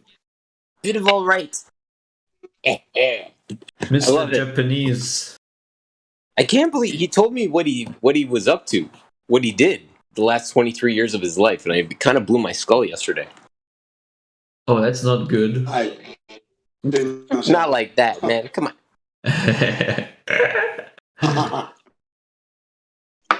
Oh, now I can watch it. No, I can watch it. I'm gonna take a shower. I'll be right back. Yeah, go ahead, man. Yeah, I'm about to eat. Yeah, so I can't believe that I became a flat earther in Japan. That's the thing, isn't it? I mean, I was born in England. I heard about the flat earth in Africa. I'm a flat earther in Japan. I mean, what is going on? And you went based on their globe, it would have been halfway around, right? That's right. On the other side, yeah, the Literally. other side of the board. Yeah. Sort of messed up. And then D. Marble, you know, the black guy from America, Washington State, he debunked that globe in less than 5 minutes, less than 6 minutes, should I say. And he did it via Skype, didn't he? He was in Washington State. It was noon. The sun was right above his head, noon. And then he phoned an English guy in England, right? It was just coming up for 9 o'clock, and the sun was just disappearing over the horizon. They're just disappearing, okay? And we could see it, and we could see his location, the road signs, everything, perfect. There was no cheating. And then he contacted another guy in Australia, and it was just 6 o'clock, just coming over towards his locale at 6 o'clock, right? Right. Then transferred all that information, that data, onto the globe, where he got England and Washington State lined up properly, but Australia was in the dark. You see what I mean? Yep. Yeah. That was just blew me away, that did. Yeah, the proofs keep tracking. I love it. Yeah, that was D Marble, man. And that came up. I got to grab that audio clip, or not that audio clip. Sorry, the unpack that Clay just posted, because that's what I was talking about yesterday, right? With the Go Fast rocket. Yeah, you were talking about the Go Fast rocket. Yes, that was brilliant. No, well, it's just amazing. I mean, Clay. So you talk about the universe and the synchronicities. Clay was one of the first dudes I interviewed when I got to 24/7. So right. I interviewed with him. So for me to discover my own proof, so to speak, in like viewing the Go Fast rocket, and him to have again the video evidence of the full write up on like based on everything for the backup is amazing. It's flattering.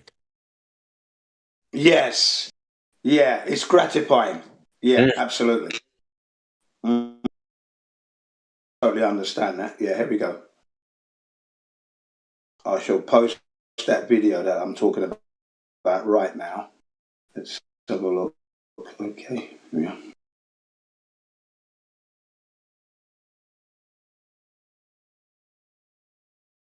So you and the number 3, are you a numbers guy at all?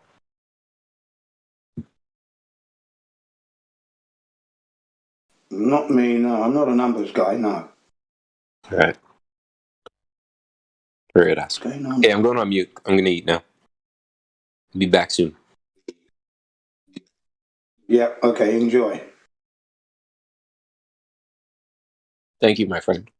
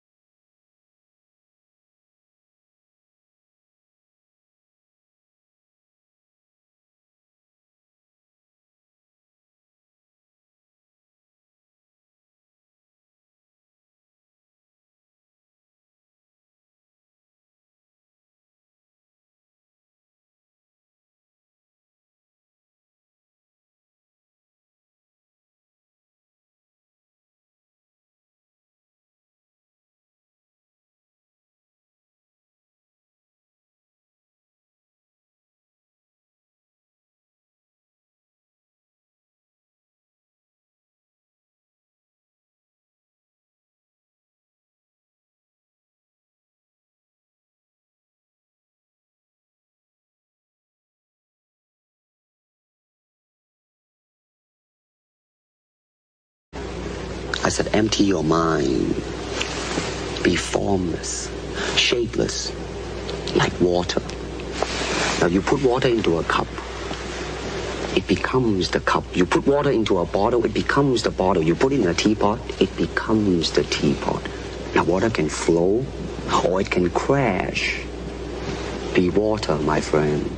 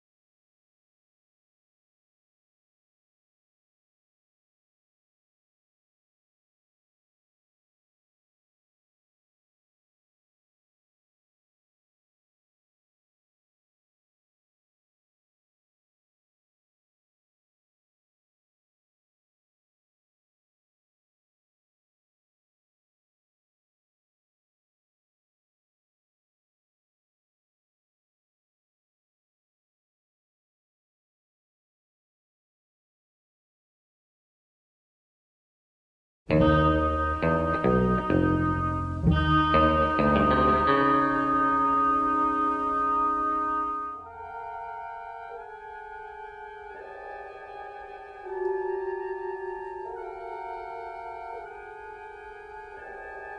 Jacaro, please prepare for the release of the occupant of cell K7. Yes, sir. I will take care of that right away. Harry, I find that small, valuable items such as spick and flame gems or flasks of Antarian glow water are excellent items to sell. Ah, Cyrano, why do you say that? Well, because everyone thinks that they are. Ask any person and he'll agree that small, valuable items are excellent items to sell. You are wrong there, Cyrano. You are using the ad populum fallacy by saying everyone knows that small items are excellent trade goods. That's a logical fallacy, so you are wrong, sir. So, small, valuable items aren't excellent trade goods? No, they cannot be good products to trade in, my good man. Your argument was invalid. Thus, your conclusion can't be true. Simple logic, sir. Oh, all right then. I guess so. Mr. Mudd, Mr. Jones, I happened to overhear your remarks. Yes, Mr. Spock. The argument you are employing, Mr. Mudd, is not logical. In fact, it exhibits the fallacy of the argument from fallacy, also known as the bad reasons fallacy. I thought he was persuasive. That may seem so, Mr. Jones, but his argument is invalid. It employs the formal fallacy of analyzing an argument and inferring that, since it contains a fallacy, its conclusion must be false. Mr. Mudd, you employed this fallacy when you rejected Mr. Jones's conclusion that small valuable items are excellent trade goods, because he fallaciously reasoned that everyone thought they were. However, fallacious arguments can arrive at true conclusions, so even though he did not prove his conclusion, you did not disprove it either, especially since you gave no argument other than stating that his argument was incorrect.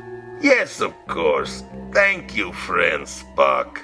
Indeed. I shall definitely endeavor to reword my statements in the future, my good sir.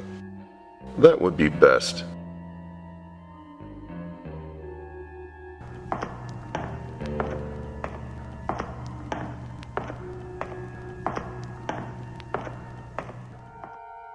Even if an argument seems to make sense, it cannot be valid unless the form is valid, and that it does not exhibit one of the logical fallacies such as the argument from fallacy, or the bad reasons fallacy.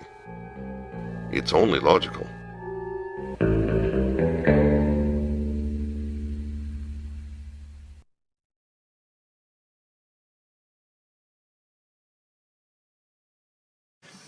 Ms. Downs, does Google think that this is a problem, and what is the solution that you're coming up with to address it? Thank you for the question. So as you noted, when Alex Jones posted the video you described saying that the survivors of the Parkland massacre were crisis actors, that violated our harassment policy. We have a specific policy that says if you say a well-documented violent attack didn't happen, and you use the name or image of survivors or victims of that attack, that is a malicious attack and it violates our policy. In terms of conspiracy theory content generally, our goal is to promote authoritative content to our users. So we have two principles that guide the way here. That's the first one, is we want to provide users with authoritative, trustworthy information. Downs, I'm sorry to cut you off. I only have a minute and a half, and I don't really need to hear what you're trying to provide. I want to know how you're dealing with all these conspiracy theorists on your platform. So the first way is by demoting low-quality content and promoting more authoritative content, and the second is by providing more transparency for users. So we're introducing boxes that provide factual information at the top of results that have shown themselves to turn up a lot of information that is counterfactual, such as searching for the Earth is flat on YouTube, where you see a lot of Your response is to put a box saying, nope, the Earth is not flat. Correct. Okay. So Neil, you're not a climate scientist, but you're a very distinguished scientist and astrophysicist. What do you think about when people say, look, this is not settled science, there are still questions? Chuck, got to get this off my chest, like now. Okay. Hopefully it's not like any chest hair. No, it's not. Okay, I'm not good. particularly hairy anyway, so that's not a thing. Okay. All right, so when people say they want to go into space, I want to go. what do into they typically space. mean by that? They mean I'm going to be an astronaut. I'm going into space, man. I'm going up there. I'm going up there. Up there, and generally they mean they want to go into orbit. All right, anyone who has that's ever not what been they in space. mean. They don't mean that. They want to go to space, man. Well, okay. If that's the case, do you know how many people have left low Earth orbit? Well, first of all, you are going to have to define low Earth orbit for me. Okay, sorry. Okay. Because I'll say it another way. All right, the Apollo astronauts. Okay, that left Earth. Right. To go to the moon. All right. Okay. And that's space. Okay, wait a minute. So there was Apollo 10, 11, 12, 10, 11, 12, 13, 14, 15, 16, 17. So 8 missions left Earth to go to the moon. Not all of them landed, right? As famously Apollo 13 didn't. And Apollo 10 was just a dry run for Apollo 11. But those are the only people who have ever left Earth for a destination. That's cool. Every other astronaut, hundreds of them, are called astronauts, and we still say they went into space.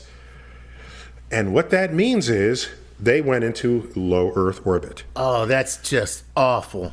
And so low Earth orbit is, in practice, where the space station is. It's about a couple of 100 miles up. So the distance from Earth's surface to the space station is less than the distance from New York City to Washington, D.C. Oh, God, why are you depressing me like this? I'm just trying to be honest about this. This is awful. Okay? So when people say to me, you want to go into space, and because somebody's got some orbital tourist thing, and I'm thinking, to me, space is the large-scale structure of the universe. Thank you. Not boldly going where hundreds have gone before, driving around the block, as low Earth orbit indicates. Okay? So, yeah, you can drive to Earth orbit in, 3 or 4 hours. Oh. All right. If the road were pointing straight up. So NASA and others, I'm not implicating NASA uniquely in this, when they say we are going into space, that's what they mean. Okay? Okay, that makes sense.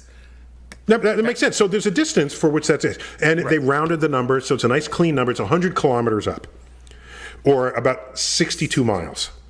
Damn. Okay? So is the space station space? Is that beyond that threshold? It's outside of that definitional layer. But it's still low Earth orbit. It's still LEO, low Earth orbit. And I'm sorry, as an astrophysicist, to me space is the large-scale structure of the universe. All right. Listen, I can't find fault with anything you said. It kind of makes sense.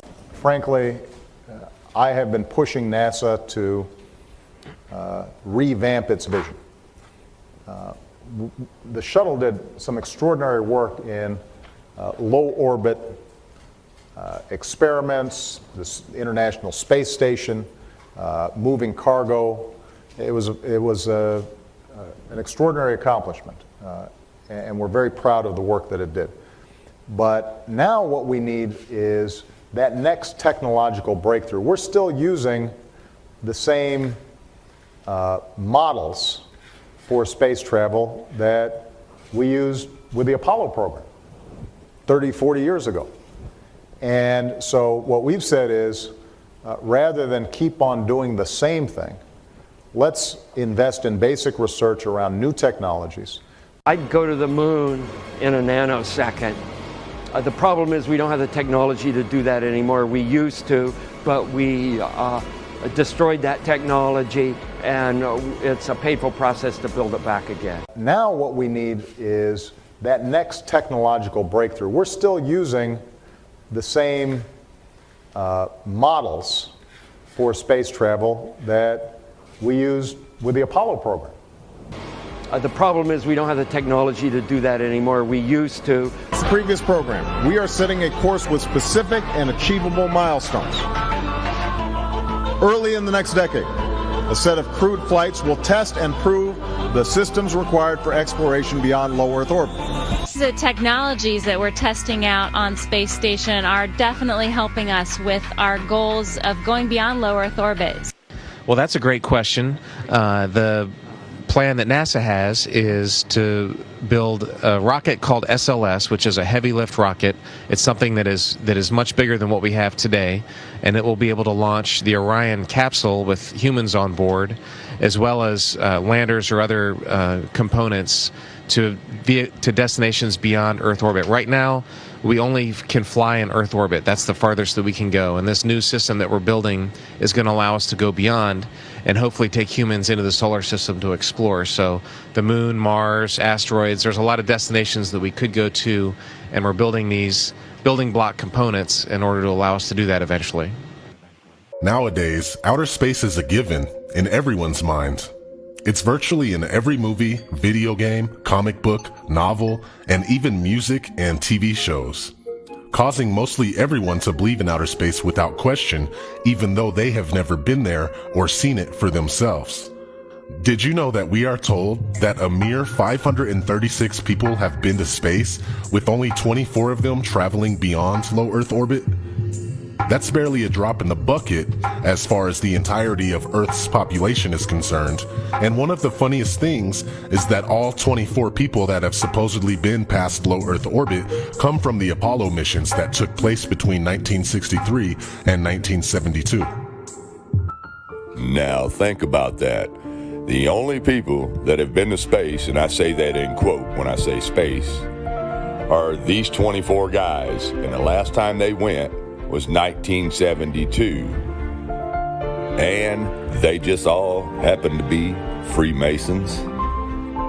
Out of 7.8 billion people in the world, only these handful of people say they've been to space, and that's what your whole belief system lies upon. These 24 guys, what they say they seen. Freemasons. And no one since then has been beyond low Earth orbit because they lost the technology to go back there.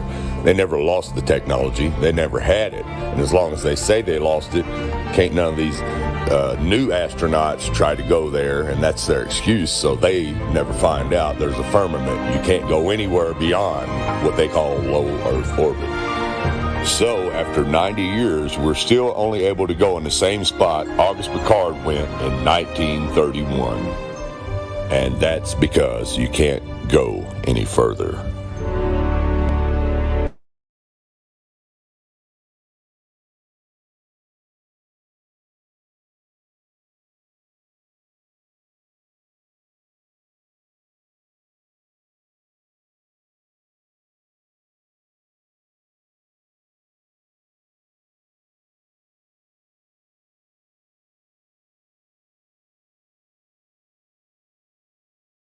If it's open, I'm okay to talk. I have a question for consideration. I'd like to know what or how can I legitimize the idea of the firmament?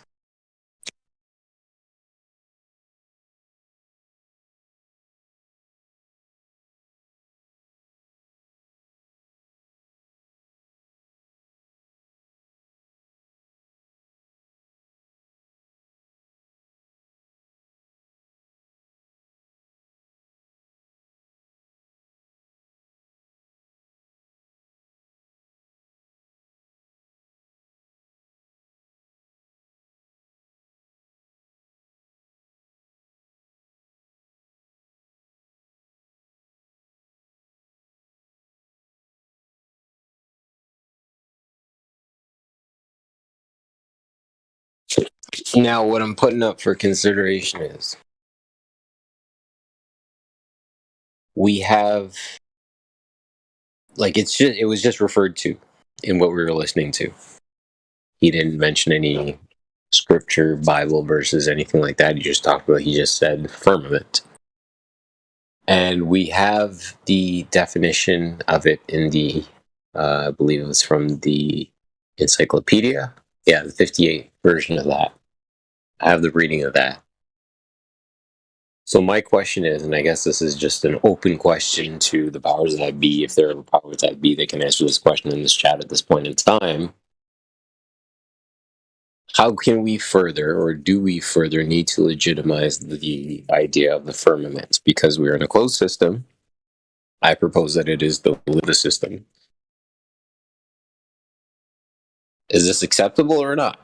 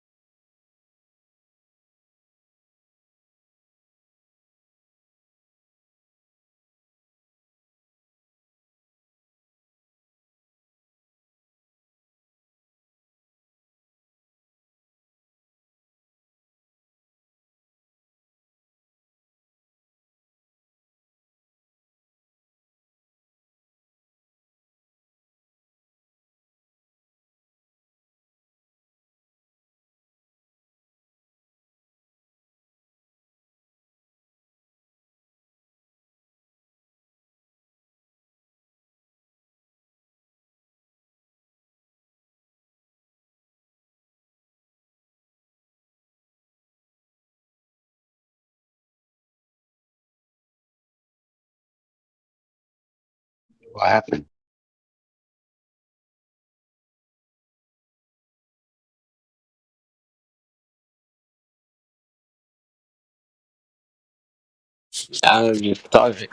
Hey man, does Cuddy talk, or does he only post?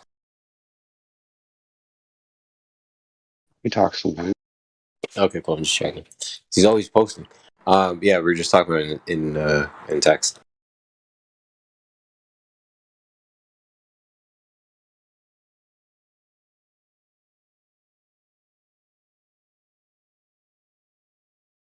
Cuddy, absolutely not. This is what I've been saying the entire time. We're in a closed system. This is the lid to the system. And I'll even, again, the Tesla rocket launch, right, when that thing went up in the sky and it hit something and it looked like it started to skip off the roof. We can't not forget about that. Like, once you see it, you can't unsee that. So I say that that's the firmament. And it's described in the 58 version of the Britannica, I think. Excuse me.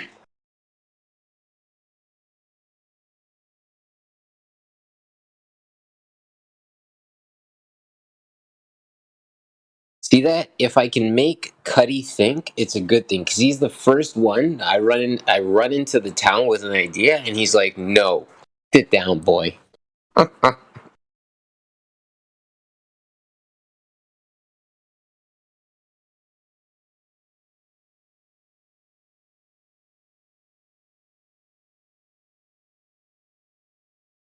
And this is why I appreciate this server.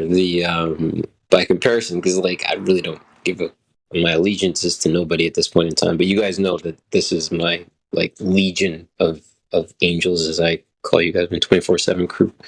But yeah, over in Earth Awakenings, it was interesting because I put an idea out for consumption, and somebody was just like immediately no, shot it down. And I was like, okay, you go, tough guy. And he had nothing. It was just an immediate, no, it's not that. And I'm like, cool. You do absolutely nothing for the debate. You bring nothing for consideration, except. Oh, what were your idea, Kiwi? Pardon me? What was your idea? I've had a lot of them. Hold on. Well, which one did he shoot down? Oh no, that was it was the one regarding the fact that we're in a gaseous environment. Gaseous being GASEOUS, gaseous environment, gas-filled environment. I got shot down for the idea of the firmament. Right. Their moderator was like, "No, we can't legitimize it," and I'm like, "Well, you say that we're in a closed system. Like, you need a cap for your top." And I'm like, and I have video evidence of the GoFast or the Tesla rocket skipping off the surface. Like, it didn't break through. Right? If you have a better explanation, I'm more than willing. But like, it doesn't look like anything is leaving the stratosphere, especially with what happened in Operation Dominic. Anyway, then I got into the whole idea. That's not great evidence, though, is it? I mean, I kind of agree with both of you here. Dude, I don't know what shape it is. I don't know where it's made of. I don't know if it's a firmament. I don't know what it is. Containment, Bro, yes. Listen, all I'm saying is that there's a damn roof up there. That's all I'm saying. Right? Everybody agrees. The knights of the table, the knights of this discussion at heart, all know that this is a closed ecosystem that we're dealing with. It has earth, it has water, it has air. There's a roof. That's it. Like, let's not be stupid about what we can say it is. It's like you're almost at a point. I'm not saying you, Andy, but it seems as though we're meeting people engaging for the sake of disagreeing. I know you wouldn't dare say me. Hold on a minute. And I'm like, are you interested in building the theory, i.e., theory crafting, or are you interested in just poo-pooing the idea that's being put forth? Because if you're poo-pooing the idea that's being put forth, then you're not a knight of the table that's interested in theory crafting the truth. So you get the fuck out of the way. Excuse the French. You told me. So at the end of the day, you told me off the other day. You told me off the other day for using the word dangerous. Bro, if you listen, Andy, I need to make something clear as well, right? I've been talking about this at length for the last 2 days. If anybody engages on Discord with an ego, they feel offended. They get their feelings hurt, whatever it is. Step out of the sandbox, dust yourself off, and get back in. Because there's nobody on here that should be taking anything like this offensively. If somebody if somebody is name calling you, bro, that's one thing, right? That's personal. That should be called out flat out. Like, if there's mods in the channel, there's no name calling. Period. Right? If you're name calling people, you've got issues. If you're cussing at people, you've got issues. Right, but if you're respectfully engaging in something and somebody says, bruh, this is what's up, and your feelings get hurt, But listen, it wasn't a matter of calling you. It wasn't a matter of being direct to you about the word dangerous and so on and so forth. No, it was the conversation that took place, and I'm glad you and I are having this discussion now. Helio had a conversation the night before about the channel constantly getting flagged for people talking about stuff not related to the Earth. Right, yeah. Talking about Putin and talking about all these different things. And yeah, I said the word, but again, and it's just he's getting strikes. That's what he mentioned, and he talked about the channel and things of that nature. So I just wanted to make it clear he wasn't around. He couldn't speak to it at that point in time. That was a conversation I was witness to the night before. I was calling it out for what it was, and if you took that offensively, I apologize, Mike. That was not my intention. No, I didn't. I would just. It made me laugh, to be honest, because you Canadians are just the nicest people in the world. I love you to bits. So it just made me laugh because I just said it were a dangerous topic, flat Earth, and it absolutely is. Regardless, it is a very dangerous to the controllers. I mean, but there's definitely an aspect of like attempting to wrestle away man's stability from him. And I when you step back and look at the overall picture, and again, you remove your feelings from the situation and just take an overall view, you quickly realize that when weaponize it. That's exactly it. When you attack man's foundation, right? You literally weaponize everything around him, because it then becomes the walls are closing in, and how long is it until they get me? Right. Whereas you find a unison of people who all collectively think the same and can speak, very matter of fact and call things out for what it is. All of a sudden you feel this, and all of a sudden things make much, much more sense because you engage with things much more observantly versus having your ego right in front, willing for your paradigm shift to get smashed to pieces. Right. This is why I love Indian spirituality and a bit of Japanese Zen thrown in there. It's all about destroying the ego. Look, again, it's never the problem. It's our view of the problem that's the problem, and it's what it's always been about. Just being able to kind of take a step away and rationalize things. Because again, like how are we supposed to be able to create positive things for people when you're operating from a place of like constantly running from something? Right? It's like, hey, let me make dinner while my leg's broken, as a really horrible example, but it's just to paint the idea that like if people are mentally broken or worried or whatever it is, they then take an opportunity to take a step back and say, what really can I do with things I can't control? Nothing. So I'm going to take control of the things that I can control, and the rest will fall in as it falls in. Like, you can't do more than that. Where is Helio, anyway? Pardon me? Where is Helio? I have no idea. Oh. It's probably so. I have nobody's caretaker. No, I'm kidding, but I have no idea, my guy. No, I often shut people down when they talk about things that they shouldn't be for them tube, because I like this on YouTube and I want it to stay there. So I've said to him, he ought to take all his videos down. He shouldn't leave the videos up. He should just play it live. Yeah. Well, you were there, in fact. You were there, in fact. And I spoke to him about, just in terms of how he can kind of, shave it down a bit. And I fully agree. Like, he doesn't need to leave, old logs up, because the bigger the pond, the more fish there is to catch. And if you don't want your fish caught, keep your pond small.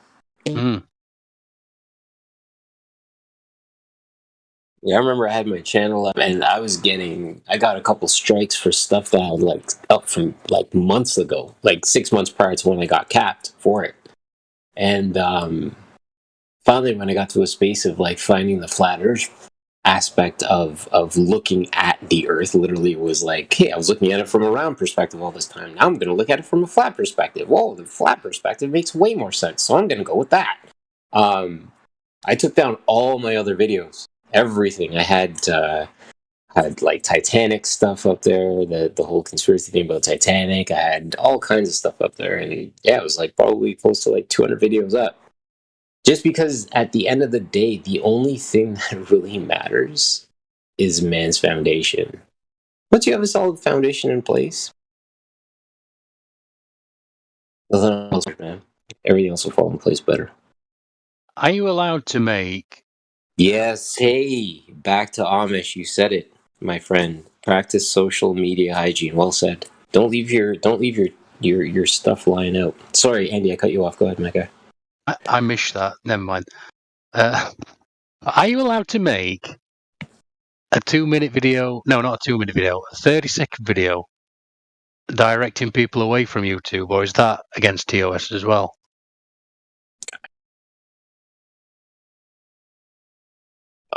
So I have no idea.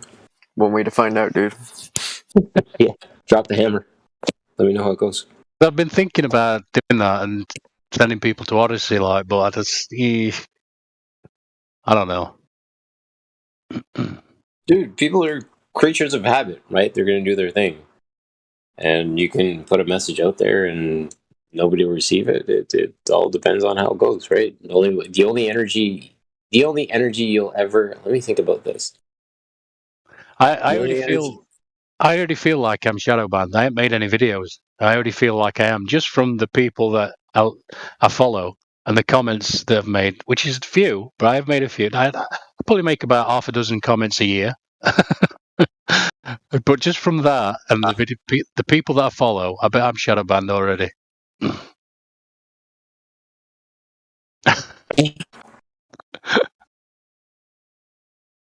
I mean, these algorithms, I think they're way more advanced than people realize. Have you heard two bots arguing with each other? I mean, No. that's like, it's freaky. So, I think half the comments underneath the chat bots, I'm sure of it. I probably should say that, really. I'm not sure of it, but I get the feeling. NPCs, it could be NPCs. Stock accounts, yeah. Meaning just meaning like they don't have personalities. Right? NPCs are just like people who don't have personalities. They non-personality characters, not non-player characters. In IRL, it's non-personality characters, and those are the folks that the Earth is totally round. Right? They have no sense built into their hygiene. Or not to their hygiene, sorry. There's no sense built into their mental to be able to ascertain what's what. The blue something, the chess situation built that Gary Kasparov, whatever his name was, I can't think of his name.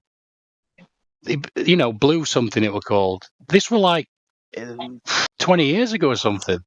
I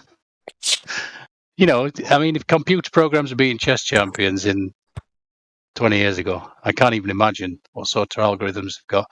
But I'm pretty sure there's nobody at the helm, is what I'm saying. Blue. All right, I'm going on mute. Gotta wash my dishes. Just had dinner. Thanks for the chat, man. All right, dude. I'm looking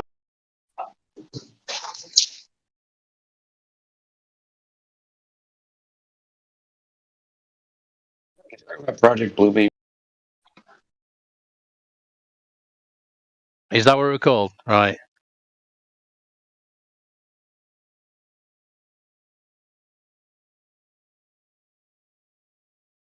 What? Hey, Sasha. How was Croatia? Hello? Ask him about retirement. That's what he wants to talk about, man. Oh, right. You're retiring, Sasha? Oh, sorry, I didn't hear you because I Well, damn it. Listen. Yeah. I'm in retirement. Wait a minute. Sasha, are you drunk? No. Oh, okay. For a minute, I was like, hey, Sasha's retired and drunk. This call's going to be awesome. Never mind. Mostly I'm stoned, but... Hey, Sasha, what's going on, man, my brother? I am in Croatia on the sea level. Aha. Do you want to see pictures? Why not? 1, 2, 3, 4. My God. With a beautiful sunset also today. So jealous. I saw the one with the boat. It looks so pretty out there. I couldn't believe it, actually. I had to drive last night in the dark through this amazing lightning storm with, some rain. And it was just incredible. And it's such a shame I had to pay attention to driving. I would have given anything to be a passenger. Yeah, I was thinking about when you said did you say you were in Tennessee? Yes. So cool. Oh my God, that looks really pretty. Wow. Woo woo. Loving it. The sun is set, but you still see light. What's going on in that photo? Jenny, do you want to see food? Yeah, I saw that one. Look at the food. Yeah, it looks amazing. It looks more like it looks like a dream. Oh, the first one, Sasha, that's the best. Oh, yes. I think Karen B did a video on how the sunset works with that kind of thing. I'm sure many others have as well, but that's the first one that came to my mind. I had it. I could not come. Shout out to Karen B. Woo woo. It's a one great spot, and practically when it's sun, it's going inside of the sea. It's a great. Okay, what kind of fish is that? The one that's not the one with the one on the very bottom. Oh fuck! I don't know. Wait, I don't know in English.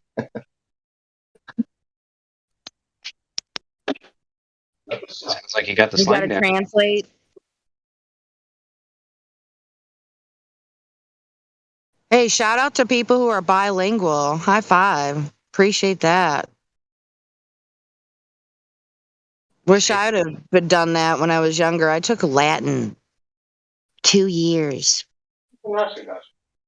I think I had planned at one point to take 2 more. I forget. Yeah. Fuck! I don't know in English. That's all right. Wait, I will find on in internet now. Scapina. So it's locally caught fish, I would imagine. Sasha. Oh, did we lose him? No. Oh, Yeah. It's a locally caught fish, right? Like fresh. Yeah. Everything is from here is nothing frozen. You eat. Oh, what you come- awesome! I bet you whatever kind of fish, it don't matter. It's probably amazing. Grouper Oh, nice. Okay. or redfish or something like that. Grouper saying. I don't know. All right. It sounds exquisite. I don't think that's a popular fish in the grocery store, at least where I was in Missouri. Yep, that would have been a conversation with the butcher, probably to special order it. Because we're a small country, well, not too much country, but a smaller grocery store. Nothing like a bigger city like where I'm at. Whew. Give me 20 minutes and I can come back and get a job, y'all. That's how good it Octopus is. salad, for example. Octopus salad. No, thank you. You go ahead. More for you. No. Dasha, that looks amazing, dude. Wow. If Wow, I wow, tried wow, it, wow, I'd rather not know it was octopus. I would try it if I didn't know what it was, probably. Maybe. I don't know. Shoot. You have a couple glasses of wine and maybe a little little herbage. Sure. I'll try it. But white one, not red one. You don't eat fish with the red wine. That's mistake. Oh, Red wine. yeah, with fish you gotta drink white. Is that what you said? Yeah. I love both. But if I'm not eating anything, I'll drink red wine, actually. Oh, okay. For those interested parties, just for me, it's making me more drunk easily. Yeah, I mean, red wine is generally more potent, right? Yeah. I mean, it stains the shit out of everything, but hey, can't have it all in life, right? I mean, you can, but... And I was in the water, with my head above the water. And I could see the fucking island. I don't know how much far away. Okay. Now we're getting somewhere. Now we're getting somewhere. I didn't need, how to say, anything like a photo camera. And I was on the sea level, like with my head, and I could see like boats and everything. So you were like maybe what, 3 inches above the water? Yeah. I don't think you could get much closer than that. Oh. Really? I mean, you could, not without equipment to assist you, in my opinion. If you see the pictures, the sea was really, really... I got 10 on it. Oh, you guys are funny, sorry. There is no waves, really, really, it was flat like, my God. I got 5 on it. I remember that song. I probably didn't do it justice at all. That's like, who was that? Was that a one-hit wonder? I was about to say number one. Yeah, I should know this. Hold on. Justin. I need to Oh, revel Bone in Thugs and this. Harmony. My bad. Hold on. Give me 1 second. I need to revel in this for a minute. Number You one, go. I made her sing. Number two, Loonies. Mhm. Luniz.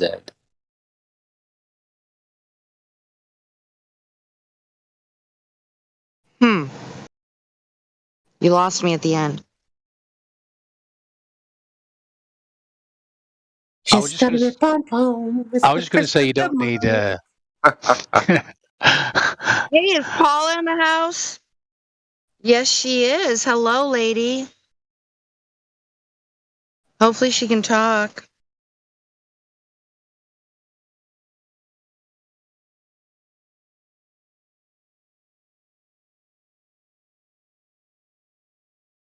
Okay, now Justin is standing himself correctly, I think, here as we speak. Luniz. Okay, thank you. Loonies. The English language is so messed up. I don't Snap! like I said I don't like it Z. It's a anymore. Canadian thing. I should have said Z. Luniz. That's why you didn't get me when I spelled it. I don't like the English language anymore. I don't. Yeah, it's a bit silly, isn't it? I don't also, Jenny, because people saying that proof and evidence are different things, you know. Oh yeah. You want to split And some when hairs? Let's do it. Let's split some hairs right motherfucking now. Is that what you're wanting and to do? when I translate that in my language, you know, we do know what's Oh happening. yeah, okay. But Then the both translation is the same. okay, I remember years ago, anti-flat earthers would get on us about, is level. No, what was it? Parallel and flat, I think was the conversation somehow. So having to do with the curvature and how we could possibly see too far with 8 inches per mile squared, which happens all over the earth somehow, some way. It's just this huge coincidence theory we got happening here that we're on a ball. So, nobody cares. They just want their Facebook and their Uber Eats. People are too much. And I find out that we have only one sea level in the world, not more. Sea level. Yeah, only Why? one. Isn't it weird? How that's can't be any more in your face. Sea level everywhere. Everywhere. Isn't that weird? It's like right there. Yeah, and even people who has no So sea. simple and so complicated at the same time. It blows my mind. That's really what keeps me here is that it's so simple, but everybody makes it so complicated. And the countries who has not the sea, you know, they also calling sea level. That for me was strange. What's your opinion on the documentary, The Next Level? I have a new friend who was in the military and actually has 3 degrees. And so the next level, I think, would speak for itself. Don't you think so for someone of that, in that realm of occupation? I think it would be appropriate. Justin, are you listening? I guess not. But can you guys weigh in on that? I mean, do people who want to be in cognitive dissonance, do they discount that those are actual military people giving their testimony? You know, because that would be the only way that I would think somebody would have a problem with that documentary. I just kind of want to be prepared for like popular comments against it kind of thing. I mean, I know the 3 points of scientism and everything, and if it becomes a conversation, I'm going to have to bring that individual in here for the listening audience. That would be fun, right? But did everybody go away? Mic check. Sorry. What do you mean go away? Yeah, I Nobody was went looking at away. something. I was looking at What? something, Jenny. I'm listening, Jenny. I'm listening.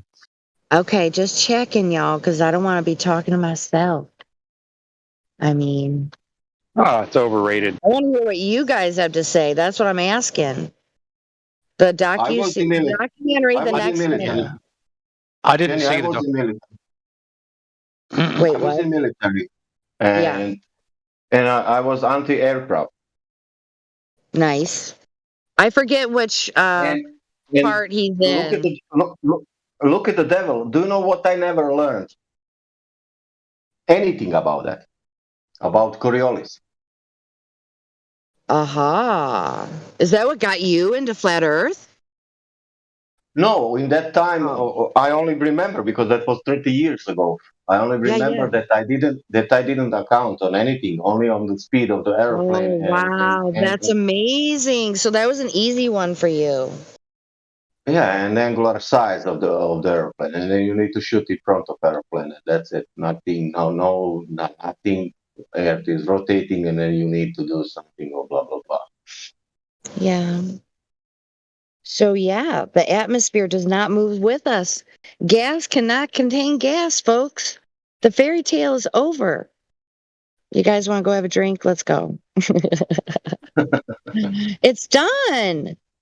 It's amazing we're still here. It's amazing. But what's your other guys' opinion But I about the have documentary, The Next Level? I have the best proof for the globe. Yeah. It's a globe. There you go. Because someone said it. And then someone else had to believe it. And then, And I learned in school. They said also it's a globe. the spell continues. The spell was casted. And then through English language and other languages that were not all the same. And, we're all separated in language.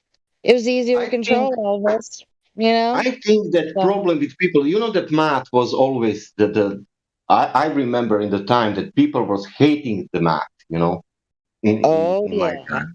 And I was loving that class because I was like, I like to calculate and everything. But I think the problem is because people doesn't know what sphere it really is. That is geometrical object, and they don't know what Nobody that has means. to think about it. Yeah. Actually, that's my favorite part of the documentary is there was a higher ranking officer that said to his subordinates, bullshit, you didn't see that far. And he went to his office and he did the math and he came out and he basically had his aha, oh my God moment. And he said the math doesn't lie. That's my favorite part. People think that if sphere is big, if it's big, then it must be it must be round. Then it's not a sphere anymore, it's a flat. Dude, it just blows my mind endlessly. That means that people doesn't know what sphere it is, really, Yeah, because I've tried throughout the years, I've tried to put my mind back in time to think how I ever thought it was a ball. And you know what? There was only one time, and it's a little bit embarrassing, but it was when I lived in Michigan, northern Michigan, not the UP. It was the Lower Peninsula, and it was along Lake Huron. And I was sitting on the beach, and I had never been on a large body of water. I'd always lived in the city and stuff. So I swear to you, like the image I can recall in my mind and the bare memory of being there and, absorbing what I was looking at and everything. I thought I saw curvature, like beyond the horizon kind of thing. So there's that fucking bullshit. That's kind of embarrassing. I've never told anybody that, I don't think. Maybe I have long time ago, maybe with Helio or somebody, But, dude, nobody really thinks about it. Nobody thinks about it. You know what is strange They go for on me, their for example? flat map. Listen, they go on their flat map on Google. I've been at the mercy of Google for a while now, driving and whatnot. It's flat. There's no curve. We can't see curve on this huge orange and we're just little ants. That's what they tell us. That's why. But it's sea level everywhere for some reason. But hey, y'all, I For gotta go example, on mute. for Or example, I gotta go. I'll talk to you later. okay, All right, bye, English guys. is my third language, but I learned what is drop. Drop is something what should to drop on the sphere. Sphere has a drop. But when I ask Globers, where is the drop? They ask me, what you mean by drop? I don't know. It's English.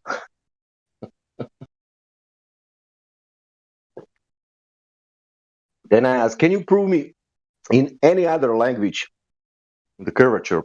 Because I can see that in English we cannot prove curvature. Maybe some another language we can prove curvature. Do you speak Italian at all, Sasha? Wow. Sì, ragazzo mio. Oh, that's Sì, amazing. signore. Parlo abbastanza bene. I think that I speak. I'm now the same like English. Maybe I speak better Italian. Sounds That's pretty cool. Yeah, sounds good to me. And when war happened, now we have Croatian language, Serbian language, Bosnian language. That means I speak all of that languages.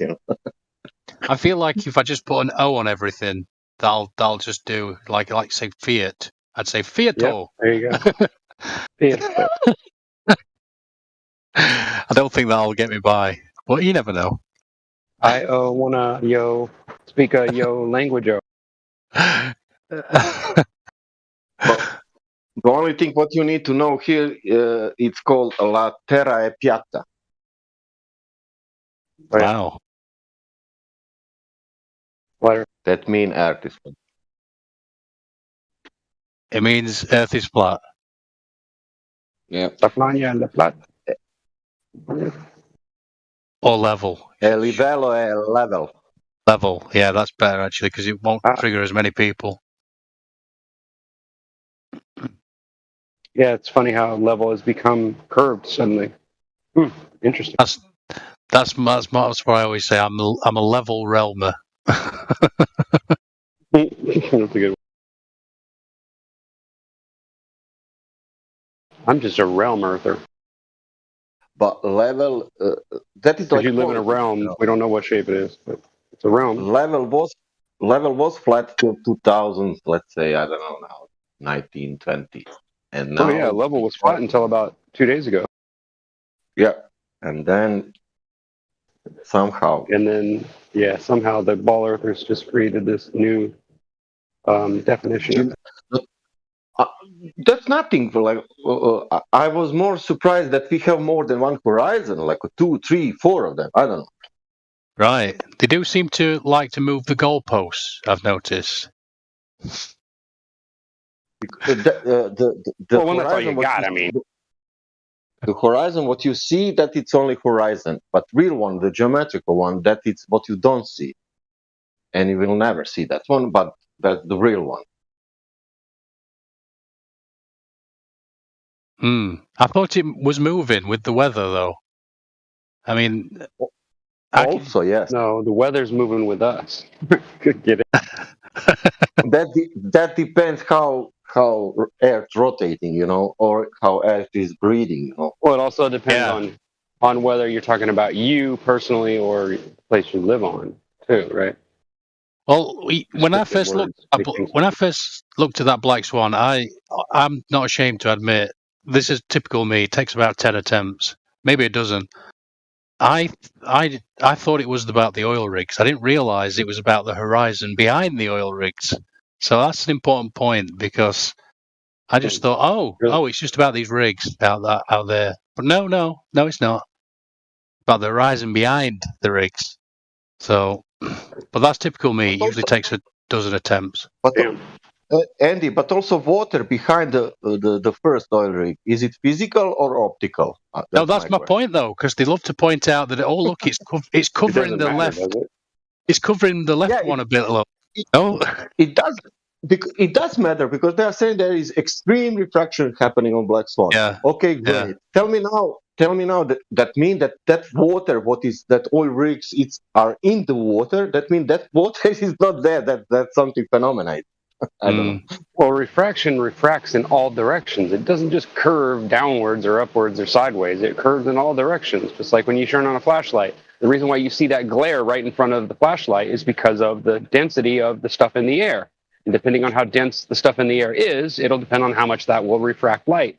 Whereas when you're on a clear day and you're in the dark and you shine a flashlight, you don't see that beam because there's nothing in the air that's actually dense enough for it to reflect off of, right? Yeah. During the night, it's beautiful. Like, where is that now, refraction? And also, refracted light doesn't come out clear. You won't be able to see the guy in the boat and what color his eyes are. You'll just see this bogged up version of it, right? Yep. And you have in news, like today, it will be 38 degrees. It will be a little bit of density, humidity, blah, blah, blah. Today, we will see more than 10 times further. That's on news. Visibility, yeah. They say visibility. Visibility is basically from 30,000 feet, I think, or whatever. Can you imagine that somebody said, today we will have extreme refraction, and today we will see more than we see any. Yeah, really. You know, that's true, though. If that were the truth, then why wouldn't they just say it that way and rub it in our noses, right? And you know that battleship during Second World War, you know. Well, yeah, it's kind of hard to play Battleship when you're actually playing chess, though. Yeah, but in reality, with all this refraction, you know, I think that refraction was forbidden during the Second World War.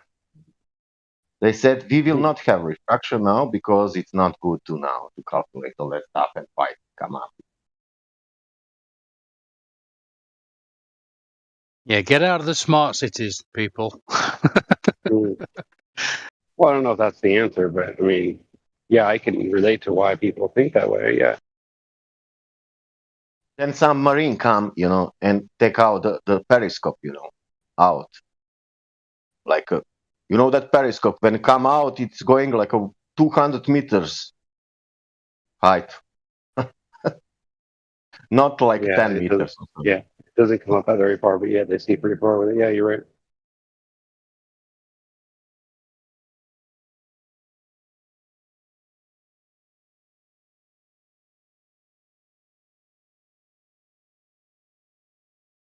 Yes.